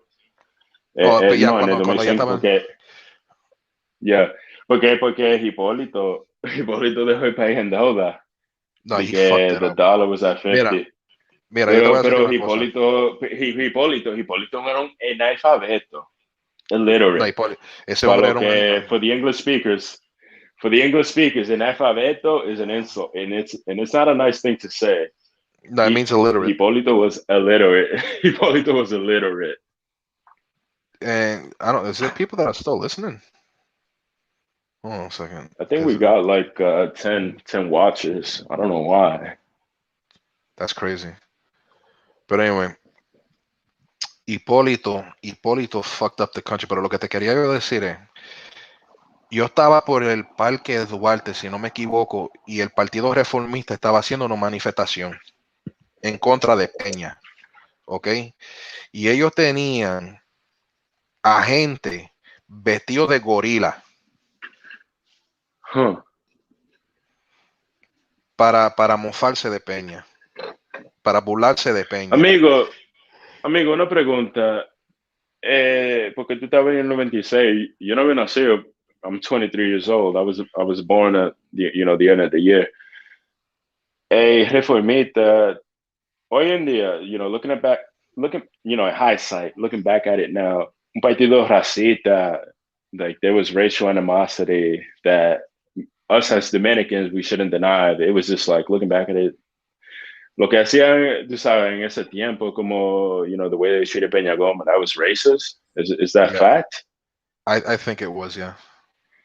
I think it was. Y tú no eres de Peña Gómez, como tú dijiste temprano, tú no eres de Peña Gómez. Yo no soy de Peña Gómez. No, yo no soy peñagomista. Yo nunca he sido peñagomista. Yo tenía muchas amistades mías que sí eran peñagomistas, que se molestaron conmigo cuando yo dije que yo apoyaba a Lionel. Esto fue en el 90, del 96 hasta el 2000. ¿Ok? Y yo tenía mucha gente Wow. que me estaban diciendo a mí que no, que yo estaba mal, que Peña, que Peña, que Peña. Y yo nunca pude identificarme con Peña. Yo no le vi nada bueno a Peña. Y incluso en Puerto Rico, mucha gente a quien yo admiraba, que apoyaban la independencia de Puerto Rico, adoraban a Peña. Me Principalmente imagino. principalmente el presidente del Partido Independentista puertorriqueño, Rubén Berrío. Rubén Berrío adoraba a Peña. Ellos tenían una muy buena relación. El problema mío es que yo no sé qué era lo que tenía Peña y no era por ser negro. Obviamente no era por eso, pero es que Peña, No, no. Peña no me inspiraba mucha confianza en la forma en que él se expresaba. Por eso fue que yo nunca le Pero di ese tipo de apoyo. eh, eh, internationally, Peña Gómez y Partido Blanco, historically, for the Dominican listeners, Partido de Peña Gómez, Partido de Hipólito, PRM, como nosotros lo conocemos, el partido más socialista. Y me imagino que en Puerto Rico, eso de Peña Gómez, que porque era más socialista, le daba ventaja a que el que era candidato en Puerto Rico, que era independiente. Yo no sé, pero digo No, yo, no, o sea, el independentismo en Puerto Rico es súper porque pequeño. el independent, the independence group in Puerto Rico is a socialist group compared to Puerto Ricans who vote for statehood. ¿Sí o no? Yeah, okay. Bueno, es un tema complicado. Es Es un un tema tema, es un tema complicado, pero that's not la something that we jump mayoría, into lightly. la mayoría de los independentistas en Puerto Rico son de izquierda, eso es verdad. Pero muchos estadistas que quieren la estadidad, que son un sector bastante amplio, piensan mucho en los beneficios del socialismo americano, el seguro social, Pero, pero cupones de alimentos. pero, mira, pero tú sabes, uno en los Estados Unidos y oye eso, uno como hispano, o sea, you know, if I was to hear something like that, I'm like, it's like American social, the independence group in Puerto Rico, right? AOC, Ocasio Cortez, she's just, you know, she's the face of independence in Puerto Rico. Yo, mira, y yo no lo digo por defender, porque yo no soy boricua, pero yo me imagino que, you know, there's this like weird dynamic that in Puerto Rico, it's a Puerto Rican American today running the independence group of Puerto Rico. You know, it's like the No, she's never voiced her support for independence. If anything, I've always she's found never that she voiced would. it, but she has asked, um, she did include an amendment to advocate for reparations for PR when African Yeah, she did. Americans She did. in the She did. House and Because of hundred Serrano of the because of Bronx and Serrano of the Bronx. Serrano has been in the house. Serrano from the Bronx is Puerto Rican. He's been in the house for what? He was in the house for like 30 years. He said you didn't counsel with us about the needs of Puerto Rican because I come from the neighborhood that has the biggest Puerto Rican diaspora in the Bronx. AOC comes from the neighborhood that has the biggest gentrifiers in New York, if we're being honest. Y que Boricua, who lives in AOC neighborhood, no sabe lo que. Pero I don't think no me she. pongo. She don't even know she. But it's complicated, of course. Puerto Rico is a little complicated because yo dije socialismo americano to kind of like meter el dedo en la llaga de muchos estadistas, pero la realidad de la situación es que when I talk about these things, like when I say the word No, yo soy socialism, demócrata. No, but when I say socialism, um, over there I was trying to be a wise ass, but socialism to me is the la etapa entre el capitalismo y el comunismo. Está bien. El social, okay, ese es el socialismo. Social security and los cupones de alimento and all that stuff.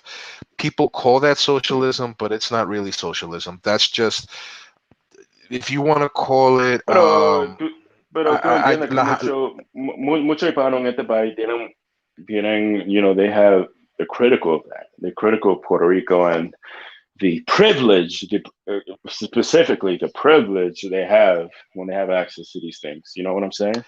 But the thing is, it's that there's nothing else there. I mean, how could I explain it to you? Okay. This is a country yo that entiendo. No. But let me just break it down real quick. Okay, go ahead.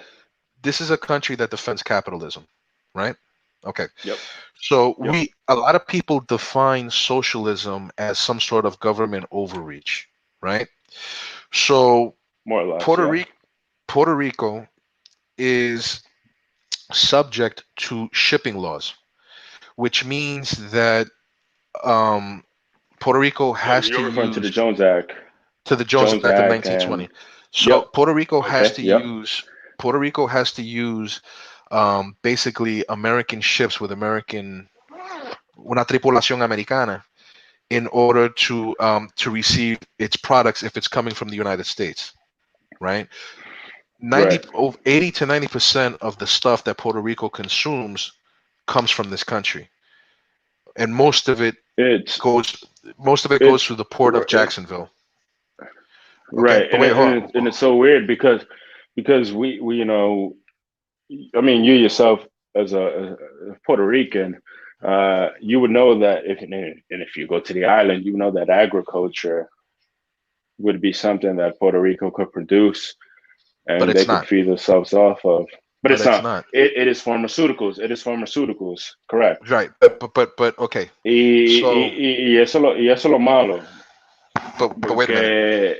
Pharmaceuticals are strictly to the U.S. And if Puerto Rico was to become independent, we're gonna have to rewrite this whole, this whole thing that what is Puerto Rico now economically, right? But it's not pharmaceuticals. But my whole point was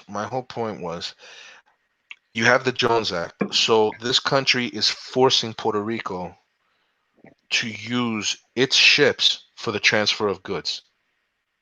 Okay.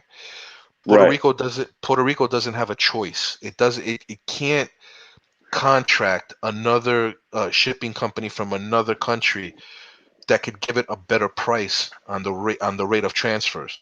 Okay. So this is where the hypocrisy comes in. This is a country that's defending capitalism, which is based on free market principles, but at the same time, it's denying Puerto Rico access to the international free market when it comes to shipping goods and services. Right, and you're completely right, and I think, what I want to say is that I'm dubious of what Puerto Rico can do if it becomes independent because of how much power the United States hold and how much interest the United States has vested in Puerto Rico. Eso es otra conversación para otro día, pero this is just a reality that if the United States, if the Americans in Puerto Rico were to find out that tomorrow they get a tax, and they have to pay federal taxes, ¿qué van a hacer? No, they'd be fucked. Well, they're going to Panama or they're going back to Florida? No, they'd be fucked. Eso loco viejo asqueroso. Puerto Rico no tiene preparación ni para ser país independiente ni para ser Estado de la Unión. That's just the way it is. I think being a state is a better option, but it's unfortunate that that's the case.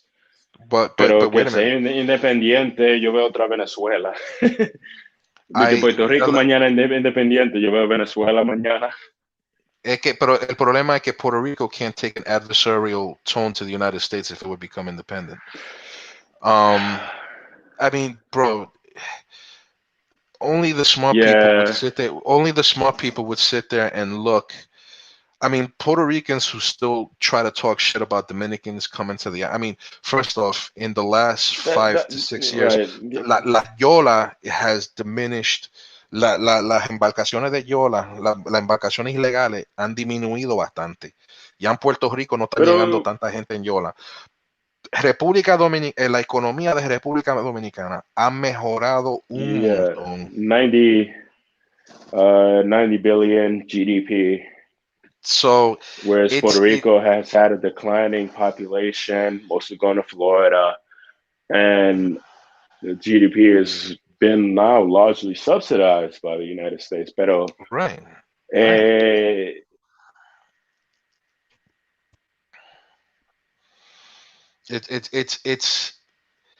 It's in the quagmire. It's in a conundrum. So it's not really going to get any better.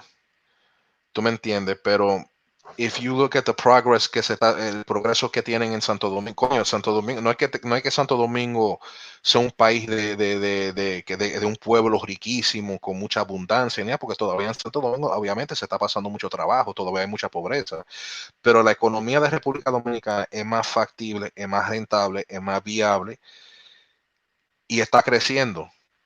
Si no hubiera tanta corrupción en República Dominicana, no tengo ni la más mínima duda que el pueblo estuviera gozando y disfrutando de una calidad de vida por encima de no solamente Puerto Rico, pero de muchos países en América Latina. adiós.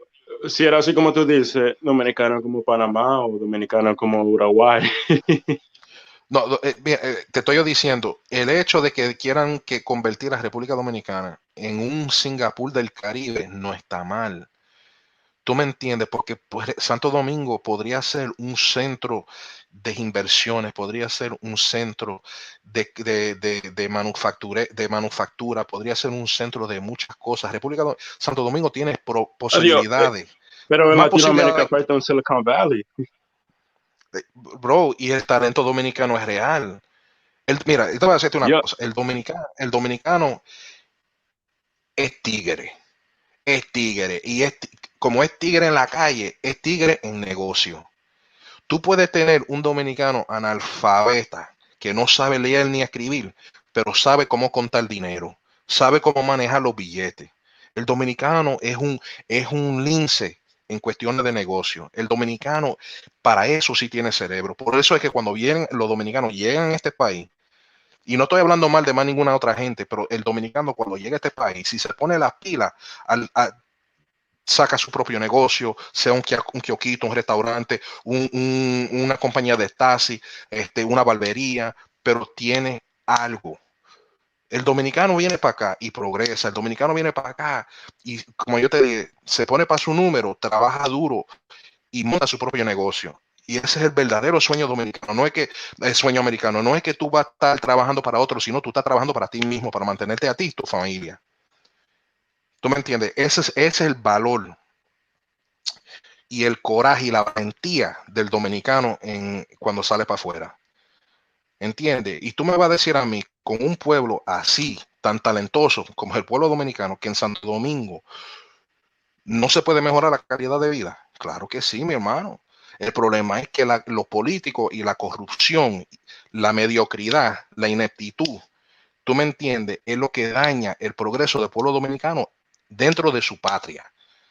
Pero cuando el dominicano sale para afuera, tienes un mundo de posibilidades. ¿Entiendes?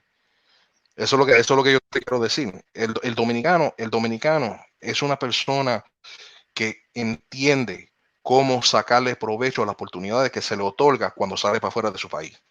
El problema es que dentro de su país, lamentablemente por la corrupción gubernamental, por la criminalidad, por las tentaciones que haya, no puede progresar como cuando sale para afuera. Por eso es que en Santo Domingo todo el mundo sueña con salirse por venir para Nueva York o salirse para España o para cualquier otro lado. ¿Tú me entiendes? Porque en Santo Domingo, lamentablemente, la situación sociopolítica no lo permite progresar como se debe.